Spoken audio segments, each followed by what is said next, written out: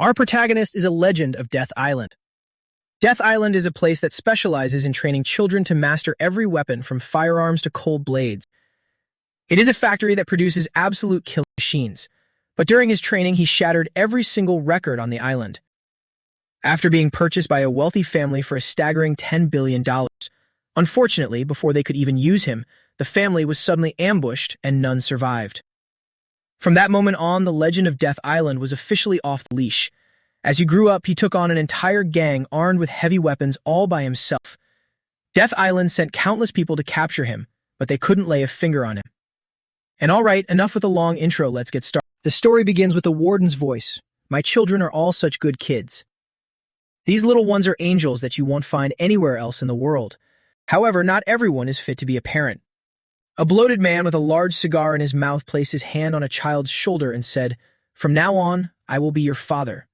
For these special parents, these little ones had to receive a special education. Special education, you say? Yes, an incredibly special education. The young nun clapped to gather the children. All right, children. She regained his serious expression, her previous smile vanishing faster than hostile Wi-Fi during peak hours. That's enough. It's time for training. As soon as she finished speaking, dangerous weapons suddenly appeared in the hands of those innocent children. Sharp objects in the hands of innocent children created a horrifying scene that felt completely out of place. The young sister spoke up to remind Ellie, "Ellie, you don't need to let your nose run like that while crying. If a child overacts, it will make their parents dislike them." Ellie snorted loudly, blowing her snot out. "Yes, I will remember." The warden watched from above through the window. It's a form of gifted education. Those children are raised to be weapons from the moment they learn to crawl. They can barely walk, but they already know how to hide knives and teddy bears. They are meticulously raised under the command of a highly disciplined officer. Even every item they use has an astronomical price. So, what are these children used for? The warden chuckled as if this was perfectly normal. These kids are just like computers. As for what they are used for, it depends on the buyer or their parents. The fat man from before placed a chubby hand on the child's thigh, holding a photo in the other. This guy is the target. Remember his face. But because they are dangerous children, there are still safety limits. An absolute law was engraved in their minds from a young age so they couldn't deny it, and we call it the 3 absolute principles. These 3 principles are to obey and control the buyer's instructions. This is a vital rule, so we ensure they always remember it. The boy sitting in the car glanced at the rear-view mirror. "Father, there's a car following us." The fat man was shocked. What are you talking about, kid?" "Shut up and remember this guy's face." Facing the aggression, the boy remained calm. "Yes, I have received the order, father." Principle 1. The parent's word is absolute. Because he ignored the child's warning, a massive car crash occurred immediately. Due to the heavy impact, his car tumbled several times on the ground and then flew far off. Everyone in the car seemed to have died, including the fat man, but that child did not. Principle 2. Do not use your power without the parent's permission. The killers from the car behind now grabbed their weapons and began to rush out. Before they could even process what happened, the boy kicked the door open and stepped out. His face was covered in blood, his body bruised and scratched as he wailed like an Oscar-winning tragedy, deeper than a 50-meter pool. "Please help. My father. My father." He stopped breathing. "Please." The boy's actions made the 2 men freeze. "Damn it, I never heard anything about him bringing a kid." "Should we negotiate with the kid? My ass. He's just a brat. Just dump him somewhere." And the final principle is, it seemed their crying made them waver. One man slowly approached the boy with a kind voice. "Hey, kid. And so sorry about this." Before he could finish, the boy pulled a glass shard from nowhere and stabbed him in the throat. When a threat to the parents' safety appears, good children don't scream, they just shank. In a flash, the boy took him down and snatched the gun from his hand before he could even utter a sound. The partner, seeing the other suddenly go silent, felt a bit suspicious. From the gap in his arm, the boy aimed the gun at the other man. Ignoring the second principle and taking control, lost his good boy status but became a mini Grim Reaper. He seemed incredibly skilled at this. He fired a single shot, hitting the man's head, causing blood to spray like rain. The warden held a notebook, his voice full of admiration. "See how good these children are. What do you think? Want to buy one?" "Ah, these kids, so you can't." That's a shame. Or would you like to see our only defective product? He has the most refined skills among our elite ranks. Personally, I'm very interested in him. But I lost track of him, or rather, I don't know if he's still alive or... We are trying to track him down, but without a parent's permission. He can't use his power, so we can't find him. Right now, he must be living and hiding as an ordinary child. Or maybe he's already kicked the bucket. A powerful punch suddenly landed right in the young man's stomach from the front. The thugs surrounded him, laughing incessantly. That punch was perfect, wasn't it, Hyun-ho? Damn. Huh? What did you just say, Hyun-ho? Damn. The one who hit him didn't hear clearly, so he leaned in and asked. He snapped out of it, clutching his stomach and turning around with a sycophantic voice like a flopped idol seeing a sponsor. Nothing. I meant that punch was damn perfect. It deserves 180,000 points. That hit was about 180,000, right? They cheered in excitement. Damn, 180,000 points is a lot. Yeah, Yusuf's fist is worth 180,000. LMFAO. Damn them, those bastards. The others joined in. Let's see how many points I get. Me. I'll punch too. Hey, Hwang Hyun-ho. How many points for me? How many? A blonde youth ran over and punched his stomach repeatedly. Seeing this, Yusuf just stood there laughing, brushing off his shirt. Hyun-ho replied with contempt, like shit. 180,000. Do I get 180,000 too? No, you're just trash. His friends burst out laughing. Park Shion, that's hilarious. He said you're trash. Looks like the Hyun-ho meter is getting stricter now. No, it's just broken. Damn, him again. Seriously, I'm stronger than you. Yusuf suddenly stepped in front of Shion. Shion, oh Shion, what are you doing? Without a word, he slapped him across the face. He tilted his head back arrogantly. You're not allowed to hit me, so I can hit you, right? You understand, don't you? Shion clenched his fists in frustration. Yusuf, you really are. Oh wow, I thought my jaw fell off for a second. So it really was 180,000 points. No, as expected, you're just on another level. How much weight can you bench, Yusuf? 500 kilograms. They use pounds, right? Hearing the flattery, he broke into a grin, like he just saw his crush like his story. Yusuf turned to leave with disdain, giving orders like a dad asking his kid to run an errand. Moron, go buy me some cigarettes, Cheyenne. Okay, I'm going. You like the menthol ones, right? Cheyenne sighed and brushed back his hair. Yusuf, next time I'm really going to fight you. But man, talking like that is so cool. Hyun-ho watched him with a dark expression. Actually, if I fought, it'd take them all down. Just then, Cheyenne spoke up. Hey, Hwang Hyun-ho. Are you sure my punch is shit and doesn't get max points? This made him beyond annoyed. Ah, damn it, this bastard too. It's not convenient here. Follow me. You're dead meat today. Got it? He frowned in irritation but couldn't think of a comeback. Hyun-ho led Cheyenne to a small eatery. You always buy tteokbokki here, right? I don't have money cause I'm Yusuf's errand boy. Ah, right. That's what he said, but inside he thought, this son of a bitch, seriously. He wiped some sauce from his mouth and kept grilling him. Are you sure about that? My score isn't as good as Yusuf's. Hyun-ho quickly countered, it's not like that, it's just. But before he could finish, he was interrupted. Ah, this place. This shop has the same name as you? He answered honestly, this place is. My mom's shop. A kind woman brought out a bowl of fish cakes and spoke happily. Oh my, so you're my son's friend. Here, eat up. We have oding too. Sean popped a piece into his mouth. So the owner is your mom. Is that why it's called Hyun-ho's snack bar? He replied, yeah, it's my mom's shop. Hyun-ho was calculating everything. I've hidden this so well until now, but why? I can't believe I got caught by a guy like this. Sean licked his lips slyly. Ah, is that so? Why did you hide it? Hyun-ho pulled a pen from his pocket ready to strike. Pen equals high-end weapon in teen drama movies. What are you planning to do to my mom? You're crossing the line, you prick. Immediately after, Shion called out, Ma'am. I should have introduced myself properly first. I'm Hyun-ho's friend, Park Shion. Contrary to his thoughts, Shion suddenly bowed 90 degrees. Questions answered, the shop's name wasn't that generic. This action shocked Hyun-ho more than seeing his phone bill at the end of the month. You're too kind, Hyun-ho. Why hide such a beautiful mother? Hyun-ho's mother laughed at Shion's words. Really? Hyun-ho told me not to reveal it. He quickly stepped between them. Mom, we have to go. My friends are waiting. Inside, he was thinking, I can't let this go on. Who knows what he'll do next? She hurriedly turned back into the stall. Is that so? Then, take this with you. Xian, is this enough to share? I've packed some tteokbokki and fried snacks. Take them and share them, okay? Hyunho tried to stop her in shock, while Xian was incredibly excited. No, Mom, don't do that, really? For free? Of course, it's my treat today. Is it okay to give this much? Yes, don't worry about it. While those two were happy, Hyunho stood there stunned. No, Mom, don't do this. She still smiled radiantly. Hyunho's friend is like my own son. He screamed inside, No! Mom, they aren't who you think they are. They're completely different. Xian let out an, yes, ma'am. Thank you, ma'am. Well, enjoy the meal. Seeing Xian's mysterious smile, Hyunho kept crying out, They aren't my friends.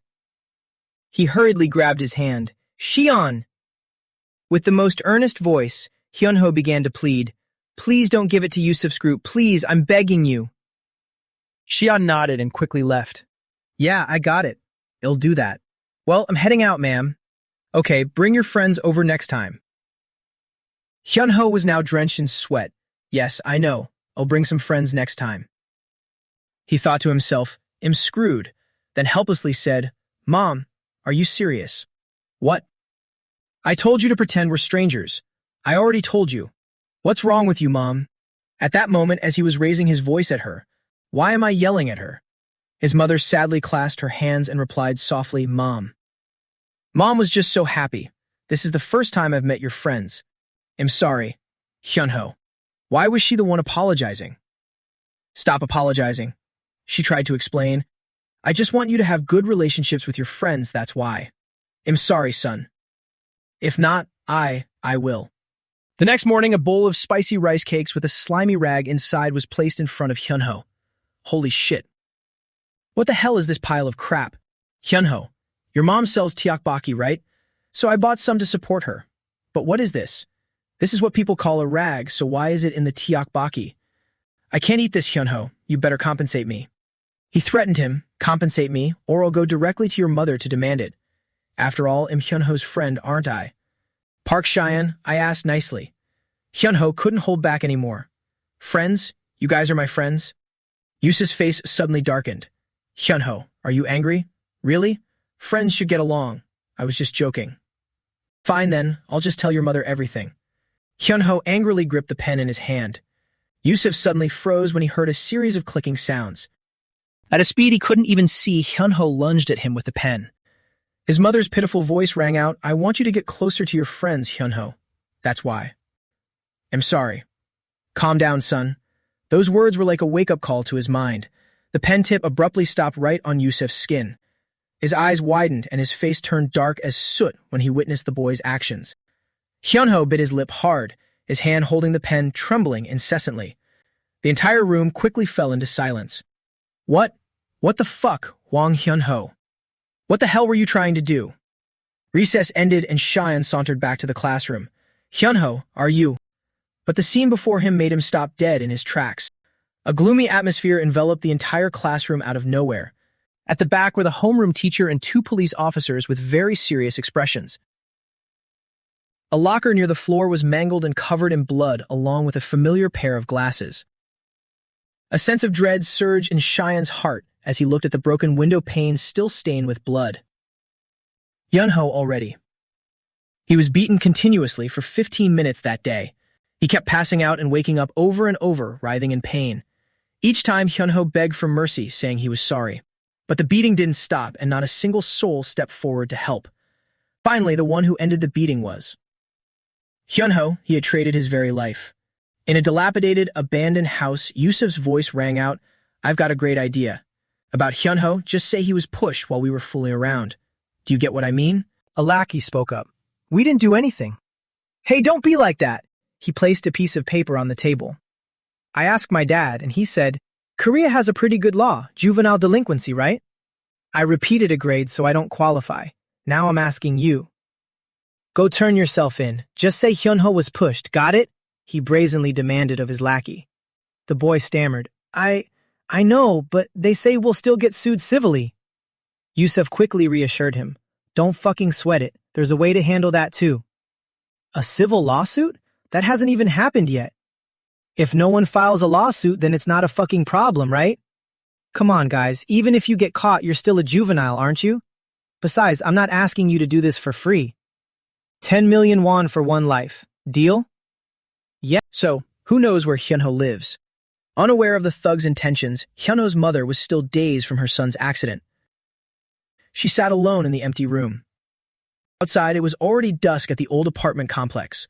That was also when Yusuf's crew began their plan. Which floor did you say? The 5th floor. However, when they pressed the elevator button, it just stayed on the 5th floor. Yusuf frowned in confusion. What's this? The elevator won't come down. What's wrong? Forget it. Take the stairs. Hurry up, we're almost there. He urged his lackeys as he led the way.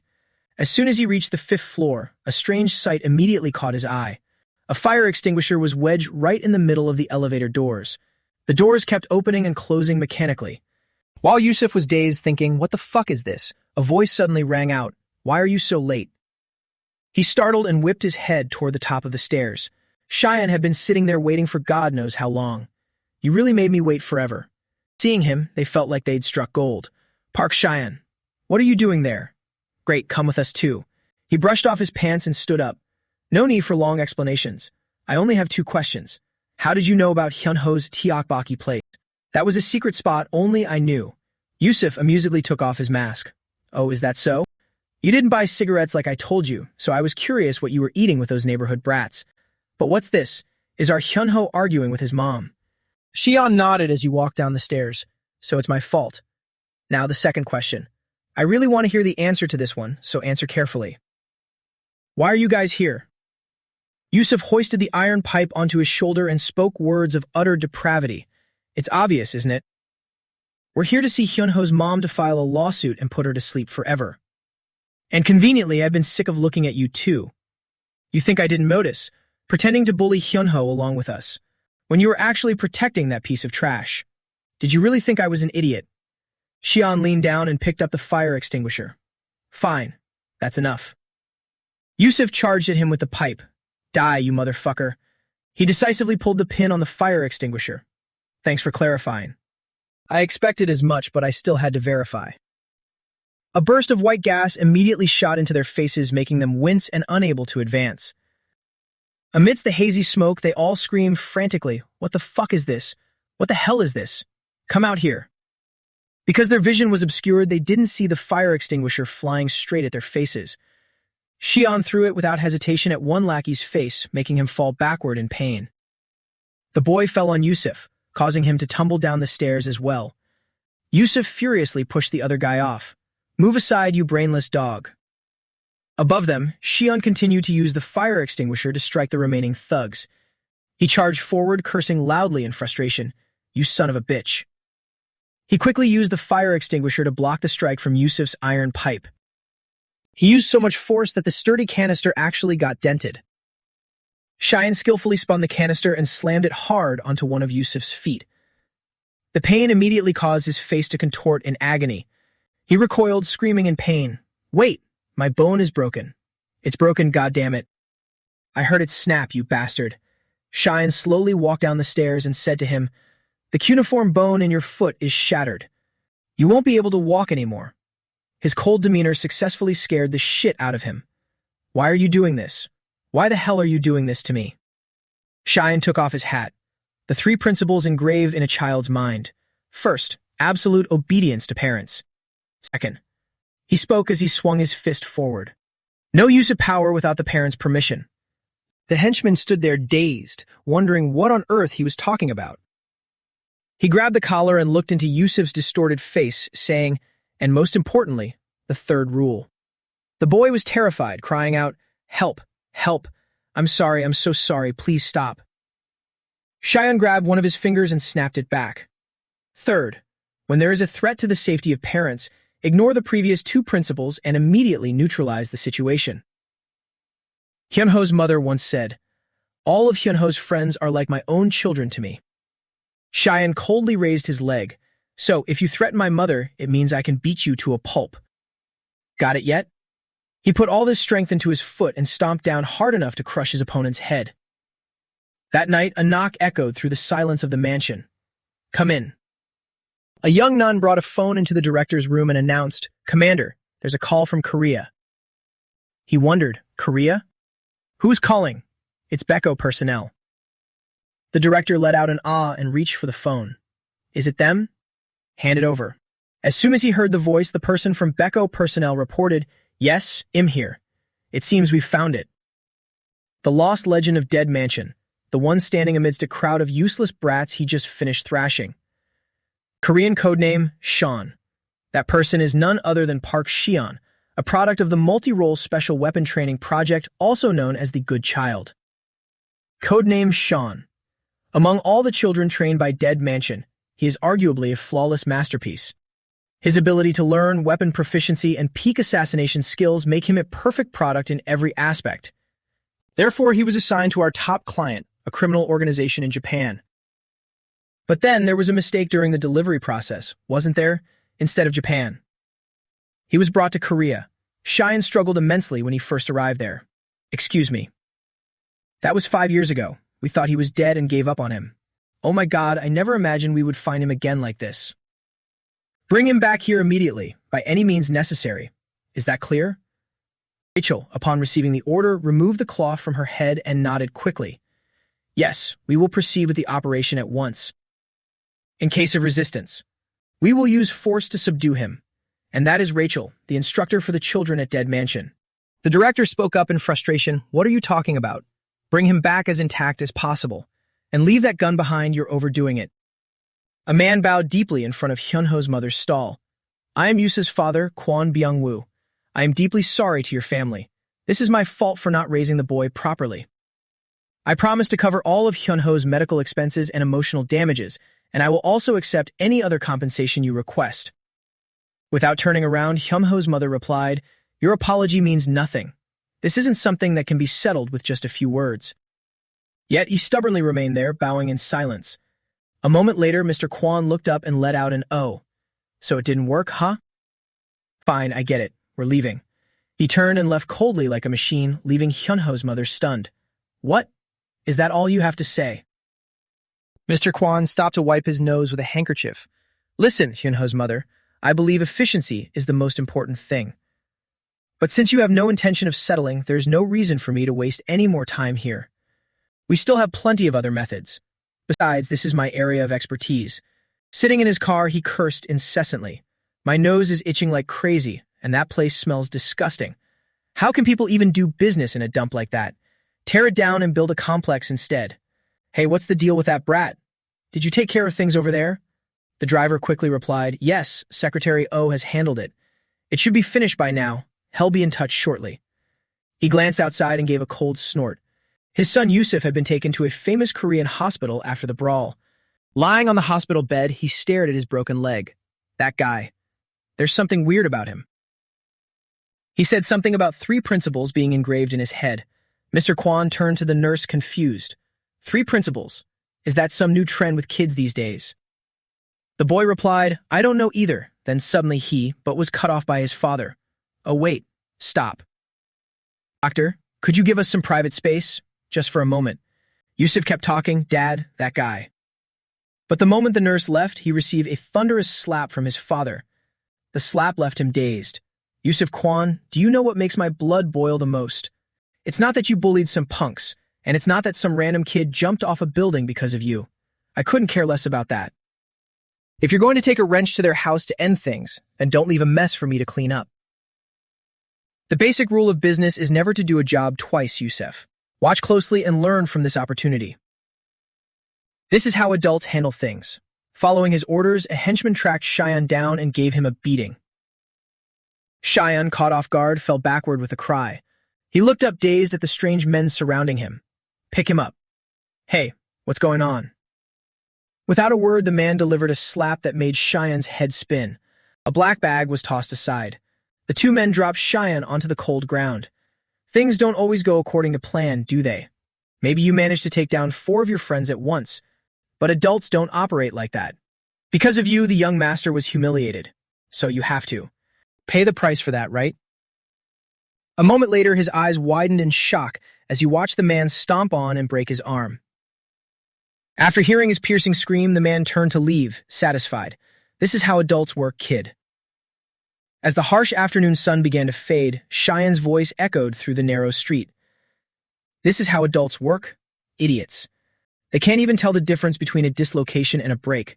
This is nothing compared to the beatings Auntie Rachel used to give. He stared pensively at his arm and thought, this is going to be a hassle. Because of those 3 principles, I can't use my strength without an order. But whatever, this should be enough to settle things for a while. Otherwise, it'd need a new identity, and that would be a real mess. Just as he stepped out of the alley, a woman's voice called out, Cheyenne. Hyunho's mother, carrying a bag of vegetables, looked at him in surprise. You're Cheyenne, right? Why you look so beat up? Cheyenne forced an awkward smile. Oh, hello, ma'am. Talk about perfect timing for trouble. His injured hand gripped a fork, poking at a plate of steaming spicy rice cakes. He silently moved them around, tilting his head, unsure of what to say. In just a few days, she seemed to have aged significantly, yet her kind smile remained. Cheyenne, don't be shy. I made plenty, so eat up, okay? The command to eat up, just as I thought. I've designated Hyunho's mother as my parent. Seeing him, she quickly urged, Child, you'll get indigestion eating like that. Drink some water, have a sip. He followed suit and replied, yes. Seconds later, he slammed the empty bottle onto the table. Xian clutched his bloated stomach and let out a long breath. Thank you for the meal, ma'am. Hyunho's mother returned to the kitchen to continue slicing kimbap. I'm so glad to see you again after all this time. He lowered his head and asked softly, Is Hyunho doing okay, ma'am? She paused for a moment, then forced a smile. Our Hyunho? Of course, he's fine. The surgery went well, and now we just need to monitor his recovery. So even though things are tough right now, he'll pull through. But as for me, I'm not sure I can be like him. Seeing my son end up like this, while I couldn't do a thing, I want to destroy everything, just like how I feel inside. I want to tear that father to pieces and crush him. Watching her shoulders tremble uncontrollably, Xian didn't know what to do. A moment later, she cleared her throat and regained her composure. I'm sorry, Xian. I'm so embarrassed you had to see me like this. But when she turned around, the table behind her was empty. Only the plates, licked perfectly clean, remained. Hyunho's mother called out in confusion, Xian.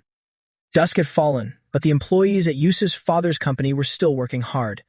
With this, we conclude the Q3 results presentation for Byungwoo Construction. Mr. Kwon cheerfully raised a glass. Everyone, thank you for all your hard work this quarter.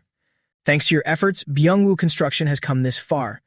Even facing the bankruptcy of our parent company, Juyong, our firm will. A young waiter, holding a wine bottle and a tray, approached a fat man and asked softly, Would you like more wine, sir? As the man muttered a reply, the bottle was immediately smashed into his face. Ah, pour me a bit more. Cheyenne, disguised as the waiter, struck the man with the bottle. Good. Bottoms up. The bodyguards quickly rushed toward him. What's wrong with this brat? But before he could even make a move, Cheyenne hurled 2 glasses straight at him. His hands were instantly stuffed neatly inside those 2 glasses. How are you so good at dodging? Glasses? What the hell? While the opponent was distracted, staring dumbfounded at his own hands, Cheyenne charged without a second's hesitation. He swung his foot up and delivered a powerful kick straight into that fat face. With one hand, Cheyenne snatched up the small knives and forks arranged neatly on the table to use as weapons. Other bodyguards came rushing in, screaming, Over there! It's that blonde brat. And one by one, they were met with knives and forks plunged into their heads, sending sprays of fresh blood flying everywhere. Witnessing this horrific spectacle, the crowd instantly spiraled into chaos. What's happening? It's a madhouse. Shoot him. Kill the lights and open fire. What is this? Who is he? Find that blonde kid, fast. He couldn't have gone far, he must still be around here somewhere. Mr. Kwon had been standing still all this while, his face a mask of cold indifference. That brat, the blonde one. While they were distracted, a hand slowly reached out from beneath a nearby table. A good child of dead mansion. Absolute principle number 1. Parent's word is absolute. Just like how Auntie wanted to chop and crush that father. The men screamed in agony, my ankle, but he remained eerily calm. Auntie said, chop and crush. More of them swarmed toward Cheyenne. There he is! He yanked a tablecloth, still laden with decorations and food, and threw it right over them. Cheyenne flipped a table into the air and kicked it toward the charging guards. That little brat. They were crushed into a heap, rolling across the cold floor, able only to let out helpless cries of defeat. At that exact moment, a small knife suddenly came flying toward Cheyenne's back. He ducked swiftly, and the blade continued its trajectory, burying itself in the head of a guard standing in front of him. A familiar voice suddenly rang out. "So you dodged it?" I'm impressed. "But that arm, I thought I'd already crushed it to bits. This time, I'll have to finish the job properly." Before he could even move, Cheyenne lunged forward like a flash and grabbed him. It's true that villains always get served because they talk too much. He didn't hesitate to deliver a bone-shattering punch straight to the arrogant man's face. Cheyenne gripped the man's arm and growled, "Watch closely. This is how you really break an arm." With those words, he snapped it in half, forcing the man to his knees as he shrieked in excruciating pain. Suddenly, a gunshot rang through the enclosed room, startling everyone present. The bullet grazed Cheyenne's face, leaving a small scratch that began to bleed slowly. He glanced up at the man who had been standing still all this time, now aiming a gun directly at him. Mr. Kwon tilted his head with a soulless expression. "I missed?" Cheyenne shrugged at him. "At this distance, you'd have to be a real pro to land a hit." Kwon replied indifferently. "Is that so? You seem to know your stuff. Are you a pro, kid?" "I heard Korean kids do these things called gangs. Are you a member?" Cheyenne stared at the gun and raised his hands above his head. "A gang? I'm not so sure. But if I had to say I belong to one, it'd probably be the Hyunho Snack Shop gang. Yeah, let's go with that." Mr. Kwon looked slightly taken aback. Hyunho Snacks? That trashy food stall in that stinking alleyway. "Now I understand. So what did that hag tell you to do? Take my life?" Cheyenne replied without a hint of fear. "No, she told me to chop and crush you." The response left his opponent utterly bewildered. "What?" Seizing the moment of distraction, he swiped the gun away with one hand and delivered a crushing blow to the man's face with the other. Mr. Kwon staggered, desperately grabbing onto Cheyenne's collar. He swayed but clung on to stay upright. You bastard. Is this revenge for that snack shop duo?" Cheyenne said flatly, "It's not about revenge or karma." Another punch slammed directly into the bridge of his nose in the blink of an eye. "It's just absolute principle number one." His eyes rolled back as blood began to stream from his nose and mouth. He stared down at the man lying beneath him and repeated his code. A parent's command is absolute. His mission complete, Cheyenne stood up and turned away without looking back. Mr. Kwon lay there staring at the ceiling, muttering to himself, "Efficiency is everything. I don't give second chances. I should have dealt with that woman, and you. Next time, they'll kill them all." Cheyenne walked over and picked up the gun. Why babble about such useless things? Absolute principle number 3. If there is a threat to a parent's safety, handle the situation yourself. Like father, like son. You people are all exactly the same. Meanwhile, in Yusuf's hospital room, a kind voice spoke up. "Patient, is anything bothering you?" He put his hand over his forehead and growled, "Can't you see, for God's sake?" "Damn it." She suddenly shifted the topic. "I heard school violence is becoming quite terrifying these days. I've never seen anyone as badly beaten as you. The one who did this must be a real pro at fighting. Even so, this is a bit overkill, isn't it? It really must hurt. By the way, what was it that you said to your father earlier? Something about 3 principles. You mentioned something like that, didn't you?" Watching the red liquid spread through the IV bag, Yusuf bolted up suspiciously. "Hey, what kind of medicine is that? The color is weird."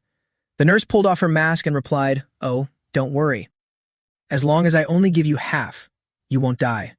He stammered in shock as she sat on the edge of the bed, closing in on him. What? Rachel continued threateningly. "Now, answer me. Those 3 absolute principles. Do you know what they are?" Yusuf screamed in terror. I don't know. What the hell is going on?" She reached up, grabbed her black hair, and pulled it off. "Come now, you brought it up with your father today. Or maybe I should change the question. You must know the boy named Sean."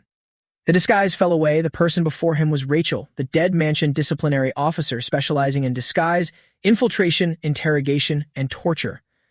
Scene shift. Rachel was on the phone, her voice ice cold. "Director, we have a problem." Codename Sean. It seems he has unleashed his power. The warden slammed his hand on the desk and stood up. Unleashed his power? What do you mean? Rachel calmly stepped over a man lying on the ground.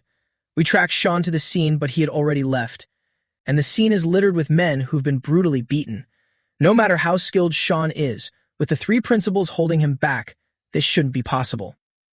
The warden bit his finger in anxiety. Unbelievable. In the history of Dead Mansion, this has never happened. That's why they are called the three absolute principles. Rachel. If Sean is ignoring the three principles, this is no longer just a minor issue.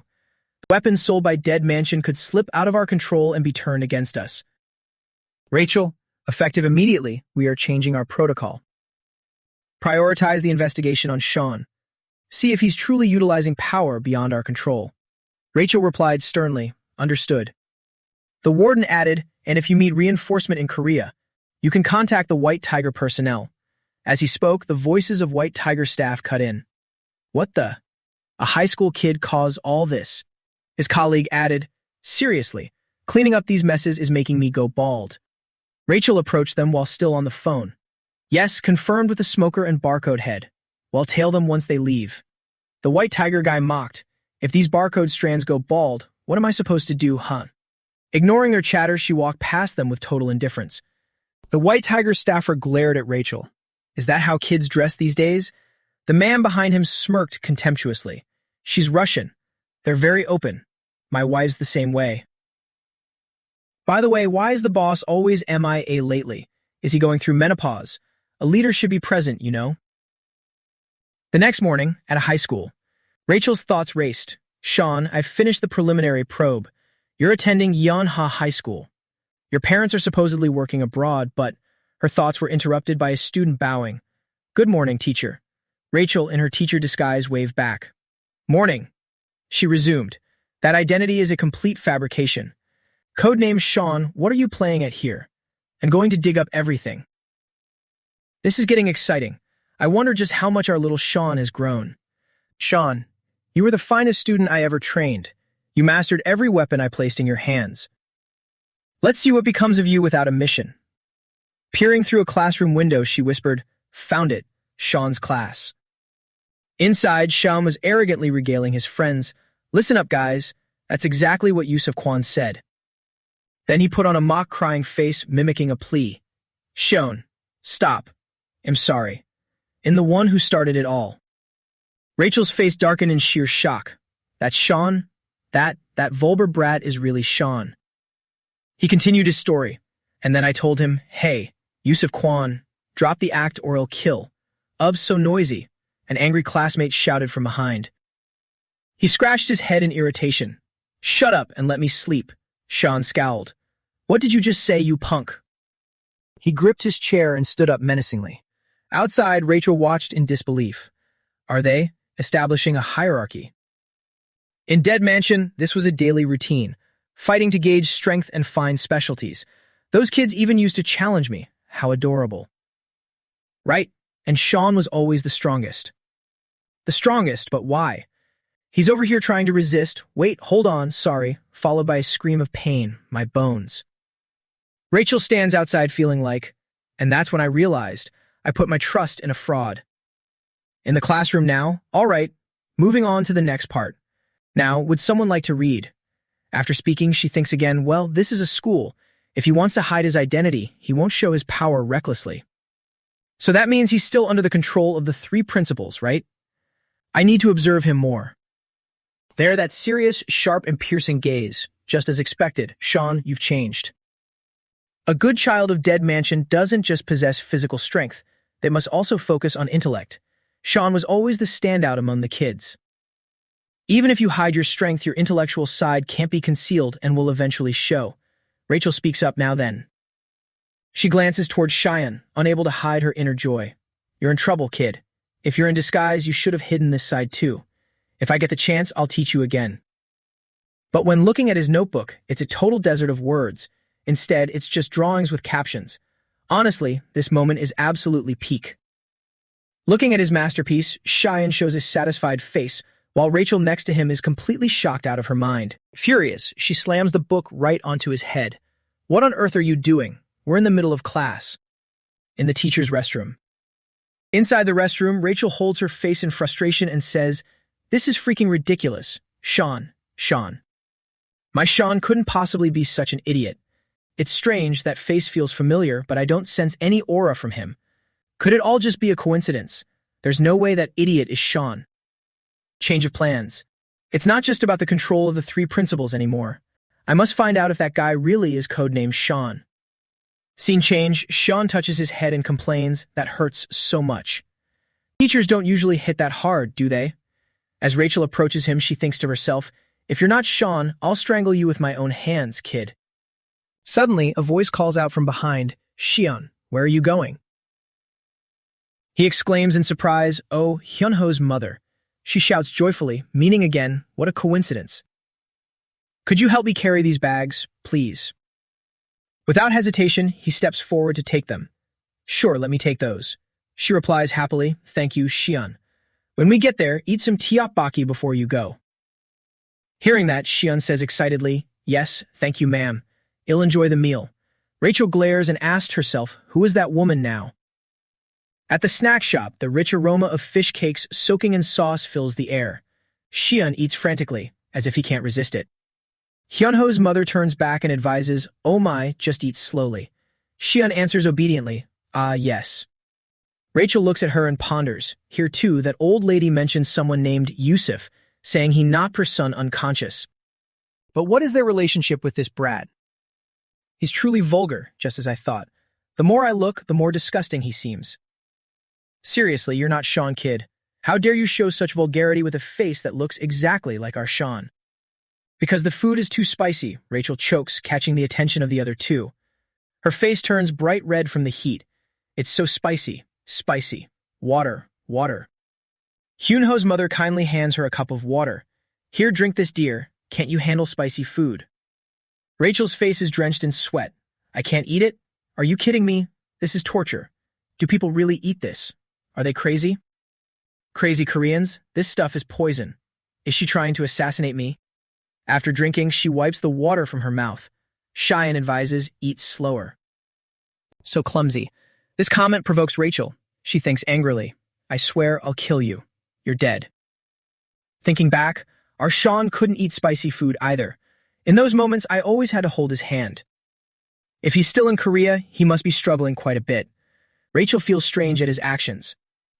Hyunho's mother smiles warmly and asks Cheyenne, "Is it good?" He gives a thumbs up and replies, "Yes, it's delicious, ma'am." Rachel looks at Cheyenne and can't help but think, this guy. Is he trying to endure it? She puts the glass to her mouth and starts drinking, cursing him internally. "You idiot, if you can't eat it, just don't. Why force yourself to eat whatever's given? If you can't handle it, don't eat it." Suddenly, Rachel seems to remember something. Now that I think about it, back then, and then that time too, this kid follows every request of that woman. She gives Xion a crate and asks, "Xion, could you carry this for me too?" He replies with a smile, "Yes, of course." One side of her glasses glints as an idea strikes her. He obeys her. An order.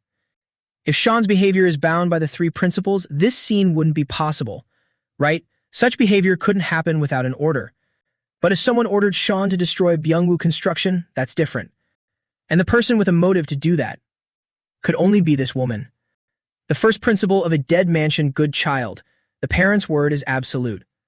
I see, Sean views this woman as his parent and follows her orders.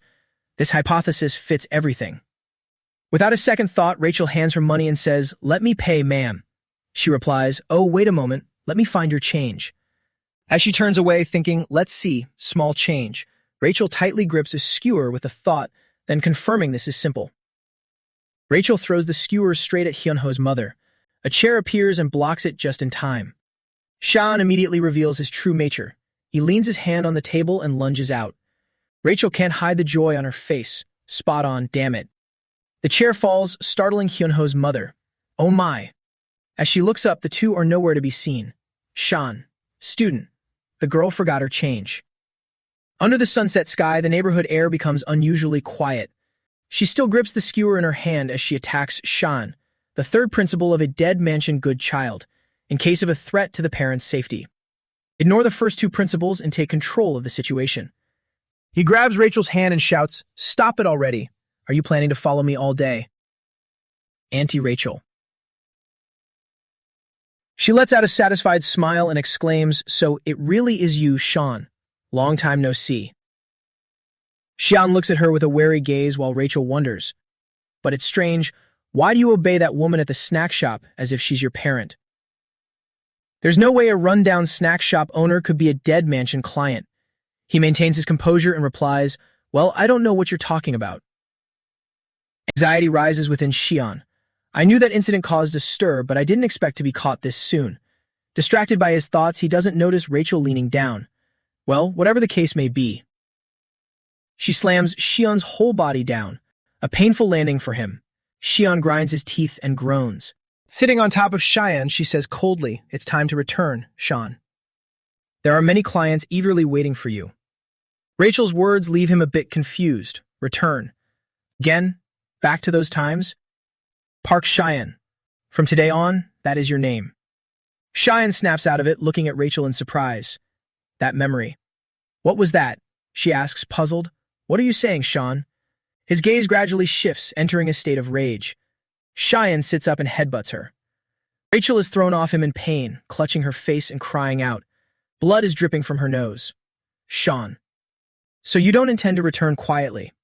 But when she sees clearly, Xian has already made a quick escape. He runs for his life to get away from Rachel. Damn it, of all people, they set Rachel after me. The image of that person appears again. Xian still feels confused. That person, who was it? That night at Dead Mansion, the warden screams in fury. What did you say? How could you let him escape? Rachel urgently squeezes into a public restroom. I'm sorry. He slipped away the moment I let my guard down. But I found the woman who controls Sean with the 3 principles. Suddenly, there's a knock. Excuse me, miss. Rachel ignores the knocking outside. The warden's voice comes through the phone. You say control? She replies, from what I observe, Sean seems to have identified that woman as his parent. He's a bit suspicious. Is it really possible that he's following the orders of a woman he considers a parent? Did she intentionally trigger the triple principles? She replied. This needs further investigation, but it doesn't look intentional. The director hesitated for a moment before instructing. If that's the case, Rachel, first verify everything regarding that woman. Opening the restroom door, the woman Rachel had bumped into earlier snapped irritably. How rude, a young person cutting in line like that. Seeing who stepped out, the woman watched Rachel in surprise. Oh, it's just a young girl. The director, gazing at the crucifix on the wall, remarked, there are 2 ways to reclaim a good child from their parents. The first way is, she suddenly asked, yes? What did you say? Rachel, in a new disguise, approached the snack shop. I'd appreciate it if you didn't get so close to my Xian. I'm off and away on business, so I don't pay much attention to the children at home. But our Xian can't handle spicy food, yet he's been eating this low-grade junk. As a mother, it breaks my heart. Hyunho's mother lowered her head upon hearing Rachel's words. Xian, can't eat spicy food? Seeing her dejected state, Rachel smirked triumphantly. That's right, old lady. Wallow in your guilt. You could never be a parent to Sean. Standing up and placing the money on the table, Rachel continued her assault. I understand Xian is very obedient to you, but that's a responsibility for adults. Therefore, if Xian comes here again, just tell him. Never come here again and go home. I expect you to firmly advise the boy. I'll leave it to you then. Suddenly, Hyunho's mother spoke up. No, I cannot agree to that. You said that as a mother, you're often away on business, right? Rachel turned to look at her in surprise. Are you trying to argue with me? Hyunho's mother asked sadly, have you ever truly looked at little Xian's face or his clothes? Do you know anything at all about his life at school? Xian's clothes are always a mess and his face is always dirty. Every time I ask, the boy just says he fell. I really believed him because he's such an active child. I thought all boys were like that. Even Hyunho always told me he just fell. I cannot just stand by and watch Xian follow that same path. So without even realizing it, I found myself checking on him constantly. Right now, Xian needs a parent who can watch over him. The boy shouldn't end up like Hyunho. If you are busy, I will be the one to watch over him. Rachel pointed at her, agitated. You old hag, who do you think you are to watch over someone else's child? She bowed. I am very sorry, but I cannot fulfill your request at this time. She clenched her fists in fury, gritting her teeth, speechless with rage. Leaving the snack shop, she reported, "Commander, the first attempt was a failure. That old woman's determination to claim ownership is stronger than anticipated." The director took off his glasses. "Then there is no other way. I wanted to handle this quietly." A voice came through the phone. "Proceed with the second method." Her eyes gleamed with interest. Rachel replied, "Yes. I'll carry it out immediately. I will take care of the target, that old woman." The next morning at the convenience store, Rachel stood in the distance, watching her every move. She held the detonator in her hand. Filled with resentment, she glared at Hyunho's mother. "Who do you think you are, too, to try and take Sean?" She pressed the button. The time bomb began its countdown. The explosion went off instantly. People screamed in terror as the fire sprinklers activated. "Ah, what's happening?" Hyunho's mother looked toward the fire in sheer terror. Rachel said coldly, "You cannot be Sean's mother. I won't allow it." A bullet was fired, but Cheyenne appeared just in time, blocking it with a frying pan. His eyes flared with murderous intent as he glared at Rachel. She called out excitedly, "Sean." Sean looked at the pan that blocked the bullet in surprise. "I saw this in a game and thought I'd try it. It actually worked." He strode forward aggressively. "I knew you were going to pull something like this. But bombs and guns. Isn't that a bit much?" Rachel warned. "Don't interfere, Sean. I will liberate you from that old woman." Cheyenne rushed forward. "That is not going to happen." He shoved his shelf down toward Rachel. Then he spoke, the third principle. "Do you understand what I mean?" Rachel pulled a dagger from her pocket. "I hadn't intended to hurt you." Without hesitation, she lunged and stabbed Xian in the stomach. As a red liquid poured onto the floor, he smirked. "Is that so? Well, I can't say the same for myself." He threw a bottle of ketchup at Rachel, making her stumble backward. Xian went for a knee strike, but Rachel swiftly ducked. "You think you're stronger than me? I'm the one who taught you, remember? Fighting should only be a means to an end. Consider this a remedial lesson, Sean. So then, what is the goal of this battle?"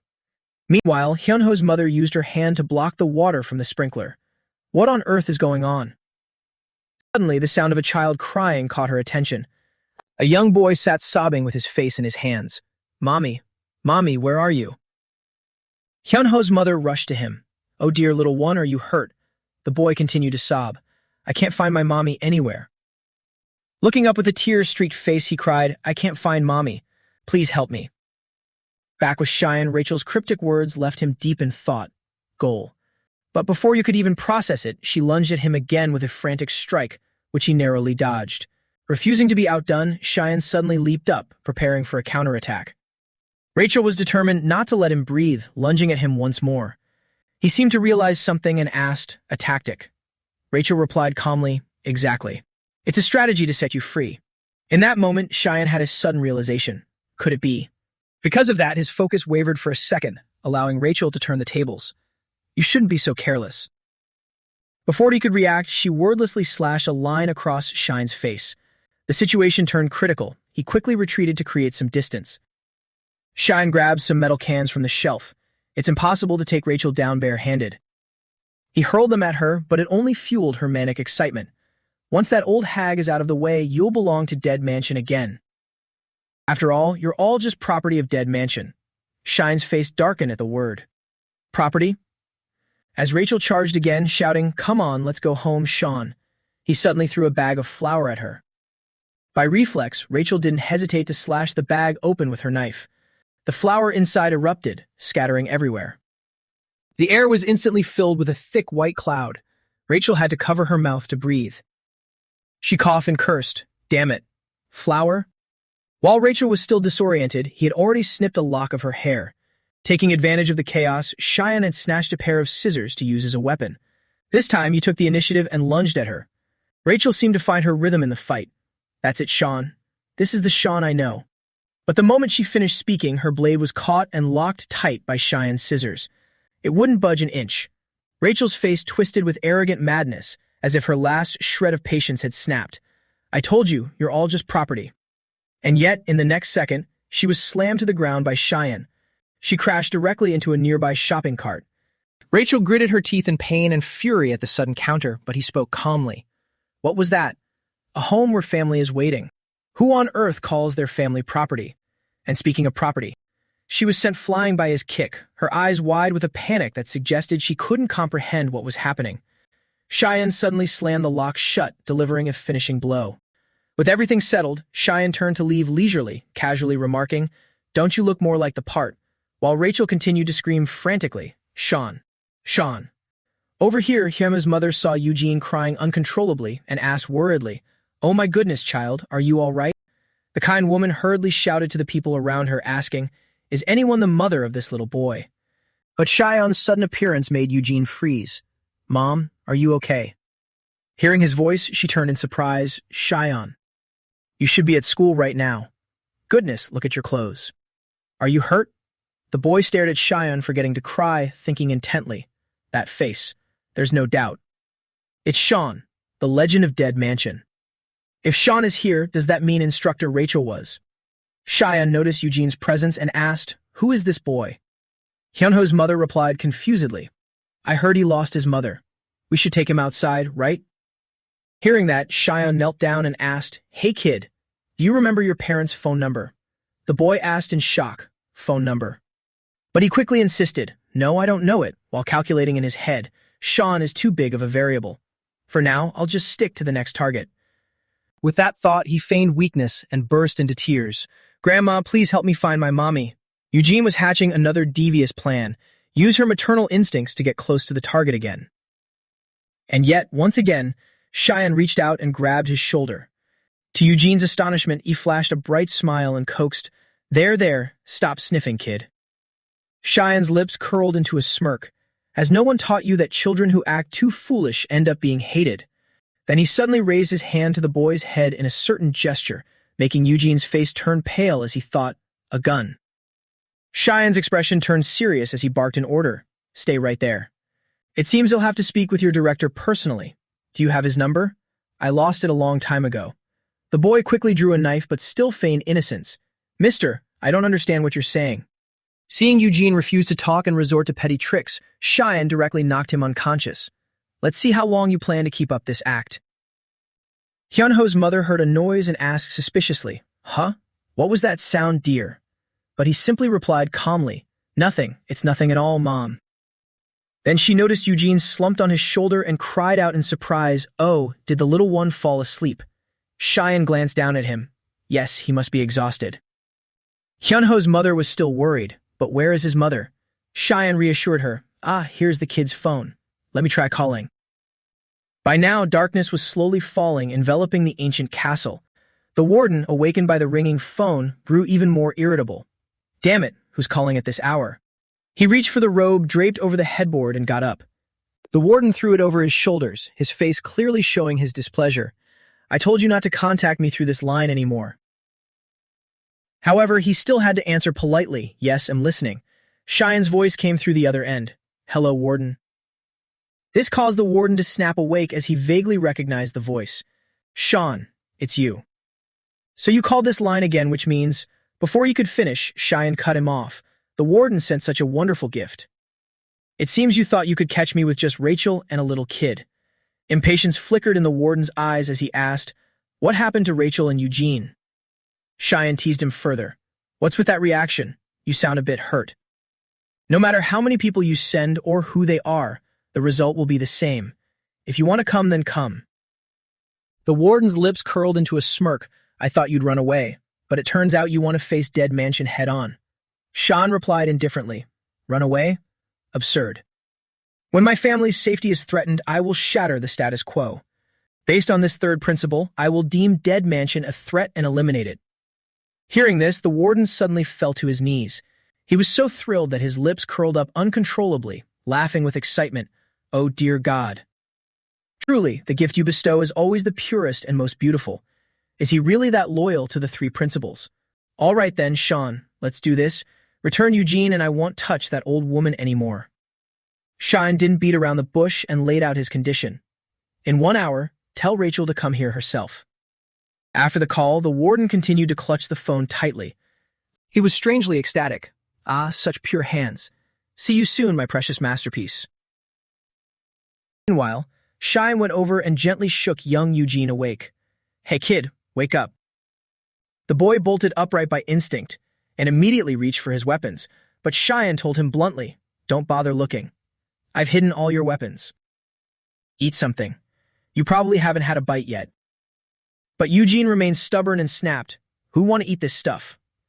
Despite his tough words, a short while later his mouth was covered in crumbs from the food Cheyenne had prepared. As they walked, Cheyenne asked playfully, "But it's good, right?" Eugene gave a defiant reply, "No, it's just okay." Hearing that, Cheyenne didn't let up, putting an arm around his shoulder and teasing, "It's not good, yet you ate a scary amount." Ah, there they are. Rachel was already standing there looking furious as she waited for them. Her expression was as if she'd been poked by a hornet's nest, and she snapped impatiently, "Eugene, get over here." Scared, he obediently replied, "Yes." As Eugene walked away, Cheyenne handed him a bag and instructed, "Take this with you." The kid really enjoyed eating it. Rachel, irritated by his casual demeanor, sneered, "You're certainly taking it easy, Sean, but I haven't given up yet. So just you wait." But Cheyenne didn't seem to care, sighing, and we were enjoying our meal too. After walking just a few steps, she began to scold him harshly. "If we had just taken out that old woman, everything would have been easier, Eugene." He felt incredibly guilty. "I'm sorry. The ownership of the good children of Dead Mansion belongs to the buyers, the parents. But if those parents pass away, then ownership is returned to Dead Mansion." While he was sitting blankly on the stairs, a strange woman approached and called, "Eugene, from today onwards, I will be your mother." He could only reply obediently, "Yes." And so the child would be readopted and sent to a new family. Readopted, and a new family. Another new family. This happened so often that the warden eventually called him aside, asking helplessly, "Eugene, which one is this now?"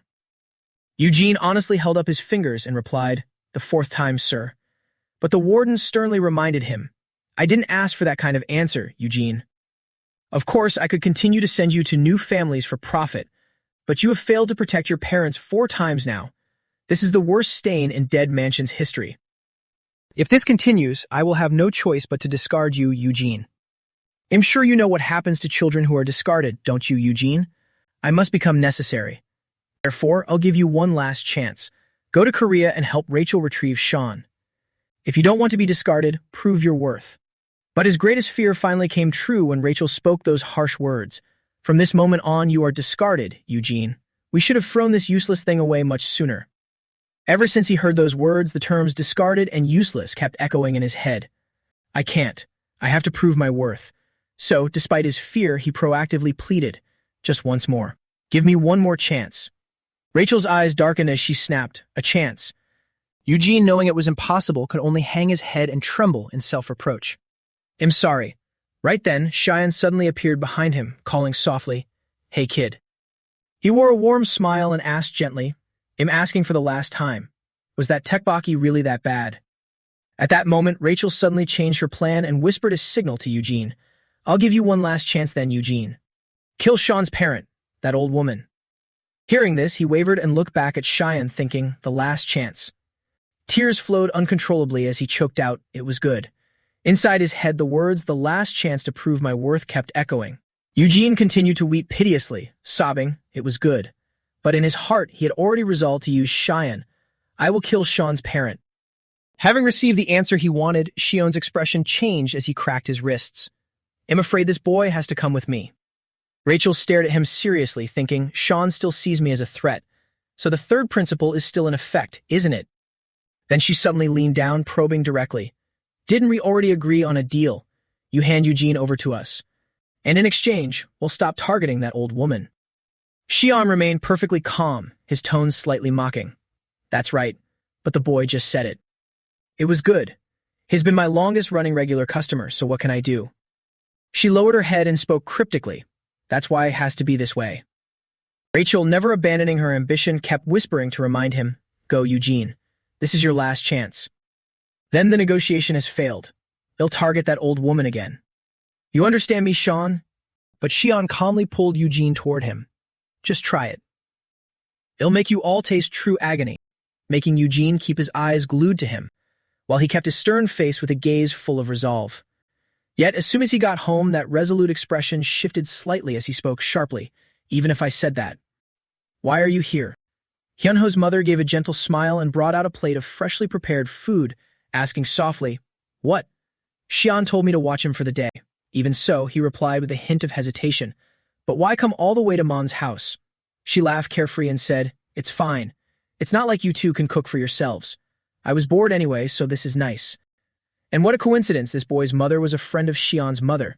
Xian held his head in helpless laughter and replied, "That's right," while thinking to himself, "Well, they're both Rachel." Hyunho's mother even warmly suggested, "Why don't you stay over? No one's home anyway."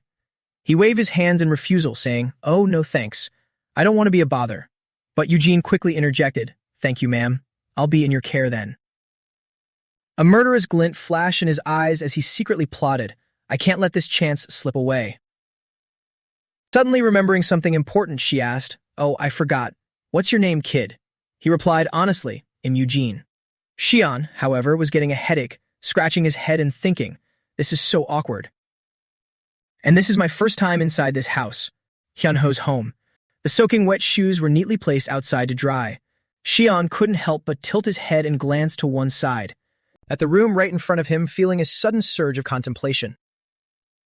Finally, Xian couldn't help but ask, "Is this by any chance Hyunho's room?" His mother kindly replied, "Hyunho's room is over there. Why you ask?" In that moment, he suddenly blurted out, "Can I go in?"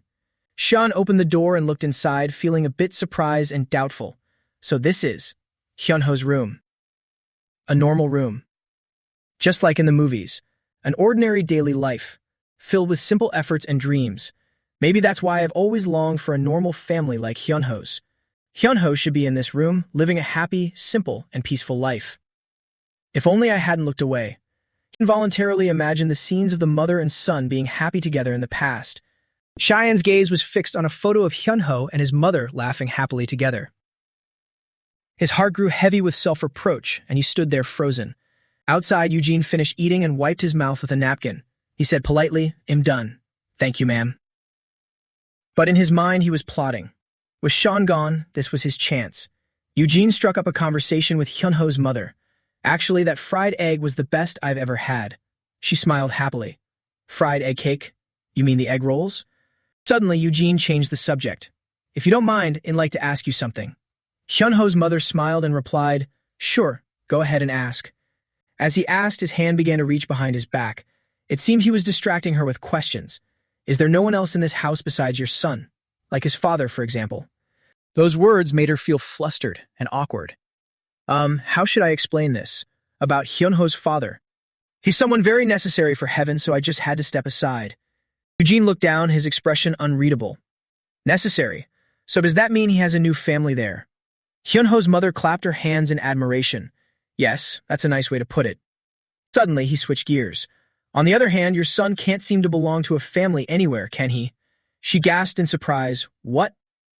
Eugene spoke instinctively, his face no longer innocent but filled with mockery, because a weak, useless failure can never be part of a family. Stunned and unable to believe her ears, she asked in confusion, "What do you mean by that?" Eugene kept his head down and said pensively, "A family is where you must prove your worth to each other and affirm your existence. Otherwise, you're just an obstacle wasting resources." What good is a family like that? But she suddenly stood up and denied it. No, that's not it. A family isn't like that at all, Eugene. His face suddenly looked innocent again as he asked softly, "Then what is it?" She firmly replied, "A family is." But before she could finish, Shine interrupted, running over and lifting the boy up. "Are you done eating, kid?" "Mom, can we sleep in the living room?" she asked curiously. "Hyunho's room is empty. Why not sleep there?" Shine replied quickly, "Oh, look at the sofa. I can just sleep here." "You sleep on the floor, kid. I don't want to." The night passed quietly like that, with everyone heading to their own spots. Only Eugene couldn't fall asleep, his face full of resentment. He couldn't accept it, sighing, "Damn it, he actually made me sleep on the floor." Eugene noticed the bedroom door was still slightly ajar and sat up. The light from outside drew his attention even more. Eugene tiptoed to hide behind the door, peeking out to assess the situation. So strange. That old woman is so strange. He's clearly a useless child, yet she calls him family. She even shows that attitude toward a stranger like me. Even though I haven't proven anything yet. You have to be necessary. A useless child can never be part of a family, Eugene. A family isn't like that, Eugene. Then what is it? With determination, his hand gripped the gun tightly as he told himself, I must prove myself. And so, the young boy aimed his gun straight at her, his hands trembling. Eugene's eyes were filled with panic and fear, yet also with resolve. I must become a necessary family member. Just then, the faint light from the cracked door suddenly vanished. Cheyenne had woken up and gently closed the door.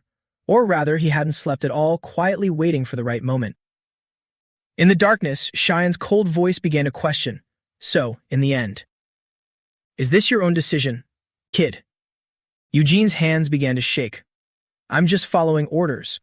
So don't stick your nose into this. The surrounding atmosphere suddenly turned eerie.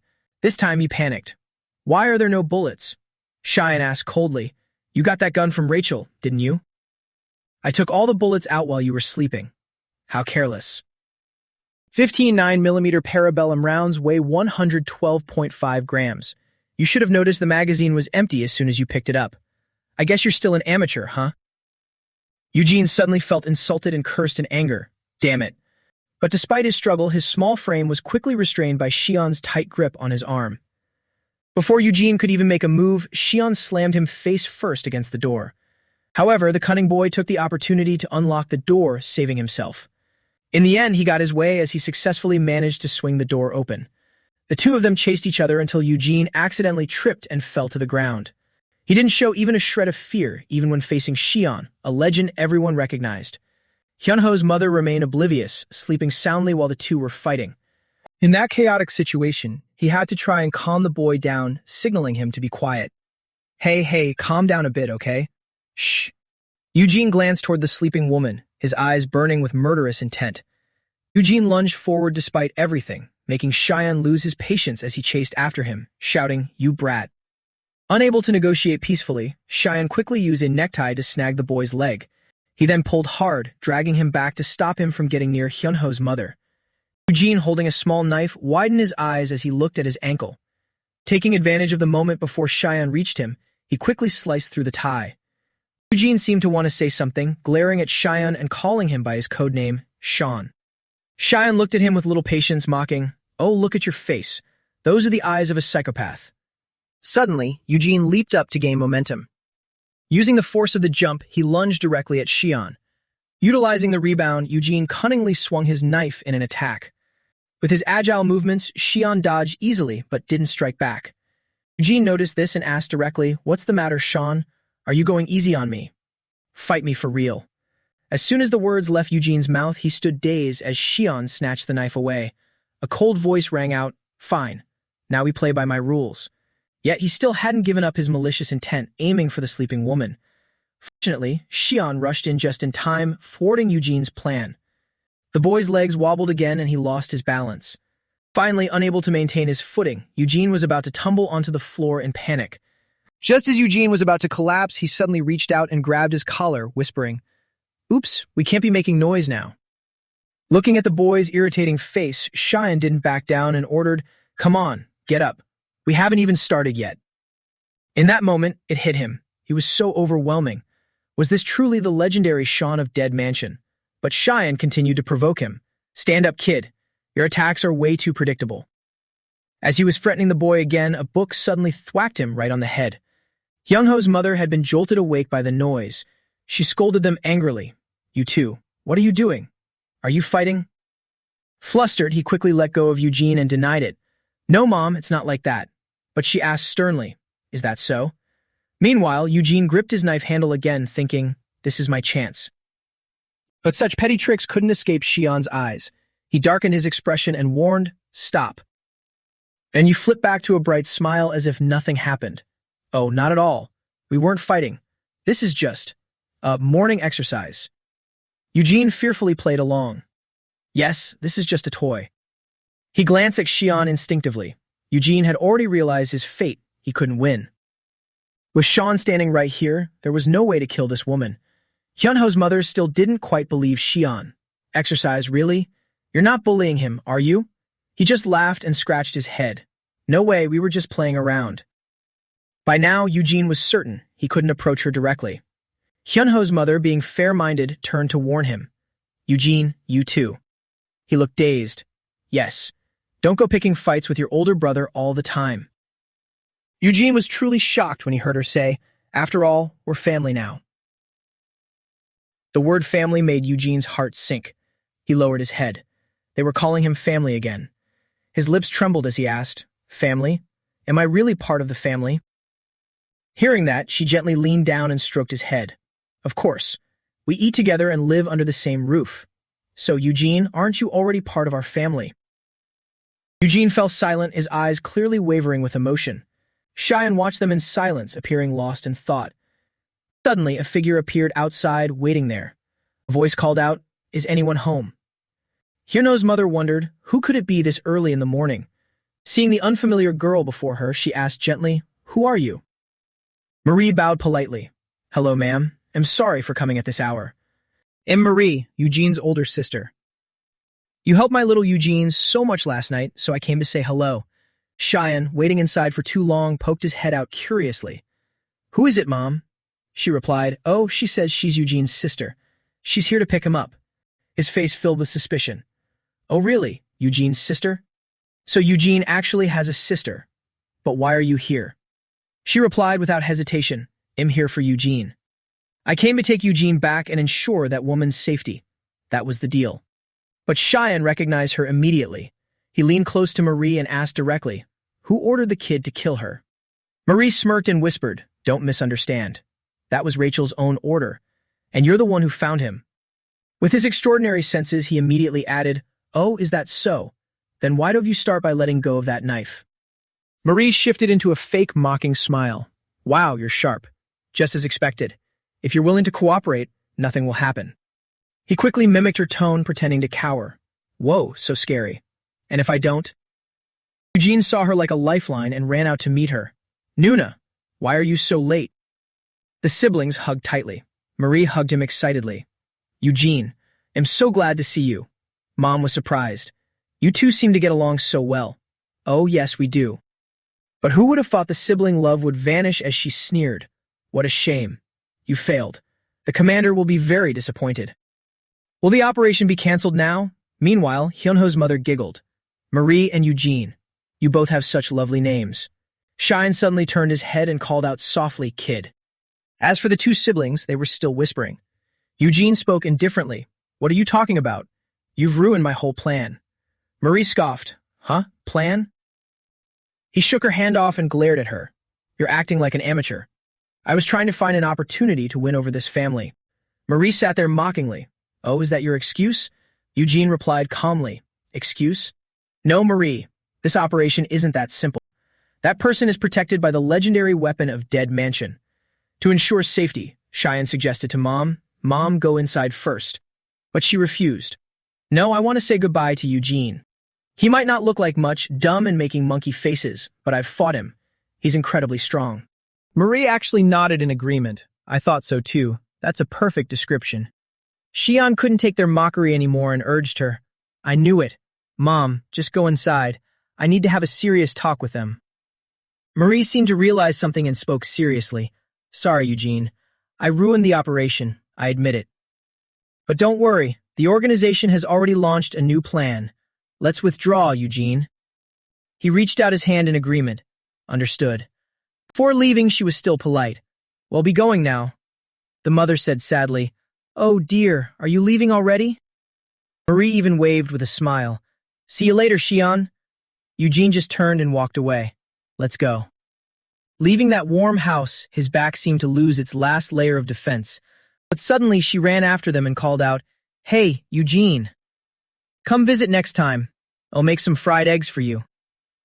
Her sincere affection seemed to touch him deeply. Remembering those beautiful but brief moments, Eugene's lips curled into a satisfied smile. He walked away quietly, answering with a hint of sorrow, "Yes, I understand." Her eyes turned to Cheyenne as she happily instructed. "Cheyenne, remember to bring Eugene along next time. I'll cook something delicious." His face was thoughtful, but he agreed. "Yes, I'll definitely bring him over to play." An eventful night passed, and the next day was filled with sunlight. Inside the principal's office, a voice spoke apologetically. "Hyunho's mother, I'm sorry to have to tell you this. We were discussing the perpetrators and their punishment at the school violence committee, so we're a bit late." The parents of the bullies promised to pay for the injuries, and all those students will be suspended. Hyunho's mother looked down sadly. I understand. He suddenly produced a stack of documents. These are the bullies. You probably don't want to see them, right? Her expression suddenly turned into utter shock, as if she couldn't believe her eyes. She asked the principal in shock, "Why is his picture here?" But he didn't seem to understand. "Pardon? What do you mean?" She repeated in a panic, her voice trembling, "Why is Shine's picture here?" At Dead Mansion, the sun had not yet risen. The director looked out the window and questioned loudly, "How did this happen, Rachel?" She bowed her head on the chair, her tone impatient. "I sent Eugene to kill that woman, but really, he's truly useless. He can't even handle a simple request." The director denied it. "That's not what I asked, Rachel." She was surprised. "Pardon?" He took a cross from his pocket and continued, "I told you to let Eugene return and stop bothering that woman. Instead, you sent Eugene to kill her." While Marie leisurely sipped tea, Rachel racked her brain for an explanation. "That's..." He gripped the cross angrily. "You're the one who failed to follow orders properly, aren't you?" Rachel was flustered. That was to bring Sean back to the organization. The director prayed before the altar. "I always hold promises in high regard, Rachel. Before the divine, only loyalty and faith should exist. Only faith and loyalty before God. Everything else is heresy. However, precisely because those children lack loyalty, we are forced to create the three principles as a means of control. Think back, Rachel. What are the consequences of acting on impulse and emotion? Do you understand? Orders, command, and promises. Those are the absolute laws of Dead Mansion." She bowed before the cross on the wall, praying fervently. "Amen." Rachel asked curiously, "But what about bringing Sean back? Are you just giving up like this?" Marie was tapping on 5 phones at once. The director had already calculated his move. "Don't worry about that. There are countless ways to achieve a goal without even touching that woman." Marie was already spreading misinformation about Cheyenne to everyone. Marie has already begun her move. The next morning, he went to class as usual, but his classmates all avoided Cheyenne, their eyes filled with fear and wariness. Cheyenne sat down and asked his deskmate, "What's wrong? The atmosphere is so weird. Is there a test today?" "Why is nobody answering?" Some guys behind him grabbed his shoulder. "Hey, Park Xian, is it true?" He was bewildered. Is what true? He held out the photo Marie had circulated. "I'm talking about this photo."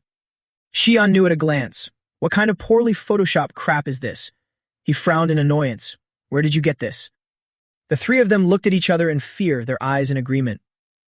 They all bowed deeply. "Sorry, Xian. We were wrong all this time.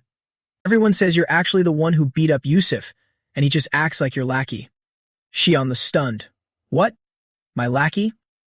Everyone fell for that photo. "Yeah, the rumor has spread all over school.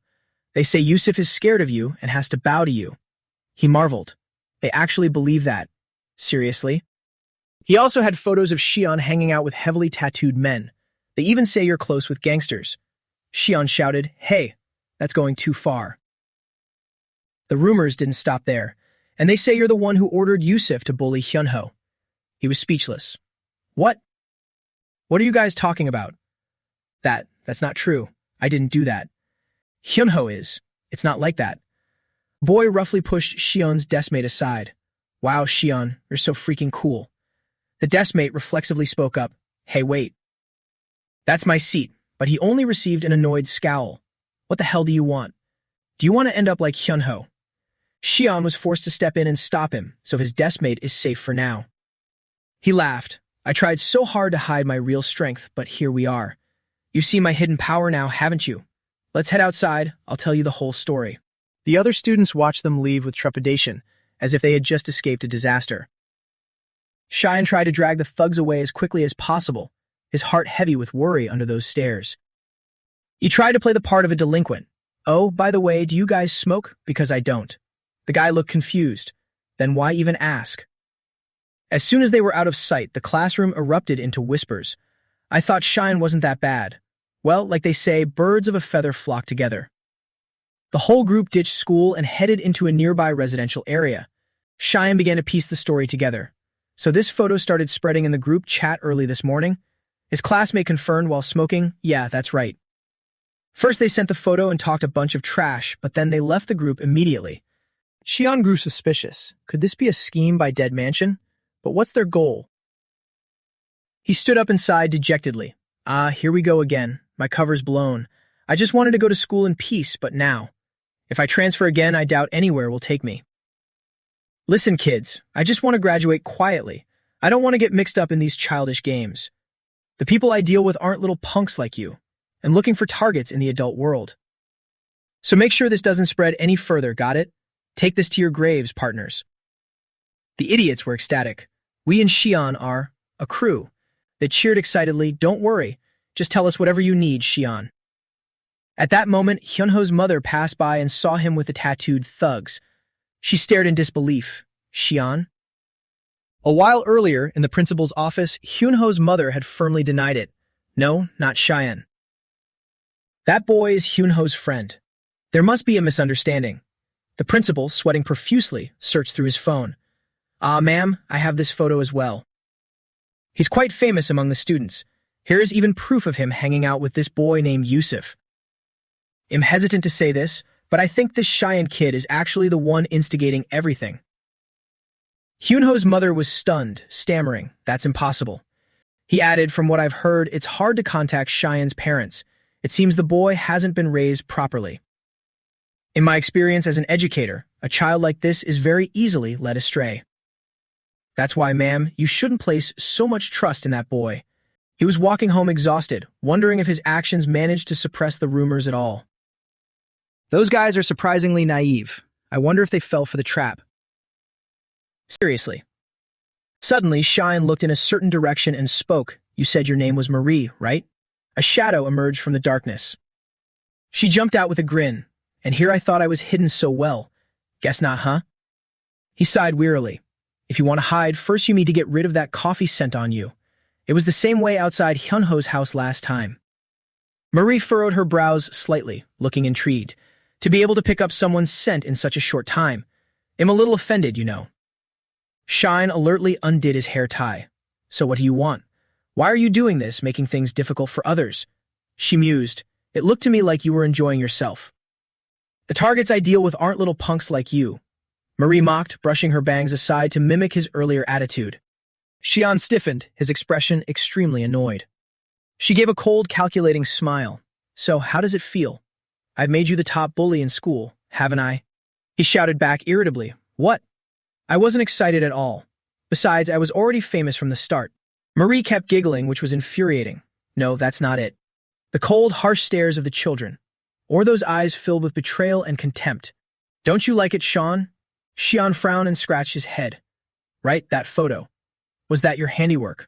She chirped happily. "What do you think? It's a great photo, isn't it?" His blunt criticism made Marie freeze. "It's okay, but the editing is so obvious it's almost surprising. Or is that enough to fool the masses these days?" Stung by the professional critique, she tried to justify it. "Maybe it is a bit sloppy. Time was tight and resources were limited," Xian sighed, cutting her off. So many excuses. "So careless," he sneered provocatively. This expression pushed Marie to her breaking point. She quickly pulled out a weapon. Marie opened fire decisively at Xian. He scrambled away, leaving his bag behind, which was instantly riddled with holes. Xian shouted from behind a wall, "Are you crazy? You think you can just whip out a gun whenever you want? Weren't you supposed to take me back to the organization? What if I actually got shot and died?" She continued firing nonchalantly. "You're joking. You can dodge bullets like this easily. At least you should be able to. Just die. It's better if you're eliminated anyway." She stopped firing after getting close to his hiding spot. Marie tossed her bag aside and drew her gun. Xian watched her every move warily. Just as she reached the edge of the alley, he pivoted on his toes, ready to intercept her. Xian easily disarmed Marie, barely breaking a sweat. She held on tight, refusing to let go. With one hand, he slammed both her and the gun against the wall, then effortlessly blocked a kick from her. She let go, quickly switching to a short knife strapped to her thigh. But Xian easily stopped her again. The attack was deflected straight into the wall. He moved in to restrain her. Is that all? Has Dead Mansion really gone soft? Xian stripped her of her weapons and pinned Marie to the ground. He mocked her. "I bet you didn't see this coming, did you?" She remained completely calm, even letting out a chuckle. Marie still acted as if everything was under control. "Don't be so sure." Sure enough, Hyunho's mother's shout startled him into reacting. Cheyenne, what are you doing? What are you doing, Cheyenne? You shouldn't act like this. You're our Hyunho's friend. The smile on Marie's face grew even wider. She asked, were you really the one who hurt Hyunho? He hurried to explain, no, it's not like that. You see, just as Cheyenne let his guard down, Marie struggled up. Auntie. Auntie. She was confused. Marie, what's going on? Marie sobbed, fabricating a story. The thing is, I only came to ask a few questions. Cheyenne tried to interject. Mom, don't listen to her. Hyunho's mother barked, park Cheyenne. Cheyenne, you stay right there. Naturally, he couldn't resist. Yes, mother's orders. Seizing the opportunity, Marie continued her pitiful act. That day, he brought little Eugene with him. The poor girl was covered in bruises, and Jin didn't say a word. She kept insisting that Cheyenne Appa was the one who did it. It seemed Hyunho's mother believed her. From her perspective, it was all too convincing.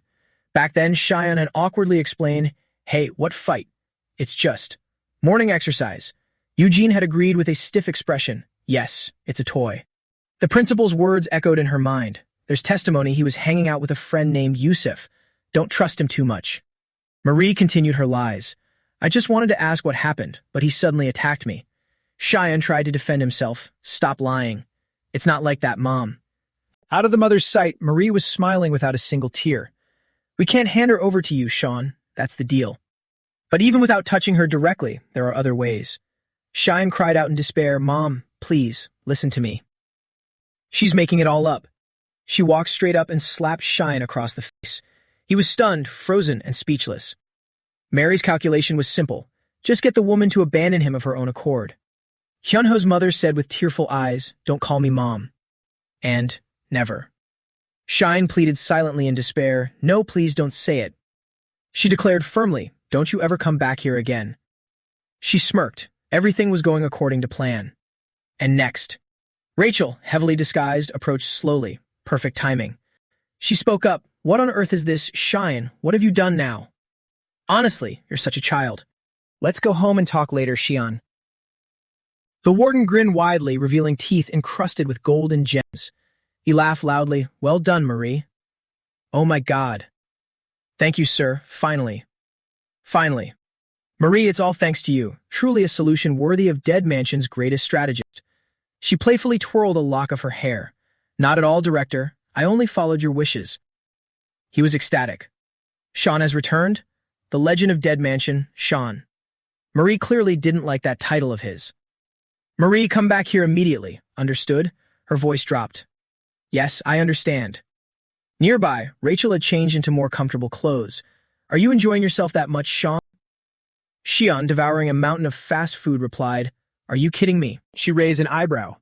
As I thought, your taste is just like mine. He retorted loudly, You're the one who ordered me to eat it all. Besides, your taste is just weird. Mint and pineapple. Rachel thought to herself, At least he's still being obedient. She ordered again, finish it all. Rachel said to herself, ownership has officially been returned to Dead Mansion. He shed tears because it was too spicy. Please, can I have some milk? I'm begging you. Mr. Kwan, covered in injuries, approached. I finally caught you. So is the accommodation I provided to your liking? She replied, It's not bad. Mr. Kwan complained, Not bad. That's the most expensive penthouse in this area. Shine tremblingly put a spoonful of ice cream into his mouth. This voice sounded familiar. He looked at him with eyes full of hatred. Anyway, it's fine. It was worth whatever it cost to catch this damn brat. Shine jumped up, looking extremely confused. Wait, could it be? Is that a cosplay? Don't tell me, let me guess. Mr. Kwan clenched his fists and trembled, growling in anger. This damn brat. Rachel spoke up, That's enough. I told you, we are taking custody of this child. In exchange, we won't touch your son. Those were the terms of our cooperation. He immediately turned away. Don't worry, I remember. This is just business. Besides, my target for revenge isn't just this kid. She didn't care much. Do whatever you want with the others. Rachel sat down at a nearby table. As long as. It doesn't involve Dead Mansion. You mean killing that old woman, right? Dead Mansion promised not to touch that old woman, didn't they, Sean? Xian stiffened and growled, You. What did you just say? Are you talking about Hyunho's mother? Customers arrived. Ma'am, can I have a serving of spicy rice cakes? One serving of spicy rice cakes and some fried food, please. Hyunho's mother smiled and greeted them. Yes, just a moment. She thought of Xian again. Mom, is it okay to eat this much? The man from Beko Company called out, Ah, that looks delicious. I'll take that gimbap over there too. Hyunho's mother was a bit dazed. Yes, just a moment. She muttered, her mind elsewhere. That's right, Xian. The image the principal showed was still etched in her mind. Hyunho's mother closed her eyes and reminded herself, that child is a bad child. He's the one who put our Hyunho in this state. In a moment of carelessness, she accidentally cut her own hand. Blood splattered, Hyunho's mother cried out in shock, and the man was also startled. The man from Beko Company was flustered. Auntie, you're bleeding. You're bleeding a lot. She forced a smile. It's okay. It's fine. It'll stop soon. He seized the opportunity and cautiously pulled out a knife. Is that so? Then that's good. They were indeed targeting her. Mr. Kwon casually added, Don't worry about the cleanup. Someone from the partner company will handle it. A knife was hanging right over Hyunho's mother's head. She answered the phone with tears in her eyes. Yes, hello? Hyunho's mother's eyes widened in surprise. Really? Is that true? Please eat as much as you like. It's on the house. Saying that, she rushed outside. He was startled. Where are you going, Marie? Hyunho's mother muttered as she ran. My son. My son. Hyunho blearily opened his eyes in the hospital. She had just received the news. My son woke up. The medical staff quickly checked on him. Are you awake? It must be hard to speak. Don't push yourself. Do you know where you are? Do you remember anything before you were injured? Hyunho's memories were hazy. He remembered. I yelled at Mom. Mom apologized to me. I was clearly in the wrong. I should have been the one apologizing. He began to cry. Mom. Where's Mom? Mom, I want to see Mom. Right then, she rushed into the hospital room and cried out, Hyunho. Hyunho, are you awake? Everyone was startled, but no one had the heart to stop her, the patient's guardian. They were startled when they saw her hand. Blood.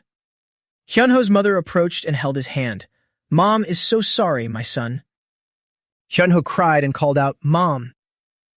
I was wrong. She wept uncontrollably. Outside the hospital room, the man from Beko Company was waiting. He asked, since they're both here now, why don't we take this chance to deal with them both? He stopped him. No, wait. Halt all operations. Mr. Kwon sneered. The plan has changed. Rachel screamed frantically while smashing everything in sight. She trembled in rage. How dare you? How dare you kidnap my people? Mr. Kwon plotted. I'll handle both of them personally, right in front of this brat's eyes. Not long before that, at Beko Manpower Company, Rachel sat in the office with a sour expression. Jean sat obediently beside her, not even daring to breathe loudly. The manager of Beko Company asked with a smile, Have you been waiting long? Would you like some coffee? Rachel complained, Honestly, you're so slow. What's taking so long? She replied, I'm sorry. Between the supermarket you wrecked and the Byongwoo construction headquarters, you've caused so much trouble that it took time to calculate the costs. Here you go, kid. Hot chocolate. Drink it slowly. The manager served Eugene with a smile. He responded happily, Yes, thank you. Rachel sneered, acting like you're doing us a favor. I'm paying you to handle this, so be professional. She sat down opposite her. Professional? You're right. But I wonder, can acting so recklessly and only causing trouble really be called professional? I'm just curious. Rachel's face darkened. What? The manager intentionally taunted her. It's almost as if you're giving me orders. Eugene hugged his hot chocolate, secretly regretting his choice. I should have just stayed home. She stopped the provocation. Anyway, I've finished the invoices. Check them. Rachel was dissatisfied. Why am I the only one with a paper cup? The manager asked while sipping tea. By the way, it seems Byongwoo Construction said they don't need any compensation.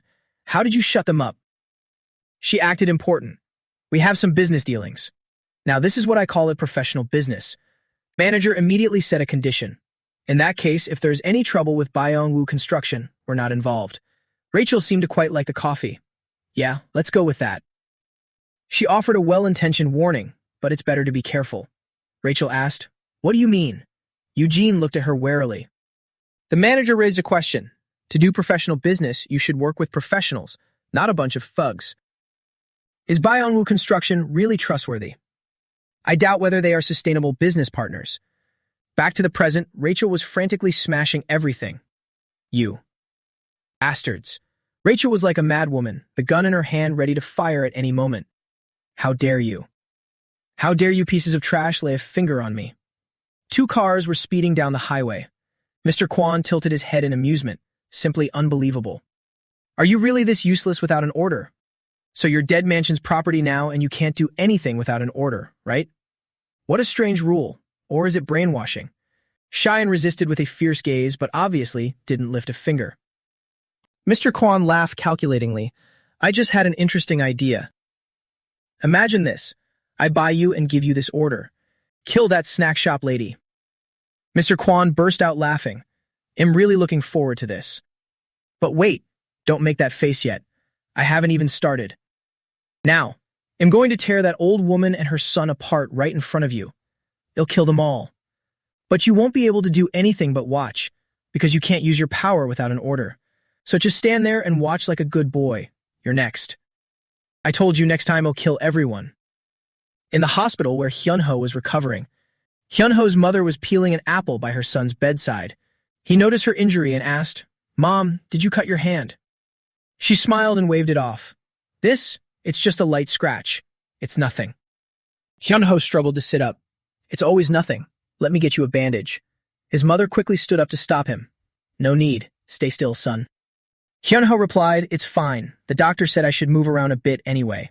She left saying, I get it. I'll go get the bandage myself. You stay right there. Just like your father. So stubborn. The hallway was completely dark without a single light. But why is it so dark? Is anyone here? Where did everyone go? She was captured all too easily. A single punch was all it took. Hyunho's mother collapsed to the floor before she could even scream. The guard counted. First, that's one. Get this old woman to the car first. The guard reveled in his contempt for him. How amusing. You really can't do anything, can you? The door to Hyunho's hospital room swung open. Thinking his mother had returned, he grumbled, What took you so long? But the one who entered was Mr. Kwan. Yeah, it really has been a long time. We finally meet face to face. You're Hyunho, right? He asked cautiously. Who are you? Mr. Kwan introduced himself. I am. That's right. I'm Yusuf's father. My son did something wrong to you. I'm truly sorry. It must have been painful. I've always said everything should be done efficiently. Leaving a fool alive like this just means we have to start all over again, doesn't it? Hyunho understood the hidden meaning, and a cold sweat broke out. Rachel arrived on the scene. Right, exactly. That bitch from White Tiger Manpower was right. I never should have done business with amateurs. Rachel slammed a hook into the wall outside Hyunho's room, and a guard immediately spotted her. Immediately after, she charged straight in without a second thought. The glass door was kicked open. Rachel screamed, You bastards, how dare you? Messing with me? You think you can play Dead Mansion? Mr. Kwan smirked. There she is. Rachel easily cut through the guards, injuring many of them. Most of their attacks couldn't even touch her. Each stroke of her sharp blade didn't kill the guards outright, but ensured they could no longer stand. One man seized an opening and grabbed Rachel in a tight hold. He shouted to his comrades, I got her. I got her. She smirked calmly. So what if you caught me? Rachel headbutted him, shattering his nose. Her fighting style was completely unconventional. The guard let go in agony, and she dove right back into the fight. Rachel grabbed a nearby box and hurled it at two men, sending them tumbling. She spun and delivered a kick that sent several men flying out. Hyunho was dragged away, shouting, What are you doing? Mr. Kwan quickly looked for an escape route. Take care of the kids first. The plan continues. He and the man carrying the boy ran out of the room. Rachel pursued them closely, with guards constantly falling before her. Rachel stepped forward slowly, trying to run. I'll ask you one more time. Like a crazed wild animal, she barked, Where is Sean, you bastards? The guard, as if he had planned this, snapped his fingers. So you shown up? The adjacent door swung open. This hospital was crawling with Mr. Kwan's men. Rachel gave them a look of pure disgust. She was surrounded once again. Rachel mocked them. Why are there so many of you?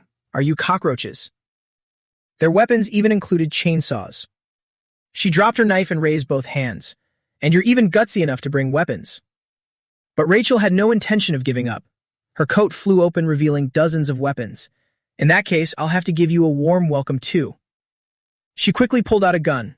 Rachel opened fire while taunting them. Come on, you roaches. They screamed in agony, their bodies covered in wounds. The guards were taken down by Rachel in an instant. He laughed. What's with the guns? Cheyenne's eyes widened as he realized something was wrong. The guard suddenly shot Rachel through the thigh. She froze, staring intently at him. The cast around his arm crumbled, revealing a hidden gun. The guard smirked. Next time, I'm aiming for the head. Xian pulled off his gag. Are you saying you want to kill me? He was hit by a surprise attack. Xian easily dealt with the two men holding him and lunged at the guard. He was stunned. How? There was no order. He glared. Did you forget?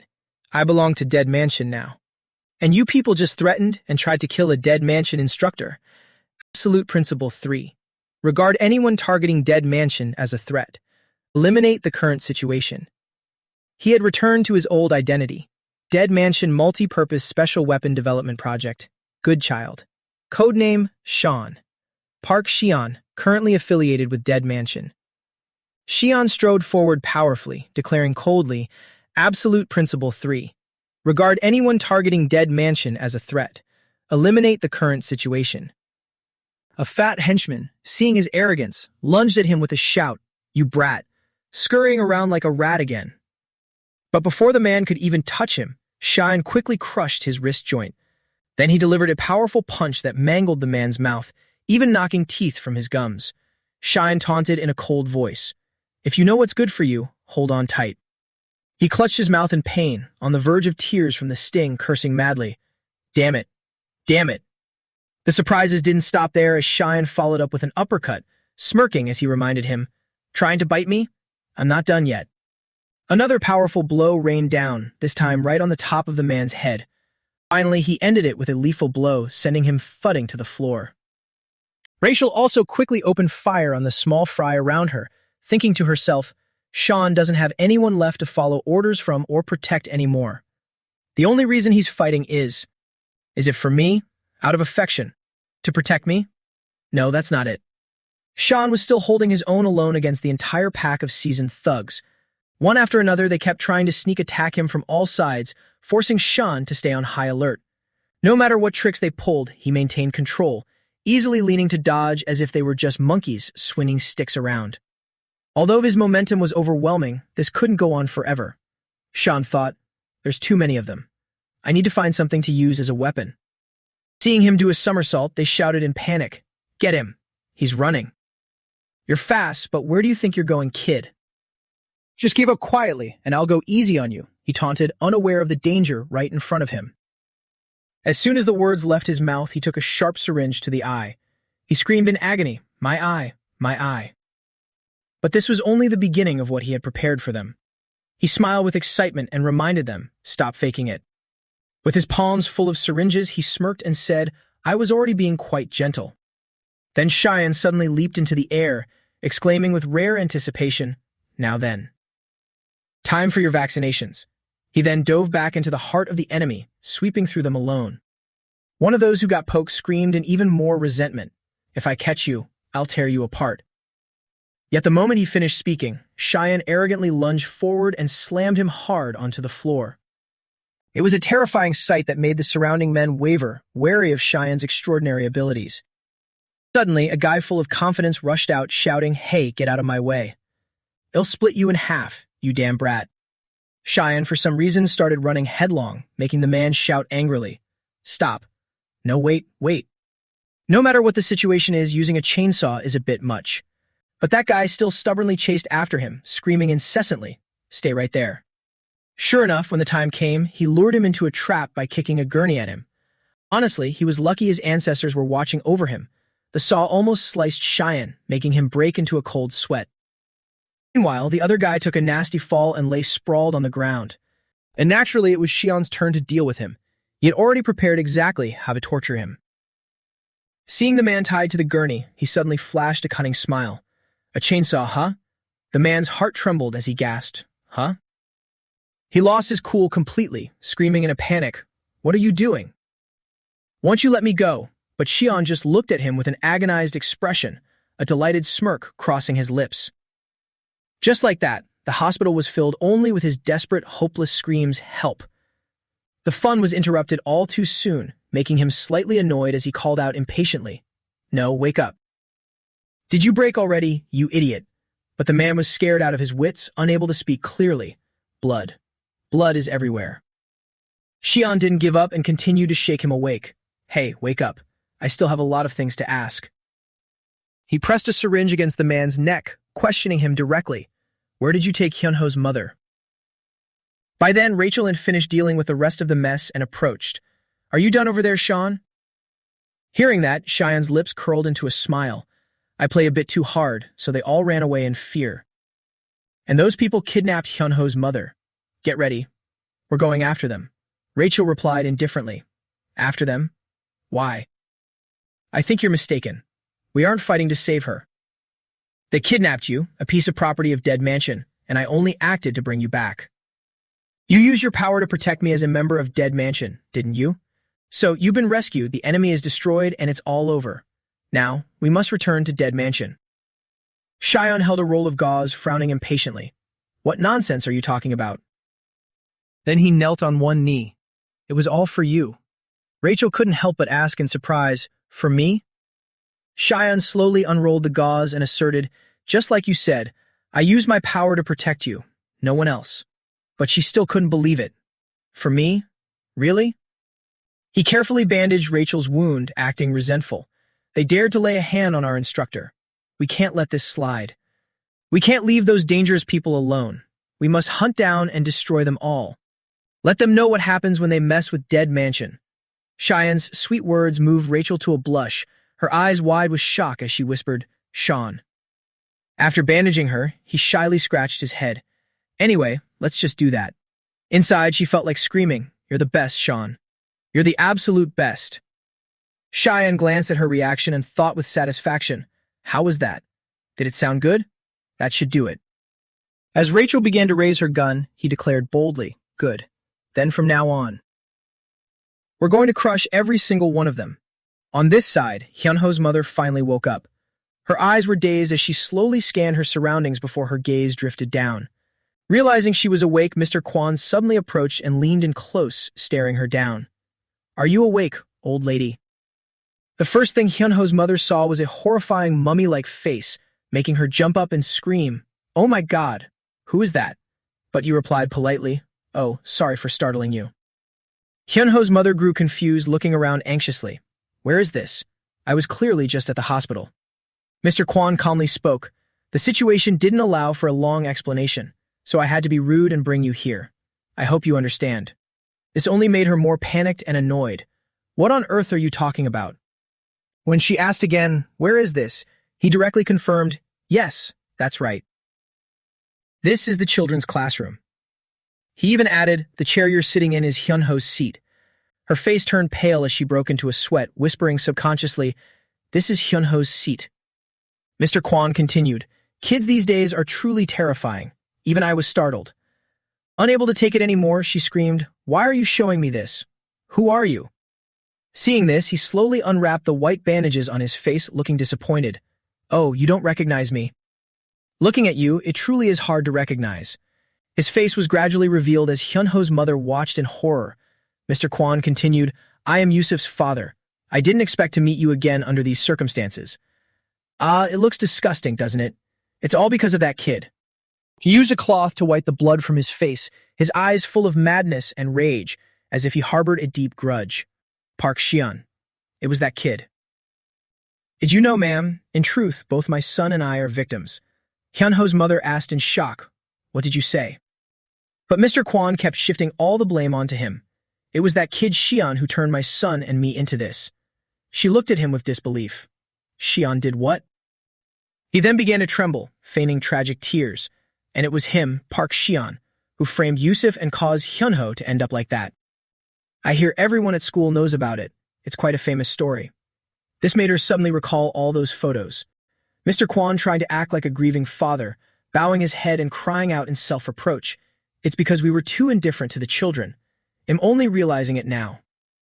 At that point, Mr. Kwan suddenly fell from his wheelchair, muttering, "In the end." Hyunho's mother became even more alarmed and asked, "Hey, are you okay?" Suddenly, he made a terrifying threat that froze her in place. "I will have my revenge. This is my atonement for failing to protect my son." A father's atonement. Hyunho's mother kindly helped him up, trying to advise him. But what revenge? You should report it to the school or let the law handle it. However, having planned this beforehand, he quickly brushed her off. "You're so naive. Do you really think that's possible? The school won't do anything." They did nothing when Hyunho fell from this very window. Taking advantage of her sympathy, he quickly pulled a knife from his pocket, continuing his brainwashing. "We can't let that kid get away with it. If we just leave it like this, Park Shion, he won't stop." With that, Mr. Kwan scratched the knife's tip along the windowsill, his voice raspy. "You understand, Hyunho's mother?" He handed the knife to her, continuing to brainwash her. "It's time for us to take our revenge."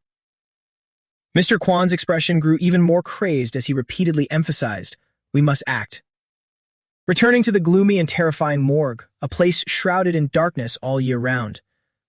The warden held the documents just handed over by the hidden figure behind him and spoke coldly, "I've received the report."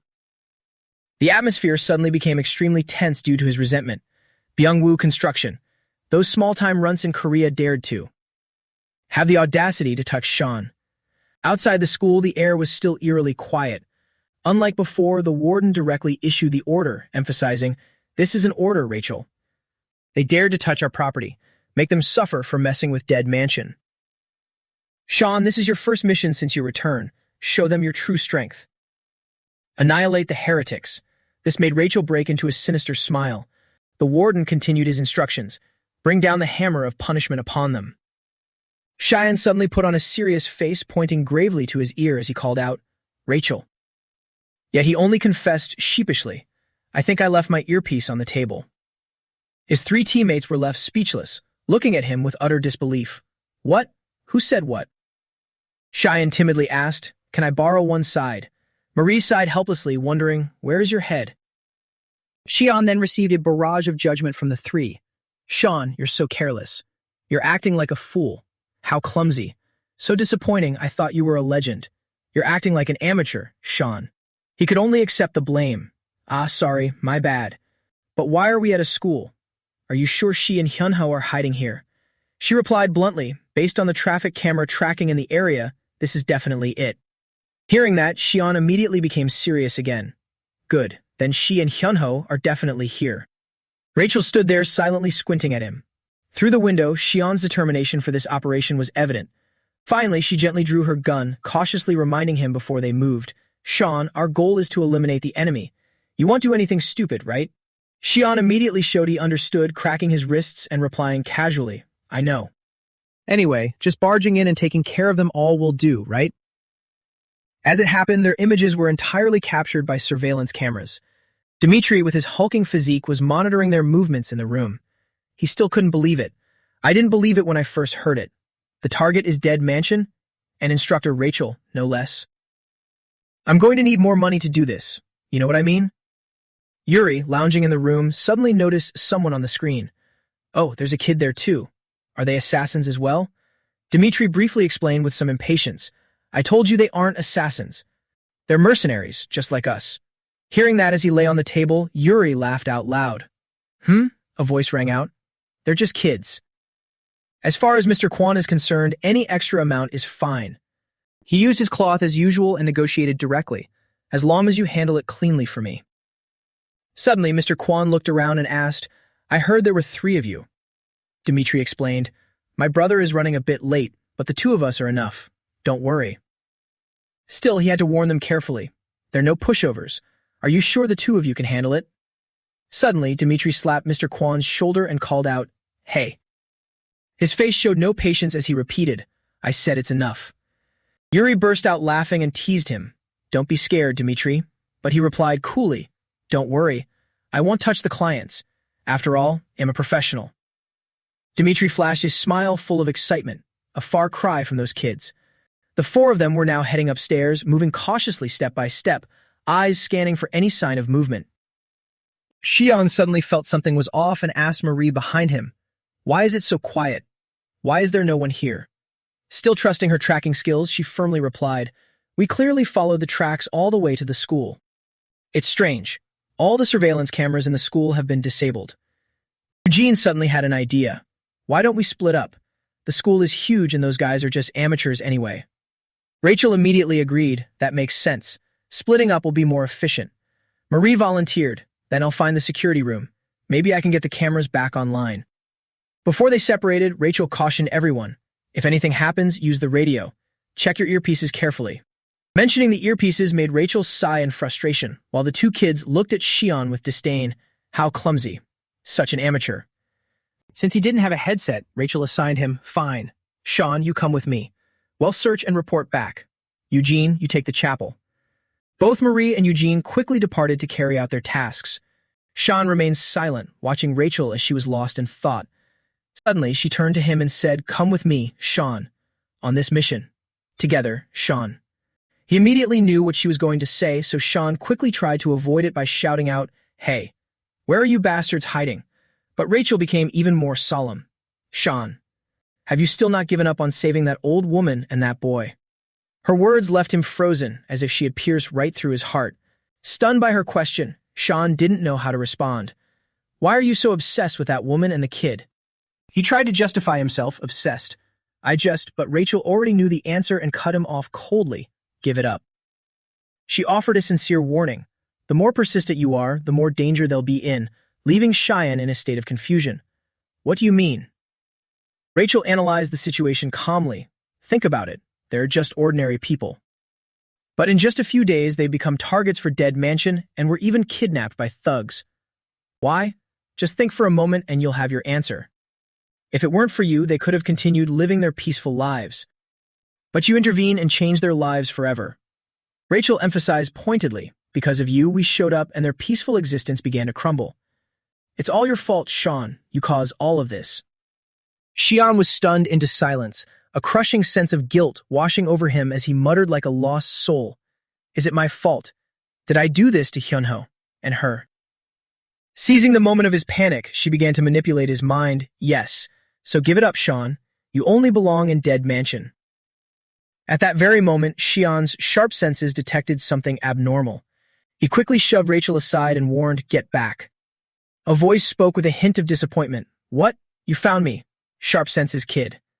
She was shocked by the arrival and asked with wide eyes, "What are you doing here?" While he shouted in surprise, "What? You know who this is?" Rachel stammered in response, "That's the number 2 of the Russian mercenary crew, barefoot, Dmitry Medvedev. He was even carrying Marie, who seemed to have been knocked unconscious." Dmitry flashed a bright smile as he greeted her. "Long time no see, Rachel. It's been 2 years since Vladivostok, hasn't it?" But all she cared about was Marie. He tossed Marie to the ground without mercy and laughed. "Ah, so her name is Marie. She was lurking around me, so I taught her a lesson." Seeing Rachel's resentment, Dmitry calmly reminded her, "Don't look at me like that, Rachel. This time, my target is Dead Mansion. No matter how much I like you, a mission is a mission." Rachel, enraged, pulled her gun and demanded, "Did Byungwoo Construction hire you?" Dmitry kept his playful demeanor. "Whoa, calm down. We're both professionals. Don't let emotions interfere with work. Besides, you and I have some history." Dmitry's expression turned sleazy as he looked at Rachel with desire, offering a deal. "If you agree to go on a date with me, I might reconsider." Dmitry had successfully pushed her to the edge. Rachel screamed in fury, "Get lost." Losing her usual combat coolness, she fired her gun wildly at him in a fit of rage. However, this only made Dmitry more amused as he excitedly dodged her storm of bullets. Rachel continued to fire non-stop at Dmitry. In a matter of moments, her magazine was empty, and she quickly slammed in a fresh one. Rachel gritted her teeth in anger. They actually hired barefoot. This is going to be a problem. Still wanting Sean to face reality, she shouted, "Look, Sean. This is the world you dragged that woman into, so just give up."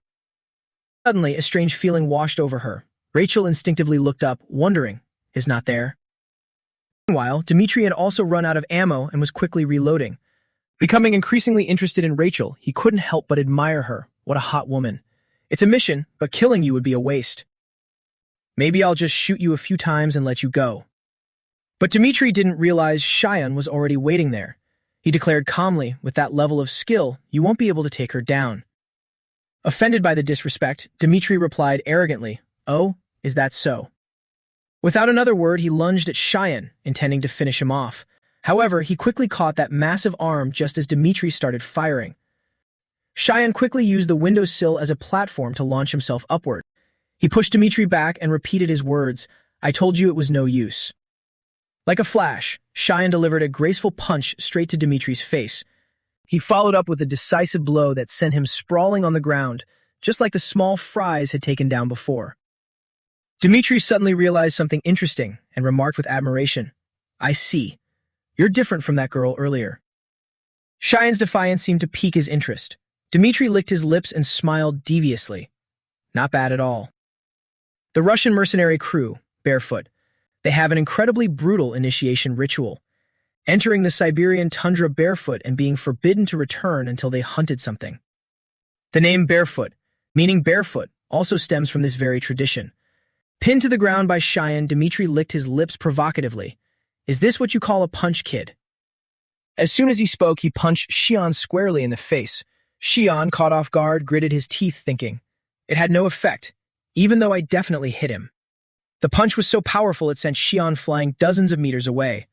Dmitri wiped the corner of his mouth and sat up slowly. Hey, a bear's tail swipe hurts more than that. Suddenly, he froze and looked down at the gun in his hand. Huh? What is this? He recalled the moment he hit Cheyenne. The kid had managed to do something with his hands. Oh, so you pulled a trick in that split second. Dmitri slowly approached the corner where Cheyenne was hiding. You're from Dead Mansion, right? This is getting interesting. He taunted him, come on, kid, give me a proper attack. Cheyenne gritted his teeth in anger.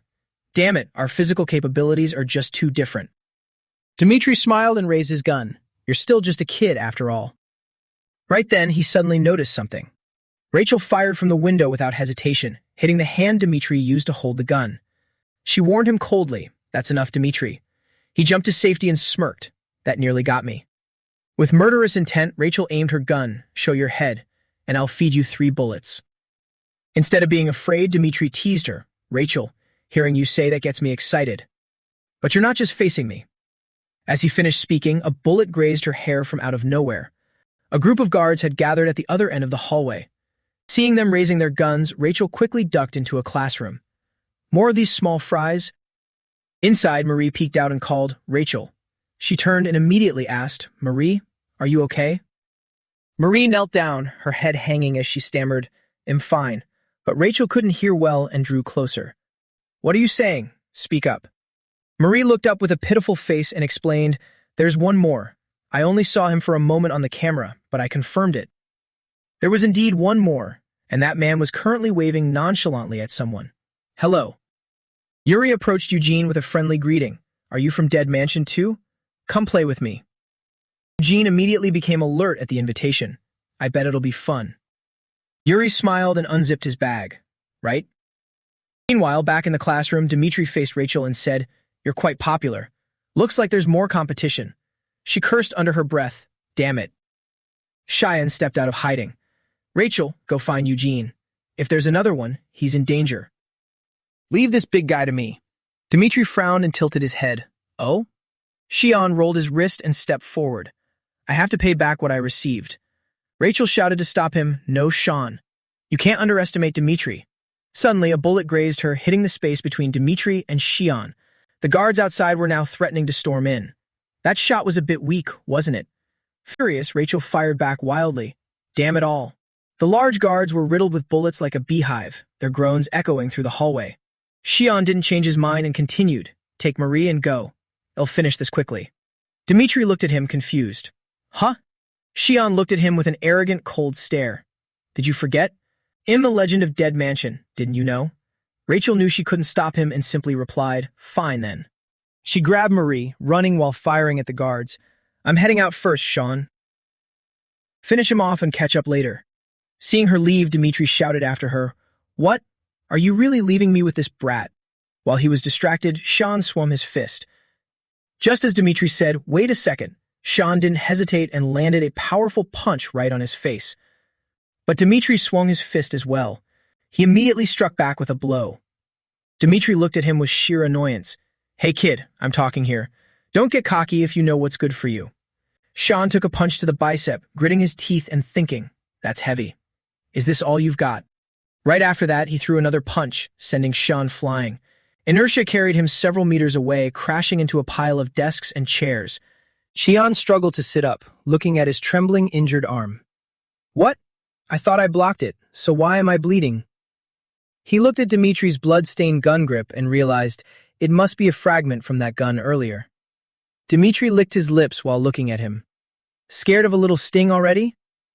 Xian gripped the wound with his other hand and stood up. Old man, for someone your size, you play dirty. He replied nonchalantly, it's called tactics. Xian sneered, making Dimitri's face stiffen. What tactics? Playing dirty like that is why Rachel doesn't want to hang out with you. He laughed in anger, staring at Xian. You little brat, how dare you provoke me? Seeing Dmitri approach step by step, Xian secretly grabbed 2 pens from the table. You'll regret this. You're nothing special, are you? Whining over a little scratch. Xian showed no fear, teasing him playfully. Come on now, Rachel, ah. Dmitri was speechless, a smirk crossing his lips. Immediately after, he threw the gun aside and charged with bare hands. Fine, I'll crush you then. Dmitri threw an uppercut at Xian, but he blocked it. Bring it on. Did you think I was joking, kid? Even so, he was punched away once more. But Dmitri also had 2 pens stab into his arm. He looked at the 2 pens and let out a bored sigh. Then he pulled them out with a straight hand. I thought you were just a kid, so I wanted to play around a bit. Meanwhile, Xian bit his lip in frustration, thinking, what? He's gotten faster. But then he threw his jacket toward Dmitri just as the man was about to taunt him again. Not planning to get serious, kid. Dmitri brushed the jacket aside and roared in fury, you bastard. To the very end, you still. But Xian was nowhere to be seen in front of him anymore. He looked toward the slightly ajar door. Dmitri licked his lips in excitement. That's right, keep struggling. In another room, Xian was hiding behind a desk. He clutched the wound on his arm and muttered, damn it. Rachel was right, he's no pushover. Xian silently gnashed his teeth in anger. Why is someone like him even here? He looked at his helpless reflection in the mirror, blaming himself. This is all your fault, Sean. Because of you, they swarmed this place. Loneliness slowly took over his mind. Every step behind him left a trail of blood, and their peaceful life began to crumble. Xian recalled Rachel's cold words. You are the cause of everything. He lowered his head in extreme agony and guilt. Nevertheless, Xian forced himself to clench his fists. His eyes no longer showed a hint of weakness or confusion. Just then, Dmitri kicked the door open. Break time is over, kid. He looked at Xian's, slumped back.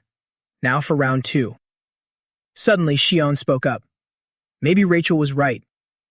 If not for me, mercenaries like you would never have shown up. These words made him frown in annoyance. Xian reached out and tore off one sleeve before continuing, and Hyuno's family wouldn't be in danger either. He used his teeth and his other hand to tie up the bleeding wound. It's all because of me. Then, Xian stood up to face Dmitri, tearing the shirt he was wearing. So, I'll end this with my own hands. I'll just have to endure the pain instead of whining, right? Dmitri sensed the danger and became alert. This kid, he's different from before. This isn't playtime anymore. He pulled out a knife and lunged, the blade grazing Xian. Let's end it here. But he easily dodged and countered, striking the man's arm. Dmitri looked at his twisted arm in disbelief. Impossible. I didn't even see it coming. Xian didn't give him time to react and drove a knee right into the center of his face. He watched Dmitri fall back with a bloody nose, scoffing with a frown. Quite a surprise, wasn't it, kid? Yet Dmitri quickly retreated to regain his balance. I thought he was just a normal kid. His whole body recoiled, but he managed to stay steady and asked, your name is Sean, right? Dmitri licked the blood off his lip like a creep. Consider that I was taking it easy on you just now. He looked at him with sheer fascination and called out, Sean.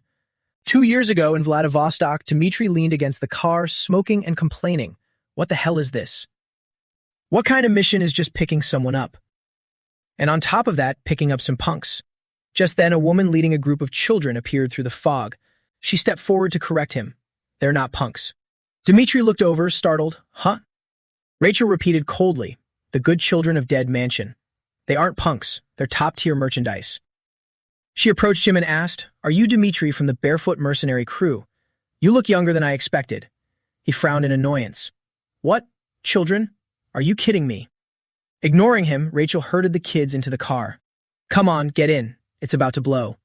Dmitri was confused. "Blow?" He asked blankly, "What's about to blow?"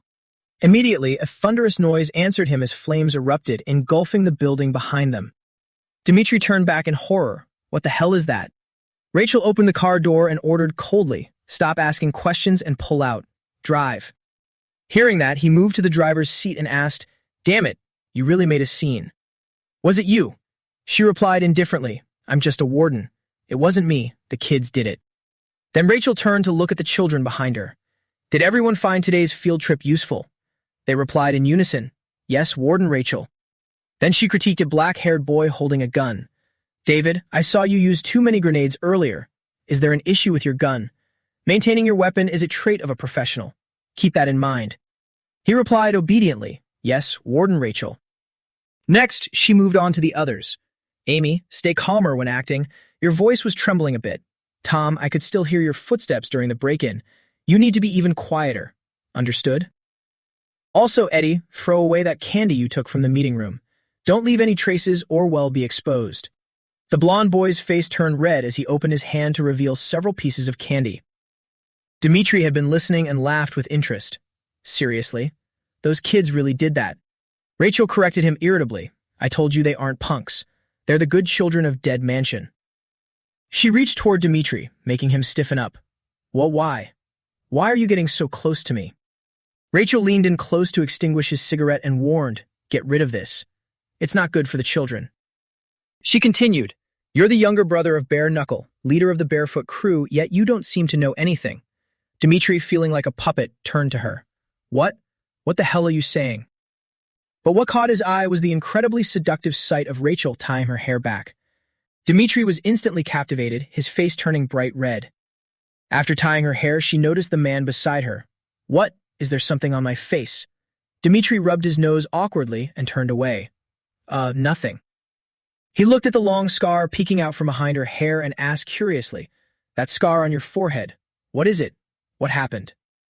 He looked at the kids and probed, "Don't tell me those kids did that." To his surprise, Rachel didn't deny it. "Yes. Well, it was a bit different." She rubbed her forehead and replied, "It happened while I was training Sean." "Sean, the legend of Dead Mansion." Still blushing, Dmitri asked, "A legend?" Rachel tilted her head, looking out the window. Yes, there was once a legendary masterpiece. She remembered how Xion looked as a child. A genius masterpiece, specifically named Masterpiece by Dead Mansion. Her words carried a hint of regret. "But he's missing now. I don't know if he's still alive. So if you ever run into him, let me know." Dmitri asked, confused, "Tell you? Tell you what?" Rachel mentioned an identifying feature of Xion's, a child with an agent tattoo on his back. Back to the present, seeing his tattoo, Dmitri became even more excited. Finally, Rachel found him. He snapped his dislocated arm back into place as if it were nothing. "Yes, Sean. I admit you're no pushover." This surprised him. "What?" He didn't reply, instead swinging his arm forcefully to pop it back into the socket. Then Dmitri reached out and tore his own shirt to shreds. He massaged his shoulder and stepped forward. Then from now on, well, duel like men. Dmitri Medvedev, number 2 of the Barefoot crew, nicknamed the Grizzly. The moment he finished speaking, a dagger appeared right before Cheyenne's eyes. He ducked down to avoid the blow. Immediately after, both of Dmitri's arms slammed into his neck. Then he drove a heavy knee into his stomach. Cheyenne's face went cold as he gripped Dmitri's arm. He slammed his forehead directly into the man's chin. After that, both of them retreated, separating from each other. Cheyenne gritted his teeth, touching the injury on his ribs that throbbed with sharp pain. "Damn it, is it broken?" But Dmitri didn't let him rest, charging again. "It's not over yet, Sean. Let's keep going." He swung his arm in a horizontal strike. Cheyenne kept backing away, but he was still hit by those attacks. He was shocked, thinking, "I took 3 hits to the chin. How is he this strong?" Gradually, Dmitri backed him up against a cabinet. He gripped the knife with both hands, aiming to drive it into Cheyenne's temple. But Cheyenne quickly kicked off and dodged. Seeing Cheyenne fall, Dmitri raised his knife again and taunted him. "Come here. Why do you keep running away? He stabbed down towards Cheyenne's chest without hesitation. Attack me like you did before. Dimitri suddenly froze when he heard Cheyenne ask, did you ever receive a medal when you were a kid? Cheyenne held up a medal to block the attack. As for me, I never have. Then he delivered a sharp kick to Dimitri's side. Dimitri grit his teeth in anger. What the hell are you talking about? Cheyenne sprang up and jammed the medal directly into the man's neck. Let me give you one then.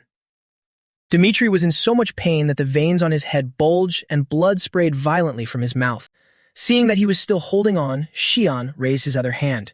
Consider it a souvenir from your trip to Korea.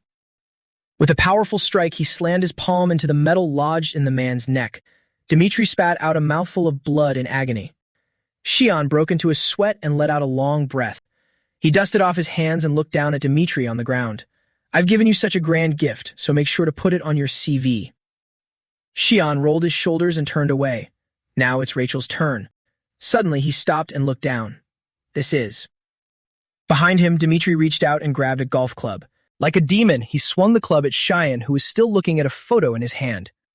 This photo. Dimitri swung down, smashing a table to pieces, but Cheyenne managed to dodge just in time. With his head tilted eerily to the side, Dimitri swung the club again. You're pretty good. Just after acting tough, he let out a cry of pain as Cheyenne stomped hard on his calf. Cheyenne circled behind Dimitri and choked him. You're stubborn. Your thyroid cartilage is crushed, yet you're still moving? Rachel won't like it if you keep clinging to me like this. Dimitri began to struggle for breath, his eyes becoming bloodshot. After a while, his arms lost all strength and slowly went limp. Finally, Dimitri lost consciousness completely. As Cheyenne let go of him, his eyes fell upon a photo of himself. His photo, mixed with several others, was scattered across the floor. Cheyenne reached down to pick it up. This is a picture of me, and this is the principal, right? Suddenly, a look of confusion crossed his face. Huh? What is this? At the same time, in another part of the school, Eugene was wandering alone near the swimming pool. The pool. He looked around, head down. It's probably not underwater, right? Suddenly, Yuri appeared behind him. What? What are you looking for? Eugene immediately backed away several meters on high alert. His expression froze as he thought, I didn't even sense him, and yet he's already. He's definitely not ordinary. Yuri, carrying a bag, greeted him friendly. Sorry. Did I startle you, kid? Ignoring him, Eugene lightly tapped his earpiece. I have to report to Rachel. Rachel, do you hear me? Rachel? Yuri saw what he was doing and explained, I've jammed the radio waves. Your walkie-talkie won't work.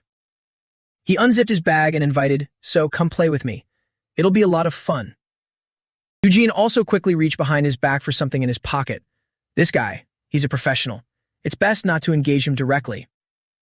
He took a deep breath and thought, in that case.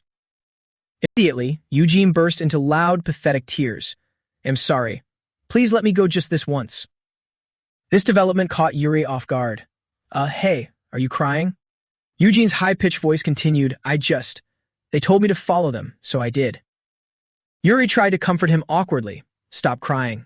Why are you crying? Eugene wailed while wiping his tears. I'm scared. I want to go home. While secretly calculating, perfect, he's lowered his guard. However, what awaited him was a solid iron club. Without a hint of mercy, Yuri sent Eugene flying like a baseball. Eugene was launched backward and slid across the ground. Eugene, in pain, couldn't believe it. A child was crying. And yet he didn't hesitate to swing. Yuri, on the other side, tapped the club against his shoulder and muttered, I haven't even done anything, and you're already crying. He brushed his hair back, revealing a twisted, perverted expression. How fun. This feeling of violence is great. Yuri Smirnov, rookie of the Barefoot crew, nickname, Gopnik. Gopnik, in short, a Russian thug. His face was full of excitement. All right, could you keep crying like that every time I hit you? Eugene, with tears streaming down his face, continued to wail. I'm a good child of Dead Mansion. Specially trained since childhood, and always completing every mission in any situation. He was now approaching the security guards step by step. The two guards holding guns looked at Eugene in confusion. What is this? A kid? Hey, how did you get in here? He pretended to look at them innocently. Huh? One guard quickly checked his earpiece. I'm asking how you got in. What the hell are the gatekeepers doing? But he was met with a terrifying silence. Hey, main gate. A kid snuck in here. What's going on? The guard's call went unanswered because everyone outside had already been dealt with. Do you hear me? What the hell is wrong with you guys? The guard grumbled in frustration. These guys are useless. The other guard approached Eugene. What's the story? How'd you get in? He sobbed in response, in with my dad. I need to use the bathroom. I see. Is your dad inside? Children are often very weak. The guard on the phone grew suspicious. Wait, what's your father's name? The other guard scolded him. Hey, stop it. The boy is about to cry. Therefore, they need the protection of adults. He reached out to pat Eugene's head, unaware that the boy was drawing a knife. You're scaring him. A child's tears always trigger a protective instinct. The other guard turned back and asked, but still, it's suspicious. No guest was supposed to bring a child. As soon as he looked over, he saw his partner collapse. What are you doing? Looking closer, he saw a large pool of blood spreading out. The guard immediately rushed over to check on him. Wait, damn it, what is this? Hey, what's happening? He suddenly realized and looked around. Was it that kid? Where'd he go? Eugene was right behind him, swinging his knife. Moments later, he too was dealt with. Eugene's face was cold and emotionless as he watched the blood spray. But I am no ordinary child. I am a child of Dead Mansion, specially trained. I always excel in completing my orders. After finishing the job, he called in his report, objective cleared as ordered. But back in the present, he was helplessly being beaten. Eugene struggled to get up and looked at Yuri. Who is this guy? He didn't hesitate at all to strike a crying child. Yuri's face was full of satisfaction. Yes, that's more like it. Eugene now realized, no, it would be more accurate to say he's actually enjoying this. Yuri expertly twirled his club as he stepped forward. What's this? Down already? No way. Maybe I should hit you a few more times to keep you crying. Eugene stared at him, breaking into a cold sweat. Yuri didn't wait and charged forward. Here I come again. A single strike from his club shattered the ground. Luckily, Eugene managed to dodge just in time. Watching the debris fly everywhere, Eugene felt a surge of fear. What kind of strength is this? It's completely different from before. Yuri raised his club again. Well, it might look ordinary, but this is a special custom piece. He swung horizontally at Eugene without holding back and shouted, Feels good, right? Eugene braced his hands on the floor and ducked to avoid the hit. Because his arms were weak, he tumbled forward onto the ground. Yuri chased after him like a vengeful demon. Are you going to keep running forever? He flipped the club around to strike with the other end. In that case, let's play like this. The club instantly stabbed into Eugene's foot. He screamed out in excruciating pain. Despite that, Eugene remained firm and pulled a knife from his pocket. He swung his hand and slashed at Yuri's club. Then he reached out and grabbed the railing. He used the momentum to vault himself over the edge. Eugene landed painfully on his back against the stairs below. Yuri stood above and called down mockingly. I'll give you 10 seconds, kid. Try your best to run for your life. Understand? His face turned red with excitement as he held up 10 fingers. I'm starting the count. 10. Hearing the count, Eugene began to flee. 9, 8. He dashed desperately into the hallway. That guy is no joke. His only thought was finding a way out. 10 seconds. I have to get as far away as possible in 10 seconds. Even though blood was gushing from his foot, he didn't stop. But while he was still muttering in hope, Yuri jumped down from above. Just a little bit more. He sprang up and swung, grazing the spot where Eugene was, shattering the ground into pieces. Eugene's face turned pale as he gasped. It hasn't even been 10 seconds yet. Yuri laughed heartily and swung his bat again. That's it, that's the look. Did you really believe what I said? Eugene had to use his small knife to defend himself. The two hard objects collided, sending sparks flying. You kids are so naive. As expected, Yuri sent him flying into the pool, and the dagger slipped from his hand. Yuri watched Eugene fall into the water with a splash. With a triumphant look, he made a celebratory gesture. This is so much fun. Eugene sank to the bottom, his whole body in pain. My hand. My hand hurts so much. The sensation of water rushing into his nose and mouth made him feel helpless. Am I really this useless? At that moment, he recalled Xian's teasing face. I'm just a piece of trash to be thrown away. I can never be part of a family. I'll just be discarded. Annoyed, Eugene lunged and punched him. I never said that, Sean. Rachel, who was preparing nearby, turned and warned them. Stop messing around and get ready. Shion replied with a smile. Yes, yes. Eugene softly called out, Sean.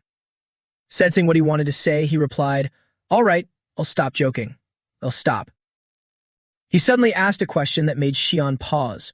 Are you planning to go save Hyunho's aunt? Eugene continued, she gave up her ownership of you. She's not your family anymore. Shion replied while folding his shirt, I have no idea what you're talking about, kid. Confused, he clenched his fists. You too, and her as well. It's so strange. You're clearly not family, yet you want to save her. And you call me family, even though I haven't proven anything. She said family isn't like that. Sean silently scratched his head. He crouched down and looked at Eugene. What do you think? To you, is Hyunho's mother family? The question made him widen his eyes in surprise. That. In his mind, he remembered the gentle pat on the head from Hyunho's mother. Back then, he had also lowered his head, unsure of what to think. Eugene twirled his knife and replied, I don't know. He looked at the knife with sad eyes. The concept of family she talked about is so different from what I know. I just don't get it. Suddenly, Sean placed his hand on the boy's head. Then meet her again and ask her. He looked gently at the dazed Eugene. She said to bring Eugene along next time. He asked again in disbelief, did she really say that? Cheyenne stood up and replied, yeah, so I'll take you to see her again. Seeing the expectation on Eugene's face, he added, when that time comes, ask her yourself. Back to the present, as he sank into the water, only one question filled his mind. What exactly is family? On the shore, Yuri looked down in annoyance. Don't tell me you can't swim. He immediately surfaced, splashing and screaming, help. Seeing this, Yuri smiled with amusement. So you've come up. Eugene struggled in terror, calling for help. I can't swim. Yuri leaned on his bat and burst out laughing. What? You really can't swim? That's crazy. Beating you up feels so satisfying. Then he extended the bat toward Eugene. Here, grab onto this. But he waved it back and forth, keeping it out of Eugene's reach. Huh? Can't you catch it? I'm just a weak child who triggers everyone's protective instincts. But this guy is just trash who enjoys bullying kids. He toyed with him excitedly. That's right, that's right. Just grab it and you're safe. Eugene finally managed to grab the bat with great difficulty. Yet Yuri jerked it away. He shook the bat, looking at Eugene's stunned face. Oh dear, my hand slipped. What a shame, kid. By now he was exhausted and began to sink beneath the surface. Immediately after, Yuri looked at the motionless Eugene and mocked him. If you had tried just a bit harder, I might have spared you. Then he turned to leave. Oh well, this was fun while it lasted. Suddenly, Eugene's hand grabbed Yuri's heel. But I can't give up here. He turned back in shock and confusion, letting out a small gasp. Eugene braced his feet against the pool wall and kicked off hard. Both his hands gripped Yuri's ankle, trying to drag him into the water. No matter the circumstances, I must complete my mission. Yuri lost his footing and fell into the pool. As he struggled to surface and prepare to swear, Eugene was silently behind him. This damn brat dared to trick me. Acting is my specialty. Eugene tightened both arms around Yuri's neck from behind. I was specially trained to complete missions. Yuri struggled, not forgetting to curse him. You said you couldn't swim. The fun is over, you little brat. Eugene held Yuri tight and said sarcastically, how naive. Did you really believe me? With a look of utter contempt, he exclaimed, so amateurish. It's because I'm a good child. Yuri's struggling became increasingly desperate. Won't you let go, you damn brat? Eugene gritted his teeth and held on tighter. So stubborn. Just a little longer. Yuri's eyes suddenly flashed. He used the end of his baseball bat to strike Eugene's elbow hard. Let go of me. In pain, he was forced to retreat backward. Yuri spun around crazily and swung his bat. You damn brat. The strike hit the water, but Eugene had already dived beneath the surface in time. He quickly swam away to another spot. Then Eugene surfaced a good distance away to catch his breath. He covered his mouth and looked back, calculating. Luckily, we're not underwater. Suddenly, Yuri's voice spoke right next to Eugene. Hey, you brat. He was crouching steadily on the pool's lane rope, looking down into the water with murderous intent. I am definitely going to kill you. Eugene's eyes widened in disbelief. Well, what? He can climb up there? How does he have that kind of balance? Yuri leaned forward. He jumped and struck down just as Eugene dived into the water. Eugene held his breath and dived deep to dodge the attack. Yuri sat on the lane rope and mocked him. Hey, do you plan on staying underwater forever? Better to hold your breath than get hit, right? Like a demon, he glared down into the water. Let's see how long you can last. Eugene looked up in fear, cursing silently. This maniac. The boy held his breath until his face turned red, darting through the water. I have to find a way out of here. Suddenly, he called out to Eugene. Hey. Seeing him flee, Yuri easily chased him by stepping along the lane ropes. Moving like that is just a waste of energy. Eugene tried to cover his mouth to conserve breath. I'm out of air. This is dangerous. Wait, I can just surface for a quick breath and dive back down, right? He imagined himself surfacing, but if he did, what would be waiting for him was Yuri's baseball bat. Blood would surely stain the entire pool area red. Because of that, Eugene didn't dare surface. If I go up, I'm dead for sure. What should I do? Yuri, meanwhile, sat on the lane rope. He laughed in annoyance and exclaimed, Oh, it's probably been about 2 minutes now. Then he called out softly to provoke him, Hey. Seeing Eugene trying to swim elsewhere, he chased after him. It's useless. Eugene, with a plan in mind, gripped the knife in his hand. Now. He turned back and swung his hand, cutting Yuri's lane rope. This action left him stunned for a moment. With no support left, Yuri fell into the water. Only then could Eugene finally take a breath. Then he dived back down, preparing to fight Yuri underwater. This brat dared to pull a stunt like that. He swung his bat in frustration, filled with contempt. You think you can do anything with that toy knife? And then they lunged at each other. Swinging weapons underwater is meaningless. The resistance, but in an unavoidable situation. In a water environment denser than air, larger objects face greater resistance and are at a disadvantage. Therefore, underwater, a small toy knife and a small child have the advantage. Eugene thrust his knife forward, but still didn't hit Yuri. Suddenly, he pulled out a fishing line from somewhere and wrapped it around Yuri's neck. Then he used all his strength to pull it tight. Yuri gasped for air and cursed silently in Russian. Damn it. Eugene continued to pull the line with all his might. The water in the pool gradually settles into a stillness. Eugene climbs onto the deck, gasping desperately for air. He turns to look at the unconscious Yuri behind him. Don't ever look down on me just because I'm small again. He sticks out his tongue mockingly. You amateur.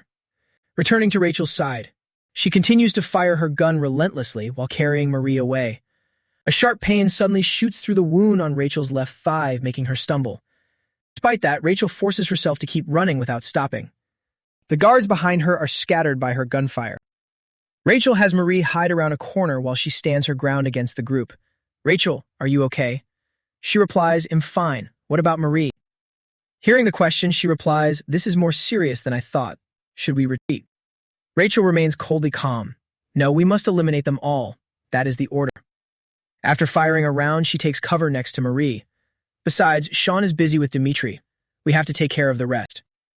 This is my last magazine. We can't handle all of them by ourselves anyway. Marie checks her phone. Dimitri and Yuri too. Barefoot was unexpected. We should at least try to call for backup. Rachel snaps back. Impossible. Don't be so weak, Marie. Ignoring Rachel's tone, she continues. This is an objective assessment. Both you and I are injured. Rachel suddenly grips her gun and speaks coldly. By the way, Marie, you said earlier that you couldn't see clearly. She questions her in a low voice. Then how did you know Yuri had arrived? Marie looks at Rachel in bewilderment. Then she suddenly lets out a soft laugh. Marie doesn't even bother to deny it. I was careless. If Eugene heard this, he'd definitely call me an amateur. Rachel's face darkens as she points her gun at Marie's head. Why? It can't be. How could you, someone under Dead Mansion's control, possibly betray us? Rachel screams in agitation. Answer me, Marie. That's an order. Marie slowly lifts the necklace around her neck. We found it, Rachel. She then throws it to the ground. The way to break the 3 principles of Dead Mansion. Rachel turns pale, unable to believe it. Break them. And what do you mean by we? Who else is there? Marie speaks softly. Noel. He has returned. Rachel's pupils suddenly contract. What? While she is stunned, Marie quickly reaches for the gun. Well, time's up. She takes the magazine from Rachel's gun. This is the last one, right? Seeing this, Rachel flies into a rage and swings her arm. Before she can strike, Marie slams the magazine into the wound on Rachel's thigh. She then continues her assault. Rachel grits her teeth and blocks Marie's knee aimed at her face. Marie. Rachel looks like a demon as she prepares to finish Marie. How do you know that name? At that moment, a gun is pressed against the back of her head, forcing her to stop. Freeze. The guards arrive just in time to stop Rachel. This is as far as you go, sister. Even more furious, Rachel turns and curses, "You bastards." But a large man quickly pins her head to the ground. Calm down. Sitting on top of Rachel, he says, "Now it's our turn." In a room, a bodyguard sticks his head out to observe. "Hey, what's going on?" Marie greets them with a bright smile. "Have you been waiting long?" She gestures toward Rachel, who is being dragged along. "It's all over." Marie gives another order. "Hurry up and deal with the rest." She smiles suggestively. "Now, let's go catch Sean." Rachel is now battered, her face covered in blood. Inside a room, a voice rings out. Hyunha's mother. A hand wrapped in bandages hands a knife to another. "It's time for our revenge." With a terrifying expression, Mr. Kwon says, "We must eliminate that Park Shyam kid." Hyunha's mother holds the knife, her hands trembling uncontrollably. She looks at Mr. Kwon and calls out softly, "Yusuf's father." Hyunho's mother throws the knife away and demands, "You don't deserve to be a parent." He looks at the knife on the floor and murmurs, "A parent." Mr. Kwon lifts his scarred face and says emotionlessly, "I don't know anymore. You don't want compensation, you don't want revenge. Your son is crippled, yet you turn your back so easily. Can you really be called a parent?" Hearing that, Hyunho's mother swings her hand and slaps him across the face. Mr. Kwon wipes his face with a handkerchief and mutters, "I thought this would be easy, but it's becoming quite a nuisance." Just then, the door opens and a series of footsteps stop at the entrance. Mr. Kwon doesn't even look at the entering guards. He says quietly, "Whatever you do, you must be efficient." Hyunwa's mother's face gradually turns pale. As for Cheyenne, he's putting a photo into his jacket. "All right, let's put this away for now." Stretching his arms next to the unconscious Dimitri, he groans, "My whole body hurts. That stupid bear."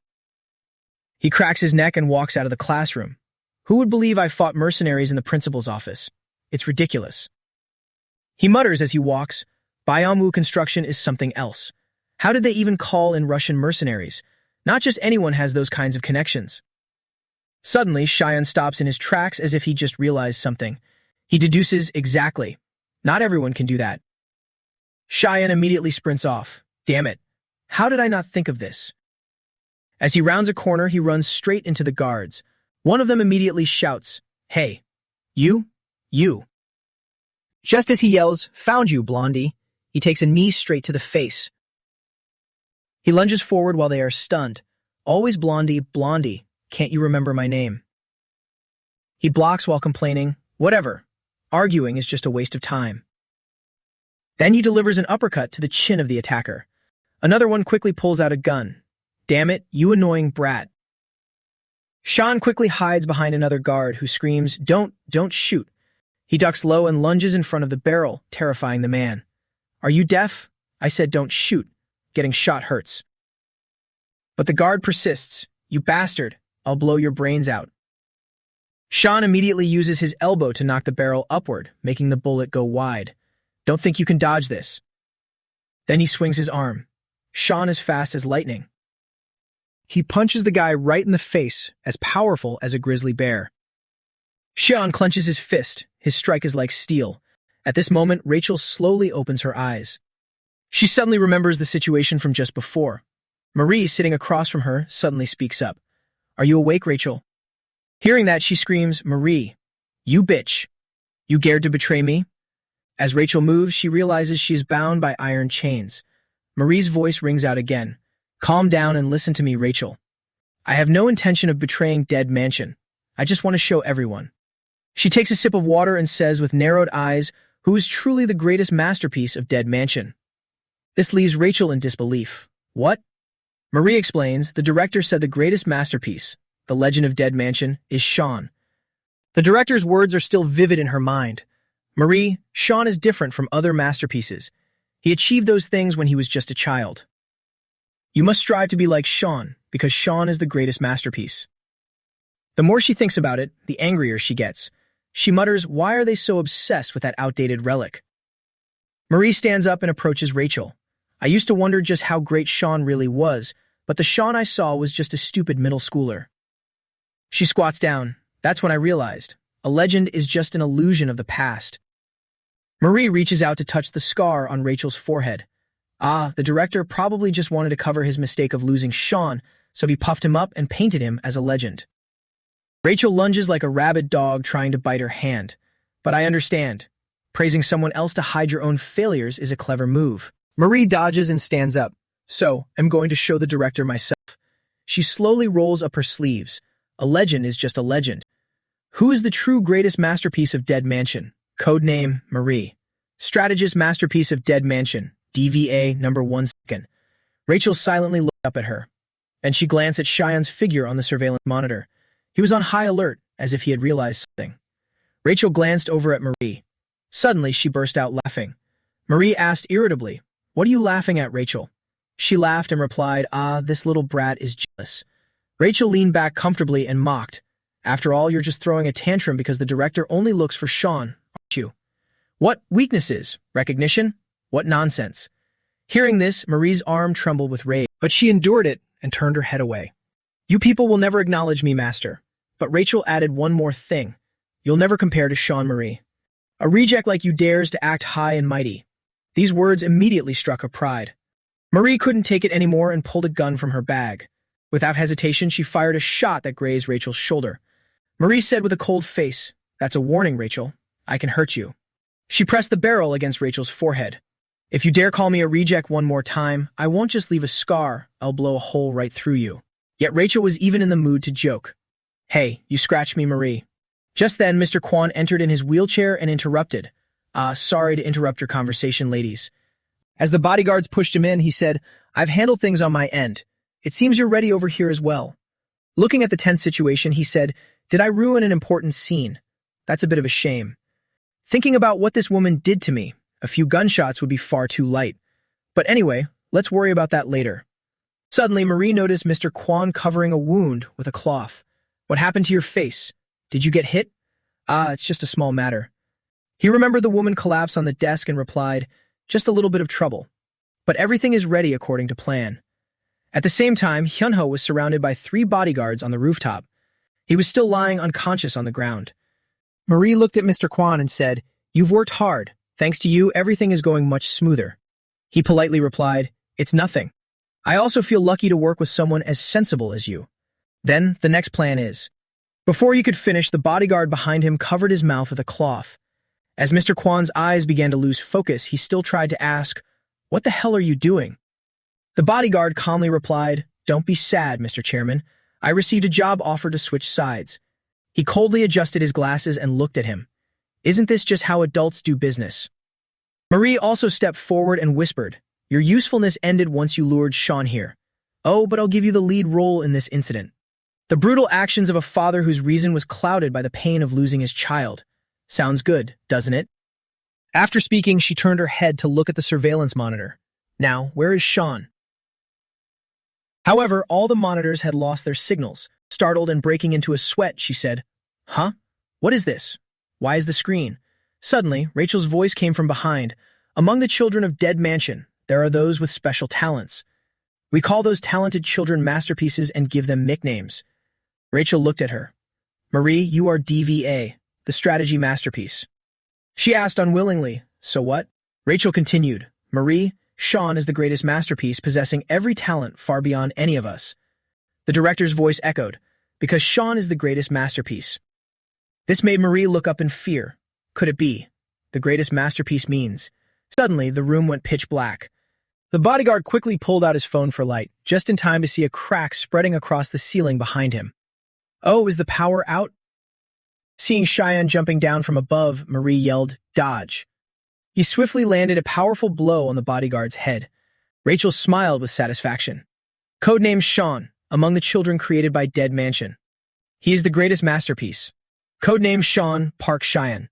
Dead Mansion's greatest masterpiece, Ajin number 1. Flashing back to when Cheyenne was young. "Very good, Sean." The director proudly led him through the crowd. "All the good children of Dead Mansion are excellent, but you are on a different level. A child possessing top-tier skills and talents like yours is the very essence of Dead Mansion." Even a flood of praise didn't excite Cheyenne.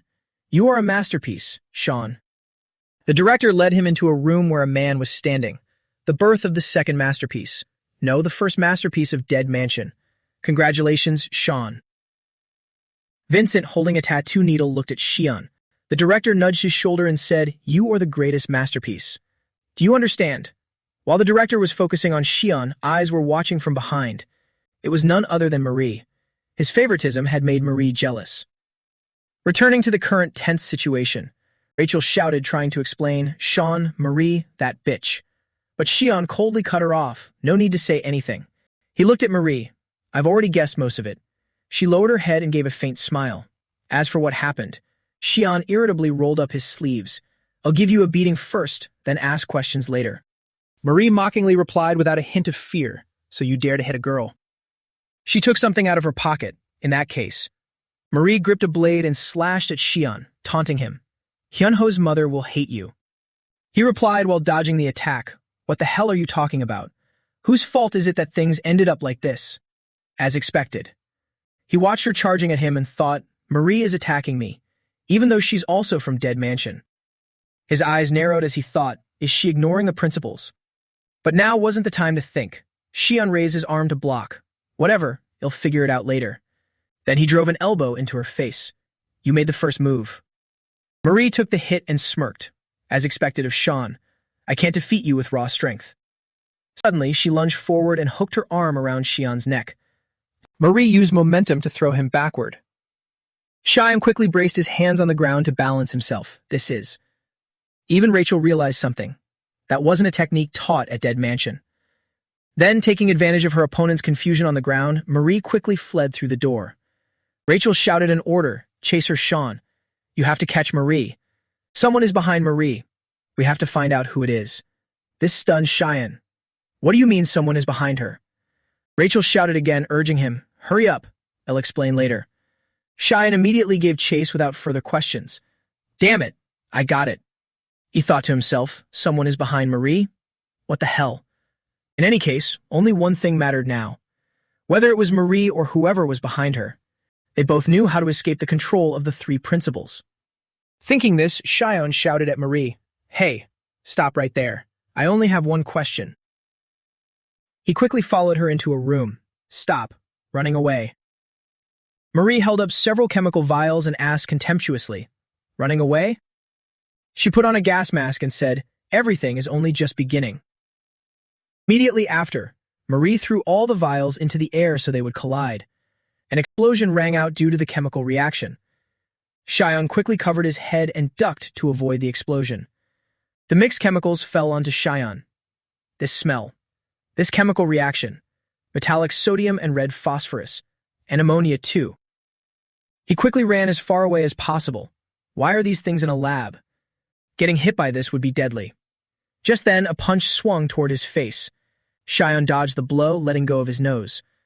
The toxic gas quickly filled his nose, making him cough uncontrollably. Damn it! Marie took the opportunity to lunge forward and slash him again. The wound on Cheyenne's arm split open, soaking his sleeve with blood. Marie ducked low and aimed for his side. Seeing his pain reaction, she realized, "Is it this spot? The place where Dimitri hit you?" Distracted by covering his nose and mouth to avoid the toxic smoke, Cheyenne thought, "So you saw everything." He then hurriedly tried to grab a small shelf on the desk. "Damn it, I need to find something to use as a weapon." But Marie kicked the desk away. "I studied you thoroughly, Sean. In disadvantageous situations, you usually utilize your surroundings, like how you use a tomato can to block a knife, or using a syringe to attack people, and even using a metal you grabbed to strike Dimitri's neck." Marie did the same thing, reaching out to grab a globe, but you weren't the only one. She used it to strike Cheyenne's wounded arm with force. That was her goal. He was knocked back against the cabinet. Damn it, the wound is reopened. Immediately after, another chemical bottle was hurled at him. He's losing too much blood. Another explosion erupted and Cheyenne instantly lunged in the opposite direction to evade it. As he ran, he tore off his jacket. Then he threw the flaming garment to obscure Mary's vision. She immediately swiped the jacket aside and gave chase. By the time she reached Cheyenne's original position, there was nothing left but a pool of blood. Marie narrowed her eyes, lost in thought. She followed the trail of blood extending out into the hallway. Cheyenne hid while desperately trying to staunch the bleeding, clicking his tongue in frustration. He staggered forward step by step. Am I losing this much blood? She keeps targeting the same spot. This is dangerous. Sweating from the agony, he grit his teeth and cursed. Seriously, if only it weren't for that bear. He looked down at the bloodstains he'd left and gave a hollow laugh. Which class is on duty to clean the library? You're definitely screwed this time. Suddenly, Cheyenne fell silent, sinking into deep contemplation. In his mind, he recalled Rachel's terrifying expression. He couldn't help but clench his fist. This is also my fault, isn't it? A moment later, Marie followed the trail of blood as she searched. Sean, where are you hiding? She looked at the blood-smeared stairs and remarked, Oh my, with this much blood, it's hard to pretend I don't see you, isn't it? She covered her mouth and scoffed, Are you still alive? Her voice reached Cheyenne's hiding spot. And hey, Sean, that greatest title of yours, don't you find it strange? Marie climbed the stairs step by step. Usually, a nickname is bestowed based on a child's specific talent. But the warden only calls you the greatest. She recalled what she had seen as a child. I think that was the warden's mistake. He named the first miracle quite haphazardly. Even back then, jealousy had taken root. Many more talented children would appear in the future, yet if you're already called the greatest, what's left for anyone else? She still feels the same way now. In other words, he judged far too quickly. An idiot like you was supposed to be the greatest of Dead Mansion. However, Cheyenne was nowhere to be found. There was only a pool of blood and a staple. She sat down curiously and wondered, a staple. Just as Marie was staring at the floor, a voice suddenly called out from behind, Hey. Cheyenne stood there towering over her, making Marie freeze. Blah, blah, blah. Why you talk so much? She quickly spun around. Her hand hurriedly reached for a book. However, Cheyenne managed to catch the book she intended to use for her attack.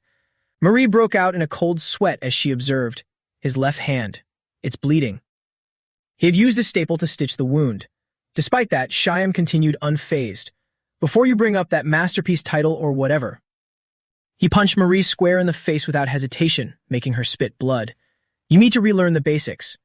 Marie flew back like a kite with its string cut. Then Cheyenne reached out and grabbed her by the collar. He raised his fist once more. He pointed his thumb at the keep quiet sign on the wall. You have to maintain order in the library. That's a basic rule. So shut up and answer my question. Cheyenne reached out and grabbed Marie's cheeks. You? Do you know a way? His gaze was incredibly serious. A way to break those 3 principles. With her collar gripped, Marie glared at him with daggers in her eyes. In her mind, she thought, Sean, the legend of Dead Mansion, the greatest masterpiece. Is this all you've got? Mockery and ridicule were clear on Marie's face. Across from her, Cheyenne gripped her collar tight and stared her down. He squeezed Marie's jaw hard. Do you know a way? Marie scowled in intense discomfort at Cheyenne's treatment. A way to break those 3 principles. Cheyenne didn't take his eyes off Marie. Hearing his question, a mocking smile appeared on Marie's face. Ah, the 3 principles. That cheap brainwashing for little kids. Even in a vulnerable position, she still arrogantly mocked Cheyenne. A spark of hope and anticipation lit up his eyes. So, there really is a way? Cheyenne's expression made Marie unable to suppress a laugh. She asked Cheyenne back, Are you curious about the secret of the 3 principles? The scene shifts back to Marie's former home. Her parents looked at Marie in surprise. Her mother covered her mouth, her eyes unable to hide her shock. Oh my. Marie placed her pen on the documents and spoke coldly. I've finished it, Mother. I corrected a few minor errors in the theoretical validation of the essay you wrote. Marie's eyes were fixed on her mother. On the desk lay a pile of documents scattered in total disarray. But since many parts require specialized knowledge, it's difficult for me to evaluate them accurately. As Marie spoke, she glanced at her mother's hand, affectionately pinching her cheek. Marie's mother smiled tenderly and said, You truly are my lucky star. Thank you, my dear daughter. Back then, she was as innocent as any normal child, finding happiness in a word of praise. One evening, Marie came down the stairs. She went to her mother's side and placed a cup of coffee on the table. Here's your coffee, Mother. The woman replied indifferently. Yeah, just leave it there. Suddenly, Marie spoke up with a suggestion. Mother, there's an error in the theory you're writing. Hearing this, she asked irritably, What? Marie didn't notice her mother's look of disgust and continued. In this part, it would be better to use this method instead. Even so, her mother didn't say anything harsh. She simply stood up to leave. Yeah, thanks, Marie. I want to rest for a bit. She headed straight up the stairs. I'm going to sleep. Don't come in and disturb me.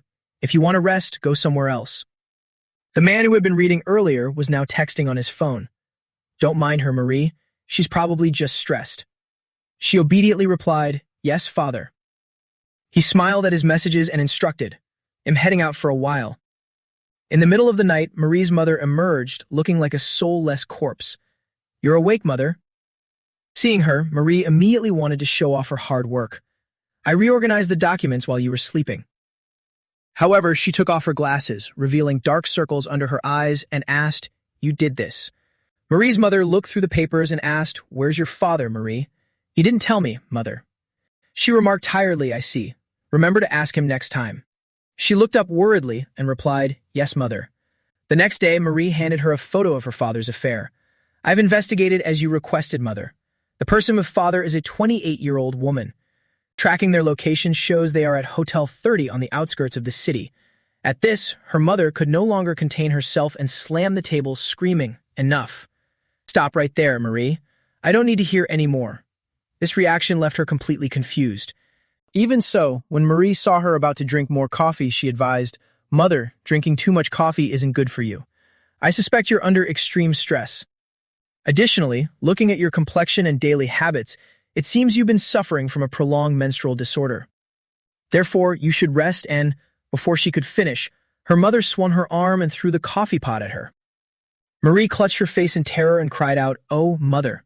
Not only did she feel no guilt, but she also raised her voice in criticism. You think you're the best and smartest. Jealousy had clouded her reason. Do you think I'm inferior to you? Ridiculous. No one can replace me. The atmosphere suddenly turned heavy. The coffee stains spreading across the floor seemed to mark the end of a peaceful family. Back at the orphanage, a gentle voice spoke, I see. The warden stood by the window, his back to Marie. But return goods, you say. That is quite awkward. She huddled there, clutching a cup of water, looking utterly pitiful. I'm sorry. However, the warden walked over and gently patted Marie's head. It's all right. There's no need to apologize. He sat down beside her and offered words of comfort. Marie, humans. They always feel uncomfortable when someone is better than them. So this is understandable. After all, you are the smartest child among all the good children of Dead Mansion. Marie's eyes filled with tears as she asked hesitantly, Me? The warden replied affirmatively. That's right, Marie. You don't need to be sad. A talent like yours shouldn't have been given away so easily. Therefore, from now on, use your talent for Dead Mansion. Do you understand, Marie? Because of that, an obsession took root in her back then. Back in the present, Marie spoke irritably as Cheyenne squeezed her face, and yet, here you are again, Sean. The warden. He was always so obsessed with someone like you. Hearing her nonsense, he grew extremely impatient. Hey, why are you talking about that? Who cares? Just hurry up and tell me the way to break it. Even as he pressed her, she bared her teeth and bit his hand hard. That's enough. Cheyenne raised his fist in anger. You. Do you still want to get hit? However, Marie used her leg to kick out forcefully, blocking his attack. Yeah. Thanks to that, I managed to catch my breath. Immediately after, she pushed off and slid backward while simultaneously sweeping her arm to repel Cheyenne. Damn it, were you stalling for time? Marie calmly reached up and untied her hair tie. Her disheveled hair flowed down, making her entire aura seem to change. No, it was more than that. She was completely different from before. Marie's eyes were filled with bloodlust, the small blade between her fingers glinting with a dangerous light. Now I'm getting serious. Then she immediately lunged forward to attack. Xian raised his hand to block, thinking, so fast. As if reading his mind, Marie exclaimed, Of course I'm fast. Hearing that, he asked in surprise, What? Just now. With a dark expression, she pressed close to him and sneered, Why so surprised? Then Marie swept Cheyenne's leg, making him fall. I can guess exactly what you're thinking. Seizing the chance, she raised her fist, a blade held between her fingers. Cheyenne simultaneously reached out and grabbed a book from the shelf. Just as she punched down, he managed to use it as a shield. Xian immediately flung the book aside, disarming the blade from Mary's hand at the same time. With her hair disheveled, she looked down at him with a twisted smile. My strength and speed are completely different now, aren't they? Right after, Marie pulled down an entire bookshelf to crush Xian. Fortunately, he quickly pushed himself back to escape. Have you never thought about it, Sean? She stepped onto the fallen bookshelf. Even though we've been trained since we were kids, how? Could we possibly face off against adults, even if you're just a middle schooler? And professional ones at that. Marie smiled and gestured. You feel it too, don't you? That feeling of something exploding inside. Xian looked at her in disbelief. What the hell are you talking about? Marie picked up a book and replied, still don't get it. He suddenly realized something. Before he could react, Marie lunged at him with incredible speed, swinging the book with her other hand. That legendary title, The Greatest or Whatever. Xian instinctively raised both arms to block, and the book slammed right into the open wound on his arm. You're still clinging to that, aren't you? Then she crouched low and struck the wound on Xian's side with the book. This is also part of the strategy. The pain hit him instantly, breaking him into a cold sweat as he gritted his teeth and cursed. Damn it.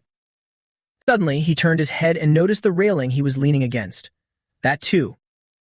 Marie continued her assault while speaking. Didn't expect that. Foolish. She used all of her strength to smash the book against Xian. It's over. Marie turned back with satisfaction. I am the greatest of Dead Mansion, Sean. Yet he stood tall, as if nothing had happened, even though the wound on his arm had split open again. The greatest? You? Xian's cold eyes, filled with bloodlust, looked down at Marie. What do you think you can achieve with those tricks, Marie? As soon as he finished speaking, his hand gripped the wooden railing behind him tightly. He suddenly exerted force and swung hard. The railing shattered instantly, sending Marie flying. Xian turned and punched a piece of glass, shattering it. In his mind, he recalled the teachings from his childhood. This martial art is designed to use weapons in both hands. A burly man with golden hair had told Xian, it's a dangerous technique that will surely kill the opponent. His hand was currently clutching a jagged piece of broken glass. His other hand held a piece of wood from the railing as he took a stance. Alexander's Kali Arnis. Immediately after, his eyes seemed to lose all reason as he swung the hand holding the glass shard. This time, even Marie couldn't believe her eyes. That's Alexander. In an instant, before she could even react, she was blown away, blood spraying into a vortex caught in the shockwave. Marie fell, unwilling to accept defeat. In her heart, she remembered the warden's gentle pat on the head. You must be the greatest. Marie crashed to the ground, her body covered in bleeding gashes. Xian stepped forward and pressed the sharp glass shard against her neck. He glared coldly at Marie. Finally, Xian sighed and cursed softly, damn it. Then he tossed the glass away and threw her over his shoulder. Just this once. Xian glanced at Marie and muttered in annoyance, if that release method is fake, I won't go easy on you next time. Even while unconscious, Marie continued to mutter, Warden. Warden. Meanwhile, at the Dead Mansion orphanage, the dark hallways were filled with the corpses of the monks from the institution. In a messy room, an arm with a crossed-out tattoo rested on the hilt of a sword. Behind him, the warden with a deep gash on his back knelt in a pool of bright red blood. The man tilted his head, revealing a twisted smile. Several men were standing on the rooftop. A bald man spoke up. This thing is about to collapse. The others weren't silent either. They started arguing. When do we get to act?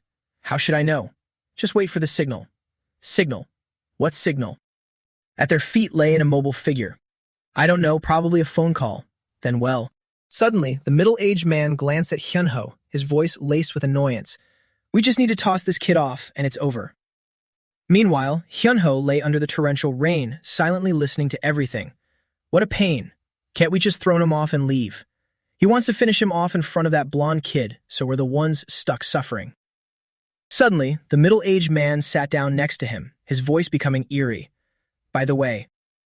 His words startled Hyunho, whose eyes widened in terror. You heard all of that, didn't you? Without letting him react, a man dragged him toward the railing, just lying there quietly eavesdropping. Huh? While we're working so hard. Hyunho could only weakly resist. Let me go. The man roughly threw Hyunho toward the barrier. At this point, Hyunho still didn't understand what was happening. I heard you fell from the 4th floor last time and didn't die, right? Hyunho's terrified eyes glanced down. But fear and horror will be etched into your mind, so don't be a nuisance this time. In the heavy rain, the man's stern voice echoed across the sky. Just die already. Familiar experiences rushed back in an instant. Suddenly, Hyunho's face darkened. and he hurriedly covered his mouth with his hand. But it was too late. Hyunho threw up right there on the rooftop. This sight startled the man, who cursed instinctively. Damn it. What the hell are you doing, you brat? His face grew even darker and more frightening. It's already raining like this, and you're making a mess too. Suddenly, the door opened, and Eugene walked in confidently. He took the initiative to speak. Excuse me, are you Hwang Hyunho? Without waiting for the men to reply, he answered himself, seems like I'm right. Oh boy. This scene left the middle-aged man confused. Who is this kid? He quickly got a blunt answer from Eugene. Just like the rumors say, a weak, useless loser with a pathetic face. Meanwhile, Hyunho was still weakly propping himself up on the ground. He stammered, What? Who are you, kid? Eugene didn't say much. He directly drew his weapon and spoke firmly, if I have to explain. An eerie smile appeared on his face. I'm going to be a regular at Hyunho's snack shop. The man angrily pointed his weapon at Eugene, thinking, this brat. However, before he could finish, Eugene slashed him several times. You're from Dead Mansion or whatever too, right? Eugene's sudden attack made the opponents drop their weapons, and they cried out in pain one after another. Only the bald man remained unscathed. He shouted in shock, What's this? How is a kid so fast? This also surprised Hyunho. What the hell is going on? He stared at Eugene standing confidently in the rain. How can there be a kid like that? Suddenly, the bald man scrambled to find his heat. He cursed instinctively, Damn it. Right, the gun. His actions caught Hyunho's eyes. A gun. They have guns too. Meanwhile, Eugene showed no fear.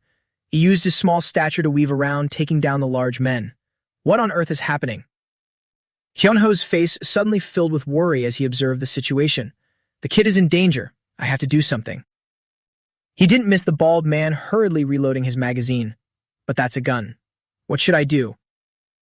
Even at this critical moment, Hyunho was still tormenting himself, thinking, a weak, useless loser with a pathetic face. Suddenly, his eyes filled with determination as he looked ahead with resentment. Pathetic. The bald man suddenly pointed his gun straight at Eugene, catching him off guard. This is it for you, kid. A bullet quickly pierced Eugene's right leg. This caused his steps to falter, and Eugene cried out in pain. What? Meanwhile, the bald man continued to aim at him with a fierce expression. Suddenly, Hyunho lunged from out of nowhere and slammed into the man, his voice firm. Who's pathetic now? Having no other option, he bit down hard on the man's ear. Hyunho's sudden action sent the bald man tumbling. He screamed in desperation. What the hell are you doing? Daring to point a gun at a kid. Ah, my ear, let go. Finally, he chose to point the gun at Hyunho's head, but even that couldn't make him let go. I'll kill you first. In the nick of time, Eugene rushed over and kicked the gun out of the bald man's hand. Hwang Hyunho, I take back what I said earlier. A satisfied smile gradually appeared on his face as he looked at Hyunho. You've got some guts after all. Down below, a car was parked. Inside the car, Marie was groaning in pain. Ugh. Suddenly, Rachel squatted in front of her, her voice sounding concerned but forced. You're awake, Marie? Good. It would have been a hassle if you died. Tied tightly to the seat and severely injured, Marie spoke sadly. Damn it, did I lose? Suddenly, she asked suspiciously, Where's Sean? Rachel quickly shared what she knew. I think he said he forgot something. Meanwhile, Shine was braving the danger, running alone through a quiet hallway with determination. A lame excuse. He's probably looking for that old lady and the kid. Suddenly, Rachel cut off her speculations and plunged a syringe into Marie's leg. Enough nonsense. It's my turn to ask. After preparing everything, Rachel spoke calmly. Don't be surprised. This is a truth serum. Of course, if you take a few more hits, you might die from shock. Suddenly, she grabbed Marie's hair tightly, making her grit her teeth in pain. Now, answer my question honestly. Rachel glared at her with cruel, cold-blooded eyes. What are you plotting, you damn brat? However, her actions only made Marie laugh. She replied with contempt, I don't even need truth serum to tell you that. I'm just planning to. The corners of her mouth curled up into a smirk. Destroy Dead Mansion, along with Noel. This statement made Rachel's eyes widen in shock. She stammered, Noel? Is Noel still alive? Seeing her so agitated, Marie continued to provoke her. You seem quite worried about him. He mentioned you scarred his forehead, and he had to leave before he could even apologize. Her face was now filled with pure triumph. That's right, the true legend of Dead Mansion that you've been hiding. Meanwhile, Rachel stood there, paralyzed with fear. Her expression grew dark. Noel is still alive, Rachel. Meanwhile, Cheyenne was running through the dark hallway with everything he had. Passing by a classroom, he suddenly wondered, is this Hyunho's classroom? Suddenly, he saw a familiar figure slumped over a desk. Cheyenne grew frantic and shouted, Auntie. Could it be? Meanwhile, the woman in the classroom reacted weakly, whispering, Hyunho. The response relieved Cheyenne. He quickly opened the door in a panic. Thank goodness, you don't seem to be hurt. Suddenly, he froze. The image of Hyunho's mother filled his mind, along with Rachel's pensive face. This caused Xion to fall into deep thought, standing motionless outside the classroom. Xion slowly lowered his head, filled with self-reproach. Suddenly, Eugene appeared and spoke first. Sean, you're here? You look like a total mess. His presence surprised Xion. He asked in shock, Wait, kid, are you hurt? His words faltered as Hyunho stepped down. Anywhere. Hyunho was so shocked to see Xion that he stammered, What? Park Xion, why are you here? Hearing this, Eugene quickly replied, The man I told you about, Sean, it's him. Xion looked confused for a moment. He gritted his teeth and looked at the two. You look like monkeys and act just as stupidly. Meanwhile, Eugene kept rambling, but he defeated the thugs who were trying to kidnap you too. This shocked Hyunho. He asked suspiciously, Park Xion, Sean, what on earth has he been doing? He walked past them with an air of indifference. What the hell are you talking about? Russian mercenaries? Dead Mansion? What does any of that have to do with me? Hyunho stood before Cheyenne and reproached him. In the end, I ended up like this just because I got involved with a punk like you. Meanwhile, Cheyenne could only bow his head in regret.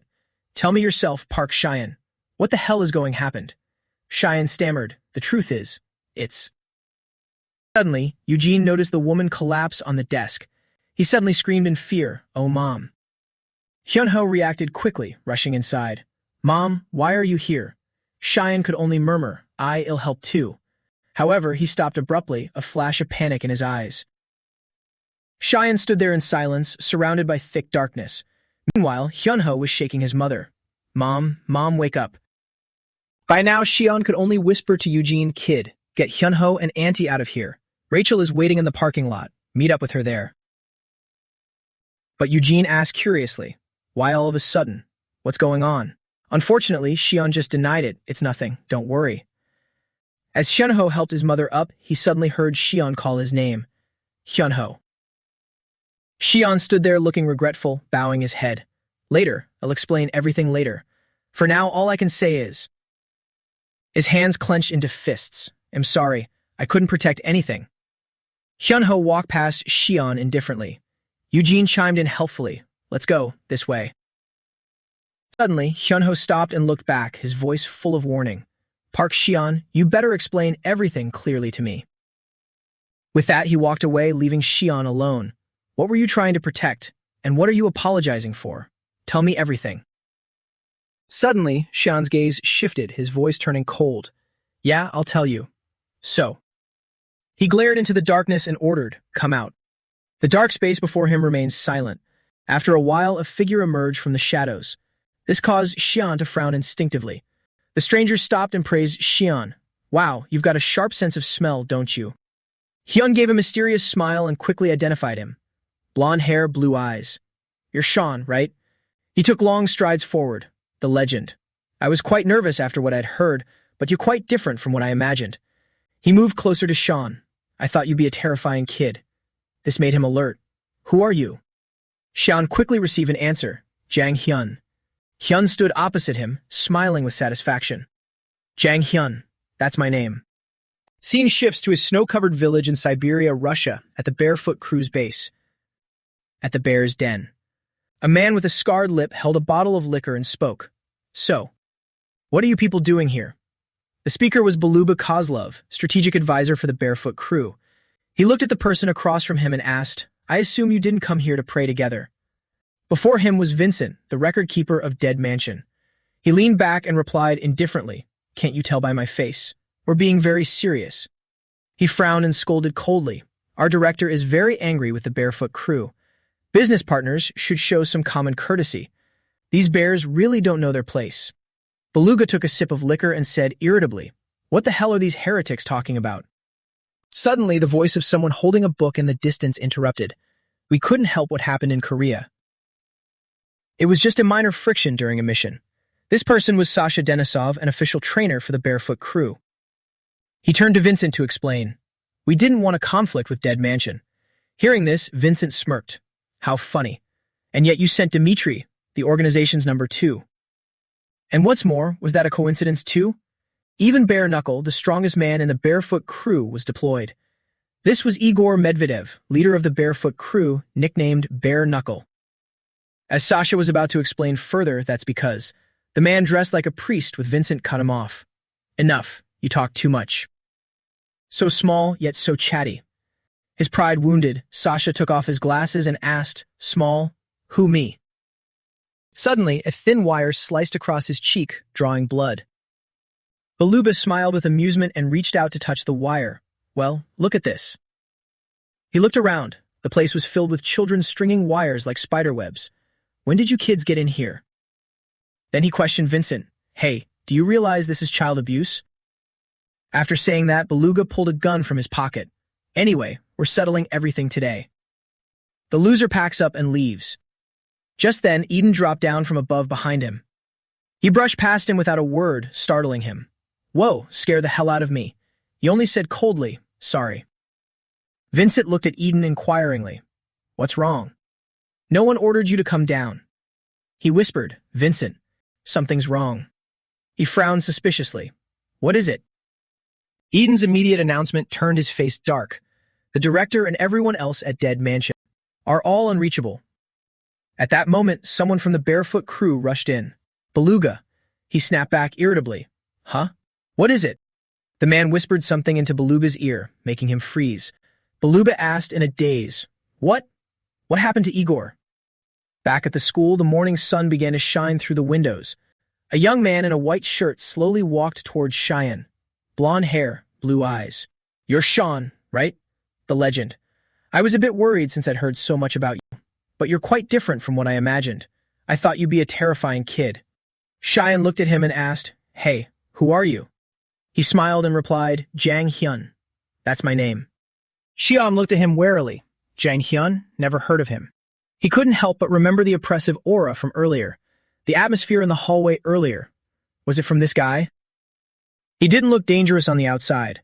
While he was assessing him, the man suddenly swung his leg and kicked toward him. A thunderous blow struck down from above Xian's head. Fortunately, he quickly blocked it with both hands. What the hell is this? It feels like being hit by a hammer.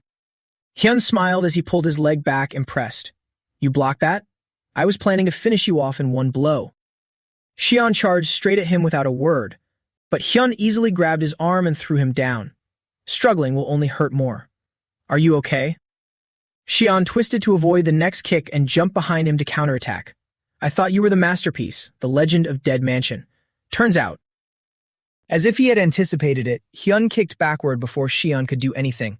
You're only this good. Xian once again gritted his teeth to hold his ground. Hyun continued with a sidekick.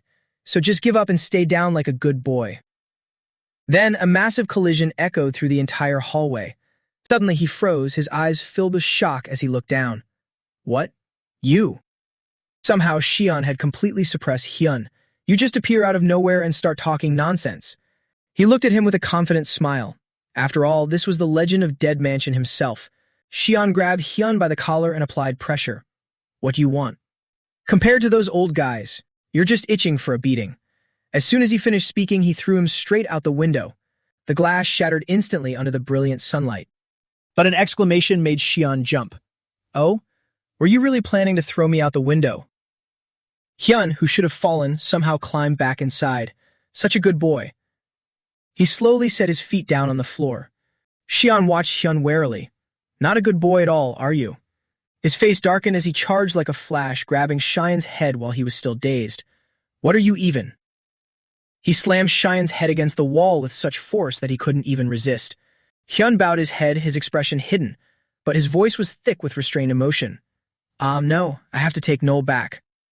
His face looked like a killer's who had to save his prey. I almost killed you just now, didn't I? Outside, rain began to fall on Rachel's car. Marie, her hair still gripped by Rachel, smirked provocatively. Don't be so tense, Rachel. If you cooperate, you can join us too. Furious, she pressed her gun to Marie's chin. Are you joking? Don't you see the situation you're in? Marie remained fearless. No, Rachel. You're the one who doesn't understand. Hell be here soon. Bare Knuckle, the leader of the Barefoot crew. Even you can't defeat Igor, the strongest of the Barefoot. Just as she was gloating, a voice came over the radio. Sorry, Igor isn't coming. Kaboom, blew up his private jet. Igor is probably at the bottom of the sea by now. Rachel froze when she heard that voice. The person on the other end continued, Sorry to disappoint you, Marie. She was in a total panic. Well, what? Rachel whispered to herself, that voice. It can't be. The other side recognized her and spoke up. Hello, Rachel. Long time no see. Have you been well? Noel sat leaning against the desk, speaking into the phone. I really wanted to come see you in person, but unfortunately I can't. I have a lot to do here. Rachel asked through gritted teeth, Noel, why are you using the warden's line? He replied nonchalantly, Why? Noel looked at the person kneeling with limp arms beside him, because I'm with the warden. Unfortunately, our warden is too busy to take the call. Hearing this, Marie stammered, What? What on earth, Noel? She screamed into the phone. I said the warden would be fine. But Noel replied with a hint of annoyance. About that, Marie. He smiled as if it were nothing. Sorry, I lied to you. My goal from the very beginning was to destroy Dead Mansion. So, of course, the warden has to disappear too. He even said words that made her tremble uncontrollably. Marie, it's all thanks to you. Really. Distracting everyone with the conflict against the Barefoot crew. It was an incredible plan. Truly worthy of a masterpiece of strategy. Thanks to that, most of the priests went to the Barefoot crew, and we could easily destroy Dead Mansion. Besides, the leaders of both organizations have lost contact. They're probably suspecting each other right about now. Just as he predicted, when Vincent and Beluga heard the news, they charged at each other. You damn heretics! You stinky bears! In the frozen lands of Russia. Vincent frowned and growled. You want to play until the end? The flames of conflict were about to ignite. Beluga didn't back down either. Fine, just try it. I'll send you all to meet God. But this was only the spark and the fuse. Russia's peak of power wouldn't allow this. Right then, a tall figure with brilliant blonde hair walked in. Stop, all of you. Have you already forgotten the instructions from the Alexander family? Vincent broke into a cold sweat, unable to speak. Beluga was also stunned, speaking in disbelief. What? I didn't expect you to show up in person. Alexander Sophia. He stood with arms crossed, looking at them coldly. You shouldn't have known about this. If you did this on purpose, you won't be spared. Now, since there are women present, everyone put down your weapons. This person was the war hero, Alexander Sophia. Sophia stood still with hands behind his back, watching Vincent and Beluga. He frowned and tilted his head, watching him in admiration. I can't believe Sophia actually came. Dead Mansion, you guys play so dirty that you called in the Alexanders. Vincent frowned in annoyance. I wish that were the case. Sophia stepped forward coldly. I am helping Dead Mansion, but being called in sounds a bit unpleasant. The heavy pressure immediately crushed the other two, freezing them in place. Eddie watched from afar, breaking into a cold sweat. Unbelievable. Those two can't even move. He looked at Sophia in admiration. This is Alexander. He sat down and immediately spoke. I didn't come here today to take anyone's side, but rather to warn you about the severity of the current situation. Sasha asked suspiciously, A warning? What do you mean? Sophia didn't rush to explain. This isn't just a simple matter between the Barefoot crew and Dead Mansion. He looked toward Vincent. He has finally appeared, the discarded masterpiece that Dead Mansion kept hidden. Then he spoke a name in Russian, Noel. Back at the school, Cheyenne, still being held, asked in confusion, Noel, who is he to go around kidnapping people? Hyun leaned in close and replied, If you want to know who he is, find out for yourself. I won't say anything more. My mission was only to bring you here. Hearing this, Cheyenne didn't wait for him to finish and bit down. I see. Hyun pulled his hand back in shock and shouted, Ugh, so gross. Did you really bite me? Cheyenne wasn't doing much better, constantly wiping his mouth. What is this? This isn't a bandage. Only then did he realize the thing in his hand was gone. Huh? Meanwhile, Cheyenne was still spitting. So gross. Why are you carrying around something so filthy? Seeing this, Hyun lost his temper and threw a punch. His fist grazed Cheyenne's shoulder as he growled, "Give it back. Give it here, you bastard." Cheyenne didn't care to keep it and threw it back. "What's wrong with you? Here, just take it." He rubbed the back of his neck and groaned, "My head." Just then, Hyun's phone rang. He irritably pulled out his phone to scold the caller, then froze. "Who is that guy? Noel?" Noel asked from the other end, "Well, is everything okay, Hyun ah?" He replied hesitantly, "Yeah, it's okay." Noel could tell just by his tone. "You lost your temper and started fighting again, didn't you? Don't do that. You have to help me so I can find that person for you. And if you kill Sean, it'll be very difficult for me." Hyun replied to this, "I'm sorry, Noel. But this guy is far from what you described. Setting aside his strength, he looks like a cheap thug with terrible fashion sense, especially that hair. It's hideous." Xian pouted in annoyance. "Why does everyone I meet lately call me ugly?" Noel asked as he walked down the stairs, "Is Sean that weak? That's strange, it shouldn't be like that. Could he be out picking parents again or something?" Hyun scratched his head and sighed. "Humph, you guys really are complicated." On the other end, Noel said, "Let's test him a little, Hyun ah." He complained but didn't refuse. "Humph, what a pain." "How?" Noel then asked, "Are Sean's parents there?" "Go there and kill that woman." Before the words even finished, Sean's fist was already in front of Hyun's face. He couldn't react in time and took a direct hit. The punch was so powerful it made him cough up blood. "What? What just happened? I didn't even see him move." Before he could react, Xian had already raised his leg. However, Hyun managed to tilt his head back just in time, narrowly avoiding it. The kick slammed into the floor, shattering the ground into a crater. Only then did Xian suddenly snap back to his senses. He rubbed his face and asked himself, "What? Just now? That was." Opposite him, Hyun knelt and picked up his phone. "Is this your true strength, Sean?" He picked up the phone and smiled. "Looks like you were right, Noel." The other side was also a bit startled. "Really? Truly?" Hyun touched the wound on his cheek with interest. "Sean, the legend of Dead Mansion. He's got some skill." Noel replied as if he'd expected it. "I told you. He'll definitely be useful for our plan." Just then, the sunlight made him realize something. Is it this late already? Noel also just remembered. It must be morning over there, right? Let's go.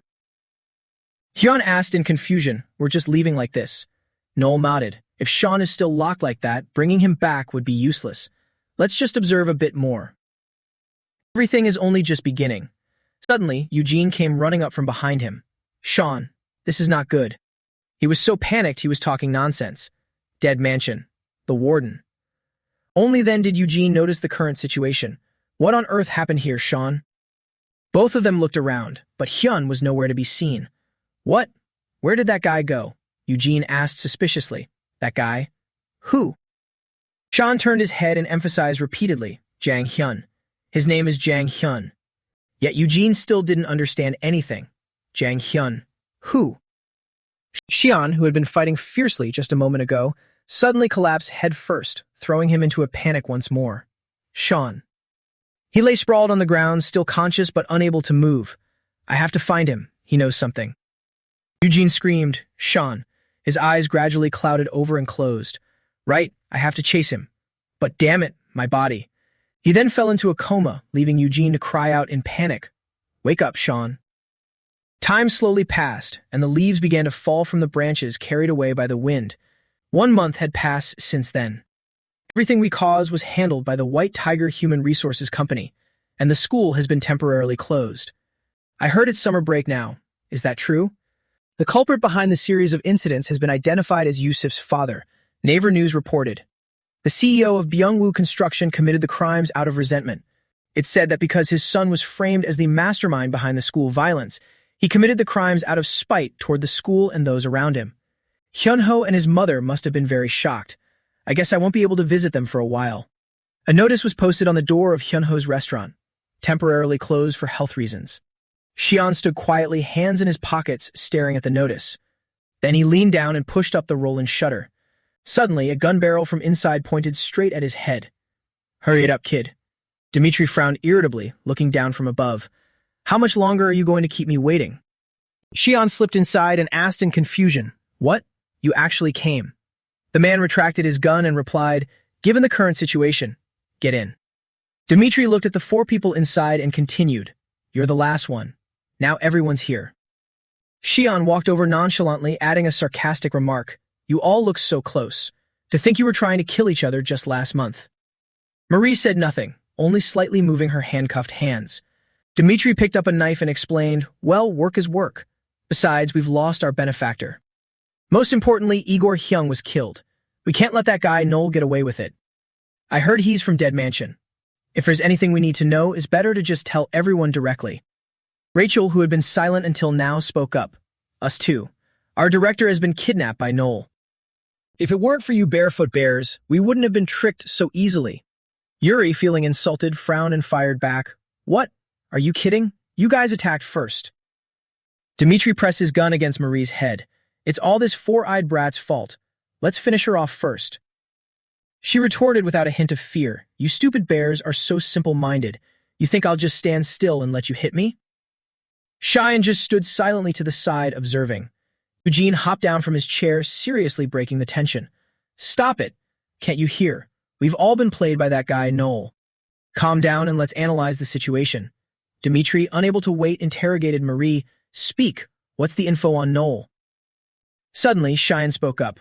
The leader of Dead Mansion has been kidnapped, and most of the orphanage's forces have been wiped out. The leader of Barefoot is missing. No, practically dead. Surely everyone here already knows who our real common enemy is. Dmitri looked at him and asked, So, what do you want to do, kid? Cheyenne replied in a low voice, I'm going to form a temporary organization. Rachel looked at him in confusion. Organization? Cheyenne explained, Like I said, we share an enemy. Let's form a temporary alliance. I think Korean kids call it a crew. Yuri asked irritably, Why should we cooperate with you? Meanwhile, Dmitri seemed quite interested. A crew, huh? Sounds interesting. What's the crew's name? Cheyenne scratched his head awkwardly. I haven't thought of one yet. Dmitri looked at him helplessly. Are you stupid? You need a name to unite people. Cheyenne thought for a moment. In that case, Barefoot and Dead Mansion. Taking the first letters, that makes B-A-D. Bad child. How about the bad kids? Xion reached out and pushed the rolling door all the way up, welcoming the sunlight. We bad kids have only one goal. Noel. We crush him. Dmitri chuckled in agreement, hands in his pockets. B-A-D, huh? Since Barefoot is the first letter, I like it. Yuri was incredibly surprised. Eh? Dmitri, are you serious? He patted Yuri's shoulder. Well, the name is decent, but there's one thing I'm a bit worried about. That kid has changed way too much in just 1 month. This is how it was, Rachel. She didn't respond, appearing lost in thought.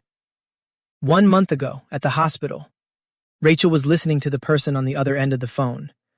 How is Sean's condition, Rachel? She looked at Xion lying unconscious in the hospital bed and replied, He's still resting. It seems he overexerted himself. Vincent heard this and said, That's a relief. That means we can bring Sean back without any issues. Just then, Eugene walked over carrying a stack of books. Vincent, where should I put these? He reached out and said, Give them here. For the rest, just tuck them into the living room bookshelf for now. Rachel cautiously asked from her end, What's the situation at Dead Mansion? Vincent looked at the book in his hand and replied, We returned immediately after receiving Sophia's warning, but the director has already vanished along with Noel. Hearing that, she couldn't help but curse. Damn it. Vincent continued, and there's one more thing. Noel took the good child ledger. Rachel's face immediately darkened. If he took the ledger, then doesn't that mean? Vincent immediately confirmed exactly. What the director feared has happened. Noel intends to personally reclaim the good children who were sold off. Noel turned his head toward the little girl kneeling on the ground and consoled her. Don't worry. We're not your enemies. I've come to save you. Come with us. Noel's words sounded like those of a savior, but the bodies scattered everywhere told a completely different story. Vincent walked as he talked on the phone. We're verifying the locations and status of the buyers recorded in the backup ledger. But we have too few people. We can't protect everyone. He glanced at the two people from opposing sides discussing intently. Even though we don't want to, we have to ask those bears for help because there are too many targets. Rachel added, it seems Noel is targeting them too. But even if he harms the buyers, the control over the good children wouldn't belong to Noel, right? Vincent agreed, yes, normally that's how it works. Rachel recalled her confrontation with Marie the other day, but Marie said this, we found a way to break the 3 principles. What if Noel has found a way too? The director has always feared children who ignore the 3 absolute principles. Saying this, she turned to look at Cheyenne on the bed. That's why when he found Sean, he checked to see if he was ignoring the 3 principles. Vincent agreed, yes, especially Sean. He rubbed his forehead anxiously. He still hasn't realized? Rachel confirmed, no, not yet. Vincent voiced his concern again. This is just my speculation, but Noel might contact Sean first. Therefore, we must bring Sean back first. We absolutely cannot let those two meet. Even though Cheyenne was currently lying unconscious in the hospital bed. Flashing back to the past, the sky was gloomy and rain blanketed the dead mansion orphanage. An elegantly dressed woman, shielded by a bodyguard's umbrella, was shouting loudly, "Get out of the car! Aren't you getting out?" The director stepped out from inside to inquire, "No, why at this hour? Do you know where you are?" She didn't answer but violently dragged a child out of the car. Seeing this, the director asked, "What do you mean by this?" She replied, "It's like this. I want you all to raise this child." He explained with a forced smile, "We are an orphanage, a place that takes in abandoned children. How can we do that when his mother is right here?" Xian's mother heartlessly threw him to the ground. "He'll pay whatever it takes. What I mean is, I want to leave him here. I can't raise this thing anymore. Whether you keep it or sell it is up to you." Xian bolted awake in his hospital bed. Once he regained his senses, he looked around and wondered, a hospital? What's going on? Memories from before he passed out flooded back. Right. It was like that. Suddenly, Xian's eyes widened and his pupils constricted. He remembered the words from Jang Hyun's phone. Are Sean's parents there? Go there and kill that woman. At that thought, Xian immediately knocked over the IV stand. He rushed out into the street in the middle of the night. Auntie. He arrived in front of Hyunho's apartment complex. Xian frantically pressed the elevator button repeatedly. But he could only curse helplessly. Damn it, why is the elevator broken too? Finally, Cheyenne had to use his battered body to climb the stairs. Please. However, when he reached the emergency exit, he saw a sword blocking the way. The sword had jammed the door, allowing a faint yellow light to seep into the stairwell. Cheyenne clenched his fists in doubt. What the hell? Suddenly, a voice spoke from behind him. You're finally here. Noel sat on the stairs, resting his chin on his hand as he looked at him. I've been waiting for you for a long time, Sean. I've missed you. Cheyenne turned his head back with a vigilant gaze. Who are you? His face contorted at those words. What? You don't remember me? Noel walked up with a friendly air and grabbed Cheyenne's hand. Hey, don't be like that. I've traveled all this way just to see you. Cheyenne was startled, thinking, so fast. How did he get here? Meanwhile, Noel continued to reproach him. Do you really not remember? I told you already, didn't I? I'm going to kill that woman. Only then did Xian realize who he was and swung his arm to brush him off. He immediately unleashed another kick. A voice on the phone asked, Is it you? Noel didn't deny it. That's right. I'm Noel Sean. He lightly raised his hand to block the kick. My, how dangerous. Are you still pretending to be a good child? With a flick of his hand, Noel tossed Xian's leg aside. Choosing your own parents again, I see. Xian frowned in confusion. What? Choosing? Parents? Noel didn't explain. Instead, he walked over and grabbed the hilt of the sword stuck in the door. I didn't expect this. Do you really remember nothing? He pulled it out and looked Cheyenne in the eye with a serious expression. Think back to the person you used to be. Cheyenne's pupils suddenly narrowed. Then he leaned his body to dodge Noel's slash. He rotated the sword downward and said coldly, From the very beginning, you were never a good child like us. As he spoke, he plunged the sword's tip down right next to Cheyenne's shoulder. With a look of utter shock, Cheyenne asked back, I am not a good child. In his mind, he remembered the day his mother abandoned him. I told you, whether you want to raise him or sell him, it's up to you. The warden stepped forward in confusion to help Cheyenne. I think there's a misunderstanding, ma'am, Suddenly, Cheyenne knelt on the ground and cried out, Did I do something wrong, mother? I told you, mother. That woman was always so talkative and annoying. Now she won't be bothering anyone anymore. Xian let out a cold smile. But I do feel a bit bad for their dog. It always loved wagging its tail whenever it saw me. With an expressionless face, Xian looked back. But now it can't bark anymore. Did I do a good job? The warden stood there, stunned, looking down at him. Xian's mother felt her skin crawl and pushed him away. Get away. You're not. Seeing this, the warden put his arm around Xian's shoulder and replied, yes. We will adopt this child. Xian followed the warden into the church. How strange. With a sorrowful expression, he wondered, I acted like a good child. I listened to my mother. Back then, Noel was also just a child praying when he saw him. Now he looked down coldly at Xian from above. How interesting. Even though you were never taught to obey parents like us, why do you pretend to be a good child? Still in shock, Xian repeated the question. I am not a good child. Noel confirmed, that's right. But if you keep choosing parents and pretending to be a good child, then I will keep snatching them away from you, Xian, until the day you finally give up. Hearing this, Xian looked at his reflection in Noel's polished blade. The image of his mother abandoning him replayed in his mind, the look of fear mixed with disgust on her face. Xian suddenly reached out and grabbed the blade. He used his other elbow to snap the sword in two. Immediately after, Xian thrust the broken tip toward Noel's eye. However, Noel pushed Xian's hand away while tilting his head to dodge. Yes, this is it. Looking at Xian's furious face, Noel spoke with satisfaction. You could never become a good child, Xian. This is who you truly are. Night fell over the dead mansion orphanage. Inside a room, a bright light was still shining through. Baluba grinned excitedly at what was before him. Found it. They really hid this well. He held up a bottle of wine, admiring it. These heretics sure know how to enjoy themselves. Oh, is this a vintage? Just then, Vincent walked in with his arms crossed, his voice dripping with sarcasm. You people are something else. Is thievery part of your profession too? He narrowed his eyes at Baluba in contempt. Strangers shouldn't have been let into the house. Baluba didn't hold back and retorted, since you let us in, you should treat us with proper hospitality. Vincent walked over to the table and asked, What is this? Baluba, holding the bottles, replied, The deployment map of the security forces assigned to your clients. Vincent questioned, Security forces. Beluga set the wine on the table. I heard that guy Noel is targeting your clients. Just those kids won't be enough. Our barefoot mercenaries are protecting them. Let that Noel fellow try and show up. Oh, and I've prioritized the important ones with more money. VIP management is the core of business, right? Hearing this, Vincent couldn't help but ponder. Beluba Kozlov, the strategic advisor of Barefoot. He sized up Beluba silently. He's no amateur. Meanwhile, Beluba was excitedly opening a bottle. Hey, don't act like you're doing me a favor by letting me drink these. This is a bargain.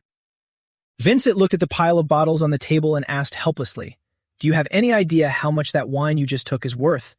If the warden finds out, Beluga replied, That's exactly why I'm drinking it. He then tempted Vincent. You probably never get a chance to drink this either, right? Well, shall I open it? Soon after, one bottle led to another. Corks lay scattered all over the table. Beluba raised his glass and exclaimed excitedly, The blood of Christ. Amazing. Now you're my accomplice. Meanwhile, Vincent sat with his head in his hands. Suddenly, Beluba asked a question that made Vincent look up, his face flushed from the alcohol. Oh, by the way, I have a question. What is it? Beluba asked calmly, Those kids of yours and those 3 principals, how exactly do you brainwash them? They follow orders so blindly. I almost want to buy one to be my little brother. Seeing Vincent staring at him without answering, he prodded again. A trade secret. I'm just curious. After a moment, Vincent finally spoke. Brainwashing? I suppose you could call it that. He looked at the red wine in his glass and explained, Most of the children who come here were abandoned by their families. They suffer from an intense sense of deprivation. We exploit that. You were abandoned because you weren't perfect. Therefore, you must become perfect, good children. A good child must prove their worth. A good child must excel above all others. Only then can you become a family as good children. Otherwise, you will be abandoned again. Beluga asked in disbelief, What? That's it. You can control them with just that. Vincent affirmed once more, the feeling of lack has an immense binding power. Beluga scoffed at the explanation. You people really are cruel. Was this the warden's idea? Vincent replied, a certain child gave him that idea. With the wine loosening his tongue, he continued, even though he wasn't a good child, he always yearned to be one. A child who would do anything just to be recognized by his parents. The warden created the system after seeing that child. The 3 absolute principles. Meanwhile, Noel was discussing this with Cheyenne. Yes, that's who you truly are, Sean. He tightened his grip on Cheyenne's wrist, which held the blade. You can never be a good child. Ignoring him, Cheyenne leaned back and kicked Noel square in the chin. He blocked it with his hand and sneered down at him. That hurt. It seems you've regained your strength. Cheyenne slowly stood up and repeated the words. I can't be a good child? Me? He remembered the memory of his mother discarding him. Get lost, you! You're not. Then came the memory of Hyunho's mother slapping him across the face. With tears in her eyes, she had coldly declared, Don't call me mother. Xian tightened his grip on the blade even more. With an unreadable expression, he admitted, Maybe you're right. It seems I'm not a good child. Noel replied happily, So you finally understand, Sean? But then Xian added, And that's why. Xian looked up with eyes full of madness and stubbornness. If I eliminate you, the one who wants to kill my mother, will I finally be a good child? Noel gave a helpless, forced laugh. Do you really want to be a good child that badly? A look of irritation crossed his face. That's exactly the problem, Sean. It's because of those actions of yours. Xian didn't care and immediately lunged forward. Noel quickly swung his sword to parry the blow. And that's why Dead Mansion has those 3 absolute principles. His voice was filled with resentment, and I began to be controlled because of you too. Cheyenne didn't answer. He squeezed the blade in his hand until blood spurted out. The crimson blood splattered directly onto Noel's face, distracting him. Seizing the opportunity, Cheyenne pounced to attack. Noel stepped back, wiping blood from his eye, and smirked, fighting dirty now. He then swung the broken sword, knocking the blade from Cheyenne's hand into the air.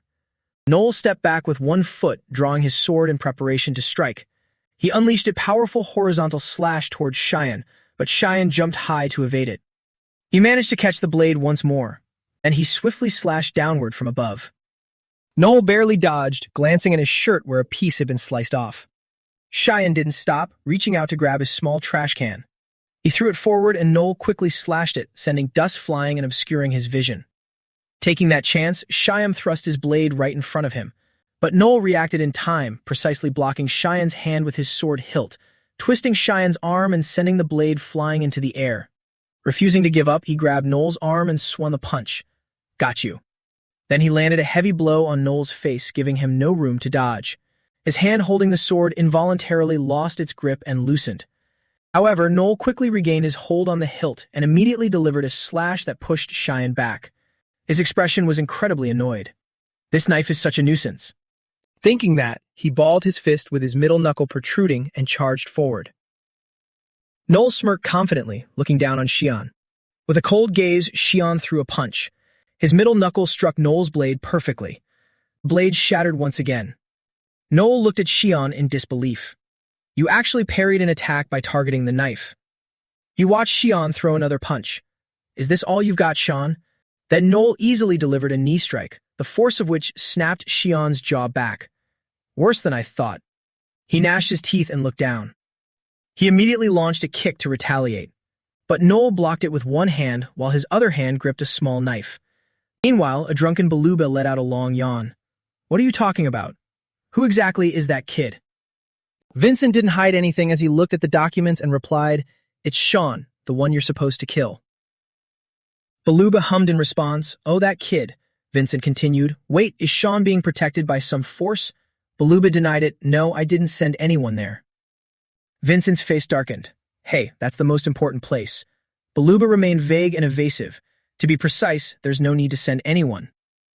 Right then, the lights suddenly flickered on in the room adjacent to where Cheyenne and Noel were fighting. Beluga was referring to the situation here. She had personally come to Korea. A large, rough hand pushed the door open, complaining, Too noisy. Alexander Sophia stepped out irritably, looking at them. Are you men playing children's games? As soon as Mole saw him, his face turned pale. Sophia. He slowly approached with his hands behind his back. You dare cause trouble everywhere, Noel? Then Sophia turned to Cheyenne and greeted him. Long time no see, kid Sean. But he looked at Cheyenne's ragged state and wondered, what's with this appearance? I locked you away. But Sophia didn't scold him. Instead, he reached out and patted Cheyenne's head. Let's talk about that later. As soon as he finished speaking, he looked aside with cold eyes. First, a heavy, crushing pressure immediately weighed down on Noel. Without another word, Sophia swung his arm and struck Noel in the stomach. Noel was sent flying dozens of meters like a rubber ball. After doing so, Sophia exclaimed, "Good heavens, such a child. So light." Cheyenne broke into a cold sweat seeing this. Noel, defeated so easily. Suddenly, Sophia noticed something. He looked down the hallway, which was now completely empty. Fast. It slipped away. Noel left nothing but a bloodstain on the windowsill. Sophia then turned and signaled to Xian. Enough. Catching him isn't my mission. He narrowed his eyes coldly at him. First, let's talk, my student. He reached out and placed a hand on Xian's shoulder. Unforgivable. Who gave you permission to be this weak? It seems I'll have to readjust you. His expression was terrifyingly sullen. Xian stared back at him, his eyes flashing with wariness and a hint of fear. Sophia's face turned sharp and cold, looking thoughtful as he said, perhaps a readjustment is necessary. He walked gently towards Xian and firmly gripped his shoulder. Sophia hoisted him onto his shoulder and said nonchalantly, well then, let's go, kid. Sean. Xian instinctively screamed, Sophia, wait! He suddenly stopped and spoke up. Oh, I forgot to tell you one thing. That old woman living in that house is no longer there. Carrying him on his shoulder, he slowly walked down the stairs, adding, the families of good children are all Noel's targets. You are no exception. Sophia's face suddenly became expressionless. He emphasized only one thing. Trust me, kid Sean. I will protect your parents in the name of Alexander. Xian's eyes were filled with sadness, yet he silently listened as Sophia continued. Anyway, you chose your own parents, so kid Sean, you don't need to worry. So just focus on your training. Let's start over with dead squats. Hearing this, he seemed to snap awake. Sophia asked quietly, you remember, right? Failure means death. Cut to 1 month later. A car was speeding along and a voice could be heard from inside.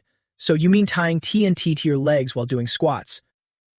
Cheyenne in the car smirked and asked, do you understand the current situation? If you lose your strength, it blows up instantly. It was Dmitri. He continued while driving, I thought that was just a Russian urban legend. I didn't think anyone actually did it. Alexander really is something else. Hearing this, Cheyenne clutched his head and screamed frantically, don't mention that name. Suddenly, Dmitri asked him, so Sean, how much have you improved? Cheyenne looked a bit blank and asked back, what? He glanced quickly at Cheyenne and continued, his strength. I heard you've been learning from Sophia.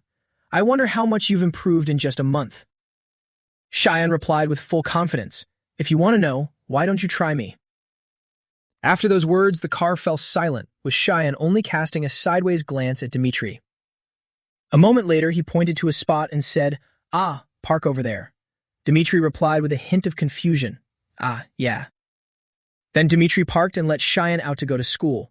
He gently grabbed his bag and got out, casually saying, well, I'm off. Dmitri hesitated for a moment and then spoke up softly, wait, Sean. Do you absolutely have to go to school? I heard they're targeting you. It's dangerous. Hearing this, Cheyenne hurriedly hugged his bag and asked softly, are you worried about me? You're giving me goosebumps. Dmitri responded in a panic. What? How? I mean, if anything happens, report it immediately. Don't be stupid and try to handle it alone. Also, if you see anyone suspicious, stay away. Xian just waved as he walked away, saying, yeah, I got it. Meanwhile, 2 students were whispering nearby, is that him? Park Xian, the class 2 bully who hangs out with Quan Yusuf. Seeing Dmitri drop Xian off, they wondered, is that his dad? He looks so young.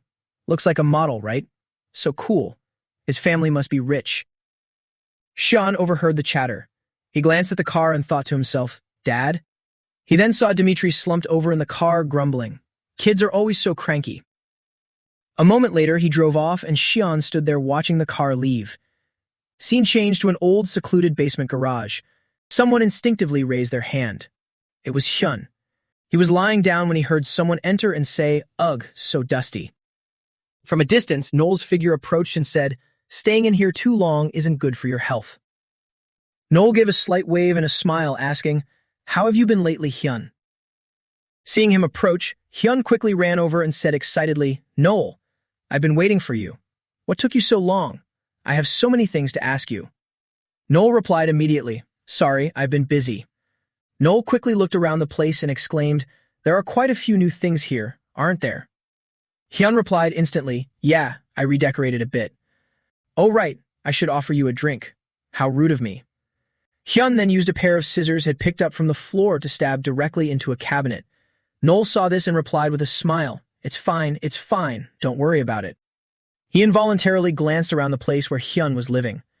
A moment later, Hyun happily pulled Noel's arm and said, "Here, drink this later. For now, sit here. This is a magic chair. If you sit here, you can only tell the truth. Magical, right? Now, since you're sitting, you must answer my questions truthfully, okay?" Hearing Hyun's liveliness, Noel smiled and replied, "You're so talkative today, Hyun. Are you happy?" He suddenly glared and replied, "No, not happy at all. That's why you have to answer my questions honestly. You promised me you find that person for me. Are you really looking? It's taking too long." Noel quickly answered, "Of course in searching everywhere, but we have something more important to do. Bring Sean back. Only when he's back can I fulfill my promise to you." Hearing this difficult condition, Hyun sighed and replied, "I don't see how that kid Sean has anything to do with finding that person." He then shot a glare at Noel and said, "I told you, this is the truth chair, Noel. If you lie, it'll kill you." Noel answered with a sincere look, "It's the truth. I'm not lying, Hyun. Trust me." As soon as the words left his mouth, Noel thought to himself, "Jang Hyun. I thought he was just some strong guy with a screw loose. But he's sharper than I thought. This is getting a bit troublesome, seriously." Just then, Hyun spoke up to remind him, "If you want to choose someone, you better think carefully." Noel forced a laugh and gave Hyun a playful nudge, saying, "Really, don't scare me like that. I know, I'll do my best to find them." "Oh right, I came here to tell you this. Hyun, do you want to go somewhere interesting?" He asked back a bit blankly, "Somewhere interesting?" Scene changed to the classroom. Xian slowly walked into the classroom with his bag over his shoulder. When they saw him enter the classroom, two students started whispering, "What? Wasn't he suspended? Haven't you heard? Those photos from before were all fake. Part Xian photoshopped them himself just to show off." Xian heard all their whispers. He let out a weary sigh and thought to himself, "Yeah, it was all a setup." The scene shifts to a cramped, dark space. Marie stares intently at her phone and says, "His suspension will probably be lifted anyway. After all, he did threaten the principal." Xian pulls out a photo and asks, "Threaten him with these? I almost threw up. If you're going to stage something, at least put some effort into it." She looks at it and shakes her head. "Those aren't photoshopped." Everything that just happened was his flashback. Xian's face turned pale as he held his head and groaned. "Ugh, how gross. Get out of my head." Just then, someone approached him and said softly, "It's been a while, Xian." He looked up to see a group of classmates approaching. The leader continued, "Have you been doing well lately?" Xian just lazily replied, "Oh right, you're a fake, aren't you? That must be it." Suddenly, the guy leaned in close to his face and calmly ordered, "Let's go. Follow me." The scene shifts to a deserted area. The classmates shouted in shock, "Good grief, I can't believe it. You actually know gangsters. You dare play games with us using just those photos. Hey, Park Cheyenne." He looked around cautiously and asked, "Is there no one else here?" The guy suddenly lunged at Cheyenne with a punch and asked, "Why would there be anyone else?" Xian casually moved his hand toward the guy's chin and gave it a playful little flick. The guy's head snapped back from that effortless flick of his finger.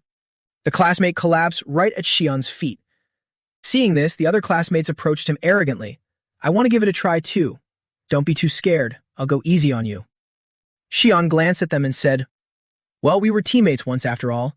He then recalled Sophia's words. He had once told him, "Your problem is your obsession, Sean. You're obsessed with the idea that the three principles control you." Xian nodded and replied, "I understand that, but my body doesn't fully cooperate." Hearing this, Sophia walked over and continued, "You idiot, Sean. Then we have no choice but to use another method." He looked confused and asked, "Another method?" He then began to instruct him. "If you can only use a third of your power because of the three principles, then you just need to increase your total power output. Back in the present, one of his classmates had already been easily taken down by him. Seeing things weren't going well, another one said in disbelief, "What? Are you kidding me?" He quickly grabbed a mop that was leaning against the fence. Holding it in his hands, the classmate yelled furiously, "Damn it! Come here! Come here!" He ground his teeth in rage and mocked him. "What do you think you can even do?" However, Cheyenne easily dodged his attack. Taking the opportunity, he delivered a kick that shattered the mop into several pieces. This left the classmate stunned. He never expected Cheyenne to possess such terrifying strength. Cheyenne landed softly after his encounter with the classmate. As he walked away, he turned his head and said calmly, "Time's up. Let's get back to class." Leaving the three classmates behind, Cheyenne walked off leisurely and said, "I'm heading out first." The scene shifts to the school corridor, which had suddenly become unusually quiet. Cheyenne sat in his seat, staring thoughtfully at his hands. He thought, training with Sophia really did pay off. Thinking back to the fight, he felt a spark of excitement. I still can't control it all, but even just a fraction of this power is incredible. Just then, a student walking down the hall asked, "Is this class 2-1? Before the other student could react, he saw Cheyenne inside, push past, and said, "Ah, there he is. Excuse me, let me through." Meanwhile, Cheyenne was still fixated on his veiny hands, thinking, if I could use my full strength, I could even take on Noel and Jang Hyun. Just as he finished that thought, an arrogant foot was placed on his head, and a voice said, "It's been a while, Sean." With that, the boy kicked Cheyenne with all his might. Then he remarked with surprise, "You look so different. Has your strength increased?" Hearing this, Cheyenne didn't show any fear or feel inferior to his opponent. Standing before him was Hyun, who still had his leg raised arrogantly. Or perhaps, "You've graduated from playing the good child game." Seeing Hyun's arrival, Cheyenne wasn't afraid. Instead, he coolly said, "I'll be the bait. If in the target, it'll be easier. Just tell them to come find me. By the way, where are you going?" "What's with that outfit?" Rachel just picked up her lipstick and replied, "You want to be bait. I can't just stand by and watch. We'll be lying in wait nearby. You're a valuable property of Dead Mansion. We have to protect you at all costs. But before that, I have one question. Who is your target in this operation?" Cheyenne answered confused, "My target? To deal with Noel, of course." Hearing his answer, Rachel advised him, "That's not it, Sean. You know it too. You're different from the children controlled by the three principals. There's no one left to order or control you. So why do you want to face Noel? Are you still under the delusion that that old woman is your mother?" When Rachel asked this, Cheyenne tried to change the subject. He picked up his bag to leave and said, "I don't know." She quickly cut him off. "Don't dodge the question, Sean." He fell silent for a moment, then spoke up. "I really don't know. From the start, regarding what you guys said, I have no memory of being abandoned. Even the fight with Noel, I only remember it vaguely. My mind and body were in so much pain then." Hearing Cheyenne's confession, Rachel wondered to herself, "He doesn't remember? Does that mean Sean hasn't used his power? So even if you say I'm no longer bound by the three principles, my power hasn't fully manifested yet." She replied flatly, "Then there's even less reason for you to take risks. Why bother doing this?" He answered thoughtfully, "You're right. I'm not their family. And I'm certainly not their friend. But if I can truly make a choice without being bound by any principles, if anyone dares to touch that family, I'll crush them. That's my choice, not an order or a principle." The scene shifts back to the present in the classroom. He kicked him, sending him flying. Cheyenne thought for a moment, "That's why I'll be the bait. Just come and try to tear me apart. In this hunt, I'll be the one taking the lead." The three classmates were now limping away. As the first one was walking, a wooden plank slammed into his face. Hyun had knocked Xion into a wall, and that wall collapsed onto the passing classmates. He quickly blocked Hyun's foot as he was about to strike again. Xion then sprang up and shoved him, sending him flying back. Hyun crashed into a nearby glass door, which shattered instantly. He sat amidst the glass, looking at Xion with admiration. "You really have gotten stronger." Then he lunged forward with a series of kicks, making Xion cry out in alarm. "I haven't even started yet." Xion glanced around and thought, "Too many people are watching. I need to change locations." Hyun brought his fist close to him and asked irritably, "Hey, where do you think you're looking?" Xion saw the attack coming and blurted out in panic, like this. Suddenly, as if by fate, he grabbed Hyun's hand and flipped him, making him roll away in shock. Hyun recognized the technique and thought in horror, "This is my uncle's technique." Before you could finish the thought, Xian kicked him squarely, sending him flying. He luckily managed to brace himself with his strong hands to stop his momentum. Suddenly, Hyun heard Xian say deviously, "Good, good, you took the bait." From a distance, he pulled the door shut and locked it carefully. I expected someone to challenge me if I came to school, but I didn't think it would be on my very first day. Out in the hallway, classmates were busy cleaning up the aftermath. Students from other classes walked by whispering, "Did you see that? Someone was fighting just now." Things were flying everywhere. Rachel suddenly appeared and asked, "What's going on? Why are you all gathered here?" A girl reported frantically, "It looks like Park Shan was fighting someone. He did something and then ran into the restroom." Hearing this, she quickly dispersed the students. "Let me take a look. Everyone, go back to class." The scene shifts to Hyun and Cheyenne. Hyun approached him and said proudly, "You're quite different from last time." Then he lunged into an attack, adding, "So I don't need to hold back anymore, right?" Cheyenne suddenly countered and asked, "Go easy on you."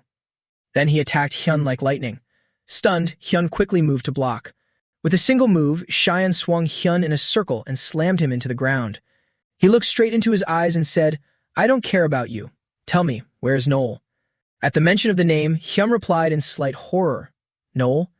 Taking advantage of Cheyenne letting his guard down, he immediately swung his leg and delivered a painful kick. He growled back, "You still want to fight?" Hyun lunged forward instantly and said, "Actually, Noel gave me an order." He spoke while parrying his strike. Then Hyun slipped behind Cheyenne's back. He kicked him hard, sending him crashing into a nearby wall. Hyun shouted fiercely, "I must keep you alive. But if you keep this up, I won't have a choice either. So just come with me quietly. Let me take you back." As he spoke, he chuckled to himself, thinking, "And I'll find that person too." While Hyun was lost in his thoughts and goals, Cheyenne grabbed a nearby shovel to attack and said, "I don't plan on killing you, you know." He slowly stood up and asked, "What about the others?" Hyun flippantly replied, "Who knows?" and thought to himself, "What the heck?" A sudden change in attitude. Suddenly, Cheyenne lunged at Hyun with the shovel. He carefully dodged Cheyenne's attack. Seeing Hyun dodge, he immediately followed up with another strike. A single swing of the shovel caused serious damage to the floor. Hyun's foot hit the wall, giving him just enough leverage to launch a counterattack. Hyun put all his strength into a painful punch right to Cheyenne's face. That single punch left him completely dazed.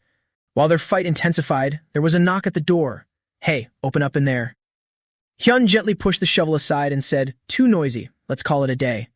Cheyenne refused to stop, striking his back and shouting, "You think you can escape?"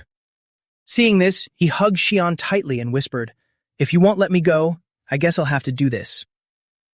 Hyun threw him over his shoulder and charged straight for the nearby window. Xian panicked, realizing he intended to dive out the window. In an instant, Hyun and Xian leaped together out of that window. He even asked mockingly, "So falling from here is going to hurt, isn't it?" Suddenly, Xian recalled a moment from his past. He sighed softly and muttered, "It'll hurt. You're right about that." Xian quickly gripped the shovel in his hand. He slammed it into the wall with all his might. Gravity and intense friction left a long, deep gouge down the wall. A moment later, both he and Hyun hit the ground in a rough landing. The two slowly sat up after that terrifying drop. He walked toward Hyun, his face radiating murderous intent. Still mocking him, he glanced at the wound on his leg and laughed indifferently. "Just try me." Suddenly, someone ran over and shouted, "Hey, you two." Good heavens, what happened? Are you okay? Hyun slowly stood up and shook his head. I'm fine." Shine's head felt like it was splitting. Damn it, just like before. A physical backlash. On the other side, he joked, "They're new, but if I stitch them up." Rachel sighed wearily. "Is now the time to worry about clothes? Stay still, you're hurt." He thought in confusion, "Wait, it's not the clothes? Why? Is she actually worried about me?" With that, she injected something into Hyun's wrist. He joked back, "I'm fine." Then Hyun asked curiously, "Huh, what's this?" Rachel replied bluntly, "A sedative." Feeling dizzy, he asked dizzily, "A sedative? Why?" Immediately after, Hyun fell into a strange, deep sleep. She gave a slight smile and whispered, "Sleep tight. I have so much to ask you." That's one down. Caught you, Jang Hyun.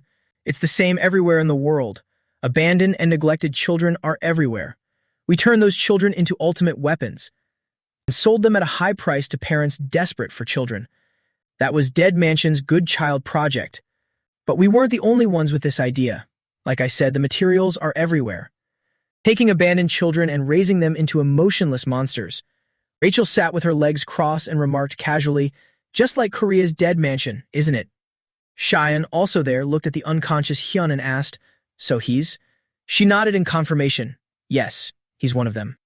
He glanced at him and whispered, Jang Hyun. Korea's Dead Mansion? Rachel stood up and said gently, I'll handle the rest. You go on back. Interrogation is my specialty. Xian froze for a moment. Interrogation? Back where? She answered nonchalantly, back to class, of course. She quickly pushed him away, saying, You said you wanted to go to school. Xian replied, flustered, Fine, and going. Just don't go too far with him. Rachel quietly locked the door. She walked over and looked silently at Hyun lying motionless on the bed. In his haze, he sensed something, and his glassy eyes flickered open. Locks of hair began to fall onto the floor. A burly figure stood there cutting hair, saying, Stay still or I'll put a hole in your head. He continued, A man has to be handsome. If you're ugly, no one will buy you. Young Hyun asked innocently, Then can I have a hairstyle like yours, Mr. Woodworker? I think it looks cool. He replied gently, Oh, our Hyun has good taste. He'll have to add a note to the certificate. Artistic talent. That'll add another 200 to the price next time. Suddenly, his tone softened. But you can't have this hairstyle, Hyun. He asked confusedly, Why? If I'm more handsome, won't I sell for more? He placed a hand on his shoulder and instructed, You are Jang Hyun, not me. Everything about you must belong to Jang Hyun. Jang Hyun is handsome, so you must be handsome. Jang Hyun is strong, so you must be strong.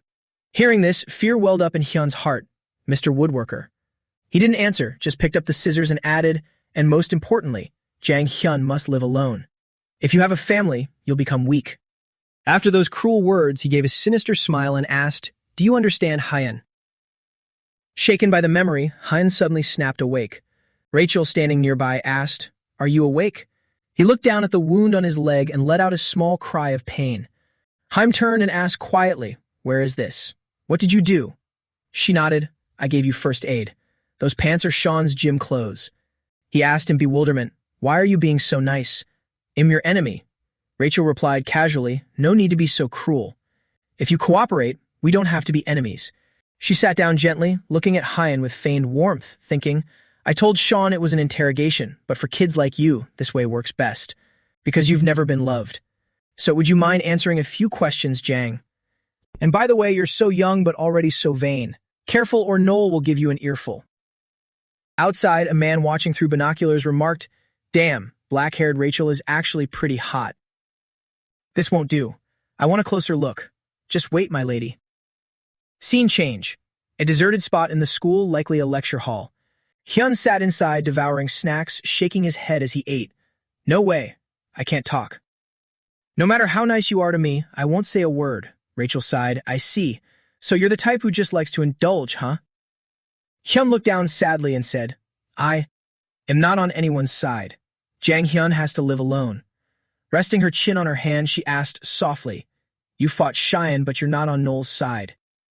He took a bite of a snack and continued, I'm only cooperating with him for my own goals. If I get information from Noel, I can find that person. Rachel turned and asked, Noel's information? He's just a kid. Are you sure you weren't tricked? Hyun immediately snapped, shouting, Noel's info is real. He has eyes and ears everywhere. He even found me when I was hiding from the real woodworker. She pushed further. Who is the real woodworker? Why were you hiding? She smirked internally, thinking, such a child. He gets heated the moment he's challenged. Angrily, Hyun began to vent. The real woodworker taught me so many weird things. Do you have any idea how much I suffered?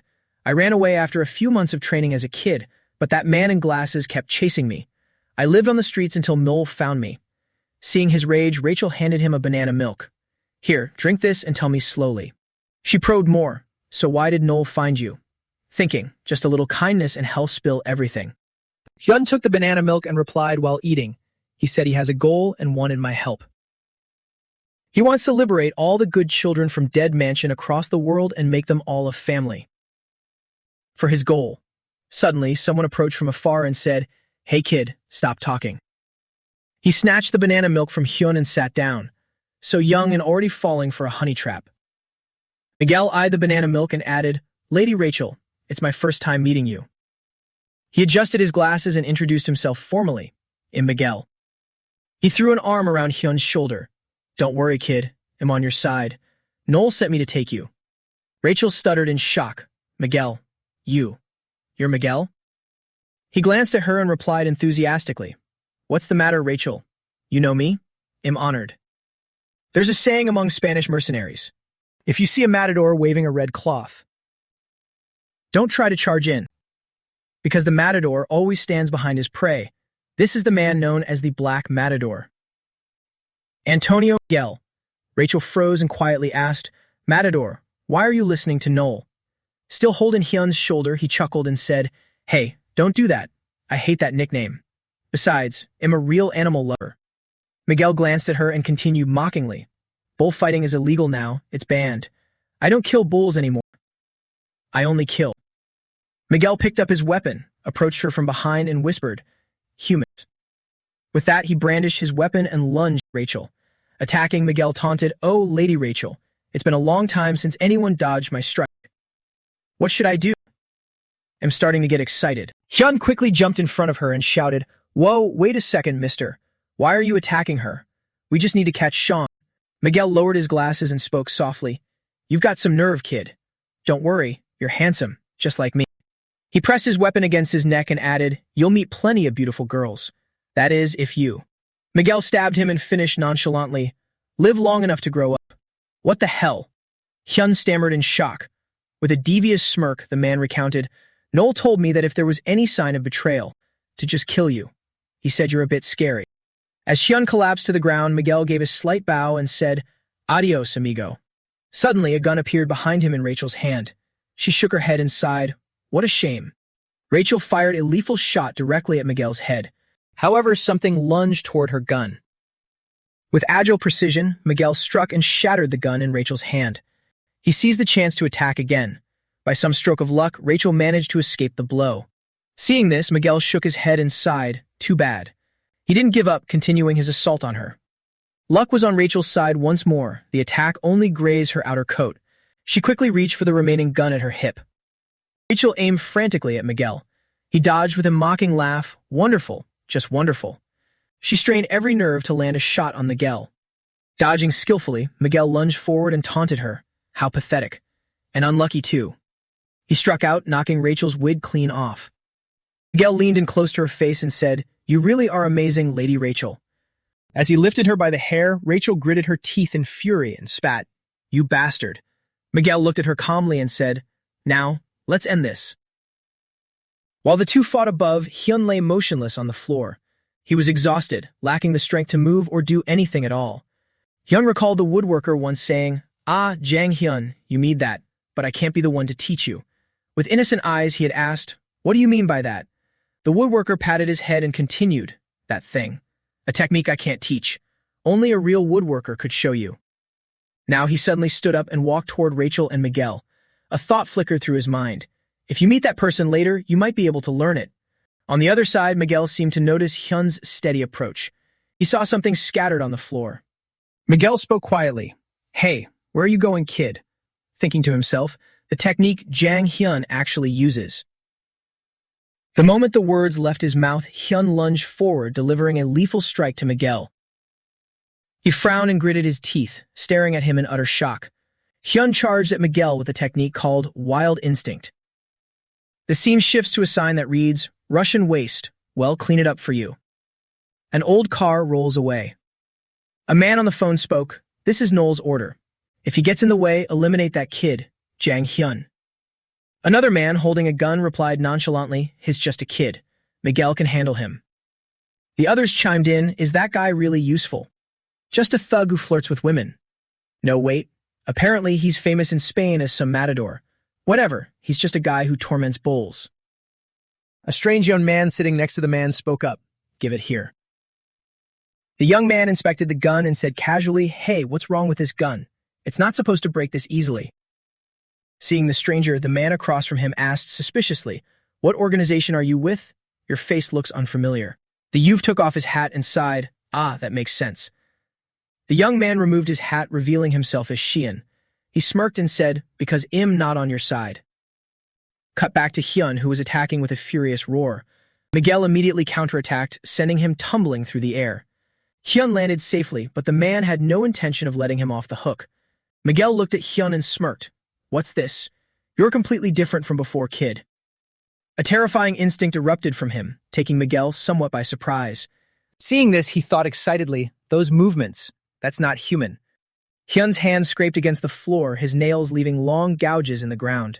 Seeing his current state, Miguel marveled to himself. He's a wild beast. He casually brushed the dust off his coat and spoke aloud. "A wild beast, huh?" Miguel quickly pulled out a red cloth and added, "Well then, I can't afford to lose either." Watching from above, Rachel asked in surprise, "A red cloth?" He glanced up and replied mockingly, "Lady Rachel, it's a bit late to say this, but stay right where you are." Miguel lunged at Hyun and continued, "This is a battle of honor between a man and a beast." Hyun's feet braced for impact as he prepared to spring forward. Miguel still chuckled, challenging him, "Come on." Without hesitation, Hyun charged straight at him. Miguel casually raised the red cloth with a sinister grin. Not only was he undeterred, but Hyun also reached out and tore the red cloth to shreds. With a sharp gaze, Hyun lunged forward, fueled by pure, unbridled rage. He quickly grabbed the torn cloth and threw it aside. Miguel then lunged and grabbed Hyun firmly by the shoulder. He appeared behind him, a long iron rod in his hand. Then Miguel mercilessly slammed Hyun onto the ground. With the iron rod pressed against the back of his neck, Hyun's face showed a flicker of fear. Taking advantage of Miguel's opening, Hyun kicked out and sent him flying. Miguel just chuckled and praised him. "That's it. Exactly like that." With a cold stare, Hyun slowly looked up at Miguel. He quickly brandished the iron rod and attacked him once more. Hyun saw Miguel approaching, his face twisted in his sinister, cold-blooded grin. He attacked Hyun with practiced agility as a voice rang out, "Banderillero." Rachel watched the whole thing, wondering in shock, is Miguel really this strong? Holding the iron rod, Miguel approached Hyun and said softly, "I'm a matador, kid." And just like that, Hyun took a devastating blow from him. Miguel took a few hits from Hyun too, but he was unfazed, saying, "The bloodier the beast before me, the more I want to show off how cool I am." He continued to take painful, jarring blows to the back from Miguel. Hyun was now surrounded by iron rods. Miguel seized the opportunity and lunged. He charged into attack, shouting, "Adios, amigo." The iron rod in Miguel's hand pierced straight through the other rods. Hyun quickly yanked up several rods and charged back at him with decisive speed. Miguel saw Hyun's cold face as he charged frantically toward him. He delivered a devastating kick directly to Miguel's chin. Struck by the kick, blood sprayed from his mouth as Miguel let out a cry of pain. Then Miguel tumbled to the ground, his mouth still muttering, "This monster. It's not over. I can still fight." He glanced toward Hyun and suddenly felt a chill. He recalled the past. "I am a matador who swings a red cloth. I have tamed countless beasts and grant them death. But that thing isn't something a human can tame. It's no mere beast." Miguel looked at Hyun and remarked with a shiver, "It's a monster." He still stood there arrogantly with the iron bar in his hand and said, "All right, don't get too full of yourself." Then Miguel glanced to his left and spotted something interesting. He immediately swung his arm and threw the iron bar and a nearby fire extinguisher. In an instant, white smoke and dust obscured Hyun's vision. Rachel stood above, witnessing the entire scene. She frowned, her face set with determination. Miguel quickly slipped away and cursed, "Damn it, I didn't expect to run into something like this in Korea." Suddenly, a figure loomed behind that door. Miguel hurried to a nearby car and said, "If they can't be tamed, then they must be hunted." He pulled the door open and suddenly screamed, "Damn it, we need to change the plan, they're monsters. Use TNT to blow all those brats sky high." "Huh?" Just then, Xian grabbed Miguel by the hair before he could react, leaving him to only ask, "Who are you?" He slammed Miguel's head down and replied, "You talk a big game, old man. Threatening to blow up kids. Don't you know this is a school zone?" "Well, it's just as well. I have plenty of questions for you too." He calmly pointed at the unconscious men in the car and said, "Those guys don't know a thing." With that, Miguel struggled desperately inside the old white car. Meanwhile, Hyun quietly picked up a blood-stained bandage from the floor. He sadly confessed to Rachel, "I think you were right, Nuna." Hyun continued sorrowfully. I must have been tricked by Noel. As soon as he said those words, his whole body began to sway. Rachel quickly rushed over to support the weakened Hyun. Supporting him, she remarked softly, "You're truly reckless to push yourself with those injuries. They must hurt a lot." Rachel chuckled and added, "You should at least show some respect to the one who's treating you." She quietly led Hyun away, saying, "Let's go, kid. I'll patch you up," but he shook his head and replied, "There's no need." Even as he drifted into unconsciousness, Hyun muttered dizzily, "Jang Hyun must live alone." Just then, a tall, muscular man was on the phone. A voice from the other end said, "Eden. Here is your next order." Eden received the command through the phone. "Eliminate it." He swiftly approached, aiming his gun directly at Rachel. Without hesitation, Eden pulled the trigger and fired. Hyun, watching from the side, was so stunned that he jolted awake despite his exhaustion. And just like that, Rachel was easily struck down by Eden. Seeing this, Hyun cried out in a panic, "Nuna." His loud shout immediately strained his abdominal wound, causing him to grimace and grit his teeth in pain. Eden stood there nonchalantly checking his phone, giving only an indifferent glance when he heard the noise. Suddenly, Rachel launched a furious counterattack and screamed, "You bastard! How dare you shoot someone in the head?" Eden looked at her calmly and replied, "Huh? It only grazed you. What a pity." He spoke as he turned around and asked, "By the way." Seeing Cheyenne charging toward him, Eden asked, "Who are you?" Before he could get an answer, Cheyenne slammed his head down. Eden quickly brought his nailed gun up, aiming it right at the center of Cheyenne's head. Recognizing his face, Eden remarked, "Ah, it's you, the junior known as the Legend of Dead Mansion."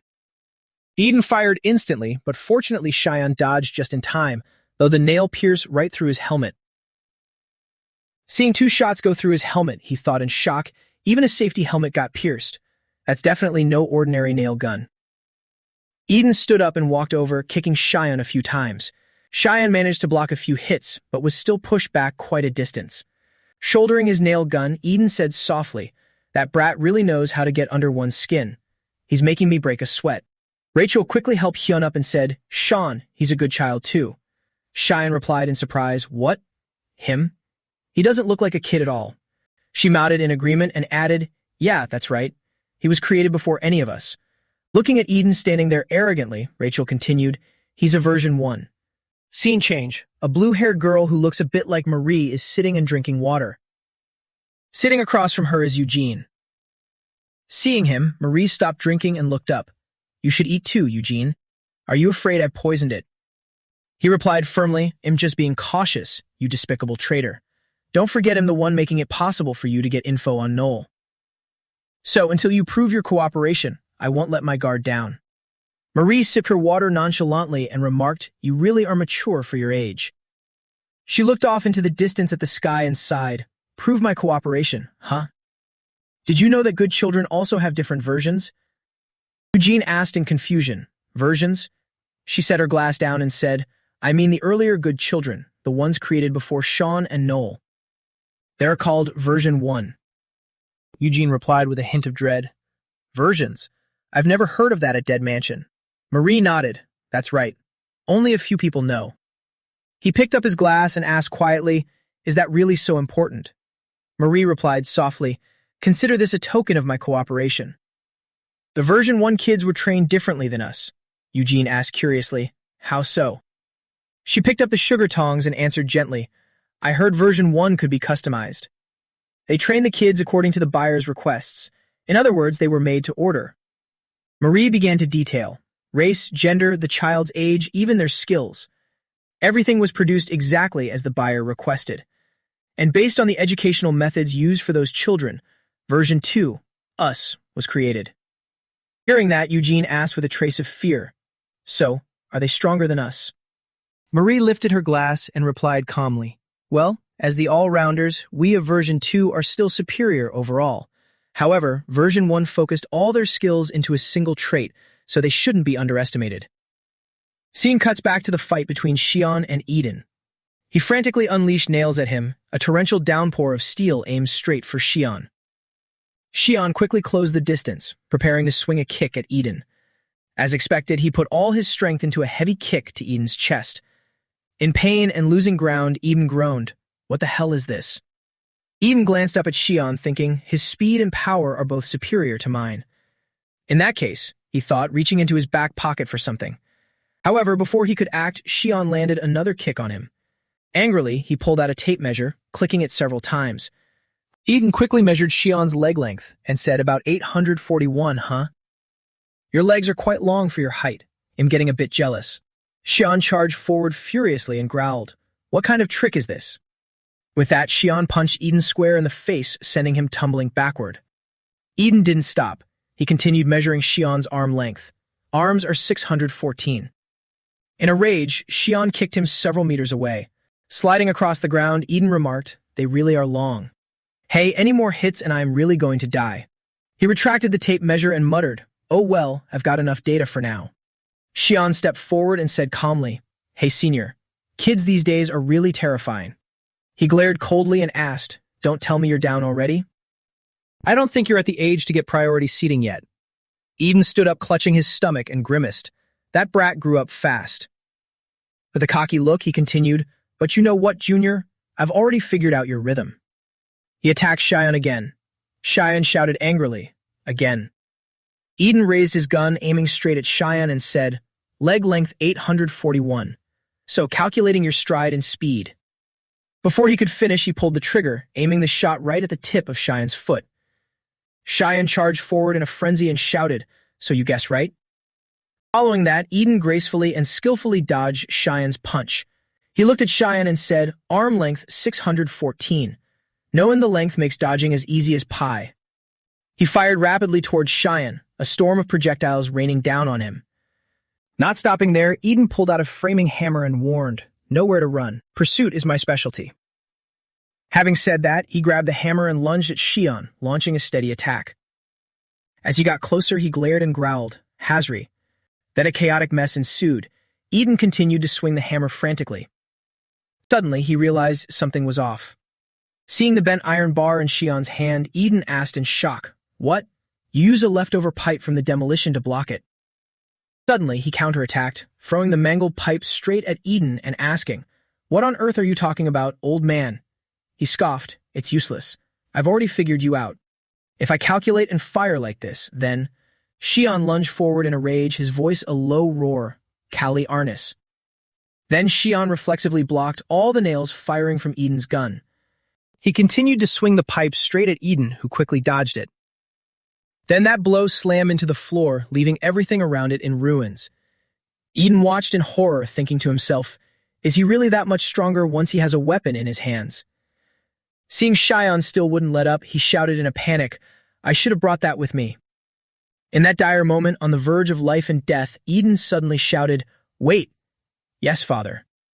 A voice came through the phone, "Eden, stop and come back." Hearing that, Eden panicked and rushed off, not forgetting to say, "Hey, stop. Stop. It's Yarakiri. It's Yarakiri." Xion chased after him, asking in confusion, "What do you mean, Yarakiri?" He rushed off, replying, "My workload is finished. Father told me to return."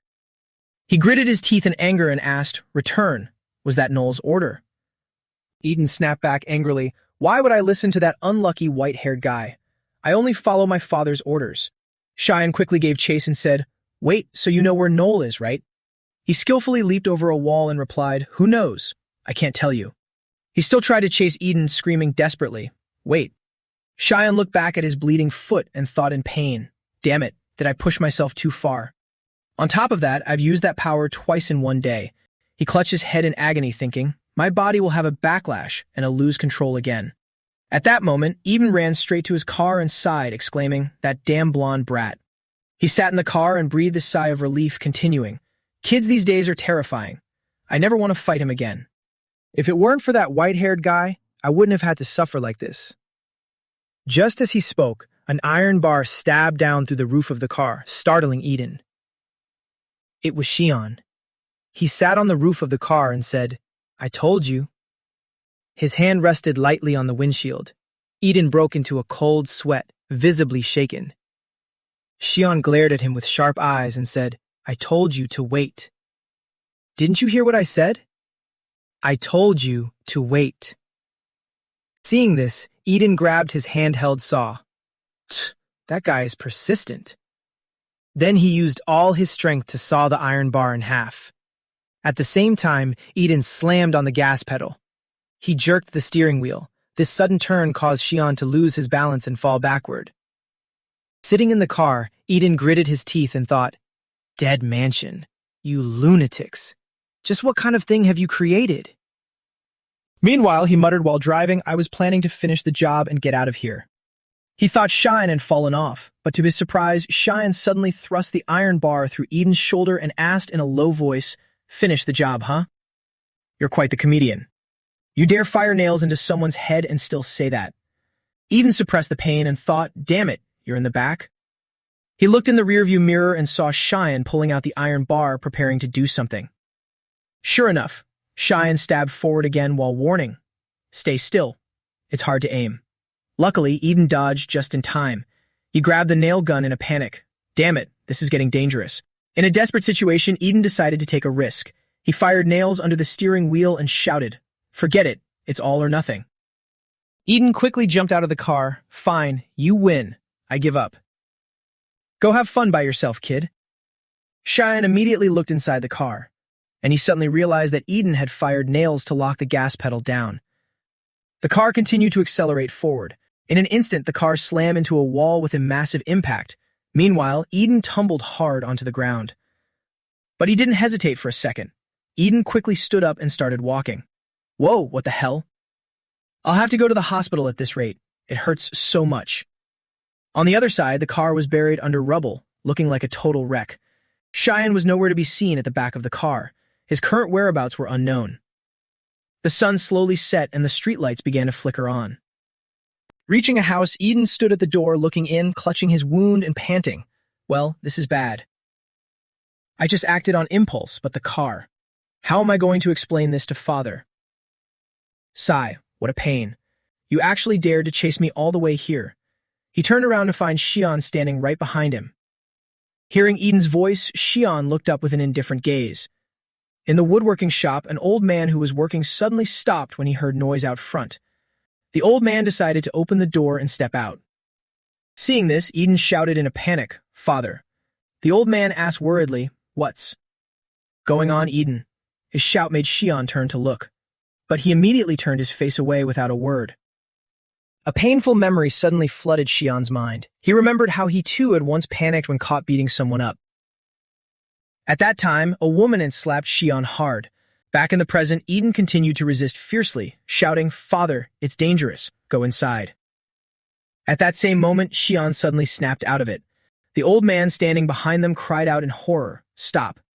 But in the next second, Xian did something that surprised both Eden and his father. He took the iron bar and slammed it hard against his own head. Eden asked in confusion, "What are you doing?" Blood began to flow from his head. Xian didn't answer him, but cursed under his breath, "Damn it. Those rotten memories keep coming back. I'll only ask once. Tell me everything you know, and I'll let you go. Where is he?" A little while later, they all went into the workshop. Eden, now properly dressed, scratched his head and said, "First of all, let me make this clear. I'm not Apollo." Suddenly, the old man sitting beside him bowed his head, cutting Eden off. "I am truly sorry." Seeing this, Eden cried, "Father." But the old man ignored him and continued, "A month ago, that man named Noel came here. He said he wanted to take Eden away and intended to kill me. Eden fought back, but he was no match for him. Furthermore, he was already injured." Hearing this, Xian rubbed his chin and theorized, "A month ago.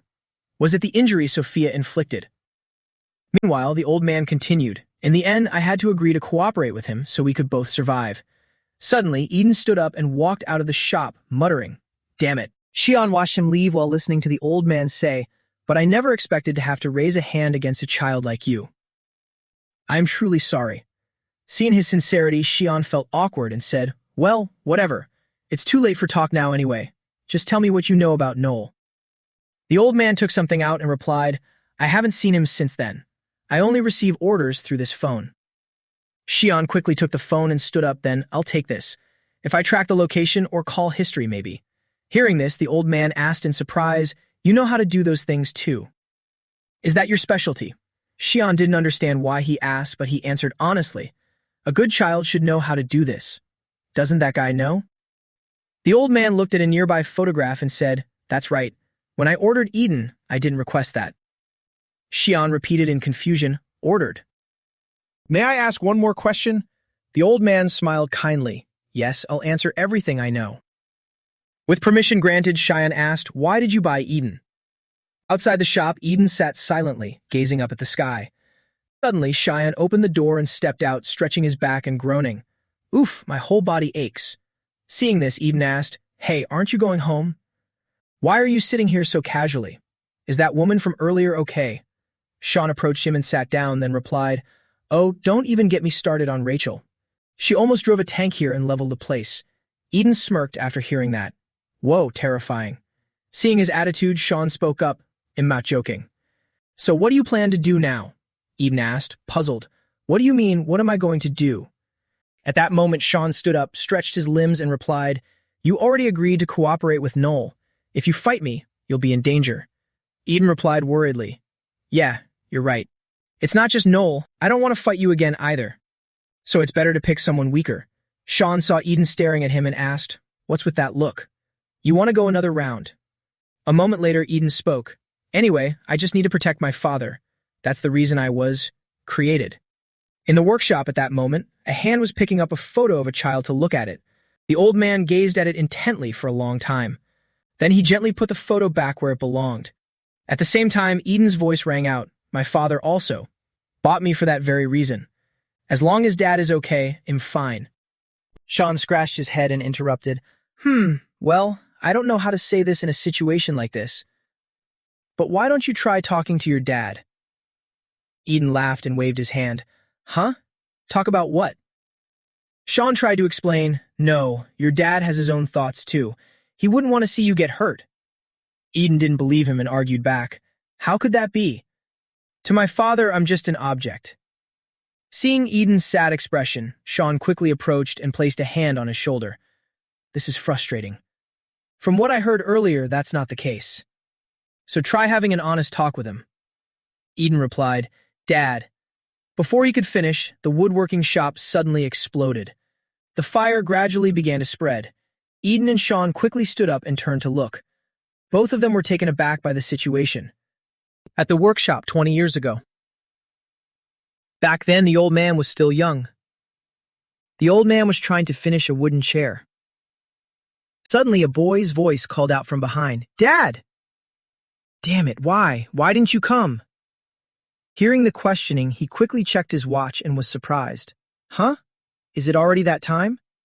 Jin Sol shouted angrily, "Ah, I'm so mad. You said you'd pick me up today. All my friends had their parents there." The old man quickly tried to soothe him. "I'm sorry, Jin Sol. I planned to finish this first. I promise I'll pick you up tomorrow. So, should we have fried chicken tonight?" Jin Sol puffed out his cheeks in a slight pout, looked back at him and said, "Seriously?" Seeing how cute he was, he lifted Jin Sol up and promised, "I'll definitely be there tomorrow." Jin Sol pouted and said, "All right, make sure you come tomorrow, Dad." The next day, a pickup truck was parked right in front of the school gate just as school let out. Sitting in the truck, the old man saw Jin Seul excitedly waving at him. Jin Seul looked very happy. So he also raised his hand to wave back. Seeing that, Jin Seul quickly ran across the street to get to him. Suddenly, out of nowhere, a speeding car struck Jin Seul and sent him flying into the air, blood splattering everywhere. The old man in the car remained frozen in his waving position, stunned and stiff as he stared at the scene before his eyes. From then on, the finished wooden chair remained empty with no one to sit in it. In a far-off place, a voice cried out in surprise in a mansion. "Something like that happened? But why did you come all the way here? Korea has plenty of orphanages." Then the old man replied, "Because I happened to hear a rumor that if I came to an orphanage in Russia, my wish. They said they could create a child exactly as I desired." His expression was utterly dejected. Dead Mansion heard this and asked, "There's such a rumor?" The old man bowed his head in pain and recounted, "After hearing that story, I searched all over Russia for 3 years. Dead Mansion, only here can my child be created." Dead Mansion set down a piece of paper and confirmed, "You're right. Only we can do such a thing. You've come to the right place. Congratulations. Now, please fill out the order form." A few years later, the workshop door creaked open to welcome a guest. The old man looked at the child before him and thought of what Dead Mansion had said. Production time is 2 to 3 years. Once completed, we will deliver the child directly to your home. Witnessing a child who looked exactly like his son, he gasped in amazement. Ah, this is actually possible. I thought it was a miracle. I thought my son had come back to life. The old man ran toward the child and cried out, "Jin-soul, it's me, Dad." To his surprise, the child bowed politely. "Hello, father. I am here." This behavior was completely different from his energetic Jin-soul. Suddenly, the child asked, "What should I do, father?" As soon as he heard that, he realized, that's right, the dead cannot come back to life. This boy is not my deceased son. And so that wooden chair still had no one to sit in it. It remained tucked away in a corner of the workshop.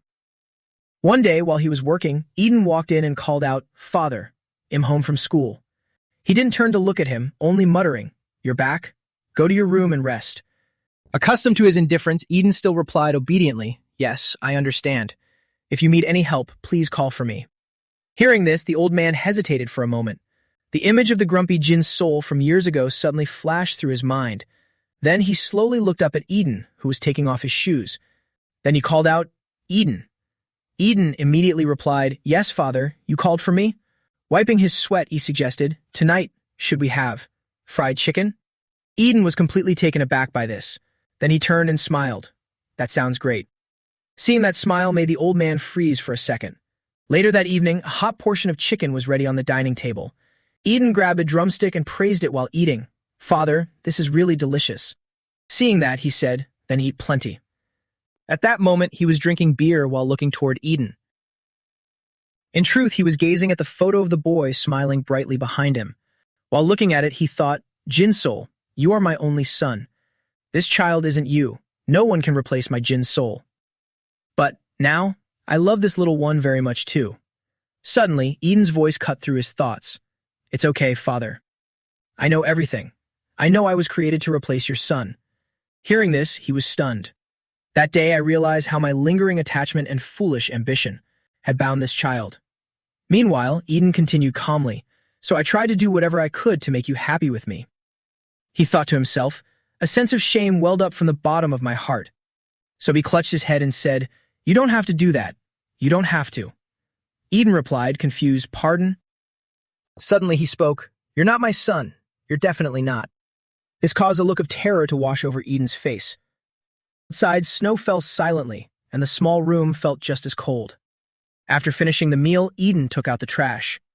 Afterward, he went back to his room and closed the window curtains. As he passed by the cabinet where the photo was kept, Eden suddenly noticed something. He looked at the 2 moles near Jin-sool's mouth. Then a blood-curdling scream rang out, waking the old man with a start. He quickly rushed out of his room and shouted, "Eden, what happened?" Eden, while pulling a nail out of his own face, spoke up, "I know where the problem was. It was because I didn't have the moles. This looks more like him now, doesn't it, father?" Returning to the present, the old man looks at Jin-sool's moles. Perhaps he is remembering that painful story from the past right now. Then he looks up. He gazes at the photo of the father and son and softly whispers, "Eden." A few minutes later, he stepped toward a corner of the woodworking shop. Before him now stood that old wooden chair from long ago. The old man slowly reached out his hand to touch it. Suddenly, a noise caught his attention. A little girl holding a sparkler looked at him and said, "Mister, come play with me. Look at this. Isn't it beautiful?" "Don't worry, mister. There's only 2 grams of gunpowder in this firework." The old man asked, "Who are you?" But then he noticed a gas tank with sparklers stuck in it behind him. At the same time, the girl's voice rang out, "Of course, if you put them all together." Boom! Just like this. A few seconds later, as the fireworks slowly died out, the explosion occurred. Outside, Eden still hadn't realized the danger, sadly answering Shion, "Father." Seeing the workshop explode, the 2 of them instantly stood up. Eden rushed in like a flash of lightning and screamed, "Father." And he saw the old man lying unconscious, still clutching that wooden chair tightly in his arms. Eden also saw a little girl in a kimono waving goodbye. But in this situation, he couldn't think clearly and ran toward the old man. "Father." Only Shion remained calm, standing back and trying to stop him. "Hey, wait." Sure enough, from within the smoke and flames, a stranger holding a gun approached Eden. Just as Eden let his guard down, the man struck him, sending him flying. The punch was so powerful it made Eden cough up blood. After the strike, Slandy spoke up. That won't do. How dare you lay a hand on someone else? Then he looked at the little girl. Sparky, didn't I tell you to hide? At that moment, Shine took advantage of his distraction and leapt up to deliver a kick. But Slandy dodged it just in time. He looked at Cheyenne and said, "You must be Sean." Suddenly, a nail gun was pressed against his temple. Hey! Eden fired immediately, but Slandy's speed was terrifying. He managed to evade the attack. Seeing this, Eden turned to Cheyenne and said, "Listen well, Sean. You're just a decoy, got it? Your team will be the bait." This startled Cheyenne. Bait? What bait? Please explain it simply. Eden quickly clarified to avoid any misunderstanding. Assistant. I meant assistant. You should be able to figure that much out. Before Roman could even process what they were doing, Sparky suddenly chirped, "Slandy." The little girl beamed like a flower, showing off her handiwork to him. "This is my special creation." Boom, boom. Roman was surprised by what she was holding. "I have no idea when you made these. Hide well so you don't get caught in the blast." A utility knife was drawn. Though small, it could cause injury at any moment. He wanted to talk more, but Eden was focused on the fight. "You're Eden, right? Noel has a message for you. He said your useless uncle has worked hard enough." Roman's special gun looked as if it were firing fireworks. Luckily, he defended in time, otherwise he'd be hurt. Fire from the muzzle? What the hell are you doing in someone else's shop? He didn't expect the gun to be so powerful. "Sparky, what is this? This is too much." Sparky ignored him. Boom, boom. So pretty. Turning around, he saw Shion appearing behind him with a hammer, making Roman even more tense. He had actually borrowed a woodworking chisel to attack Roman. "Let me borrow this, mister." Two terrifying energies collided. The battle between him and Shion turned fierce. Hasri. Eden was pleased to have someone backing him up. What a bratty kid. He was so focused on fighting Roman that he didn't notice the danger approaching. Who knows where the girl got such a terrifying weapon? A single move could wound him. Even Shion was seeing it for the first time. Fireworks with blades attached. Roman slowly stood up. "Not bad, kid. Noel warned me to be careful since you're the man known as the Legend of Dead Mansion." His actions were puzzling to others. In that case, they'll have to get serious. Sparky and Roman dropped to their knees in fear as a gun was pointed at them. "I told you so." It turned out Rachel was the one spraying bullets.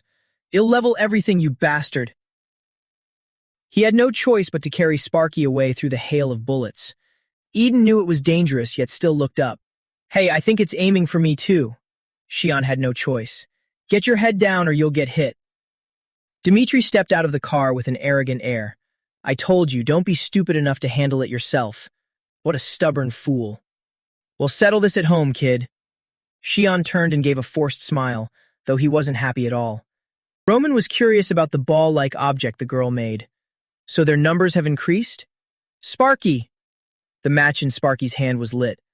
"Boom, boom! Can you do it?" As the girl threw the sphere toward Dimitri, everyone held their breath to see what would happen. The red ball slowly shed its outer layers of paper. A massive explosion shocked him. Damn it. By the time he went to check, it was too late. Damn it, they escaped? Rachel didn't know who to shoot to vent her rage. These bastards. He panicked upon seeing a man lying unconscious on the ground. Eden screamed violently, "Father." He probably never expected his father to be right there when that ball exploded. "Father." Eden bowed his head.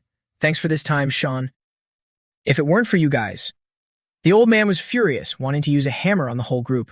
"You bastards." Eden's father flying into a rage was only natural. "My workshop. What are you going to do about it? All my materials are burnt to ashes." Shine explained that was because of the kid Noel sent. Even in his anger, he didn't use foul language. "And that wall? What about that? What stupid bear drove a car into the building?" Shion felt annoyed for Yuri. "What? A stupid bear?" Dimitri quickly interjected, "Hey, watch your mouth." He explained why Yuri hit the wall. He's not very good at driving yet, because driving laws in Russia are different from here. Eden's father didn't want to waste time arguing. These Russians. As foolish as ever. Dimitri was stunned. "Huh? You speak Russian?" He replied calmly, "I lived there for a while." Eden slinked off to clean up the mess his comrades made. I'll go see if anything useful is left. Cheyenne helped him pick up the wooden boards. Dmitri remarked without thinking, "You two look exactly alike. I can't tell who's the father and who's the son." Eden's father suddenly recalled something important. There's a Russian proverb that goes like this: "A father's love leads us to the grave, but a mother's love leads us to eternity." Before he could react, Rachel had a gun pointed at his throat. "Do you understand me?" Dmitri didn't even catch the meaning. That, when she's mad, nobody dares provoke her. What the hell is this old man talking about? Eden gazed at some photos taken a long time ago. He approached to check in. "What's your plan now? Noel has completely abandoned you. You're in danger." Dmitri feared losing his beloved father and chose to be a coward. "I'll run away with my father. I don't have the courage to face Noel like they do, before things got worse. I'm going to run." Cheyenne stood behind him and teased, "I knew you'd think I'm a coward." Eden clenched his fists. "Do I look like a coward to you?" He cast a doubtful look at Eden. "What are you doing? Why are you acting like such a loser?" "You just want to protect your father." Xian took a photo frame off the wall, offering a spark of hope. "Unlike you version 1 second, we have 3 absolute principles. One is, if a parent's safety is threatened, eliminate the threat. And furthermore, a month ago, I thought that was what drove me to act, but it wasn't. He didn't want Eden to have regrets. Looking at you, I understand now. It's about family. We just want to protect each other. The methods might be different, right?" His smile cleared the worry in Eden's heart. The moment the father and son held hands would always be Eden's most cherished memory. As the car parked outside the workshop, Xian called out, "Oh, Eden." He casually mentioned a notorious name. "If you need help, just say the word. I'll ask Sophia to help you." "Sophia?" He had to double-check. "You mean Alexander Sophia?" He had nothing to hide. "Yeah, why?" Eden thought he was being incredibly reckless. "Are you kidding? Who dares call an Alexander by their name like that?" Cheyenne imagined the man's terrifying appearance. "I see. You might be right. Anyway, let's talk more often, Uncle." Eden thought he was being intentionally discriminatory. "What do you mean, Uncle? We're not that far apart in age. Next time we meet, call me Hyung." Cheyenne's cheeks suddenly flushed. "Hyung?" The workshop's roof was so badly damaged that the Milky Way was visible. He meticulously wiped the small chair clean. Eden didn't know what to say to his father at that moment. He recalled the moment when, even though his father was almost hurt, he still held the chair tightly to his chest. Eden hid the photo of the two of them behind his back. "Dad, about that." As soon as he saw his son, he smiled. Eden. Eden's father was like any other parent who couldn't see well or didn't know how to use modern technology. "Do you know how to take a photo? If you press here, it sets a timer. Why don't we take a photo together?" He carefully placed the phone between 2 nails he had just driven into a wooden plank. This was also his first time doing something like this. This should work, right? Eden's father took a few test shots first. It looks good. He gestured for Eden to come closer. "Come here." Eden's father waited for him to sit on the small chair he had just carefully wiped down. "Sit here." He was flustered and didn't know how to explain. "Dad, this." It seemed the chair was a token of his love for Eden. "It's probably a bit tight for you now, isn't it? I'm always so slow. I should have asked you to sit here sooner. I'm sorry for being so late." "My son." Perhaps both Eden and his father wished time would stop at this moment. He held Eden's hand like when he was a child to recreate a photo from years ago. He put the childhood photo in his backpack. The old frame his father kept was now updated. The group's car sped down the road. Dmitri kept an eye on his mood. "You look pretty happy, kid." Cheyenne felt at ease. "I guess so. Maybe. This is the first time I've ever had an older brother. This feeling." Cheyenne had no idea a bullet had pierced through his hand, so he was still happy. It was hard to put into words right now. Eden's feet suffered a similar fate.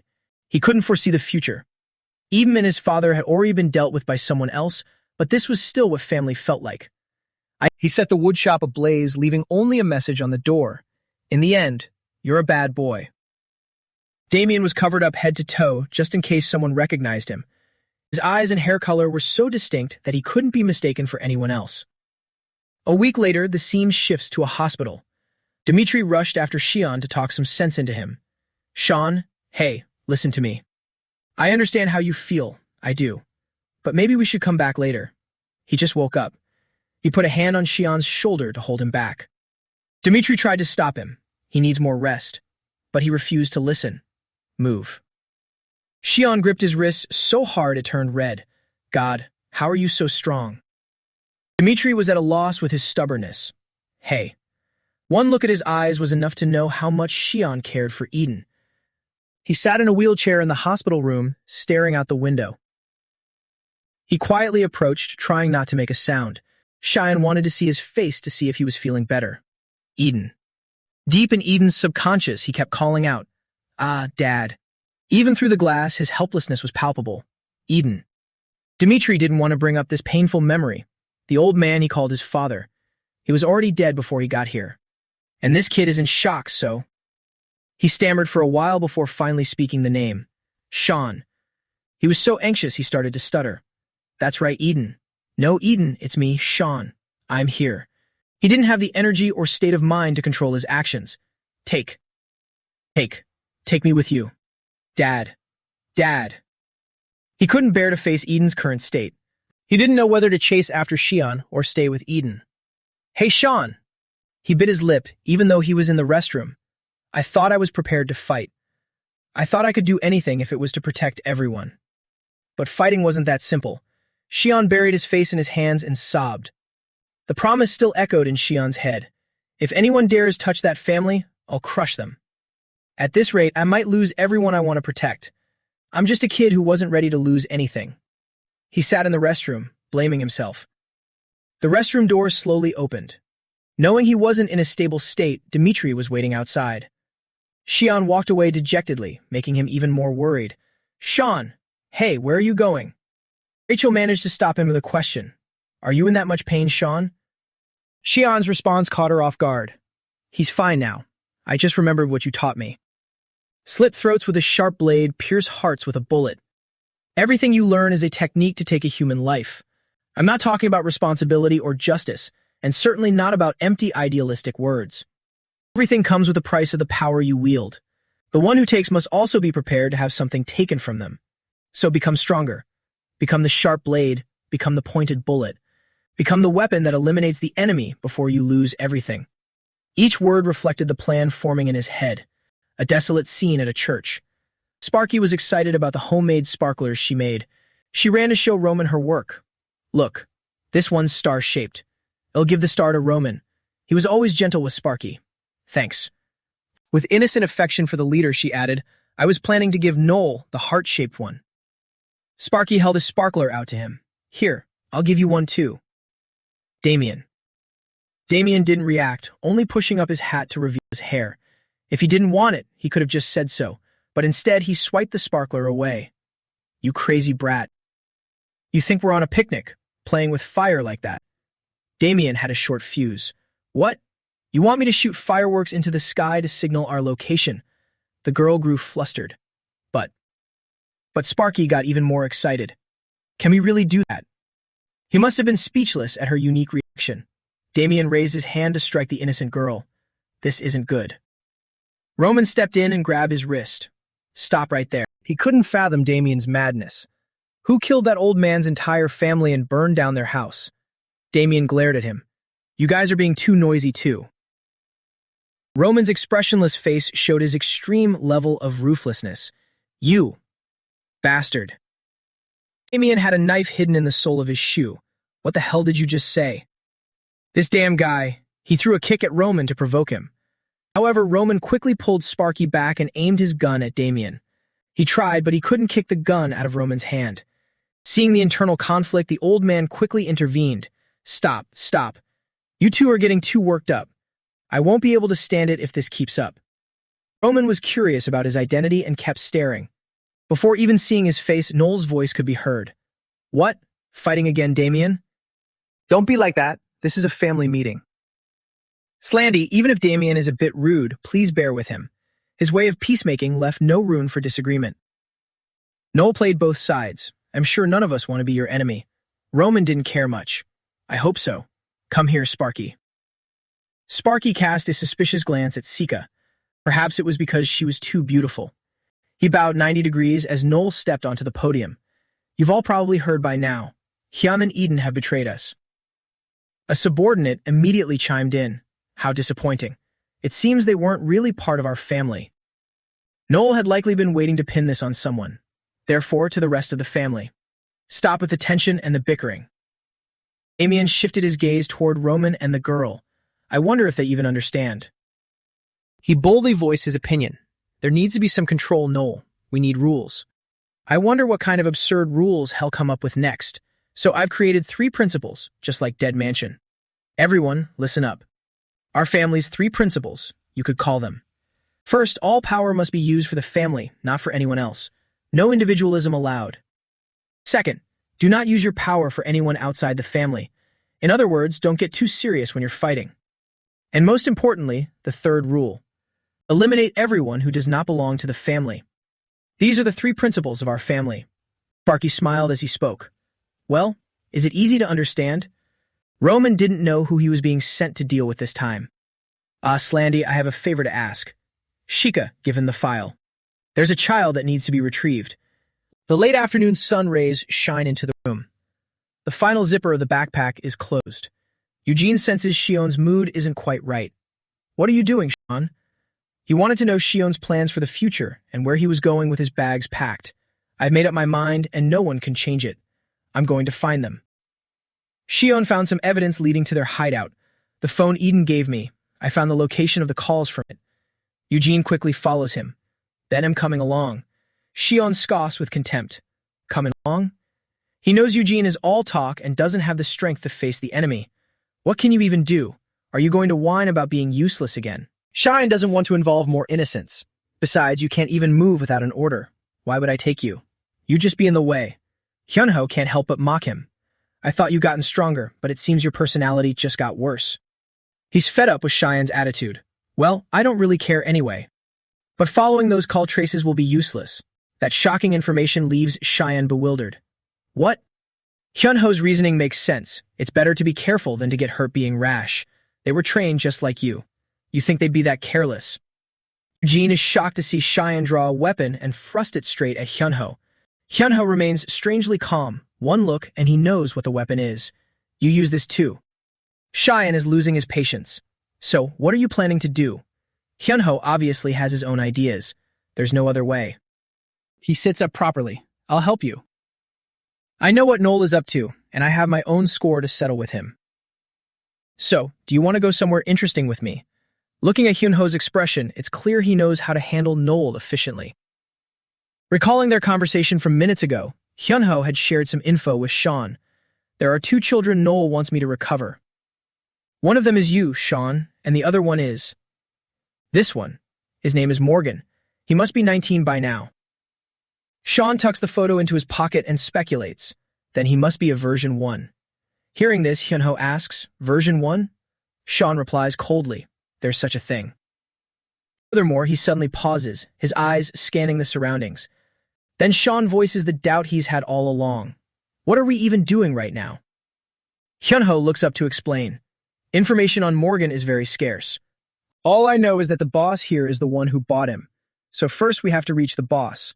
As he speaks, he taps the wall beneath a poster of Moa.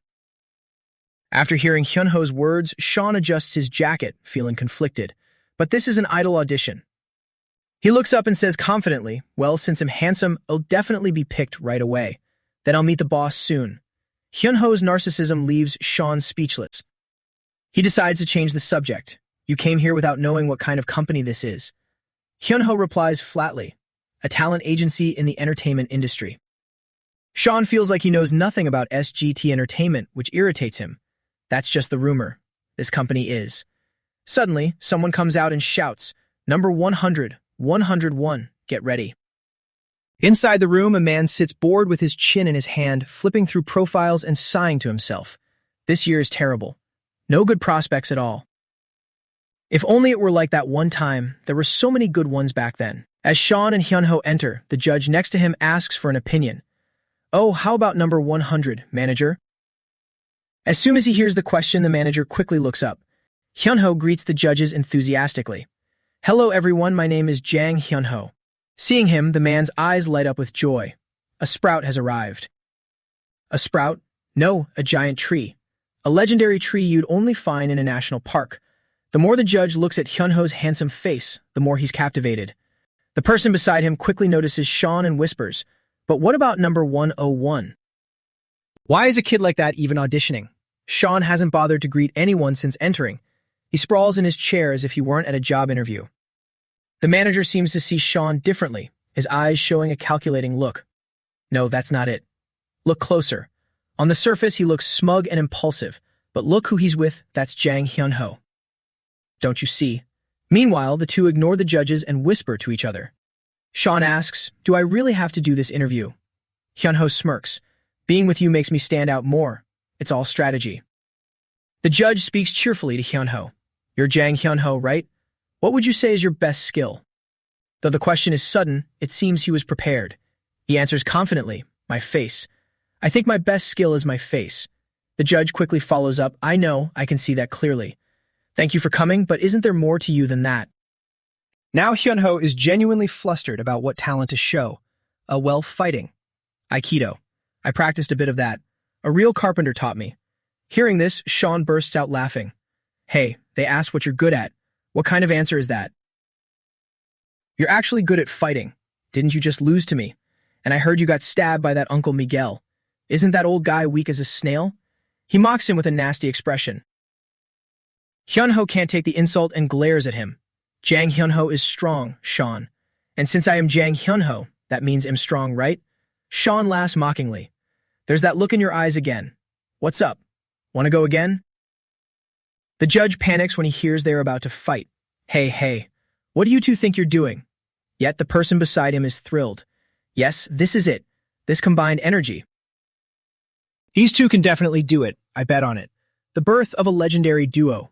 After just a few seconds of bickering, Hyunho and Sean charge at each other, trading blows. Sean takes a direct punch to the face from Hyunho, drawing blood, but that belligerent look in his eyes doesn't fade. Hyunho is just as fierce. As they clash, Hyunho growls a warning. "Hey brat, don't you dare bleed." A medic arrives and panics. "Security. Call security now. Don't let that face get injured." Security appears quickly and breaks up the brawl. Sean is caught off guard. He's dragged out by two guards. Near the door, Sean finally reacts. "Wait, why are you grabbing me?" "That guy, I was hit too." The medic asks while giving first aid, "Is Jang Hyunho's face okay?" Hyunho touches his injury and gives a strained smile. Here. It's just a little itchy." Seeing that provocative look, Sean gets even angrier. "Hey, aren't you going to do your job?" He catches a glimpse of a small tattoo on one of the guard's arms.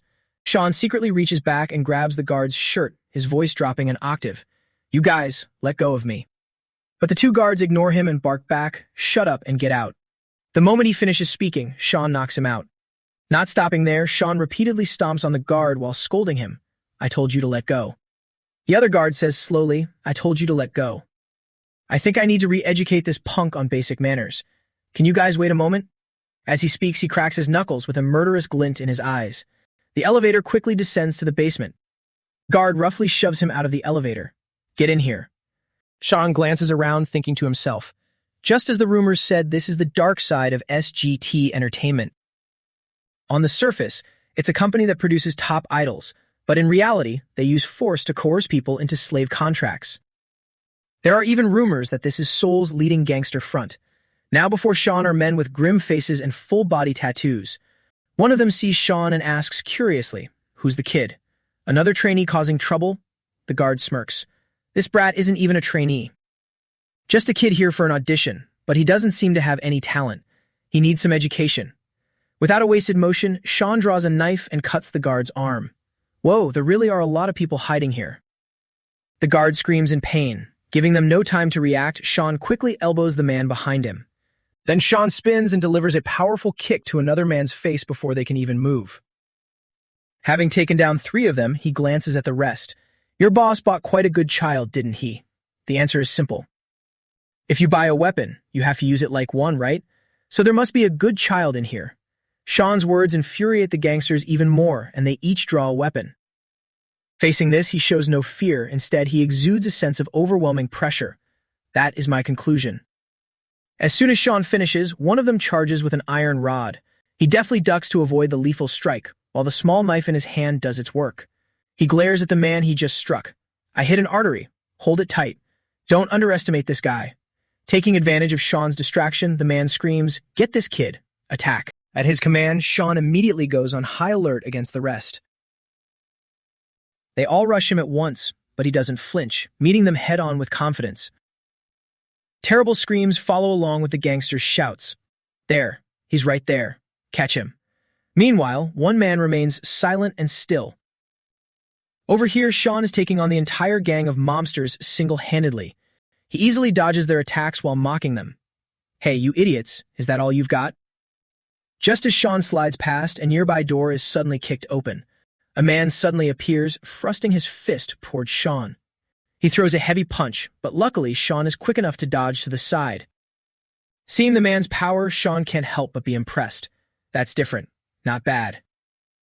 The man slowly stands up. This time is the right person. "Who the hell are you?"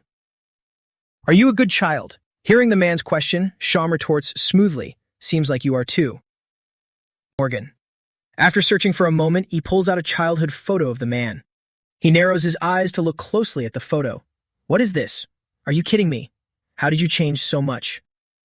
"Whatever, it doesn't matter. In here to find you, Morgan." The man asks curiously, "Find me for what?" Sean looks up, his eyes full of determination as he makes an offer. "Work with me, Morgan. Otherwise, you and your whole family will be in danger." This offer mixed with a threat makes Morgan laugh. "Oh, really? Threatening me? How dare you?" Sean quickly explains it's not a threat. Behind them, the gangsters have lost their patience. "Big brother Pilgu, throw that kid out. Kill him." Morgan snaps his head around, silencing them with a ferocious glare and a low, pressuring voice. "Shut up." "Now I am Morgan." With that, he suddenly lunges at Sean. Seeing this, Sean can only sigh wearily. "Can't you just listen to me for once?" "Fine then. I didn't plan on being polite anyway." Beneath the hand covering his face, his eyes are sharp and cold. Sean agilely ducks to avoid Morgan's powerful punch. Instead, he pivots and delivers a hard punch to his stomach. Let's start with a beating. As he takes the full force of Sean's punch, Morgan realizes that he's anything but ordinary. This kid's strength. In pain, Morgan is forced back a step and Sean presses the attack. "I'm not done yet." He quickly raises his elbow to prepare for the next strike, his hands like lightning, with the ferocity of a brown bear. A hammer punch, a thunderous blow right to the crown of Morgan's head, sending him crashing down instantly. This powerful strike from Sean seemed to drain half of Morgan's life away, leaving him coughing up blood in agony. Sean massaged his wrist and looked coldly at Morgan. "You should have just listened to me, Morgan." Suddenly, from the distance, someone called out loudly. Pilgu heard it and turned around immediately. As he saw the newcomer, curiosity flared within Sean. A woman's voice? The girl rushed over and delivered a powerful punch, knocking him flat onto the ground. Taking the full force of that attack, Sean couldn't help but frown. The hammer. How do you know this technique? "Who are you?" Sean glared at her with disdain, his voice sharp and irritable. But the moment he got a clear look at her face, he instantly recalled that poster. At that moment, Sean recognized the person before him. "Wait, you? Aren't you the idol Moa?" Hearing her name, Moa lunged and grabbed his collar. "What Moa? I'm the person you're looking for." Sean's face went blank. "What?" Irritated by his dazed expression, Moa repeated herself. "I am the good child, Morgan." Hyun sat still as he was getting made up, asking softly, "So, what is all this? Is this an audition too?" The man sitting in the chair quickly replied, "That's right, it's an audition. Since you're here, why don't you try the camera test?" Hearing that, he became excited. "So if I do this, I'll pass, right?" The man pulled out a paper and pen, offering them to Hyun. "Of course, passing isn't hard. If you're worried, why don't we start by signing the contract?" He slowly took out his phone and declined. I can't do that." At his answer, the man's expression turned grave. "What? Are you from another agency?" Suddenly, Hyun interrupted. "I want to meet the chairman here. I need to find Morgan." Seeing him restless, the makeup artist quickly warned, "Oh my, sit still for a second, kiddo."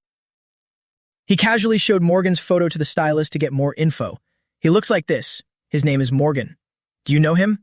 The stylist behind him became curious. "Let me see. He looks like someone. Director, do you know who this is?" Hearing the stylist, the man quickly stood up. Who? Who is it?" The director carefully examined the photo. Let me see. Huh? This is a perfect match. This is Moa when she was a child, definitely. Where did you get this photo? Seeing his overreaction, Hyun leaned back. That's a secret. But who is Moa? Realizing he didn't know who Moa was, the director pointed to a poster on the wall. You don't know Moa. Look over there. Hyun looked where he pointed as he listened to the introduction. That is our agency's star, Moa. After hearing this, he couldn't help but question. Huh? And the boy in this photo is? The director sensed Hyun's confusion and frowned. What boy? Moa is obviously a girl. But she's been a bit special since she was little. Hyun grew intensely curious. Special how? The director didn't hide it and spoke plainly. Well, this might not be great for an idol's image, but she's a girl, but she's a bit tough in a way. Meanwhile, Sean was still sitting on the ground, while Moa stood over him with her hands on her hips. Moa's expression was full of discontent. Her brows furrowed as she shouted to assert herself. I am the good child, Morgan. Uncle Pilgyu, are you out of it? Moa turned slightly and called out to the man. Sean also slowly pulled himself up. Pilgyu was being propped up by a mobster. Many of them were severely injured. Seeing this, Moa flew into a rage again, gritting her teeth and clenching her fists. She immediately threw a punch that sent Sean flying. Moa spat out a curse, you piece of trash. Uncle. After the attack, Moa rushed to Pilgyu's side, asking worriedly, Uncle Park Pilgyu, wake up. Under her shouting and that thunderous punch, he couldn't help but wake up, though his face was utterly haggard. Pilgyu stammered, Moa. Seeing him struggle to stand, Moa put her hands on her hips and scolded, Geez, Park Pilgyu, you've really lost your edge. How embarrassing. You got knocked out by a kid. Sean, who had been punched away, finally made his way back inside. He spoke tiredly. That girl's punch is no joke. He stood tall and brushed off the dust, a murderous glint in his eyes. But, compared to a lady I know, you're still miles away. To Moa, seeing Sean was like seeing a lifelong enemy. She scowled and rolled up her sleeves. What is that blonde guy talking about? Suddenly, a voice called from behind her. Moa. Pilgyu slowly wiped away the blood and warned, that kid. He seems just like you. Moa frowned and replied, I can feel it too from the atmosphere, and his search for Morgan. But why did he mistake you for me? Do I look that bad lately? Moa questioned herself with a dead serious expression. Pilgyu quickly corrected her. And hey, watch your language. You're an idol, Morgan. Moa ignored him and fixed all her attention on Sean. Whatever. But how dare you lay a hand on my uncle? Moa didn't hold back, lunging at him with her fists. You're dead meat, blondie. Sean nimbly sidestepped to avoid the attack, thinking to himself, fast. Good movement, too. Before he could breathe, Moa spun and delivered a heavy blow to Sean's chest. As attacks targeted his vitals one after another, he had to keep dodging. His mind raced with questions. Every original version has a specialty, with this one trained for pure combat. After dodging her wild strikes for a while, he finally countered with an elbow strike. Then this is a bit disappointing. That single hit landed square on Moa's face. She felt like she was exploding with rage. Damn it, what the hell is this brat? Sean tightened his fist and pressed his attack on Moa. Was I too soft? You take a hit well at least. Suddenly, Pilgyu rushed in from afar, grabbing him and pulling him away. No one touches Morgan Kid. Despite the surprise ambush, it was nothing to Sean. His expression remained unchanged. Sean decided to end his flight right there. He planted his feet and used his leg strength to duel him hand to hand. Pilgyu felt this was the perfect chance to take Sean down and shouted, Morgan. Moa understood the signal and rushed toward them, her leg already in position. Remember this, blondie. I will protect my uncles. With Pilgyu holding him back, Sean took the full force of that powerful kick. His head snapped to the side, his left cheek burning red. Protect. Moa's words stirred up old memories within Sean. Memories of someone who had once been on the brink of death just to protect another. The more he thought, the less he could control his emotions. His voice dripped with sarcasm. With this kind of pathetic ability, it sounds like a child's whining. Moa looked up only to find Sean's overwhelming gaze fixed right on her. He broke free from Pilgy's grip and delivered a sharp slap. Moa's eyes widened at the sight. Without a moment's hesitation, Sean grabbed Pilgyu by the hair, making him wince in pain. He immediately landed another slap across his face, seemingly growing more frenzied. Following the slap was a knee strike directly to Pilgyu's face. The sequence was so fast that neither Moa nor Pilgyu could react. Each of Sean's blows inflicted heavy damage on Pilgyu, leaving him a bloody mess. Watching the man she wanted to protect being beaten within an inch of his life, Moa couldn't believe her eyes.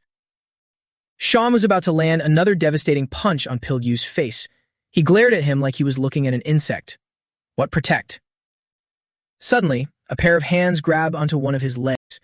This time, Moa didn't fight back. She knelt down, clinging to Sean's leg, and pleaded, "Stop it." "We." He frowned slightly, pausing his movements to hear what Moa had to say. She sobbed, trying to beg for Pilgyu's life. "We were wrong. I'll do anything you ask, so please don't hurt my uncles anymore. You want Morgan, right? Just leave them alone." Seeing the little girl trying to protect them, they were deeply moved.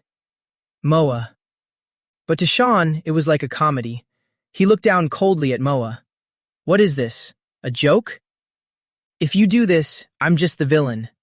Sean was somewhat dissatisfied as he stopped his assault on Pilgyu. Suddenly, someone let out a curse. Damn it! Meanwhile, out on the road, a car was gliding through the wind. Inside, a satisfied voice rang out, yes, this is the one. This song is truly top tier. It suits our Moa perfectly," he praised while exhaling a puff of white smoke. Before he could fully enjoy it, his phone screen lit up. Seeing the name, he felt a bit puzzled. "Huh?" "Yeah, Director Kim. I'm driving. Talk to you later." Before he could finish, the person on the other end cut him off. "Chairman, where are you right now?" He quickly replied, "I'm almost there. Why are you rushing me? What's wrong?" Director Kim was in a panic. No, our big tree has disappeared.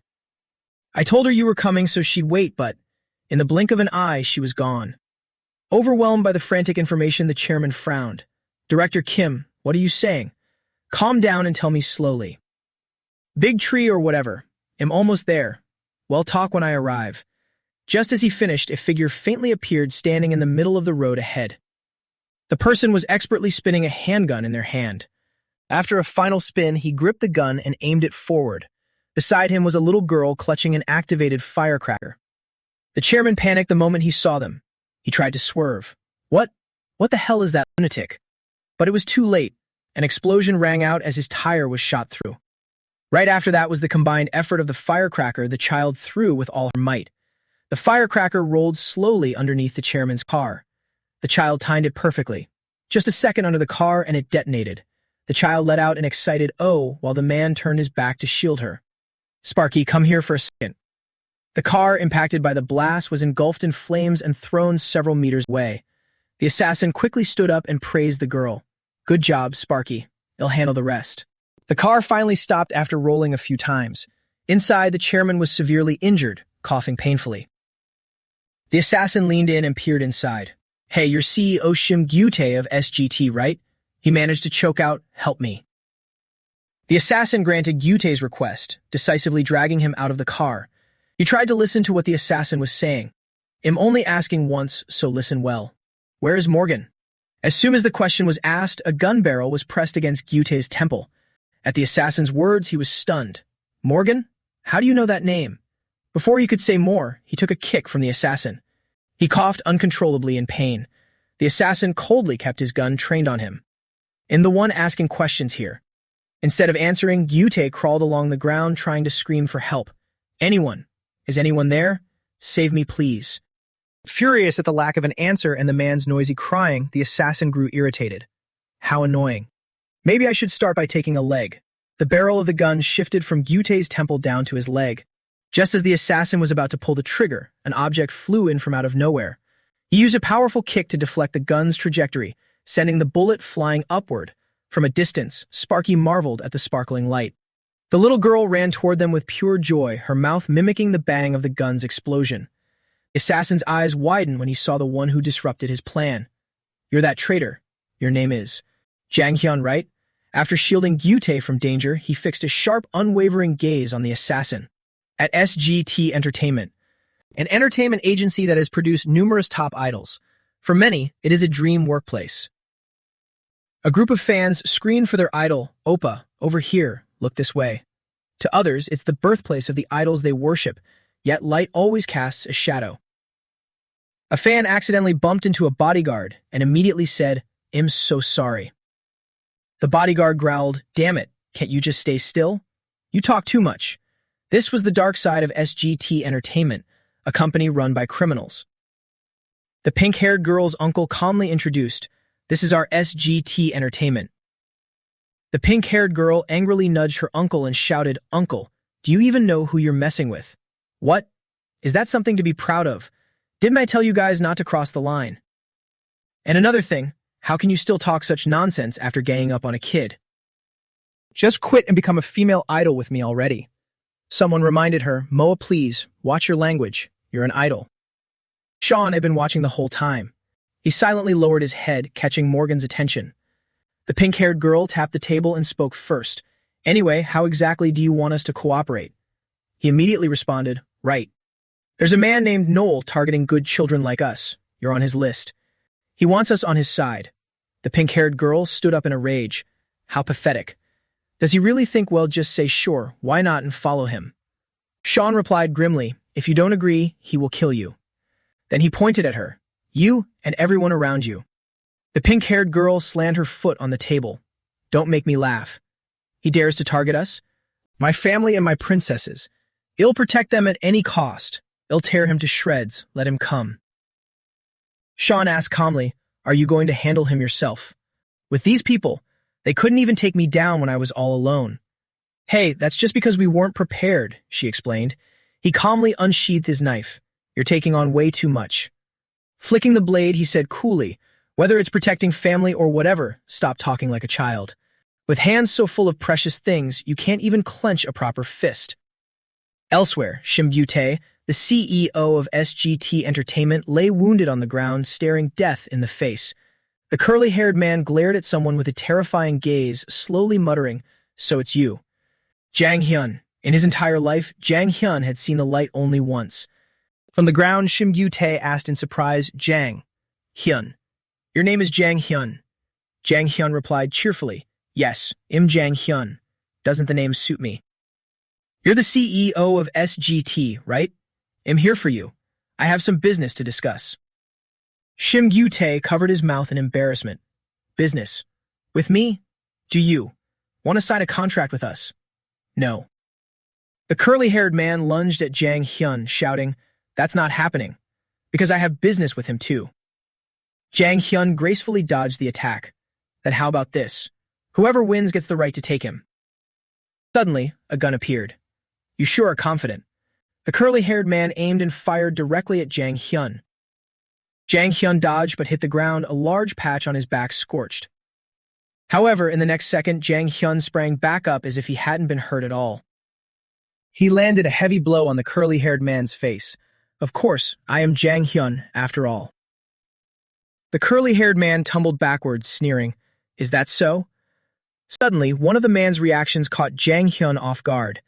He went for a direct kick to the chest but was carelessly caught by the curly-haired man. Jang Hyun winced in pain. Curly-haired man dragged Jang Hyun across the ground toward him and pointed the gun right in his face. He pulled the trigger in a fit of rage. Jang Hyun quickly dodged the bullet. He immediately sprang up and delivered a flying kick to the man's face. Struck in the face, the curly-haired man fell back, his mask nearly slipping off. Landing on the ground, Jang Hyun braced himself. How was that? Jang Hyun knows how to pack a punch. A knife flew in out of nowhere. It grazed his face as Jang Hyun quickly evaded. The little girl holding a knife asked happily, "Is Slendy okay?" Jang Hyun smirked. "A child playing with knives and fireworks." He lunged toward the child. What a truly naughty brat. The little girl burst into tears of fear. The curly-haired man's shout made Jang Hyun freeze. "You bastard! Don't you dare touch Sparky." Jang Hyun spun around, but there was no one there. Only a wig and a coat remained. The curly-haired man suddenly appeared from behind. "I'm over here." He grabbed Jang Hyun's hand and mocked, "What a pity." The man growled, "I didn't want to go this far just for a kid." Jang Hyun threw a kick, but the curly-haired man quickly dodged. He stared at the wound in shock. "This wound, is it because you touched me?" Jang Hyun untied his handkerchief. He faced off against the curly-haired man. He attacked instantly, but the man was quick to evade. Curly-haired man appeared behind Jang Hyun. Your movements have improved. With a sudden strike, the curly-haired man was wounded. Jang Hyun quickly seized the man's shoulder. He delivered a direct blow to the man's head. The curly-haired man blocked the strike and laughed. Nimble, aren't you? Then, grabbing Jang Hyun's hand, he said, So, should I break your arm or your leg first? As the man pressed on his wound, Jang Hyun winced in agony. He quickly launched a kick straight into the man's stomach. Jang Hyun groaned as he was slammed onto the ground. The man shouted, Don't bother resisting. It's time for good little children to go to sleep. But you don't look like a good child at all. Yuri suddenly appeared from behind. If he's not a good child. She swung her bat. Then how about being a bad child? The curly-haired man turned around only to be struck in the stomach by Yuri's bat. She laughed happily. That's beautiful. The curly-haired man crushed the bat in a rage. Who the hell are you? Yuri chuckled. He can actually crush a bat made from this special alloy. You. The little girl held 2 large bombs. She threw them straight at Yuri, screaming, Get away from Slendy. Yuri watched as the 2 bombs whistled past her head. The bombs hit the ground and a massive explosion erupted, blowing everything away. The little girl sobbed, Slendy. The man called out in worry, Stay there, Sparky. Not yet. A voice rang out, Isn't this a bit much for a greeting? Dmitri stepped in front of Yuri. What's going on here? I was just planning to catch a runaway kid. Then he turned to Jang Hyun. Kid, we'll talk later, back at home. The man growled, You. Dmitri asked, So you know about us? He casually opened his suitcase. It's not that important. Why do we have a little chat? Since you laid hands on someone else's child, I assume you're ready to face the consequences. Just then, someone said something that left Morgan stunned. Whether it's protecting family or whatever, stop the childish talk. The one who spoke those words was Sean, with hands so full of precious things you can't even clench a proper fist. Hearing herself being spoken to like that, the pink-haired girl gritted her teeth in fury. Suddenly stopping her foot hard and screaming, You're so heartless. The tense atmosphere is broken as someone rushes in frantically. Pilgyu, gather everyone. He panics. Director, it's bad. Those words make Morgan and Shion's expressions turn grim. Outside, the symbol of barefoot stands tall.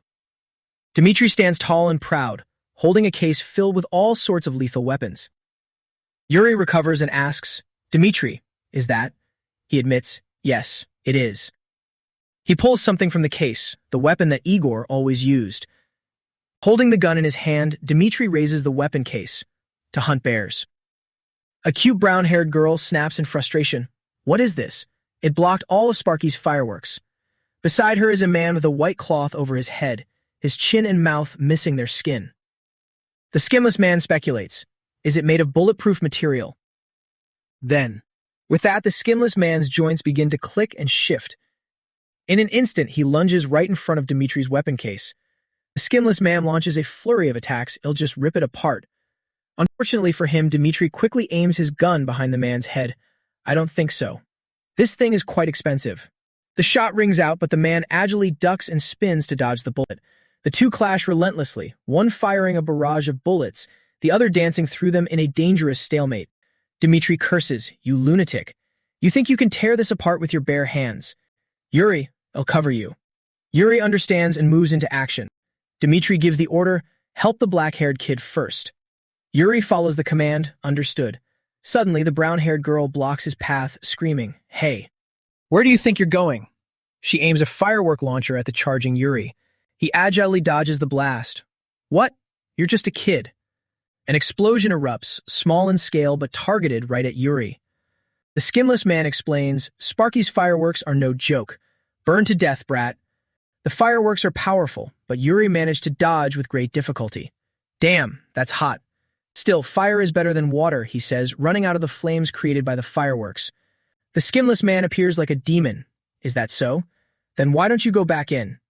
Dmitri shuts him down instantly, swinging his case to block every single strike. The skinless man is hurled back in pain. The brown-haired girl cries out in worry, Slandy. Despite the chaos, Yuri finally reaches the black-haired boy, Dmitri. I've got him. The boy struggles, resisting. Let me go. I can still fight. From a distance, a barrage of fireworks is aimed directly at Dmitri.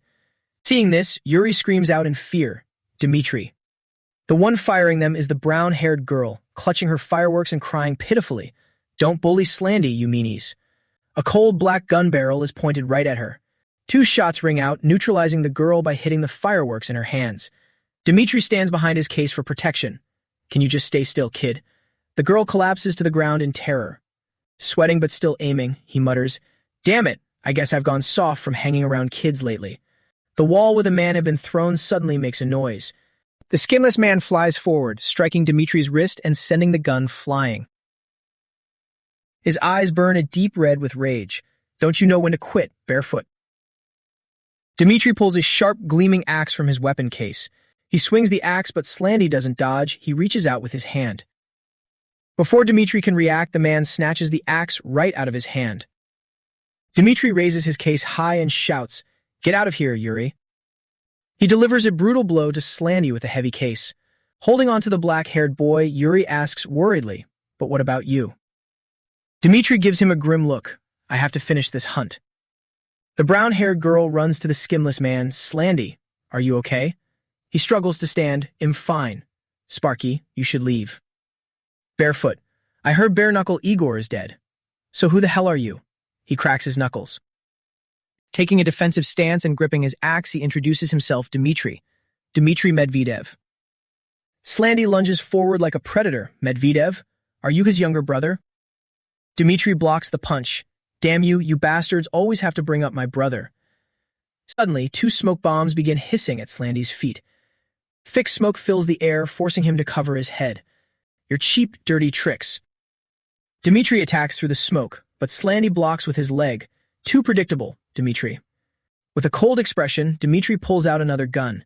He swiftly fires multiple shots at Slandy, but none of them hit the mark. Dmitri stares in disbelief. How can a human being move like that? "Is that all you've got?"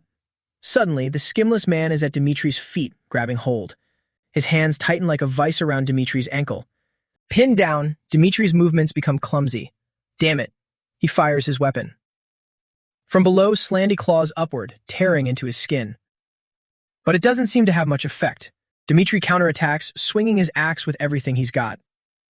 To his shock, Slandy catches it with his bare hands. That's not enough. Dmitri pulls the axe back forcefully. "Is that so? I think it's plenty." The next strike comes, but it's dodged again. He smirks, his trap having worked. One of Slandy's legs is caught in his steel frame, drawing blood. Slandy looks back, realizing the strategy. The smokescreen was just to hide the trap. Dmitri quickly hammers the chain of the iron trap into the ground with his axe. Dmitri declares, "Got you, you bastard. Unless you want to lose your leg, you better stay still." Now, let's end this. He believes the fight is over. Suddenly, Noel appears out of nowhere. "I didn't think you could push Slandy this far." "Barefoot, you're better than I expected." Hearing the voice behind him, Dmitri spins around.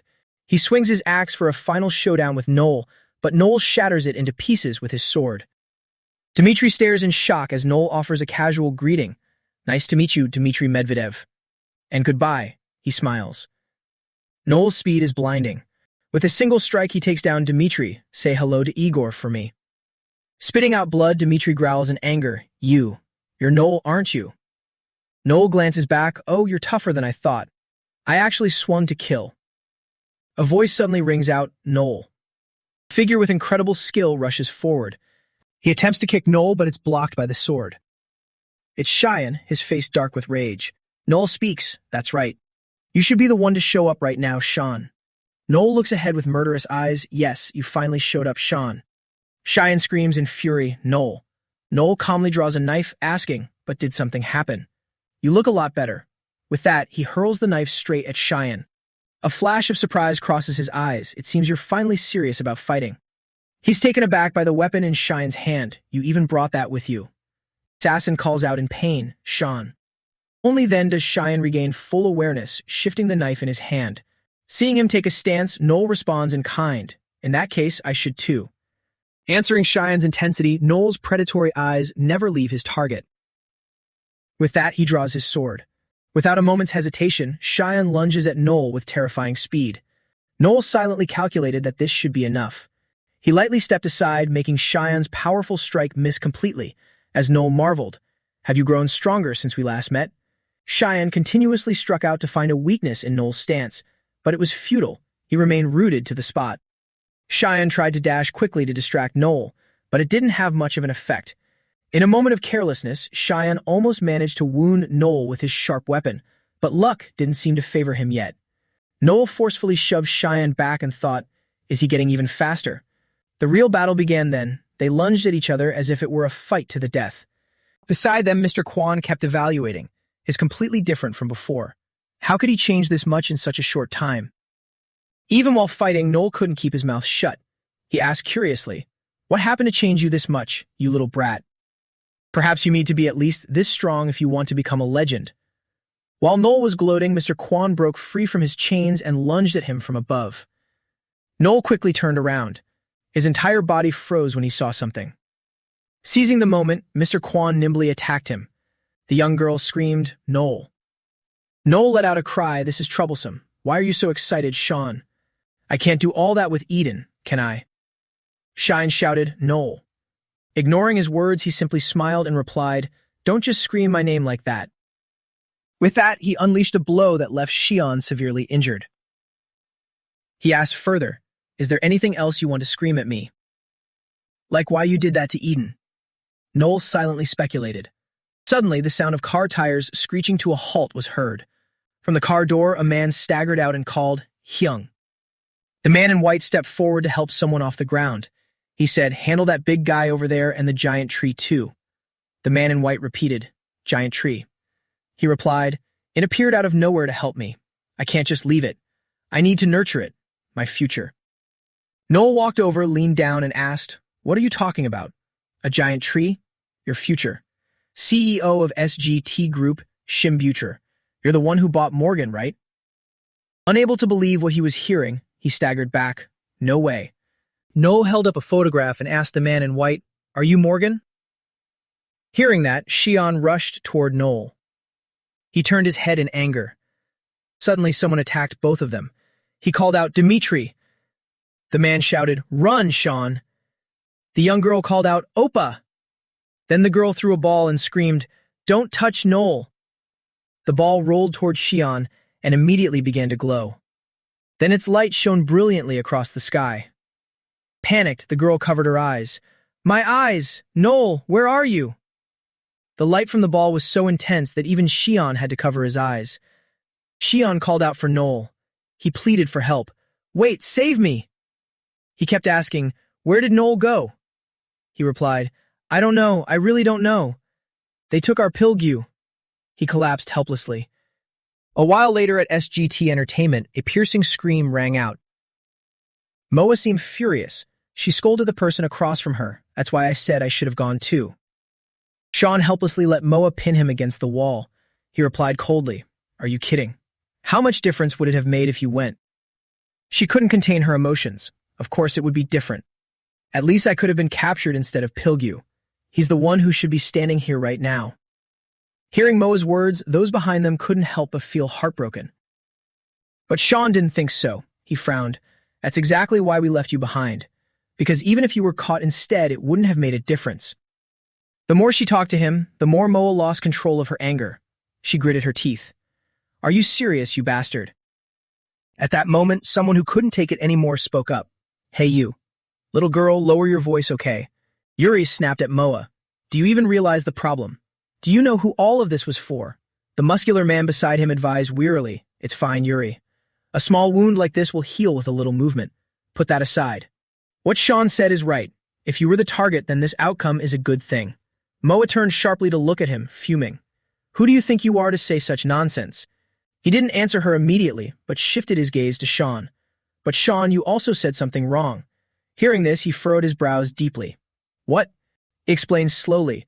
That gangster who was caught is just some nobody in our eyes, nothing more. But to this girl, he is family. The last thing you should do is call this result fair. Do you understand what I'm saying? Every word he spoke made Sean fall into a deep silence. In the tense atmosphere, Butcher spoke up humbly. Excuse me. I think I understand the situation now. So what about our Pildu? What should we do? He asked while forcing a strained smile. Sean looked at Butcher and replied, Noel mistook him for Morgan and kidnapped him. It's only a matter of time before his identity is exposed. At that point, he'll come looking for us again. Just then, Yuri slowly stood up. Hey, it's not like we're empty-handed. Why don't we use this? He gently placed his hand on the young girl's head. All his schemes were playing on his face. A hostage, right? Hearing him say that, Moa finally noticed Sparky's presence. Oh my God, you scared me to death. What's with this kid? Since when has she been here? Yuri pointed his finger. She's been here the whole time. She quickly sat down beside the girl. Let her go. What on earth do you think you're doing? He panicked at the sound of Moa's voice. Stop screaming like a crazy woman. She's so annoying.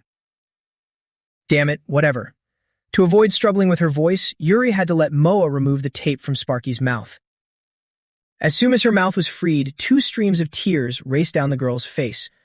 Sparky covered her face and sobbed uncontrollably. Seeing this, Moa felt a bit heartbroken.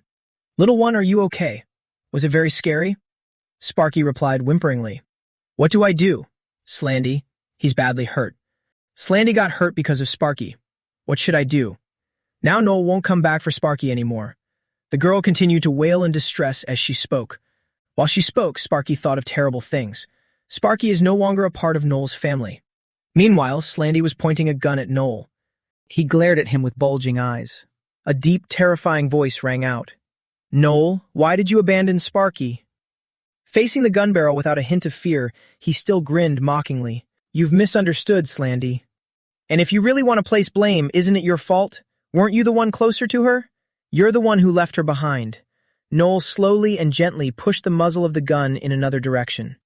Slandy wanted to explode with rage upon hearing those words.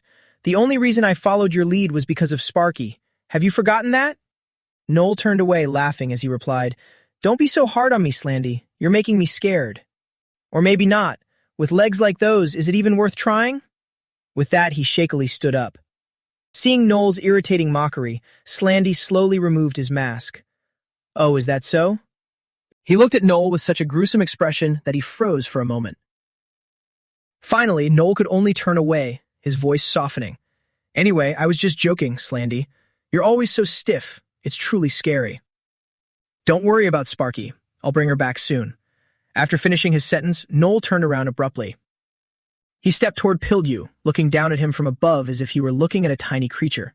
But first, should we deal with this fake Morgan? Facing such terrifying and bizarre people, Pildew remained solemn and didn't show a hint of fear. A sharp blade was slowly gliding through strands of Pildew's hair. Just then, he couldn't help but speak up. A fake, huh? What you want is that obedient child Morgan from Dead Mansion. Before he could finish, Mole swung his sword and shouted, Enough. Stop talking nonsense, you piece of trash. Do you know why I'm still keeping you alive?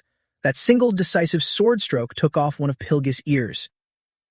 Pilgew didn't hesitate to answer his question. You probably intend to use me as a hostage to trade for that kid, or Morgan, right? Hearing this, Noel began to weigh his options.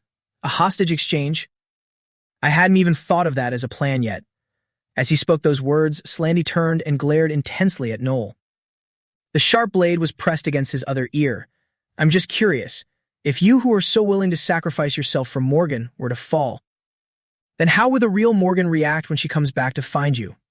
At that moment, the expression he directed at Pilgew was absolutely terrifying. The sky was devoid of any sunlight, becoming incredibly gloomy. Deep within that desolate forest at an abandoned church, from inside a small room, someone's voice drifted out. Oh dear. I feel so guilty for. Dominic stared intently at the black-haired man and spoke, treating a distinguished guest this way. He had been tormented by the man, handcuffed and left hanging in midair. Now it's impolite to take up too much time, so shall we finish this? Then the long-haired man picked up a pair of pliers.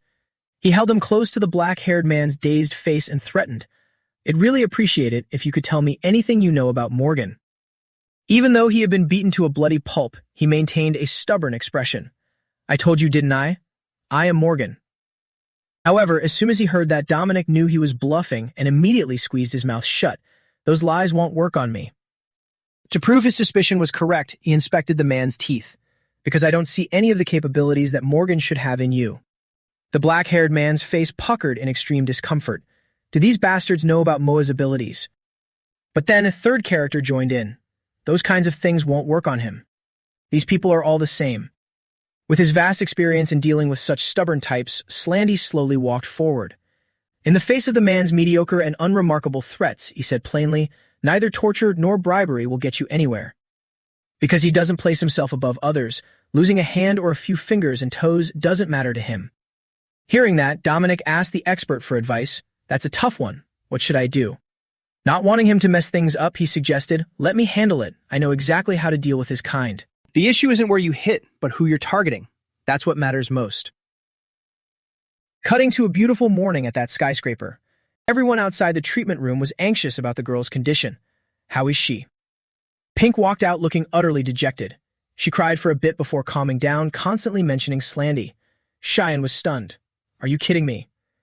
Instead of that, you should be asking for Noel's location. Why are you comforting the girl? He was visibly annoyed. Move aside, let me ask her. Seeing she couldn't do it, his heart raced with urgency as he tried to push inside. But before he could get far, she blocked him with her leg, preventing him from entering. It was clear Pink didn't want Cheyenne involved. She stood with her arms crossed in front of the door, refusing to budge.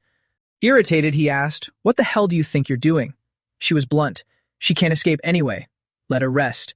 You can ask her when she's calm. Cheyenne ignored Pink's words completely and pressed her against the door. Are you serious? Get out of the way. She stood her ground.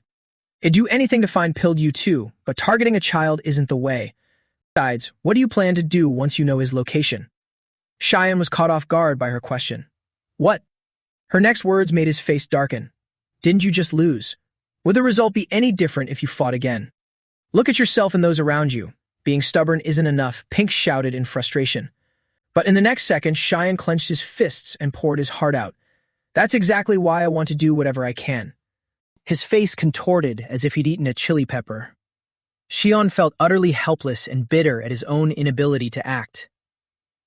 Seeing this stubborn guy wouldn't listen, Pink gave him a headbutt to teach him a lesson. Then followed a fierce shouting match between the two. At least make a plan, you stupid brat! Why are you huffing like a middle schooler? Seeing things were getting tense, Morgan stepped in to intervene. Watch your tone, Moa. Please don't talk like that. Pink didn't care and kept yelling, Do you think you're the only one who's upset? You think you're the only one angry? It's my family that was kidnapped, not yours. At this, she couldn't hold back anymore and started to tear up. Xion froze for a moment as old memories came flooding back. An image of a familiar silhouette flashed in Xion's mind, stirring up his emotions once again. Suddenly, Xion didn't want to argue with Pink anymore and left. Damn it, watch the girl. Find the info fast. Is there a training room I can use? Caught off guard by his sudden turn, the man replied hesitantly. Basement floor B5, the one Moa used before. After getting the info, he headed out. I'm going to warm up. Let me know as soon as you have anything.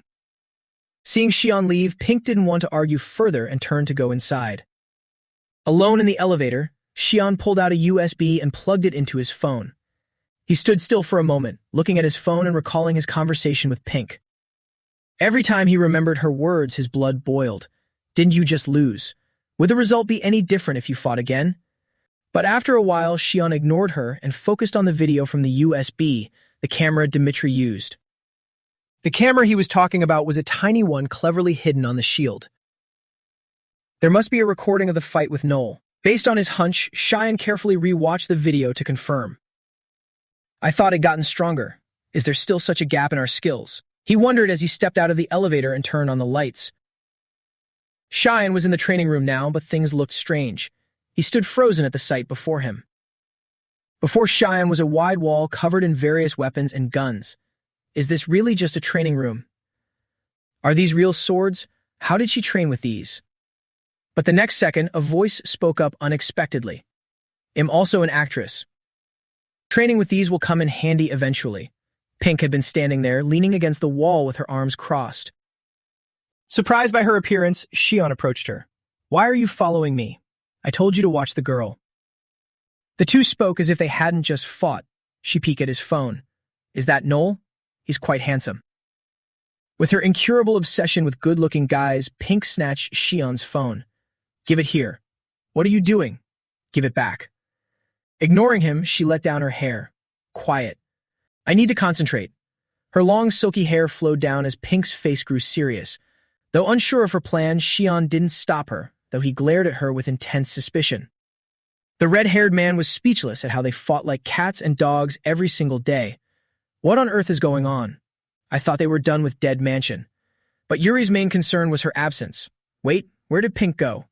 As he was talking to himself, the guy suddenly appeared like a ghost, startling him. You scared me. What's wrong with you? Yuri explained, they told me to stay close to you just in case. But is Pink from Dead Mansion too? He confirmed, I adopted her when she was young. Curiously, he asked, last time was just a guy with a nail gun. What is Pink good at? Morgan questioned, don't you know Idol Moa? Why do you keep calling her Pink when her name is so pretty? Anyway, listen, I originally wanted her to be an actress. That's why I brought someone with talent in that field. Yuri found it a bit confusing. Back to Cheyenne and Pink. She held a staff while he got into a stance. They were about to fight. What Moa is truly good at is immersive acting. Pink lowered her stance. Well, Cheyenne, does this look like him? Annoyed by her strange behavior, he scowled. Are you kidding me? What the hell do you think you're doing? Suddenly, Pink gripped the staff tightly, showing her resolve. Immersive acting, 65% synchronization. Noel's image. She gripped the staff, lowering herself, her face suddenly twisting in a strange way. They were fine a moment ago, but now Pink was attacking Xian. That swing felt familiar. This is Noel's.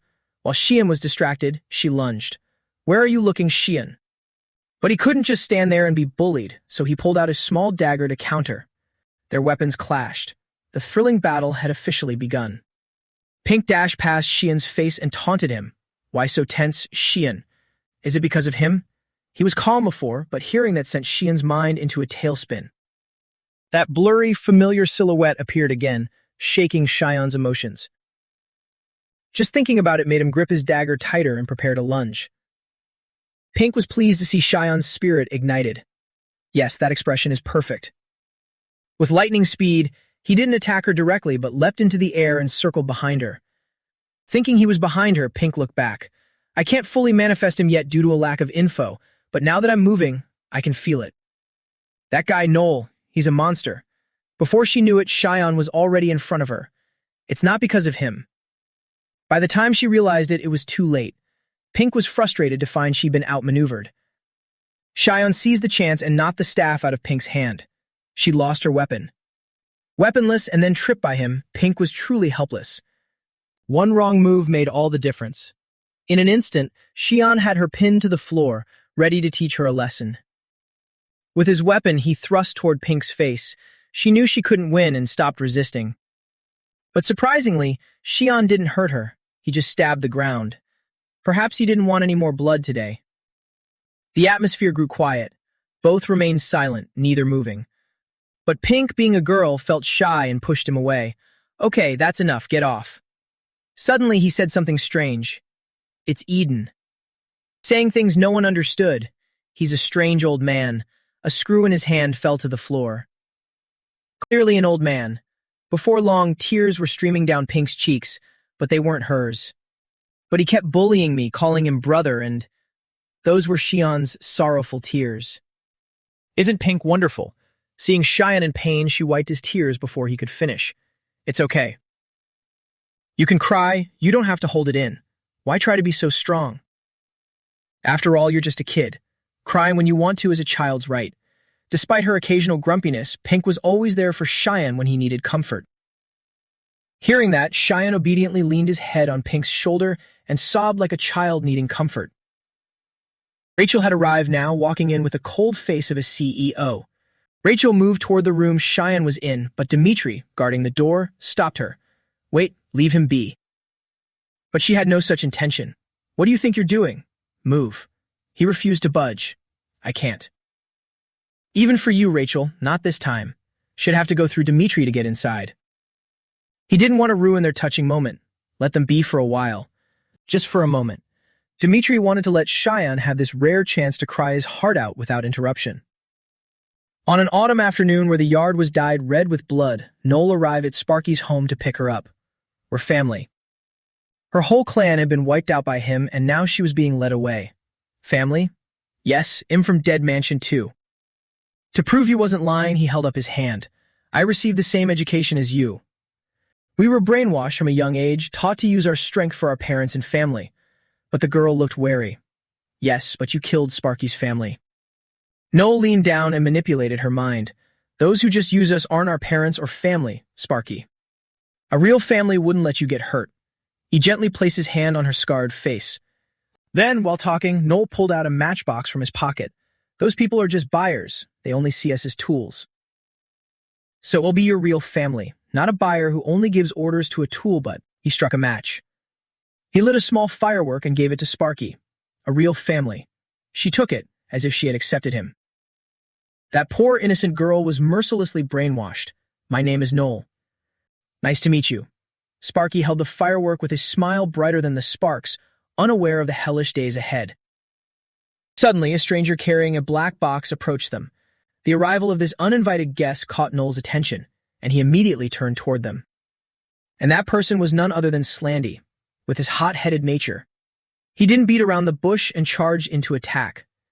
Slandy's eyes turned bloodshot and filled with murderous intent, making it clear he didn't welcome Noel here. Who the hell are you? He used his sword to block the lethal blow, smirking at Noel.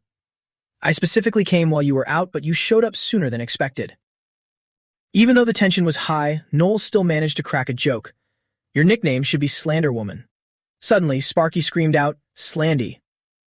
Noel looked down at the little girl. Did you just say Slandy? Sparky then stepped between the two of them. Don't fight with Noel. Noel is Sparky's family now. Seeing the girl defend him so fiercely, Slandy couldn't believe his eyes. What are you talking about? She lowered her head and repeated what she'd been told.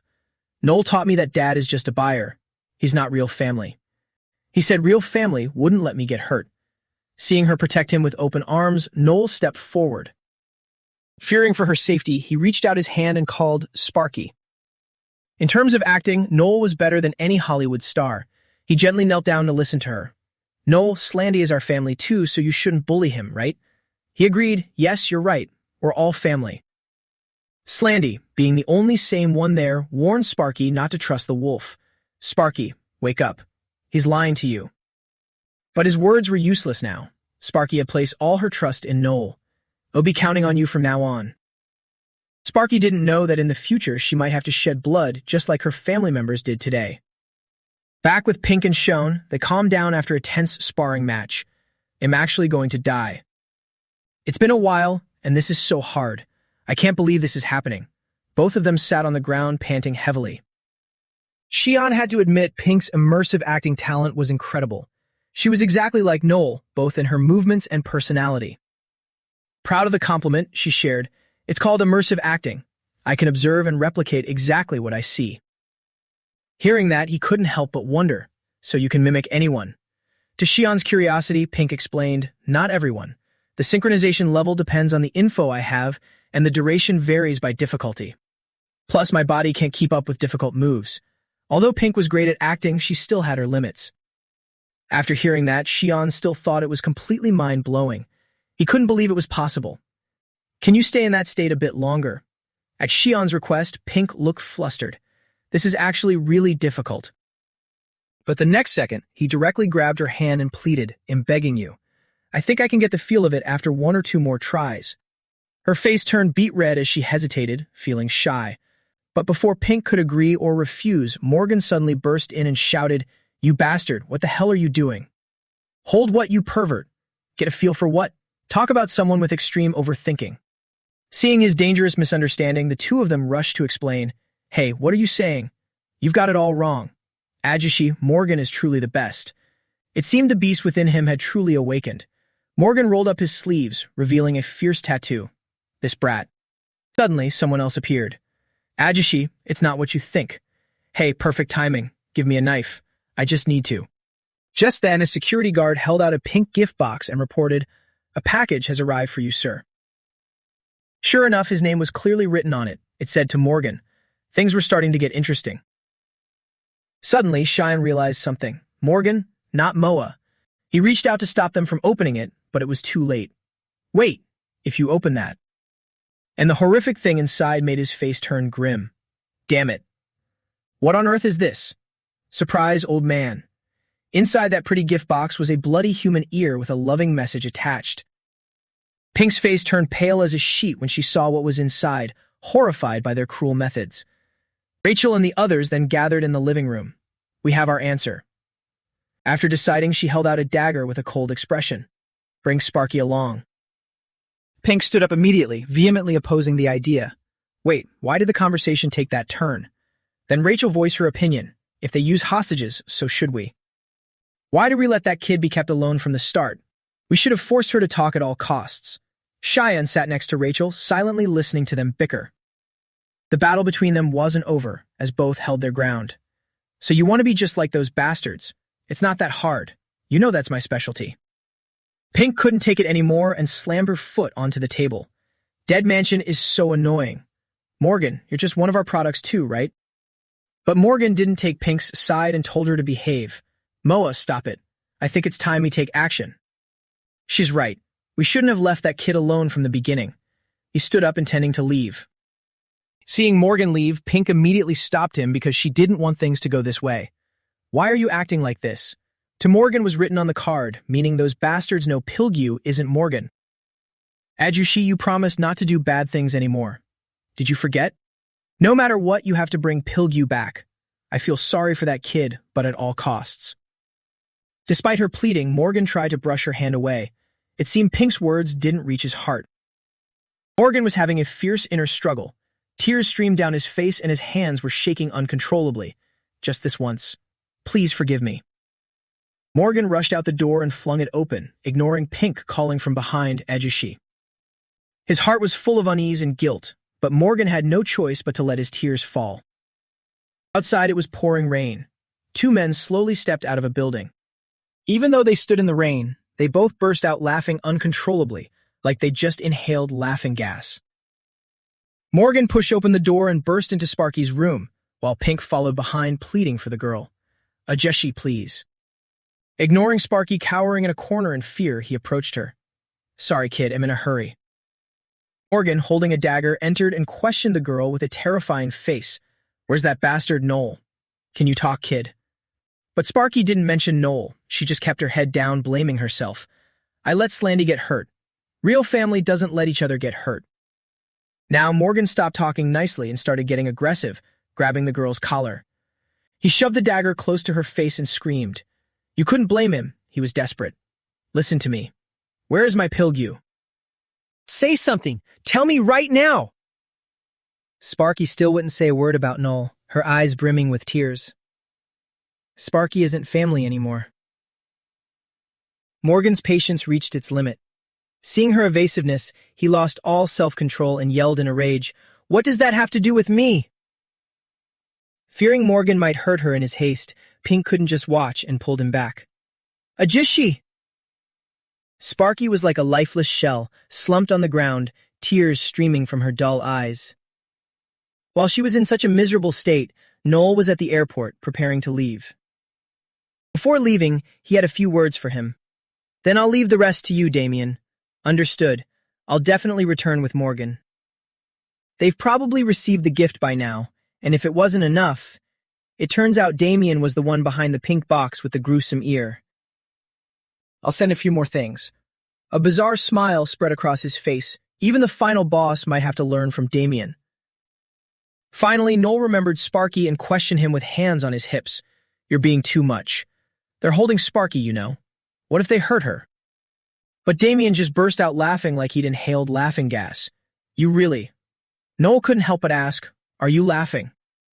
Noel then turned away and smirked. Damien, you really are. Unable to be a good child. They both turned their backs to each other and went their separate ways. That's the best compliment. Later that night, the plane carrying Noel finally took off. As he was turning to leave, Damien suddenly stopped when he got a notification on his phone. He then answered the call and asked for an update. What's wrong, Dominic? Did he finally say something? Dominic was leaning against the wall, looking exhausted with countless scratches on his face. Damien, we have a problem. Slandy took the hostage and vanished. By the time he arrived, there was nothing left, and Dominic could do nothing but sit there gloomily. Back at the SGT building, the black-haired man, after being snatched by Slandy, was brought back there. Seeing a familiar figure enter, the guard went to check it out. The guard immediately called out when he recognized him. Boss. But then, several spheres were dropped on the floor, and he only managed to hear a warning, "Get back." The two small spheres rolled slowly toward where the guards stood. It was obvious they were bombs, and this place was about to be engulfed in flames. As expected, the spheres exploded instantly. Thick black smoke and fire billowed up. The black-haired man crouched down to see if the guard was injured. "Are you okay?"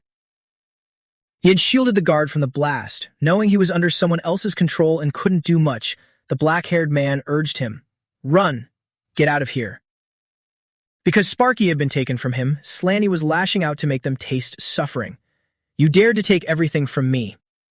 So of course, you'll pay the price." Slanty held several explosive fireworks, looking ready to go all out and spare no one. Slanty stepped forward with a rifle on his shoulder and lit another firework.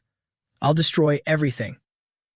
It looked like they wouldn't survive this. Slanty's mind was gone, and all he wanted was Sparky's safety. "So if you want to save even a little bit, bring Sparky here." Slanty sternly threatened the guards. "If at least one of you wants to live, then bring Sparky to me." With that, he used his teeth to pull the fuses on the fireworks. He threw the fireworks up to force the guards back. "Get back." Suddenly, the fireworks were sliced in half. Seeing who had intervened, Slanty smirked. "That's it. There you are." Sean stood there coolly, staring him down. Sean took a punch tool from his chest and checked on Pilgu. "Are you okay?" He struggled to reply, "I'm fine." "Where's Moa?" Sean reassured him. "She evacuated with the others. They're targeting the good children, after all." Slanty lunged with his rifle butt, interrupting them. "Then aren't you a good child too?" Although Sean managed to block it with his punch tool, he was still sent flying back by the impact. He attacked relentlessly, taunting him. "So why don't you side with Noel and fight Dead Mansion? Why did you kidnap Sparky?" Slanty reached out to grab Sean, who was still reeling from the previous hit. But Shion wouldn't let him. He spun around in a flash to counter. "We're different from them. Because we are bad children." Slanty dodged effortlessly and mocked Sean. "Too slow, kid." Shion responded with a cold, gentle smile. "Is that so?" The moment the words left his lips, Sean delivered a powerful kick that sent him flying toward the door behind them. He calmly pulled his leg back, regaining his stance with predatory grace. Behind the door was a room filled with cameras and equipment. Slanty struggled to push himself up from the floor. Hearing his words, Slanty spat out, "I don't give a damn if you're the good guys or the bad guys." Slanty clawed at the fabric covering his hideously burned face, hissing through gritted teeth. "Give Sparky back to me." His past began to unfold 10 years ago within the shadows of the Italian mafia. They raised a dog that didn't care about being covered in filth or blood, offering absolute loyalty only to the organization. But then, one day, that dog decided to walk away, because it had found a new master to serve, someone he loved more than life itself. Slanty, once a handsome young man, held a locket containing the photo of his wife and daughter, his true masters. He cherished that photo above all else. It was the sole source of his happiness. With a heart full of joy, Slanty headed home to where his happiness lived. He entered with a bouquet in hand, but was met by a chilling darkness that took him by surprise. Fumbling for the light switch, he teased playfully, "You guys should at least keep the lights on." As the room flooded with light, he saw them, his wife and child, butchered in a pool of their own blood. Slanty stood frozen in horror, failing to notice the figure behind him who struck him unconscious. The bouquet he held fell, its petals soaked in the spreading scarlet. When he finally regained consciousness, a strange scent filled his nose. Is that gasoline? He looked up to see his family still lying there, but now the room was being devoured by hungry flames. Desperate, Slanty forced himself up. "No, Anya." He lunged toward them, screaming, "Please, I beg you." "Anya, this can't be happening. You can't be dead, right?" Slanty grasped his wife's hand, pleading for a miracle. "Your skin, it's still so warm." Slowly, the heartbreaking scene was incinerated by the roaring inferno. In the dead of night, at a massive mansion steeped in long, dark history, a man drenched in blood, spinning a pistol in his hand, approached the gates, startling the drowsy guards into high alert. It was Slanty. His body was covered in gore, with the charred remnants of the fire still clinging to his skin. In his other hand, he clutched the locket, the only memory of those he loved. Back to the present, Morgan looked at the disconnected phone in confusion. An explosion? What the hell is going on? Don't tell me that bastard Noel is here. Sparky was sobbing, but the moment she heard that name, she looked up sharply. Noel? Morgan's bodyguard reported, "We haven't identified him yet, but Pilgyu Oppa is." Sparky slowly reached for something in her hair, muttering to herself. Moa couldn't catch it. "What did you just say, kid?" Sparky continued to whisper while deftly undoing her hair. "It's Noel. Noel is." Noel was coming to get Sparky. Suddenly, an explosive appeared in her hand. Sparky hurled the explosive right into the middle of the group. On the other side, Slandy lunged at Sean with his bare hands. He dodged nimbly, leaving a fresh gash across Slandy's chest in the process. Pildew found cover and shouted, "It'll help you, kid," only to be greeted by a hail of bullets from Slandy. While staying focused on the fight, Sean refused. "Don't. You'll only get in my way." Watching him fight, Pildew was stunned. That kid. He's on a completely different level than when he fought me. Sean seemed to have found Slandy's weak spot. "I've seen through you." With that, he stabbed deep into Slandy's leg. Slandy immediately tried to grab Sean in retaliation, but Sean slipped away once more. "You're remarkably fast," he admitted. Sean replied with a smirk. "I owe it all to Dimitri's training." Slandy tossed his gun aside and cracked his knuckles. "Is that so? I'd be very proud." With that, he resumed his assault on Sean, who continued to dodge with precision. "I can't keep this up forever," Sean thought, preparing to counterattack. The two collided with such force that one of Sean's weapons shattered. He stared in disbelief, his eyes wide with shock. But a second later, Sean snapped back to reality, barely evading Slandy's follow-up punch. Slandy mocked him through a flurry of strikes. "How long do you think you can keep dodging?" The attack raised Sean's cheek. What? Is he getting even faster? Slandy didn't slow down for a moment. And now. "Let's make this more exciting, Sean." He lunged at him again with newfound ferocity. Sean sensed something strange. His breathing. That momentary distraction allowed Slandy to grab his head and slam it into the wall. "Where are you looking, you brat?" Without letting up, he mercilessly smashed Sean's head against the floor. Sean countered by driving his knee hard into Slandy's face. Seeing how stubborn he was, Slandy advised, "Just give up already." His hand never left Sean's head as he continued the brutal slamming. Sean chuckled calmly even under that grip. "No, the fun is just getting started because I found it. Your weakness." As he spoke, he grabbed Slandy's hand, attempting to snap the wrist holding him down. Slandy instantly let go and recoiled. Clutching his broken arm, he watched Sean slowly stand up. "What the hell are you?" Slandy observed his opponent closely. Sean. His eyes have changed. Sean picked up his weapon again, ready to end it. Well then. Slandy also hurriedly shook off the pain, preparing for the final clash. Hurried footsteps from behind caught Pildew's attention. He looked at the approaching figure and called out in confusion, "Hyung." Morgan stormed into the room, screaming at the top of his lungs, "You damn bastard. You said you came for Sparky, didn't you?" Morgan growled, "So what do you think you should do now?" In his hands, he held Sparky with a knife pressed against her throat. Seeing that, Slandy's rage boiled over. "You scumbag, get your filthy hands off her." Morgan screamed back, "No, I'm not letting go." "Damn it, did you think you were the only ones who knew how to play dirty?" The knife edge began to bite into the girl's skin. "He'll show you. I'm ending all of this today, once and for all." Morgan roared, "No, I won't." His actions mirrored the truth that no one is born a villain. "Bastards, you think you're the only ones who can fight dirty. When a person is pushed to the brink, it'll show you. Today, it all ends.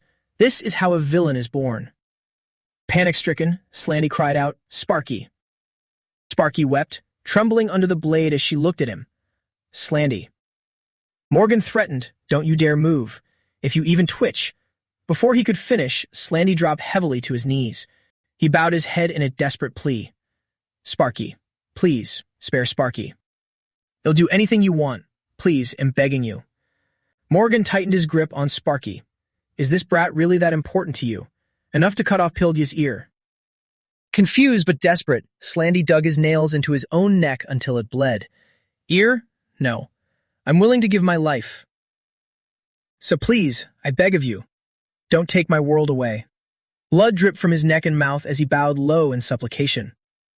Seeing this, Morgan felt a wave of intense discomfort and ground his teeth in frustration. Morgan finally let go, allowing Sparky to run towards Slandy. He asked Slandy, "Do you know why I took Moa away from Dead Mansion?" I was just a lowlife who wanted to be a gangster. I knew nothing and had no special talents. Morgan's fist tightened as he continued his story. Day after day, I just wandered between bars and karaoke joints. What else could I do? That was the world I chose. But then one day, I looked up. I saw a world completely different from mine. It was bright, nothing like our darkness. He had seen the world of singers, living under the lights with bright passion. At that time, I wondered, if we lived in that bright world, would we become better people? I pooled all our money to buy her. I thought we'd become famous and live easier lives. Raising a child certainly isn't easy. But that child brought us happiness, didn't she? Morgan turned and asked Pilgu with a faint smile. He looked back at Slandy holding Sparky. Because of you, I'm more certain of that than ever before. Living a happy life with them, maybe that was the world I've always longed for. Slandy slowly approached and asked Morgan, "You said your name was Shim Gyute." He replied, "Yeah." Slandy turned his head to leave, but before going he left a message. "We'll be seeing each other again soon." Iscariot never gives up on the good children. Hearing that unfamiliar name, Sean muttered, "Iscariot." Slandy took out a fresh hood, put it on, and continued, "But I'll promise you one thing. Just for this once, I'll protect your world too." Elsewhere, Damien was furiously trashing the place and cursing, "Damn it. That survivor. I hated him from the very beginning." He gritted his teeth, cursing as he frantically tapped on his phone. Damien turned around and barked an order. "Change of plans. Everyone, head to Morgan's place right now." Consider this a little test for the rookies. Somewhere else, Rachel frowned as she interrogated them. "So, in the short time I was gone, you just handed Sparky over that easily?" Subordinate turned to Morgan, demanding an explanation. "Mr. Gyute." Morgan took the blame. "I'm sorry. I have no excuse." Sean stood nearby with his arms crossed. "Don't be too hard on him. If it wasn't for him, I might have been done for." Things were really dangerous. You saw it too, didn't you? He looked at Pilgu, hoping for backup. Pilgu understood and played along. "Yeah, we nearly died." He looked at Sean in disbelief, thinking, "Are you really taking our side, kid?" Sean pointed in a certain direction, confused. "But Rachel, why did you bring that thing here?" Marie looked up from her screen, annoyed. "Geez, you're calling me that thing. I came all this way to cooperate, and now I've lost all motivation." Sean mocked her, "As if you ever cooperate easily. We were doing fine without you, so just stay put." She didn't back down. "You must have had a tough time, failing to keep the hostage." Eugene rushed between them before the bickering got out of hand. "You two, please calm down. Just listen to what Marie Nuna has to say." Sean clicked his tongue and went silent. Marie continued her calculations. Their goal is to recruit the good children. If threats don't work, they won't hesitate to use violence. Everyone knows that. That's why Rachel and I decided to move first and identify those most likely to catch Noel's eye. Rachel fiddled with her gun and agreed. "Exactly. We've analyzed the traits of the special ones I've been monitoring. They'll be irresistible to Noel. These are the ones I've always kept tabs on." Rachel moved behind Marie, who added, "I've gathered the latest info on them. Some have already been scouted. They'll be joining us soon." Sean heard that and asked, "What about their skills? Are they reliable?" The version 1 perfect children were made to order. They specialize in specific fields, like one who savagely crushed his opponents in the ring just to win for his master. But if that specialization was focused entirely on combat, just how powerful would they be? The master's opponent couldn't believe his eyes. "This doesn't count. Where the hell did you find that thing?" "I won't accept this." He pointed a gun at the master, unaware of the long wire looped around his own neck. The wire tightened, ending the life of the reckless man with the gun. Rachel summarized, "That's why we paid a fortune to hire them as mercenaries. We need this much to even stand a chance against Noel." Marie added, "But even that's not enough. We need a new plan." She pulled a paper out of the bin. It was the poster for Moa's concert, a perfect plan to lure in Noel and his crew. Elsewhere, someone looked at the digital ad for Moa's concert. "Oh, Moa's solo concert is coming up." So that girl Moa is actually Morgan, huh? It was Connor, the version 1 specialist in direct combat. A white-haired man in glasses brushed his hair back. "Yeah, if you look closely, you can still see her old self." That was Eric, the version 1 assassination specialist. Connor burst out laughing. "Can you believe this? Morgan, wearing makeup? And look at this expression." He showed his phone to Eric, who looked away. "Stop it. I know it's funny, but... Damien walked ahead of them and interrupted. Hey, what are you two doing? Move it. Connor feigned innocence. Sorry, Junior. We've already decided on our own path. We're siding with them, with our classmates. Eric joined in. We'd chosen to join the bad children. But we stay behind because we knew you'd contact us. We wanted to see what kind of guy you really are. Damien felt a wave of frustration. I'm literally speechless. Choosing that path will only lead to your deaths. You damn seniors. A punch flew toward him before he could finish. Connor's punch sent him flying straight into the truck bed in front of them. Bullseye. He flexed his muscles. That's how you win with a preemptive strike, Junior. Damien wiped the blood from his face. He glared at Connor, but thin, wire-like strings began to coil around Damien. Eric tightened the wires, shredding the cement bags and Damien to pieces. Connor stretched and asked Eric as he retracted the wires, "Is it over already?" Eric was annoyed. "Hey, don't talk like that." You sound like someone who just barely survived. But as Eric spoke, he didn't realize Damien had escaped and was launching a kick at him. Eric took the kick head-on and was sent flying past Connor. Connor immediately raised his leg to counter. Damien blocked the kick with his own leg instantly. Blood suddenly sprayed from Connor's leg. He cried out in pain. "What? My leg?" Damien smirked, showing the iron plates on his soles. "You idiot! I knew you were the type to swing the sword without thinking." Eric quickly recovered and circled behind Damien for a surprise attack. But Damien, as if he had eyes in the back of his head, leaped up to dodge it. He flipped backward, facing Eric mid-air. He slammed his foot into Eric's face, grounding him. Connor threw off his leopard print coat and charged at Damien, only to be met with a merciless knee strike to the chin. He spat out blood, groaning in agony. A blade appeared on the tip of Damien's shoe. Eric saw it and screamed, "Connor!" But it was too late. Damien drove the blade straight into Connor's stomach. He followed up with a barrage of punches and then raised his leg high. He brought his heel down hard on Connor's head. The iron plating on Damien's heel made the impact devastating. Connor coughed violently, unable to take any more. Damien ground his heel into Connor's head. "Classmates? Juniors? How can you say such things? Why the hell would you even say that?" Eric called out weakly, "Connor." Damien looked over at Eric. "Did you think Dead Mansion was some kind of daycare? At SGT Entertainment?" Sean, with his forehead still bandaged, demanded, "You want to hold a damn concert at a time like this?" Marie countered, "It's not just a damn concert, it's a strategy, Sean." Sean reminded her, "We're far more exposed than they are." Marie didn't flinch. "Then we just use that to our advantage." He was baffled. "To our advantage?" Marie began marking the poster. "Exactly. Since they're going to attack anyway, we should be the ones picking the time and place. In other words, this concert will give us the upper hand." She held up the modified poster. Moa's face was crossed out and her name changed to Morgan. She smirked. "The concert will be the bait for our trap." In the hallway, Rachel made a call. When it connected, she asked, "Eric? What about Connor? Why can't I reach him?" A hearty laugh came from the other end. "Rachel, it really is you!" Rachel's brow furrowed. That voice, could it be? Damien, currently standing over Eric's bloody body, answered Rachel's call. She asked suspiciously, "Have they joined Iscariot?" Damien scoffed. "Joined? We have no use for trash like them."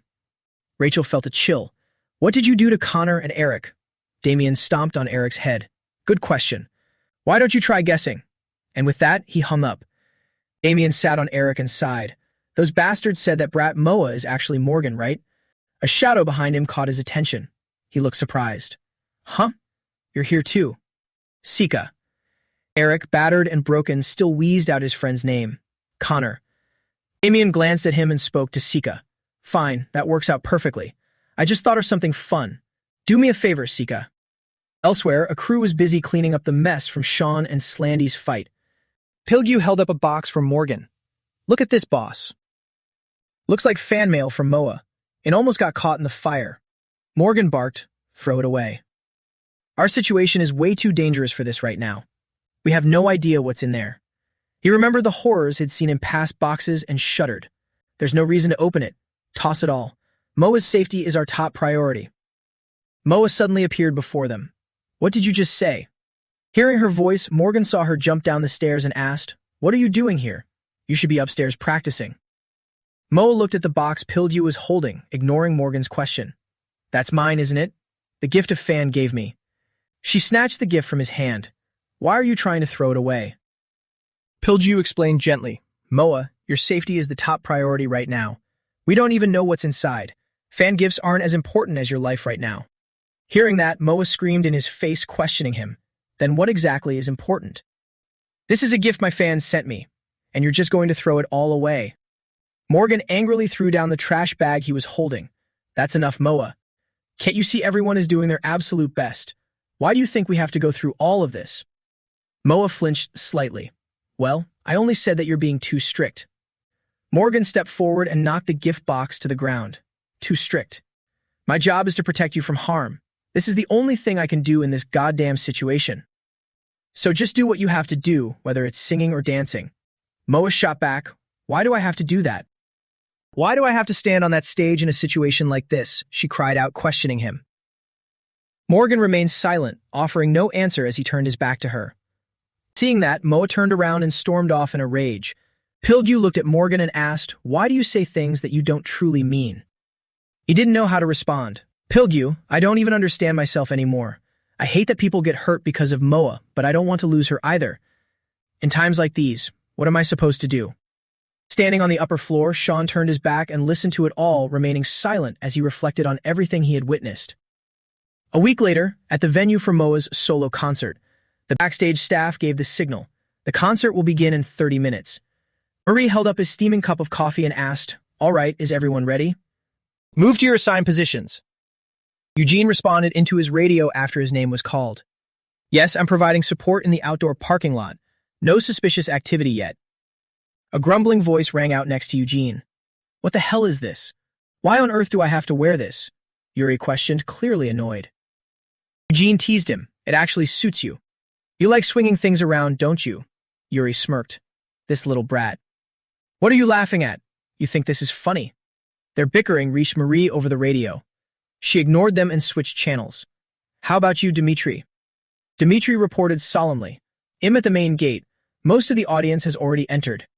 Everything is clear here. Marie switched channels again. Rachel, what about you? When there was no answer, she called again. Rachel. Rachel finally replied, don't bother me. I can't talk while I'm posing as an audience member. I'll keep my ears open. I'll take care of my own part. Marie sighed. This arrogant old lady. Rachel snapped back instantly. What? What did you just say, kid? Ignoring Rachel, she switched channels again. Sean, how about you? You see anything? Sean stood silently atop the high rafters. He replied, still no signs of any intruders. They're definitely waiting for the concert to start before they make a move. As he scouted the surroundings, a certain scene caught his eye. It was Pildew's group, busily coordinating their guard duties. Sean gave a friendly reminder, especially you Ajushis, don't overdo it and get hurt. Just focus on watching over Moa. We'll be the ones fighting, understood? Pildew chuckled. Oh? Did you just call us Ajushis? Sean, feeling a bit flustered, quickly explained, it's just because Moa always calls you that. It was a slip of the tongue. Marie's voice cut in, anyway, you're the star of the show. Are you ready? Moa, wearing her headphones, had heard everything they were discussing. Marie reiterated the plan. Blackout in 5 seconds. After that, you'll open the show under the spotlight. A group of people steadily approached the parking lot that Yuri and Eugene were managing. Yuri spoke up first. Hey, customer, the concert is about to start. You're cutting it pretty late. 5. Marie's counting sound rang out. Their opponents were Sika and Eric. Over on Dimitri's side, he took off his glasses to take a look. Connor was slowly closing in on Dimitri. 4. The counting sound rang out again. Someone tapped Rachel on the shoulder and said, excuse me, let me through. Rachel, he said, calling her name effortlessly. 3. He used it on Rachel. On Sean's side, a figure also appeared on the rafters right in front of him. 2. That person is Slandy. He alertly glared at him. 1. After the count, a bright light lights up.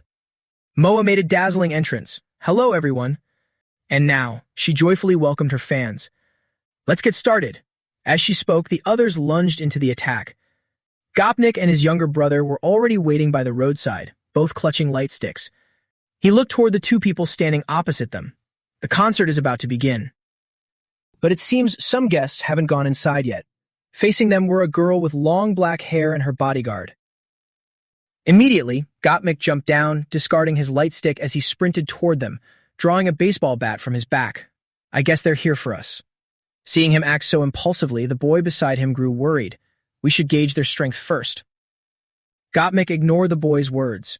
He smirked and swung his bat. Analyze my ass. Well, no, once we start fighting. Seeing that Gottmik was itching for a fight, the girl expressionlessly pointed at the man beside her and gave an order. Eliminate them, Eric. Following her command, the man instantly lunged forward to block Gottmik's strike. The boy grew anxious upon hearing the name. Eric? So he's a version 1. Why is he showing up with Iscariot? The boy stepped forward to warn him. Gottmik, don't let your guard down. Don't underestimate him. Gottmik turned and snapped, Shut up, kid. I'll handle this myself. But while Gottmik was looking at the boy, Eric lunged at him with a knife. But the boy moved swiftly, jumping in to block the strike for him. The boy shot a mocking glance at Gottmik. I told you not to lose your focus. Seriously, amateur. Gottmik slammed his hand against his bat. This little brat.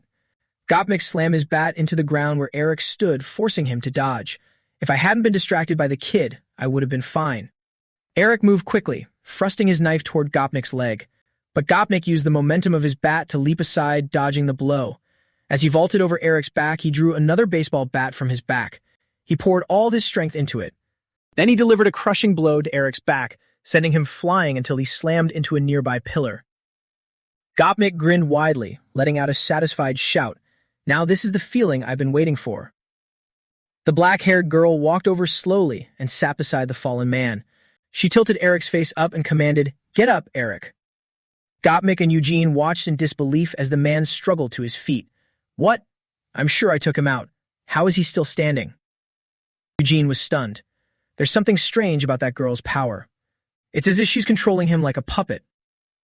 Watching Eric rise in agony, he couldn't help but say, moving with a body in that condition, he definitely isn't the one in control. Gottmik rested his bat on his shoulder and laughed. Good. That means no matter how many times I beat him down, he'll just keep getting back up. This is going to be fun. Eugene warned, Can you just calm down for a second? We should come up with a plan first, Eugene said, following after him. We don't even know what they're capable of. Gottmik slapped his bat against his palm. I told you. We'll find out once we start swinging.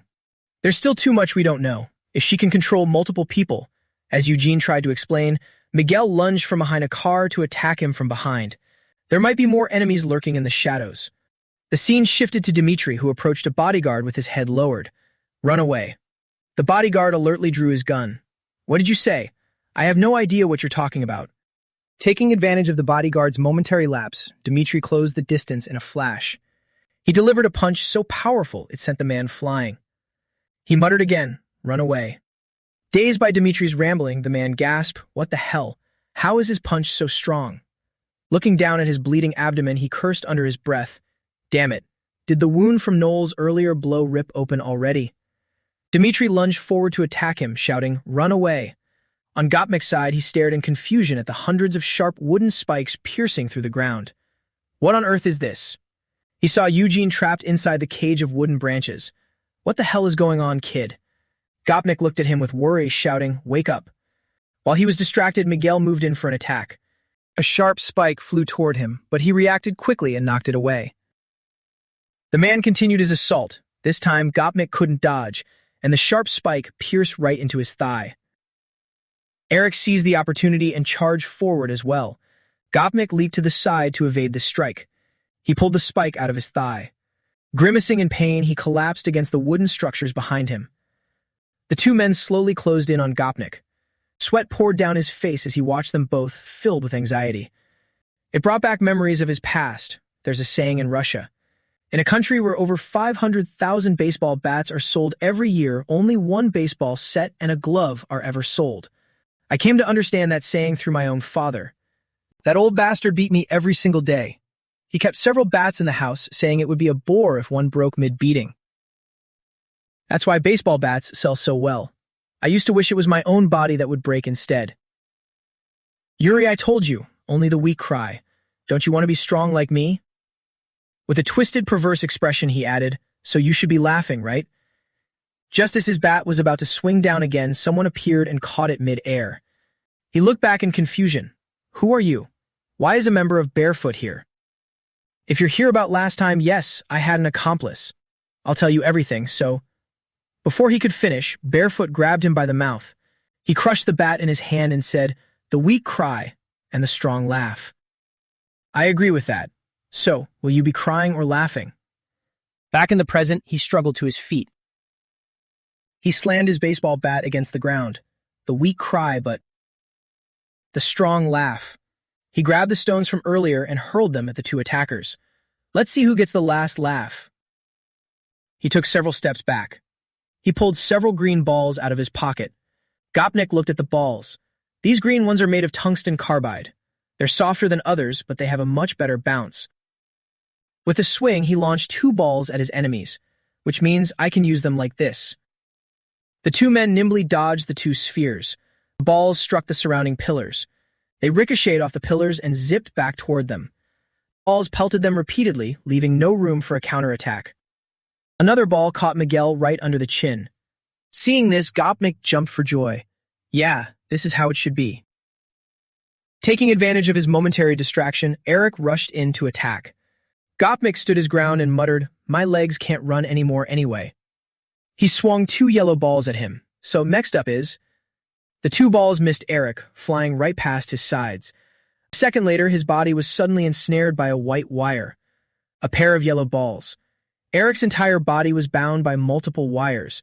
The balls were connected by high-strength fishing line. The wires tightened, leaving Eric unable to move a muscle. Gopnik tossed 2 red balls into the air, and finally the 2 red ones. He slammed the 2 red balls toward his target. Just as he managed to cut the yellow ball's wire, the red balls arrived. Unable to react, he was pummeled relentlessly. Gopnik smirked. A ball with hidden blades that keeps its shape. Bear claw. The black-haired girl looked toward him. No one noticed Miguel slowly standing up in the background. His neck was tilted at an unnatural angle. He no longer looked human. As he raised his weapon to attack, Eugene suddenly leaped in and delivered a powerful kick to his face. That's enough. The voice startled Gopnik. "Kid, you're still alive?"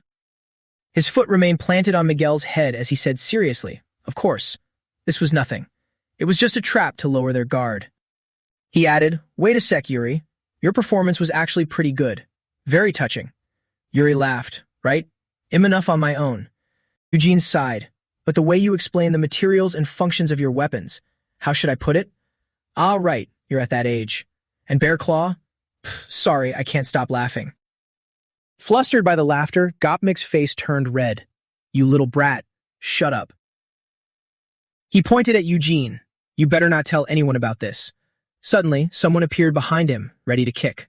"What the hell are you doing? Are you children?" Gopnik was kicked squarely in the face. He was sent flying. The attacker slowly lowered his leg. "This looks so stupid, I can't stand it. Did you come here just to play around?" Gopnik lay motionless on the ground. Eden clenched his fists and rushed to attack Dmitri. But he missed. His punch struck the counter behind them while Dmitri easily evaded. Eden didn't stop and kept chasing, but Dmitri continued to dodge, causing the fists to smash into the storage lockers. Dmitri frowned as he watched Eden. Damn, why is he so strong? He's on par with that bastard Slandy I met before. Behind Dmitri, the locker doors were shattered to pieces. Eden relentlessly continued his assault, his eyes fixed on Dmitri as he repeated, "Run away." This time, Eden connected, landing a powerful punch straight into Dmitri's abdomen. Dmitri coughed up blood. He gritted his teeth to swallow the rest, clenched his fist, and swung back in a counterattack. Sweat beaded on his forehead. Why? Dmitri threw a heavy punch, but Eden crossed his arms to block it. Dmitri growled, "Why do you keep saying that?" Eden was pushed back by the force. Eden peered at Dmitri from behind his protective stance, his eyes gleaming. Eden charged again, repeating, "Run away." Dmitri leaned against the lockers, his hand resting on a shattered door. Run? Is he trying to say he's not fighting of his own free will, he thought. He seemed to realize something. Dmitri pulled an axe from the broken cabinet and swung it with immense power, aiming to cleave Eden in 2. Eden quickly ducked to avoid the strike. The momentum carried Eden toward the wall, his back slamming hard against the lockers. Dmitri remained standing firmly. Dmitri glanced at the broken locker, revealing a cache of cold weapons, bats, axes, iron rods. He gave a cold laugh. Surprised? It seems you were all prepared for my arrival. His hand tightened around the axe handle. The room was in ruins after their brief skirmish. Debris from locker doors, axes, and shovels lay everywhere. The wall lockers were filled with weapons in almost every compartment. Eden had yet to stand back up. Dmitri looked down at him from above, one axe resting on his shoulder and the other in his hand. He said, "But I'm not so sure if this is really what you all wanted." Cheyenne's eyes were cold as he stared at the person before him. Noel's eyes were filled with malice. "Neither of us can see how this ends, right, Sean? So show me your true skills." Cheyenne immediately lunged into the attack. Despite holding a rifle, he didn't hang back. Both men clashed atop the iron rafters. He swung a hand to strike Cheyenne, but Cheyenne evaded it. Suddenly, Noel thrust his gun right in Cheyenne's face. Cheyenne frowned at the dark barrel aimed directly at him. Without hesitation, Noel fired. A muzzle flash erupted as he shot towards Cheyenne's head, but it seemed he missed. The light from the gunshot above the rafters caught the attention of the pink-haired girl on stage. A slight bead of sweat formed on her forehead. The gunshot caught some of the audience's attention below. Someone asked, "What was that? Did you hear that blast?" But it seemed only that person noticed. Everyone else was still focused on the pink-haired girl on stage, raising their light sticks to cheer for her. In the control room, a hand adjusted the switches. Under that hand's control, the lights focused and converged to illuminate the girl on the stage. A fan said, "It looks like it's finally starting." Inside the control room, Marie flipped switches while monitoring the camera feeds. "They're here. Can everyone hear me?" Her voice crackled through the earpieces. "Eugene? Yuri?" But Yuri lay battered on the ground, his eyes half closed, staring upward. Marie called again, "Dmitri." But Dmitri was locked in combat with Eden and couldn't spare a moment to listen. He swung his axe at Eden, who dodged once more. She gritted her teeth at the monitors. "Damn it. Rachel, are you there?" Rachel calmly stared at a large man in glasses who was pointing a gun at her. She said, "Stop screaming, Marie. I already tried to make contact." Morgan's uncle kept his gun trained on Rachel. "I've heard a lot about you, Rachel," he said as they stood in the middle of the crowd. "They say you're a master of disguise and covert operations." He looked at Rachel with a mocking tone. "But it seems you're not as good as the rumors say." Marie spoke over the comms. "Rachel, I'm turning on the stage lights in 2 seconds." Her eyes darted back. Marie began counting. 1, 2. The moment she finished counting, the stage lights flared to life. With murderous intent in her eyes, Rachel moved with lightning speed, reaching for the hand holding the gun. Rachel's hand gripped his tightly, thrusting it upward as the gun in his hand discharged, the roar of the crowd completely drowning out the gunshot. Taking advantage of the moment Morgan's uncle was distracted, she vanished in an instant. He scanned the area with his gun drawn, but Rachel was nowhere to be seen, surrounded only by fans intently cheering for the stage. His eyes flickered toward the back as if he had sensed something. It seemed he realized where Rachel was. "It'll be trouble if you cause too much of a scene, Rachel," Marie said over the comms. She gripped her dagger and replied, "Don't worry, this is my specialty." Morgan's uncle held his gun ready, scanning his surroundings with high alert. He had figured out exactly where she was positioned. He began to turn toward the back. Without him even noticing, a wound appeared on his thigh. Not far away, Rachel vanished into the crowd once more as he looked down at his bleeding leg. Rachel blurred past him from behind. Then another wound appeared on his hand, right near the knuckles. He stared in pain at the fresh wound bleeding on his hand. Morgan's uncle glared toward Rachel as a bead of sweat trickled down his temple. Rachel smiled cruelly at him from a distance, her dagger dripping with fresh blood. Elsewhere, one of Eden's eyes turned blue as he raised his fist to continue the assault. Dmitri raised his weapon to block Eden's fist, the powerful impact radiating from the blow. He smirked at his shovel as veins bulged on Eden's fist. "Yeah, you're not getting past this." With a swing, he knocked Eden's hand away and raised an axe in his other hand. Eden quickly retreated, shifting back into a defensive stance. Dmitri hurled the axe at Eden, shouting, "Where do you think you're going?" The axe slammed into the floor, missing his foot by only a few millimeters. Holding the iron shovel at face level with both hands, he charged at Eden, forcing him to keep backing away. Eden dropped to the ground and kicked Dmitri's wound, making it bleed out. He gritted his teeth in agony to keep from crying out, sweat pouring down his face. "Damn it, that old wound." Eden sprang up and delivered a heavy punch to Dimitri's chin, sending him reeling back and knocking the shovel from his hands. He followed up with a punch to the face, slamming Dimitri's head hard against the floor. Eden pinned Dimitri's shoulder down firmly with his knee. He landed another blow to the face, jerking Dimitri's head violently to the side. A barrage of punches rained down on him as Dimitri's eyes flew wide, his pupils shrinking in shock. He recalled the past, his hand driving a knife up into the jaw of a giant bear. His body was covered in bleeding gashes, but he stood tall and smiled. "Igor, look at this one. It's the biggest on this mountain." His hands were a mess of fresh, bleeding wounds. Igor asked, "Dimi, what's that stuck in its jaw?" Dimitri tossed the bear onto the white snow and said indifferently, "This? I just took it down with this knife, didn't use anything else." Behind Igor lay another massive bear. "How disappointing." "I didn't think you'd depend on a weapon like that," Igor said. Dimitri sweated, unable to find words. Igor continued, leaning his hands on his thighs. "Remember this, Dimitri. Never depend on a piece of metal.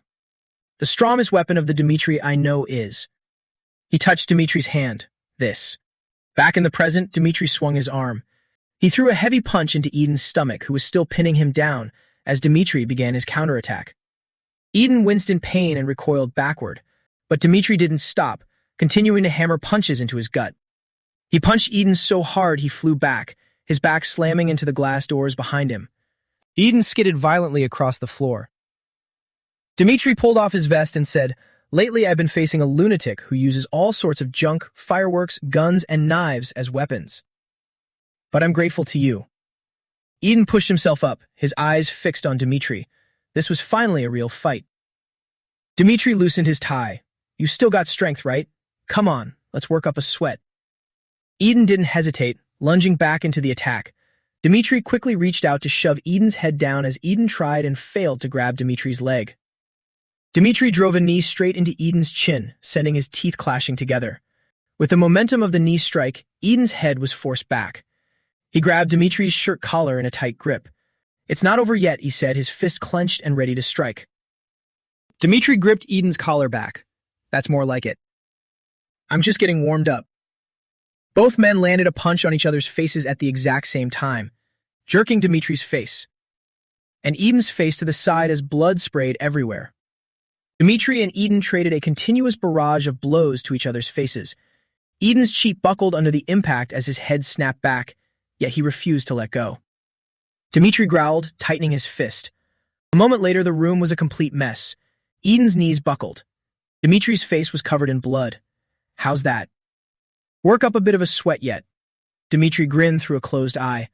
"Well done, kid." His open shirt revealed a muscular chest drenched in sweat and blood. Sean wasn't doing any better, facing off against Slandy, who held lit firecrackers in his hands. With a wide, mocking grin, he tossed the lit explosives toward Sean. "Ready, Sean?" The smoke from the firecrackers obscured his vision, but it was enough for him to see no one was on the other side. The space went silent, every sound passing like a faint breeze, nearly impossible to detect. He quickly leaped behind him for a surprise attack, using cables to propel himself even further. Slandy couldn't seem to track Sean's lethal speed, searching the front while completely forgetting his rear. It was the perfect opening. Sean landed a swift kick to Slandy's head, sending his wig flying. Sean landed gracefully, staying in a combat-ready stance. Slandy revealed his true face, his teeth bared in a thrill-seeking grin. Excellent. It should have been like this from the start. His burned face was wrapped in bandages, with sunken eyes and a grin that reached his ears. "You should at least be able to do this much, Sean." Despite the distance, their brief contact allowed Sean to sense his rhythmic breathing. "If I pressure him just a bit more." In the middle of his thought, he was attacked. A heavy slap sent him tumbling toward the iron beams below. Sean quickly reached out and grabbed onto other bars to climb back up. He hung precariously from the iron framework. Slandy seized the opportunity to attack from behind. He jumped and stomped hard on the spot Sean was gripping, causing one of his hands to slip. He was left hanging by a single hand. Slandy mocked him triumphantly. "What are you going to do now, Sean? Didn't you say you found my weakness?" "Then try and pressure me some more, Sean."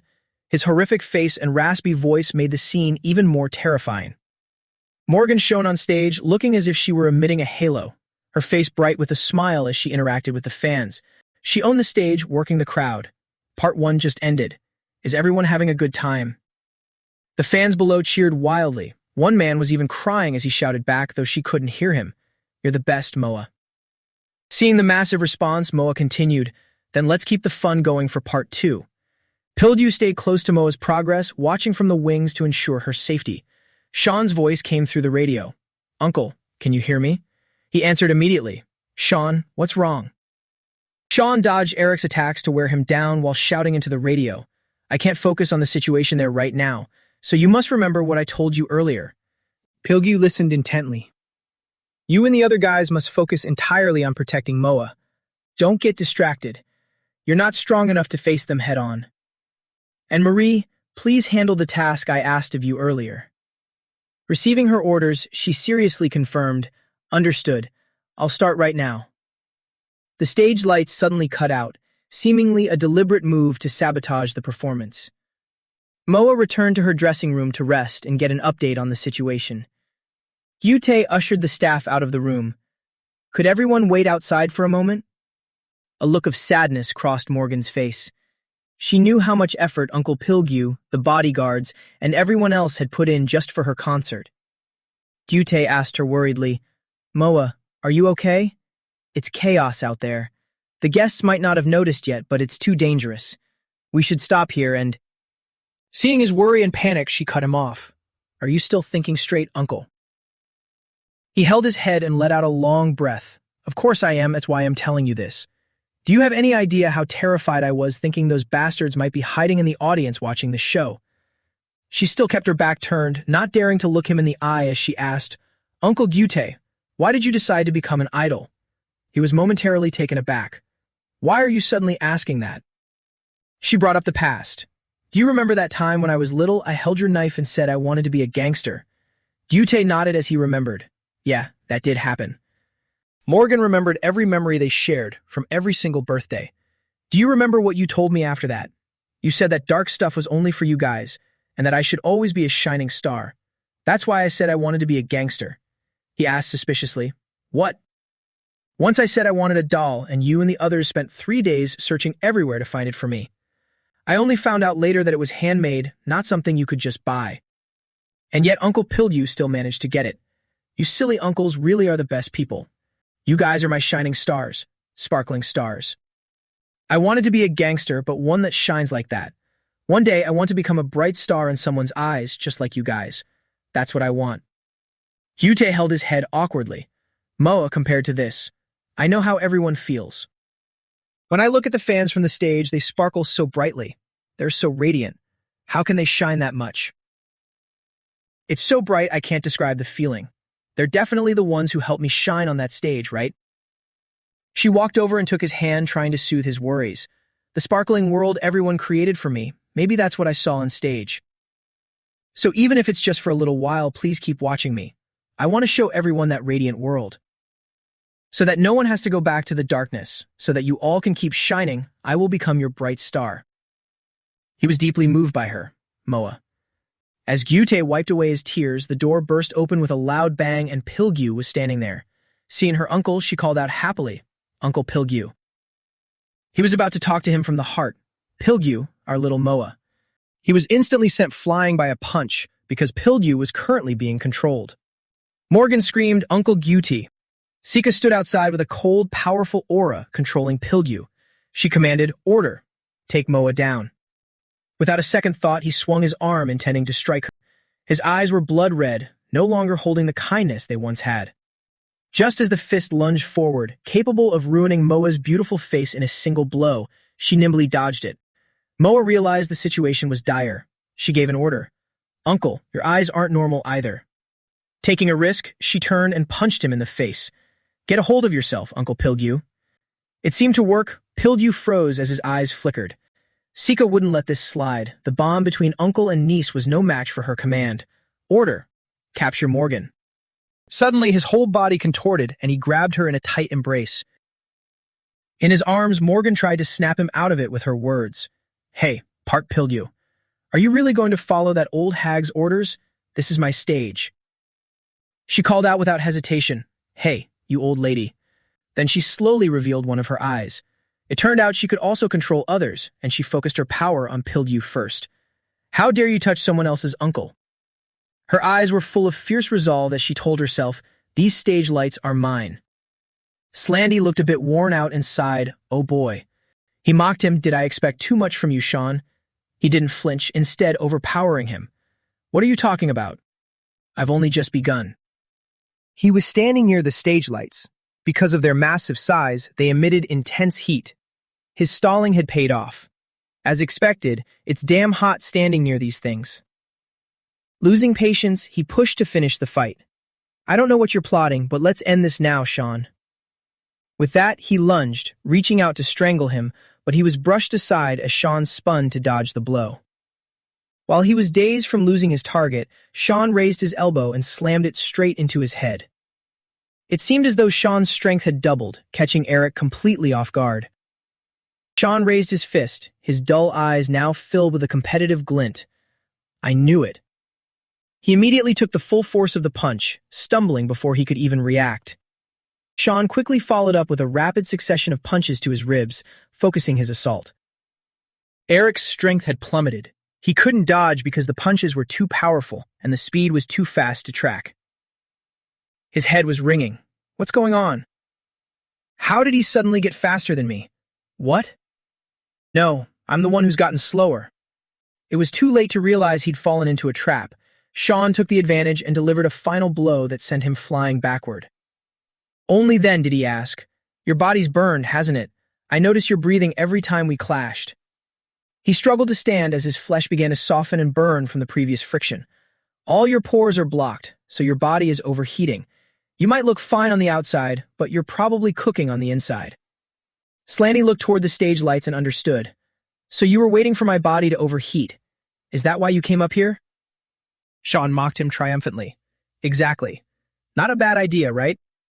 He slowly stood up and nodded. I'll admit it, Sean, you really are Dead Mansion's most perfect product. In that case, I should show you something too. Sean was surprised as he watched him break a metal frame that was already soaked with his own blood. His whole body seemed to be softening as his skin sagged, yet he remained confident. Overheating. I never considered that. Then how about this? Slandy picked up the iron bar and held it against himself as a warning. If I can lower my body temperature, that sounds good too, doesn't it? His eyes blazed with the fire of a challenging rage. Well then, let's start round 2, Sean. Inside the cave, 5 muscular men stood before the armory door, each carrying a long gun formed in an arc around the entrance. The sound of soft footsteps echoed through the silence. Sensing an intruder, the guards went into a ready stance, aiming their weapons. Halt! Hey, who are you? Noel stepped forward, his face cold and his eyes chilling as he looked at the group drawing his sword. But then Noel sheathed his sword, saying dejectedly, This isn't right. I don't want to waste my energy on small fry like this. I'm leaving them to you, Sika. Noel turned to look at the woman walking up behind him. One of Sika's red eyes glowed brilliantly. At that moment, she snapped her fingers and said, Order. Point your weapons at each other. Immediately, all the guards turned and aimed their guns at one another, their faces filled with panic and confusion. What is this? My body is moving on its own. Gunshots rang out as bullets were fired repeatedly. Blood was shed. The scene was truly bone-chilling. Noel and Sika remained standing there, their expressions unchanged. He praised her. You can hypnotize many people at once. Your second ability really is on another level, Sika. She replied coldly, Yeah. I can also keep them conscious, just like him. Once again, she snapped her fingers and said, End it. He tried to resist, the veins on his hands bulging, but the knife drew closer and closer to his neck. The soldier fell. Noel turned back to look at Sika with a cold, amused smile. That's terrifying. I wonder if the forced Sika of Soul can do the same. I'm really looking forward to it. The scene shifts to the concert hall. The man's eyes glowed a deep red. Order. Pink stood before the lab door, her silhouette identical to Sika's, and said nonchalantly, Kill Morgan. The man lunged with his fist at the girl in front of him. It was Morgan. The man lunged, hand outstretched. Pink leaned to the side to avoid him, calling out in a panic, Uncle. She reached out to hold her uncle's face, her eyes glowing with a green light. She shouted, Order. The man's eyes softened, turning from red to green. Realization method, 55%. She turned to Sika and said, "Aim for that black-haired girl, uncle." Hearing this, Sika's face remained completely unchanged.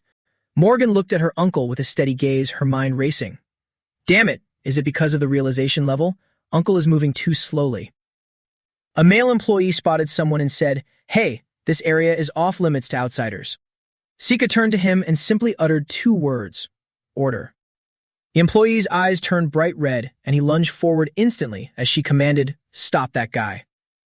Pilgyu lunged and punched the male employee in the stomach, sending him flying backward. Morgan was furious. Damn it, can she really control multiple people? She caught the employee, her mouth constantly repeating, "Please, it has to work." Realization method, 67%. Morgan supported the employee's head, one of her eyes glowing again. "Order. Get out of the concert hall." Outside, Sika remarked, "Morgan, that's quite a troublesome ability." At the same time, cleaning staff appeared, asking in confusion, "Who are you? How did you?"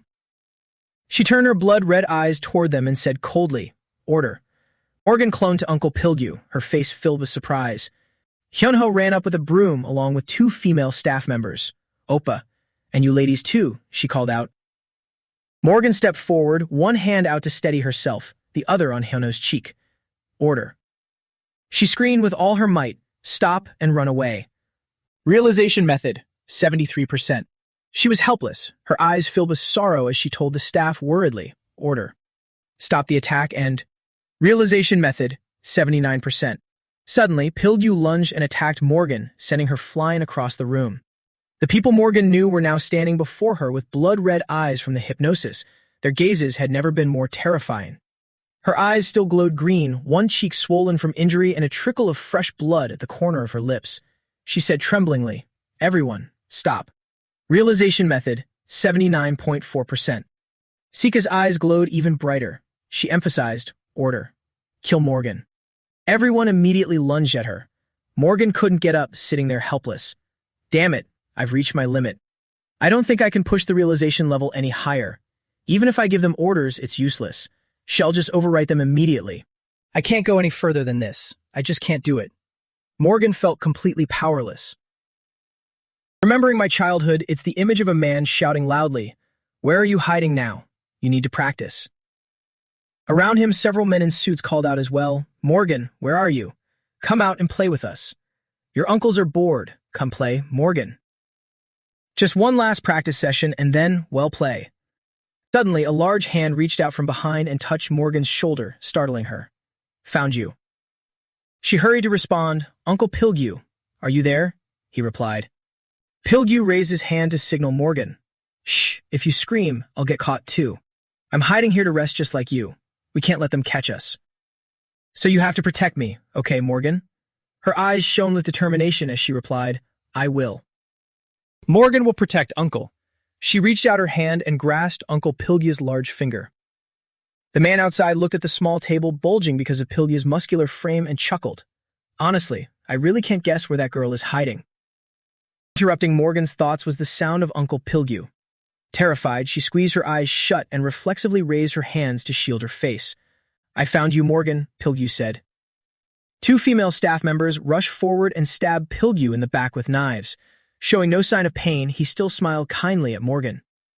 She remained sprawled on the ground, warm tears streaming down her face.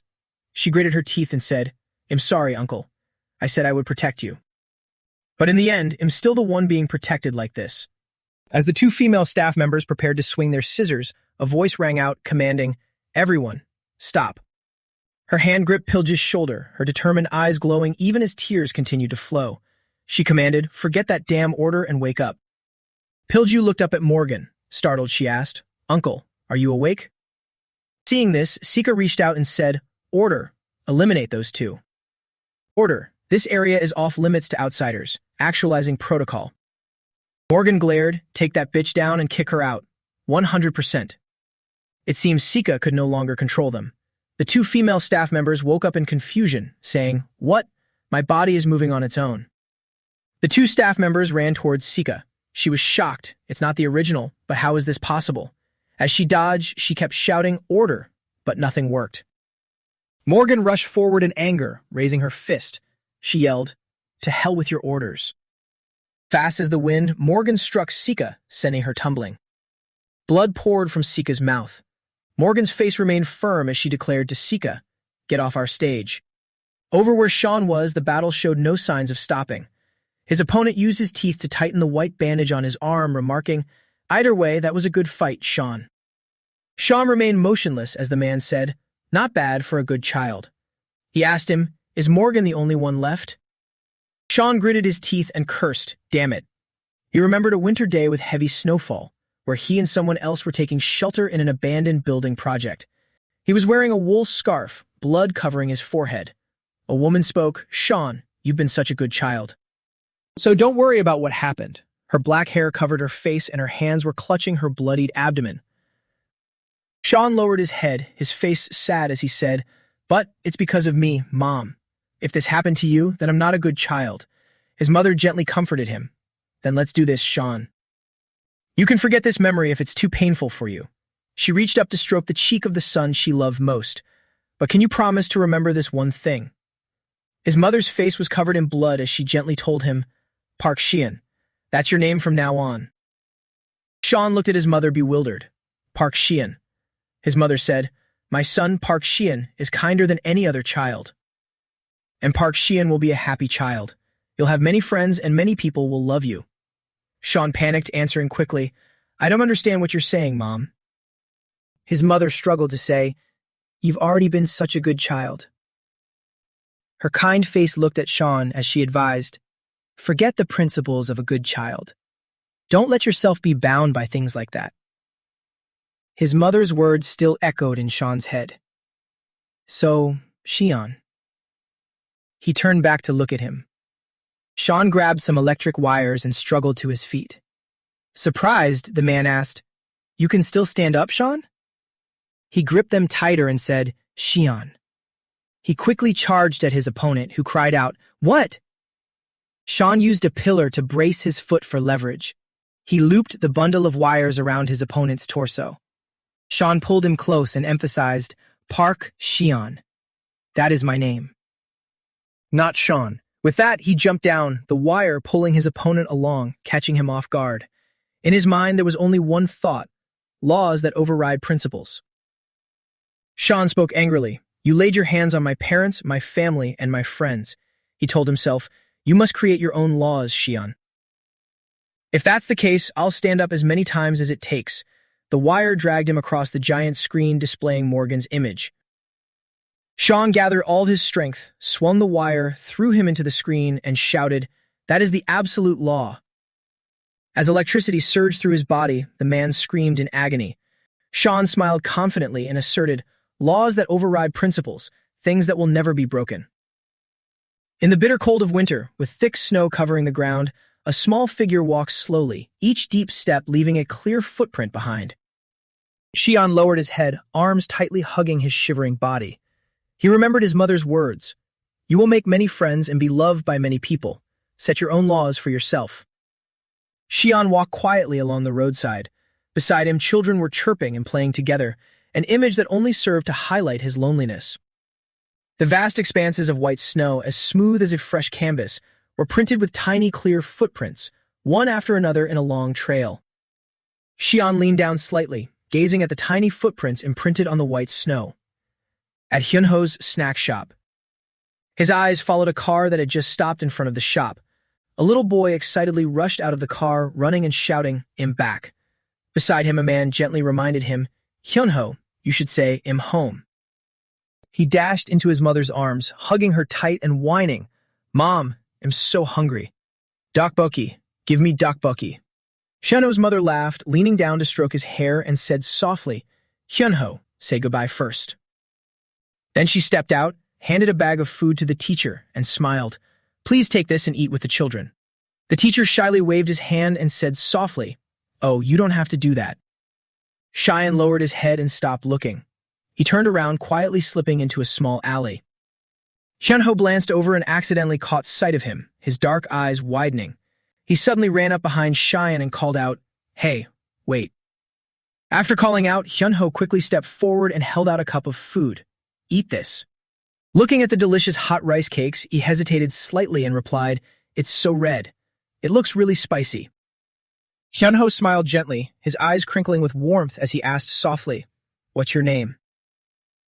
In his mind, his mother's image appeared, her gentle voice from years ago echoing back, "My son, Park Shion, is a child kinder than anyone else, and Park Shion is a child loved by everyone." Shion hung his head, his voice like a faint whisper in the wind, "Park Shion." Then you looked up, smiled slightly, and repeated more clearly, "I am Park Shion." Suddenly, Hyunho's mother approached, her kind face beaming with a gentle smile. She said warmly to Shion, "You should come inside and eat. It's very cold out." He nodded shyly, letting the small hand pull him along. As the three of them walked into the shop together, the advice still echoed in Shion's ears, "With the laws that you decide for yourself. The laws that I have decided." Hyunho's mother and Hyunho both looked at Shion, their eyes filled with love. "It's to protect my family," he said firmly. At that moment, with a cracking sound, a voice rang out, "I remember now." Yes, so that's when it was. Shion, with a bruised and battered face, clenched his fists. His eyes burned as he spoke. It was already there all along. My own law. Then Shion turned, his gaze fixed on the stage, shining brightly under the lights. Suddenly, a spiteful voice rang out, "You corpse-faced bastard. After acting so tough, look at what you've become." Damien paused for a moment, using his toe to poke the person lying on the ground. "Rest in peace here forever," he suddenly yelled, raising his leg high and preparing to deliver a finishing blow. Immediately, Shion rushed in, stopping his movement before he could do anything. Shion spoke up, his voice low but clear. "Are you one of the Iscariot too?" Hearing this, the man's eyes flickered with a hint of curiosity. "Then he should be your comrade. What do you think you're doing?" Shion asked irritably, his voice becoming sharper. Damien suddenly threw a powerful kick at him, but Shion quickly ducked, dodging it cleanly. He tilted his head, his voice raspy and sarcastic. "Is that all you have to ask?" Damien suddenly unleashed a devastating kick. Shion immediately shielded himself, but the force was so great that it sent him flying across several rows of seats. As Damien rushed in for the next strike, Shion ducked low, dodging agilely. Damien smirked and replied contemptuously, "Comrades, still talking about childish things like that?" He pouted and teased back, "Childish. Please, just looking at you, I can tell you don't have any damn friends." Damien remained indifferent, his voice flat. "Oh, you seem to be doing all right. I thought you'd be filled with rage. Is it still not enough?" "Ah, that's right," he continued with a smile, as if remembering something. Damien tapped his head, his eyes wild like a madman's, and then growled, "That old man named Eden. I took very good care of him." "Is he even still alive?" he asked mockingly. Hearing this, Shion's eyes widened, his gaze freezing as his expression turned cold. Seeing it hit a nerve, he was delighted, his eyes flashing with malicious joy. "Yes, that's the look." He raised his leg high and continued sarcastically, "But don't be too sad, because before long I'll be sending you and all the trash around you." Damien spoke each word slowly as Shion flinched, stepping back slightly. "To hell! Together!" Finishing his sentence, he leapt up and delivered a powerful kick to the row of seats in front of him, shattering them into pieces that flew everywhere. Cold, sharp blades suddenly sprang out. He smirked and said nonchalantly, "Oh, I didn't think you'd notice." Damien raised his leg, and with a precise flick of his heel, the blade retracted instantly. After a heavy silence, Shion spoke with pure contempt. "All this talk of trash and hell, how can you keep spouting that nonsense?" Hearing this, Damien froze, his gaze turning dark. "It's giving me the creeps." Shion rubbed his arms, feigning a shiver while looking at him with utter disgust. "So that's why Moa called me a cringe lord." He recalled the moment Moa sighed and called him that, finally understanding why.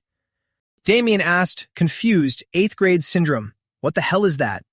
Too lazy to explain, Shion replied dryly, "Well, it's basically what you're doing right now." "That's a condition only a good beating can cure," Shion said coldly, then suddenly lunged at him. Damien threw a powerful, decisive kick to counter the attack. A hand reached out and violently ripped away a cluster of electrical wires. Shion grabbed the wires, using them as leverage to propel himself forward, leaping straight toward him. Seeing this, Damien gritted his teeth in panic, fear flashing in his eyes as he realized he couldn't dodge in time. Shion moved like a flash, his legs swinging with massive force directly into Damien's face. Like a raging beast, he delivered a crushing kick that sent Damien flying to the side. Shion laughed maniacally, his voice dripping with provocation. "Oh, I didn't think you blocked that. I guess your eyes aren't just for show. Damien scrambled to recover, using his specialized boots to maintain his balance on the hanging rafters. He crouched down, quickly grabbing a nearby wire to steady himself as he slowly stood back up. Damien's face contorted with rage, the veins in his neck bulging. He gritted his teeth, his sharp gaze looking like it could tear anything in its path to shreds. They both looked down at the stage bathed in dim light as a clear voice rang out. "Thank you for your patience, everyone. Let the second act begin." Damien turned, a sharp glint in his eyes as he smirked. "That's right. I almost forgot about that." Xian's voice echoed urgently from below. "Hey, where do you think you're going?" Damien dashed across the iron beams, looking down with pure disdain. "I told you already, didn't I? That I'm sending all you trash," he said, climbing even faster. Straight to hell. The blades on Damien's boots sliced through the air, cutting all the wires holding up the stage lights. The heavy metal frames began to plummet at a terrifying speed. Cheyenne stared at the unfolding disaster and yelled in panic. "What? That absolute psychopath." On stage, Morgan was still lost in her song, completely unaware. Her beautiful voice echoed amidst the brilliant lights. Suddenly, her expression shifted. Her eyes darted toward the ceiling, sensing that something was terribly wrong. Cheyenne gripped the wires tightly, the words echoing in his mind. The three absolute principles that bind the good children. They are a means of control by setting limits. Cheyenne lunged forward like an arrow piercing the wind, his eyes burning with unshakable resolve. The metal frames crashed down from above, coming dangerously close to the heads of the audience. But Cheyenne kicked off a steel beam, his body launching forward, soaring through midair. Two metal frames collided with a deafening, bone-shaking crash, an absolute law that transcends all rules. Hanging in the air, Cheyenne delivered a powerful kick, knocking the metal frame completely off its fallen trajectory. Damien watched him and smirked, letting out a mocking laugh. "Kicking the frame to knock it away? You idiot. If you kick it like that, it'll be even more dangerous for Morgan." As he spoke, more metal bars began to plummet directly toward the top of Morgan's head. Cheyenne grabbed onto a wire, his grip tightening like a vice. Gritting his teeth, he used every ounce of his strength to rip the wire apart, sending another iron bar falling with it. Sean hurled the iron bar into the falling metal pieces, creating a loud clang and diverting their path. "If this is for the law, I set for myself to protect my family." He dashed onto the stage, pulling the wires with all his might to drag the metal frames away. Morgan panicked, quickly covering her head, her face pale with terror as the metal frames shattered right beside her. "Then I will break my chains and surpass my own limits." Sean lowered his head slightly, his breathing heavy, a hint of exhaustion in his eyes. Damien leaped out, kicking away a hanging metal bar, and said coldly, "So that's how you want to play, huh?" Morgan watched in horror, her body trembling uncontrollably. Beside her, Shine's eyes snapped open, his teeth gritted as his gaze flared with pure rage. A massive metal beam plummeted from above, heading straight for the audience. Morgan screamed in despair, "No!" Her trembling voice echoed across the stage, her eyes filled with uncontrollable panic. A towering, muscular figure lunged forward, his powerful arm reaching out to seize the falling iron bar with breathtaking strength. Bare Knuckles spoke up mockingly, "Is this part of the concert too? Isn't this a bit too childish? Damn it." Damien gasped in shock, his voice filled with disbelief. "What? How? They said for sure that guy was dead." Bare Knuckle, the man of hulking muscles, held the massive fallen beam with one hand while effortlessly lifting a person with the other as if they weighed nothing at all. Her expression suddenly changed again, her eyes scanning the ceiling as if sensing something else abnormal about to happen. Out in the vast ocean, a tiny fishing boat struggled to stay afloat against a dangerous storm. The sea was raging with massive waves battering the hull. Two fishermen frantically pulled out a tarp. "Damn it! Why is it raining so hard all of a sudden? This is why I said we should have left earlier. At this rate, we'll be fish food, actual fish food." While they were talking, a rugged hand suddenly grabbed the edge of the boat, catching the attention of the fisherman in the blue raincoat. A man with a perfectly sculpted, muscular physique casually leaped onto the deck before the terrified eyes of the fisherman. Staring at the strange man before them, the two fishermen recoiled in shock and fear, scrambling backward. "Well, what the hell?" Igor Medvedev, with a menacing look, suddenly asked, "Which sea is this?"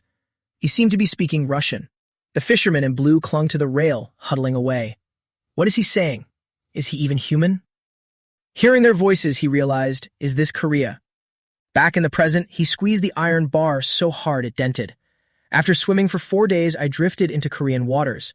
If I hadn't run into that fishing boat, things might have actually been dangerous. Glancing up at the red-haired Iscariot member, he continued, "In that moment, I realized something. In the laws of nature, there's no difference between man and beast. There are only the weak and the strong." His eyes seemed to glow as he added, "And my principles, they are far stronger than any storm." Sean was stunned. Principles. The concert-goers murmured in confusion. What's going on? Isn't this a major accident? The stage lights literally fell from the ceiling. While Morgan and Sean stood on stage, a voice suddenly announced, "You all must be shocked, but the real second act starts right now." At that, the entire crowd erupted in cheers of anticipation.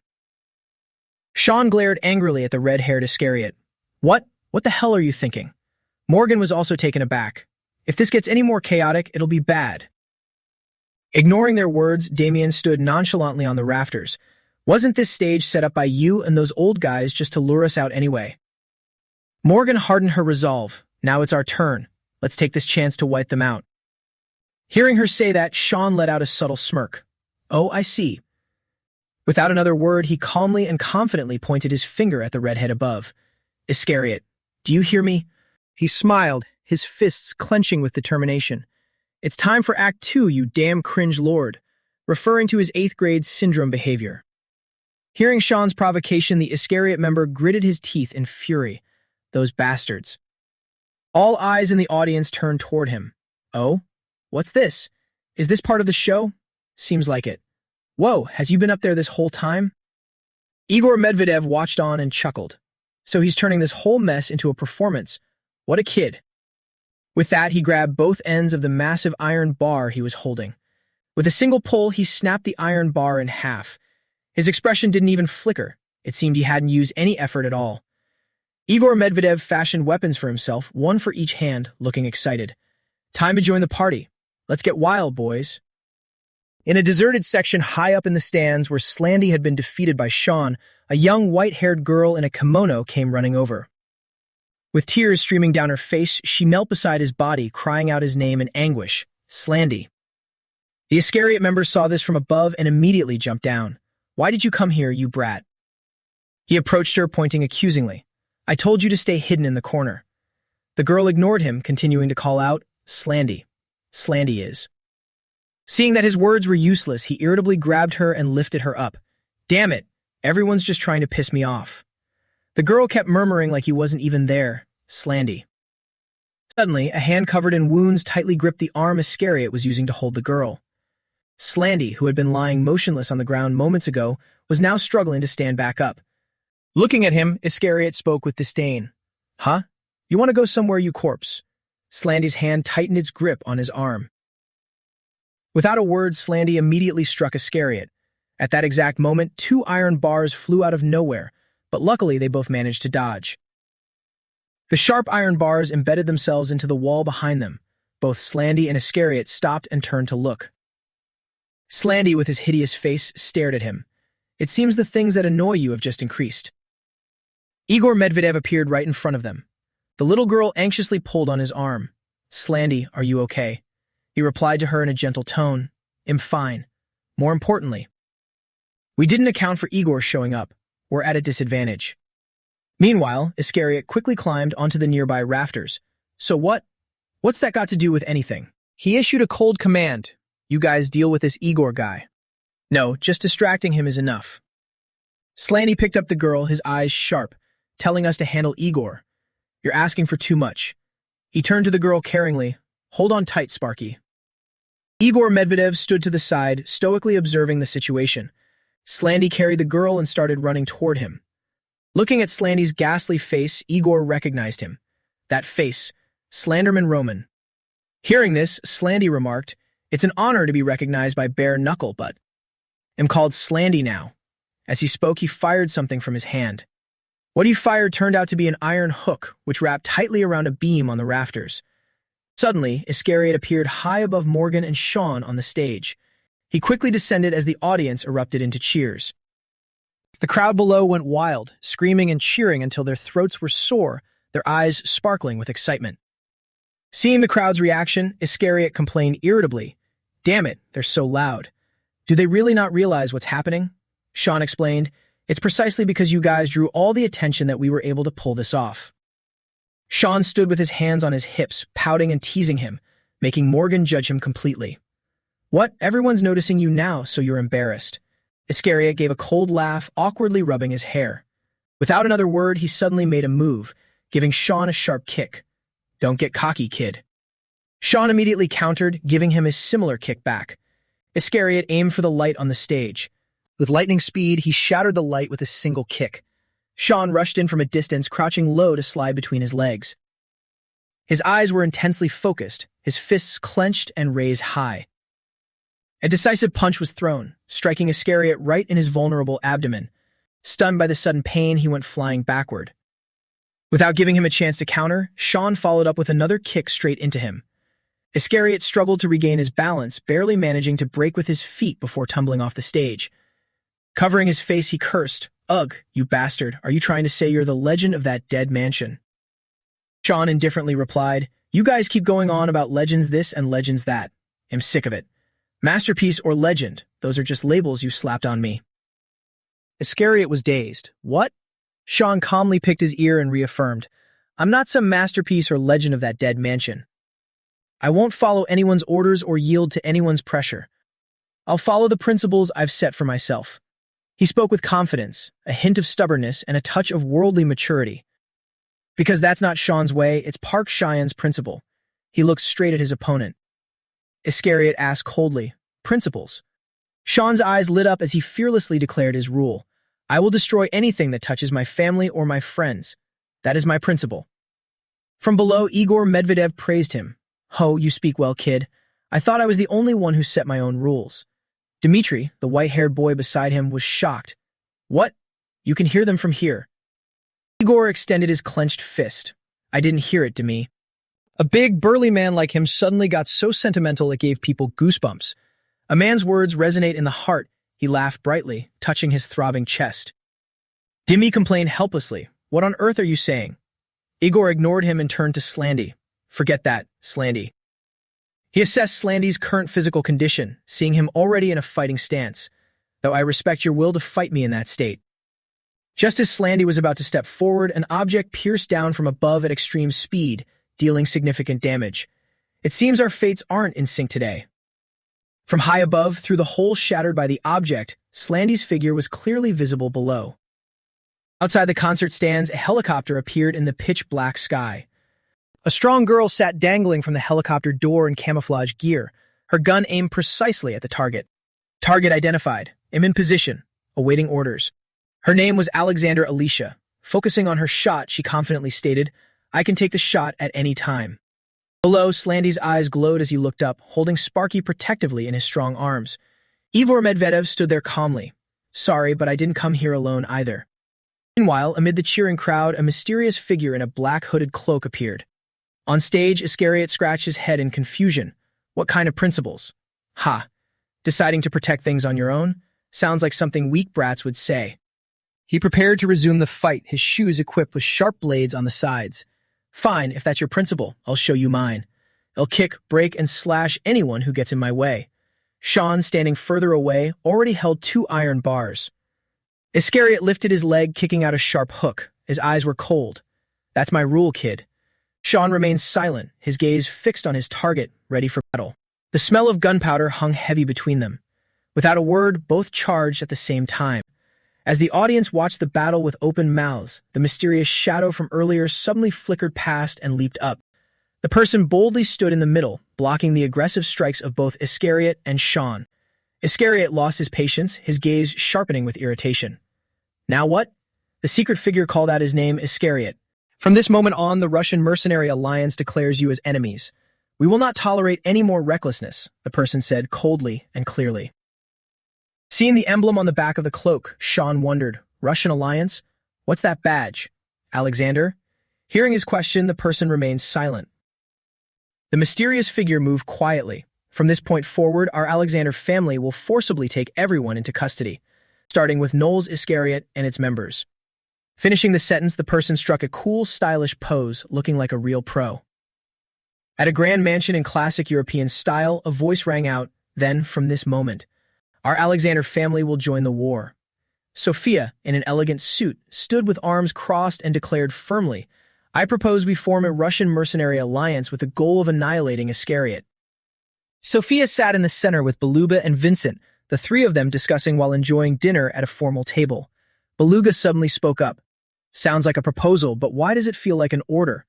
Sophia replied immediately, This has already been settled with Igor. Is there a problem? Beluga raised his wine glass, looking indifferent. Of course not. Sophia suddenly turned to the other person at the table. Vincent, you're partly responsible for this. Technically, Iscariot's leader, Noel, came from your mansion. Hearing this reprimand, Vincent slammed the table in frustration. That bastard.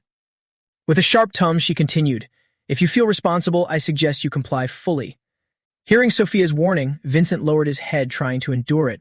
He thought to himself, Damn it, since the director isn't here, I have no voice. Sophia crossed her arms and continued, returning to the main topic. Iscariot's target is the parents of the good child, your clients. Is there anyone we need to prioritize protecting? Vincent tiredly held his forehead and analyzed. If I had to guess the main target, they'll likely aim for the parents of the masterpieces. So, number 3 will be the top target. Beluga, sitting opposite him, rested his chin on his hand and smirked. No problem. We moved them to the underground bunker a long time ago. Among the people lying there, a familiar figure appeared for a fleeting moment. Beluga raised his glass and asked Sophia, Besides that, what's the plan for Korea?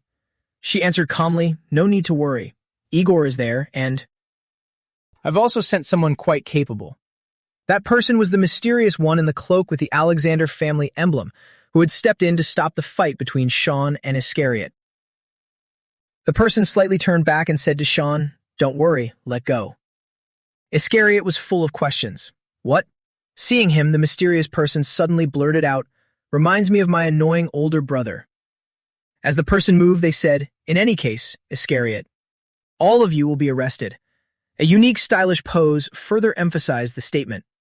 Iscariot stared at the person, his eyes full of judgment and disdain for the bratty behavior. What the hell? Where did you crawl out from?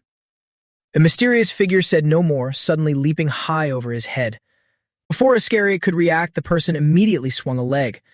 A single kick sent him flying. Sean immediately became alert. What just happened? I heard a sound like an explosion when the kick landed. Sean asked again, Who are you? But the person remained silent. Iscariot was kicked off the stage by the mysterious figure, unable to avoid injury as blood began to flow. The audience gathered around curiously. Is this a real special effect? Someone flew all the way here.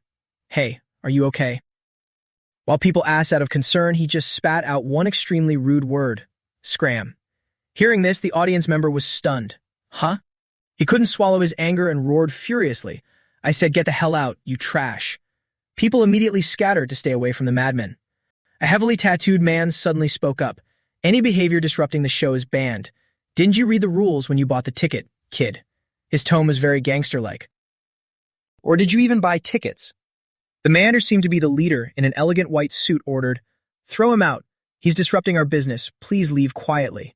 He still maintained a bit of politeness for customer service. Seeing that things weren't going well down there, Morgan and Sean rushed over. Uncle, damn it, I told them to stay put. The mysterious figures silently watched their hurried figures. Meanwhile, Iscariot suddenly spoke, pulling out a sharp hook. Disrupting? I told you already. His eyes glowed as he skillfully used the rope and iron hook. His voice was dangerous, crushing, smashing, and slashing everything in my way. It was my way of life. Finishing his sentence, he kicked hard, looking formidable. The tattooed man wanted to charge forward, but Uncle Pilgu held him back. This crazy brat, look how many people are here. Suddenly, Slandy appeared from nowhere and picked Iscariot up by the waist. His horrific face was filled with hatred and disdain. You dare call that a way of life, as expected of trash like you. Iscariot, unable to do anything, glared at him with cold eyes. Zombie face, you. Uncle Pilge's group also stood stunned at the sight. Slandy dropped Iscariot hard onto the floor, causing him pain. I'll keep my word. Consider this my principle too, Slandy said coldly. Then he threw Iscariot over his shoulder and spoke gently to Sparky. Sparky, still have that thing. Want to try it out? Hearing him, the little girl was very excited. Really? She quickly reached into her sleeve to search. Sparky pulled out a bronze pistol, happily holding it up to show off. Ta-da. She immediately fired a shot into the sky and a light radiated out. Thick white smoke spread everywhere, blurring the helicopter's view from above. Alexander Alicia observed this and reported, "My vision is limited, moving to the next point." Igor's face darkened as he slowly approached Slandy's group through the thick white smoke. How disappointing. So you're choosing to run away in the end, Slandy? Slandy immediately denied it, pulling Sparky close to protect her. Today I happen to have something I need to protect. Let's bring down the curtain together. With those words, his figure faded before Igor's eyes. You watched intently and gave a cold laugh. Well said. As the white smoke cleared, the surrounding people could see more clearly. The area was suddenly empty. The audience was surprised, their minds full of questions. Huh? They disappeared? Is it over? The whole stand cheered excitedly. Wah! Moa is the best. Encore! Encore! Both Sean and Morgan were stunned. Sean slumped tiredly to the floor. Encore? Hey, do they want to do this again? I give up. He was exhausted. I can't go on. Leave the rest to Moa. Sean looked straight at Morgan. Didn't you come on stage for a reason? Go show them. I want to watch closely too. The audience below responded with excitement and enthusiasm. Morgan didn't object to that. Gripping her microphone tightly, she said, All right. She gave a bright, energetic smile. Make sure to watch my performance until the very end. Meanwhile, the figure of a mysterious person running off the stage suddenly caught Sean's eye. Feeling eyes on them, the person turned back slightly. Sean stood up, his gaze following the direction the mysterious figure had gone. At the same time, in a dark staircase, a tall man was talking to a woman. Rachel took a folder handed to her by a man whose face was scarred, yet wore a gentle smile. After handing it over, he said nothing and simply turned to leave. Rachel looked at the file in her hand, her expression deep in thought. In a long, dark corridor, Noel walked beside Sika and asked, Is it because we're underground? I can't get a signal at all, he said, staring at his phone and biting his lip. Seeing this, Sika asked curiously, Are you waiting for word from Korea? There might be a landline somewhere. He immediately gave a bright smile. It's fine, Sika. They'd definitely failed by now. Sika was baffled by Noel's words, so he quickly explained, Slandy and Damien are strong, but they're up against Sean. There's a reason he's called the greatest masterpiece. Sika was surprised. Is Sean really that powerful? Noel replied, Yeah. Even if he's incomplete right now, Damien and Slandy will be excellent catalysts. Sika took the opportunity to ask, Then, the reason you ordered Morgan's retrieval is... Walking ahead, Noel glanced back. Morgan? Ah. Sika explained indifferently, just curiosity. I heard she has interesting abilities. If she causes trouble, well, just deal with her. Noel's eyes suddenly turned red as he flashed a mysterious smile. I'm so looking forward to seeing Sean. I wonder what surprises he'll have for me next time. He quickened his pace. Let's wrap this up quickly and go see him. Sika followed behind him, her expression looking somewhat anxious. A peculiar light appeared at the end of the corridor. Noel stepped inside and looked around, marveling. Wow, they really came up with something interesting. Keeping a child in a place like this. The heavy door had opened, but there was still a sturdy iron gate. Noel and Sika walked up to open the iron gate together. But is it okay for this place to be wide open like this? The moment Noel stepped inside, a man's voice rang out, You're far too late. On his chest was a special symbol that looked like 2 NPU. Did you come here for me? Noel observed him and smirked. It seems I really am late. I'm here for number 3. He pointed toward a dark figure behind a man who was being bloodily tortured. With a superior tone, Noel asked, Why are you still sitting there? In that person's hand was a sharp, blood-stained knife. She turned around to face Noel, slowly raising the knife to her mouth to lick off the remaining blood. Noel called her by name, Chitira Arena. She was a girl with captivating purple eyes and a strange symbol marked on her tongue. At a large hospital. Sean walked over and pulled back the curtains to let light into the room. So, even someone like me is qualified to be an idol. He turned back with a happy, bright smile. Sean pulled up a small stool and sat next to the person in the hospital gown. Everyone was really cheering for me. They even asked for an encore. Even though the frail Eden beside him didn't respond, Sean kept chatting. Anyway, it's a shame you couldn't see it for yourself. Eden's eyes were somber, his face visibly gaunt. and his entire body seemed devoid of life. Seeing him like that, Sean's heart grew heavy. He looked at Eden with worried, caring eyes. Suddenly, he balled his hands into fists and continued, "Oh, and I remembered a bit of my past. About the principles I once set for myself." Sean gazed out the window at the scenery, recalling childhood memories, the good times with my friend and his mom. She raised me like her own son. Maybe that's why I want to protect them, because they're my family.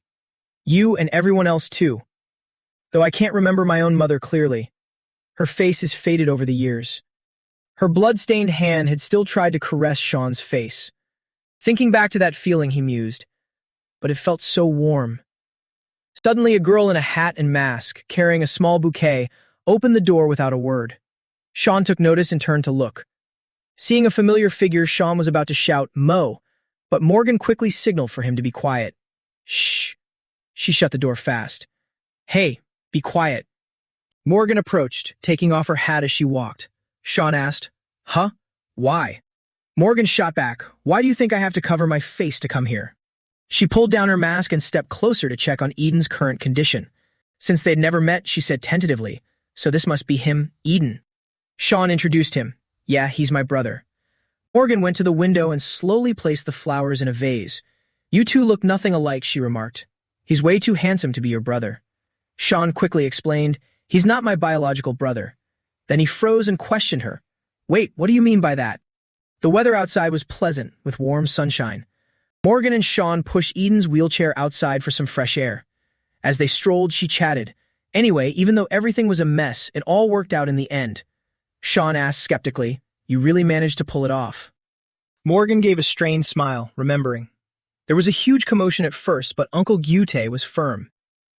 The day after the concert, Gyute held a press conference about the concert Intruder. "We claimed it was a promotion for a new action movie we're making, and somehow it worked." Sean was puzzled. "Huh? Does that actually work?" Morgan said hesitantly, "Well, the good thing is we actually found an investor. Because of that, we're really making a movie. They even asked the uncles to play the roles of gangsters." Hearing this, Sean couldn't help but laugh. "That's their specialty, isn't it?" Morgan turned to look at him, a bright smile on her lips. "Anyway, thank you for protecting me and my uncle's world.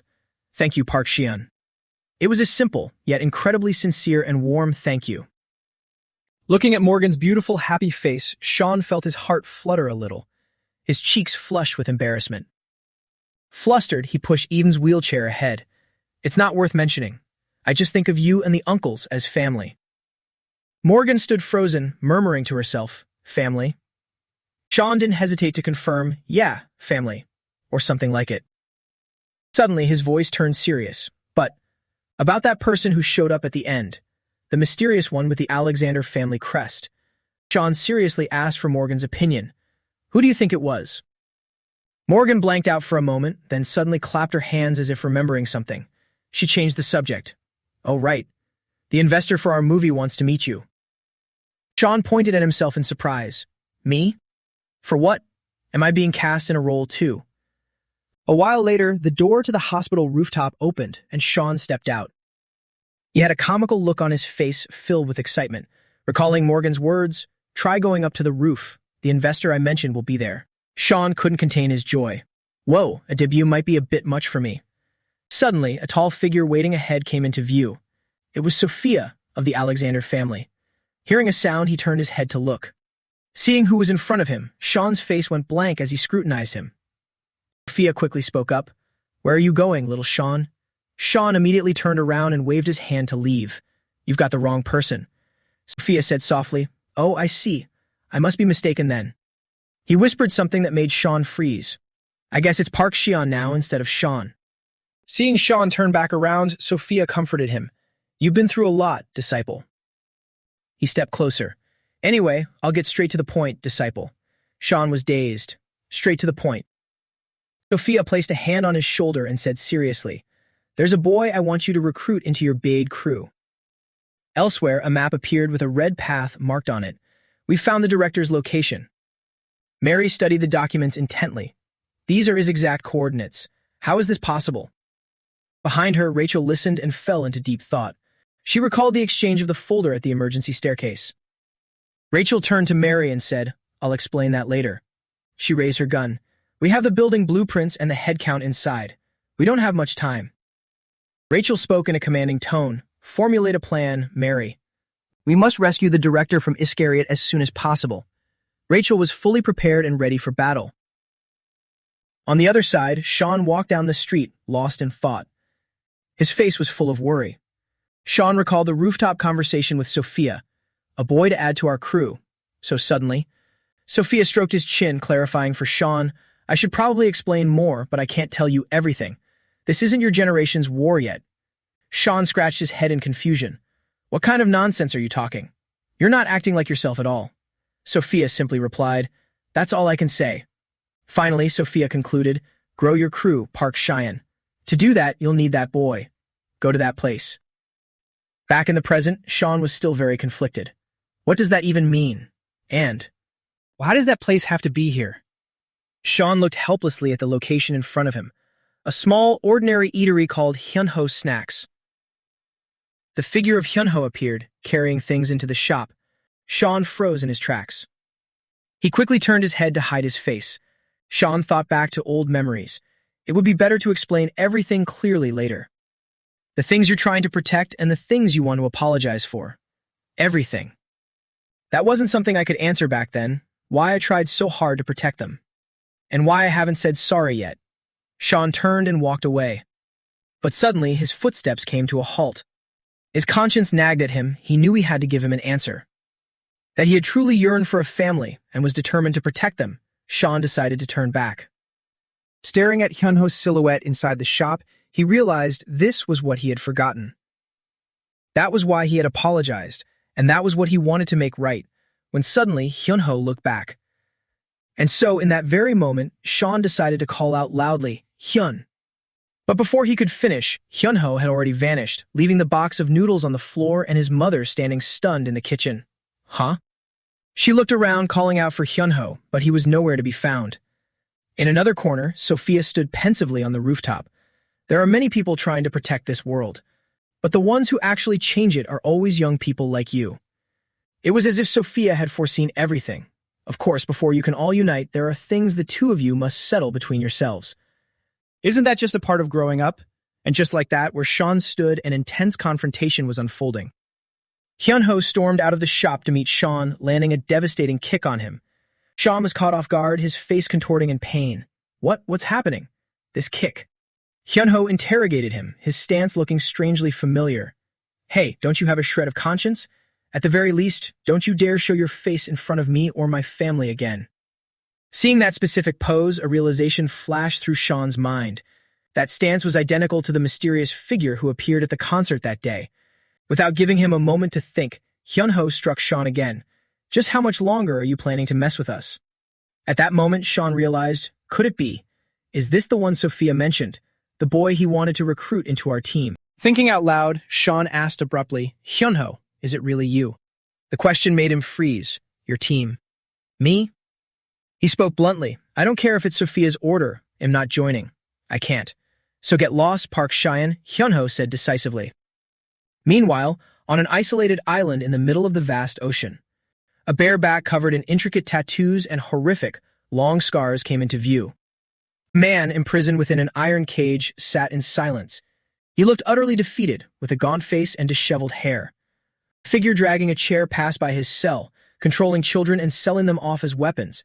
I must say, your idea wasn't bad. The person set the chair down, because it was a trade meant for me. The potential still hidden within those children. It was Noel, leaning back in the chair facing the man. Seeing it was Noel, the man whispered his name. Noel, are you finally ready to acknowledge your father? Noel continued, but that's as far as it goes. There should have been a better way to utilize them. His words left the man shocked. What?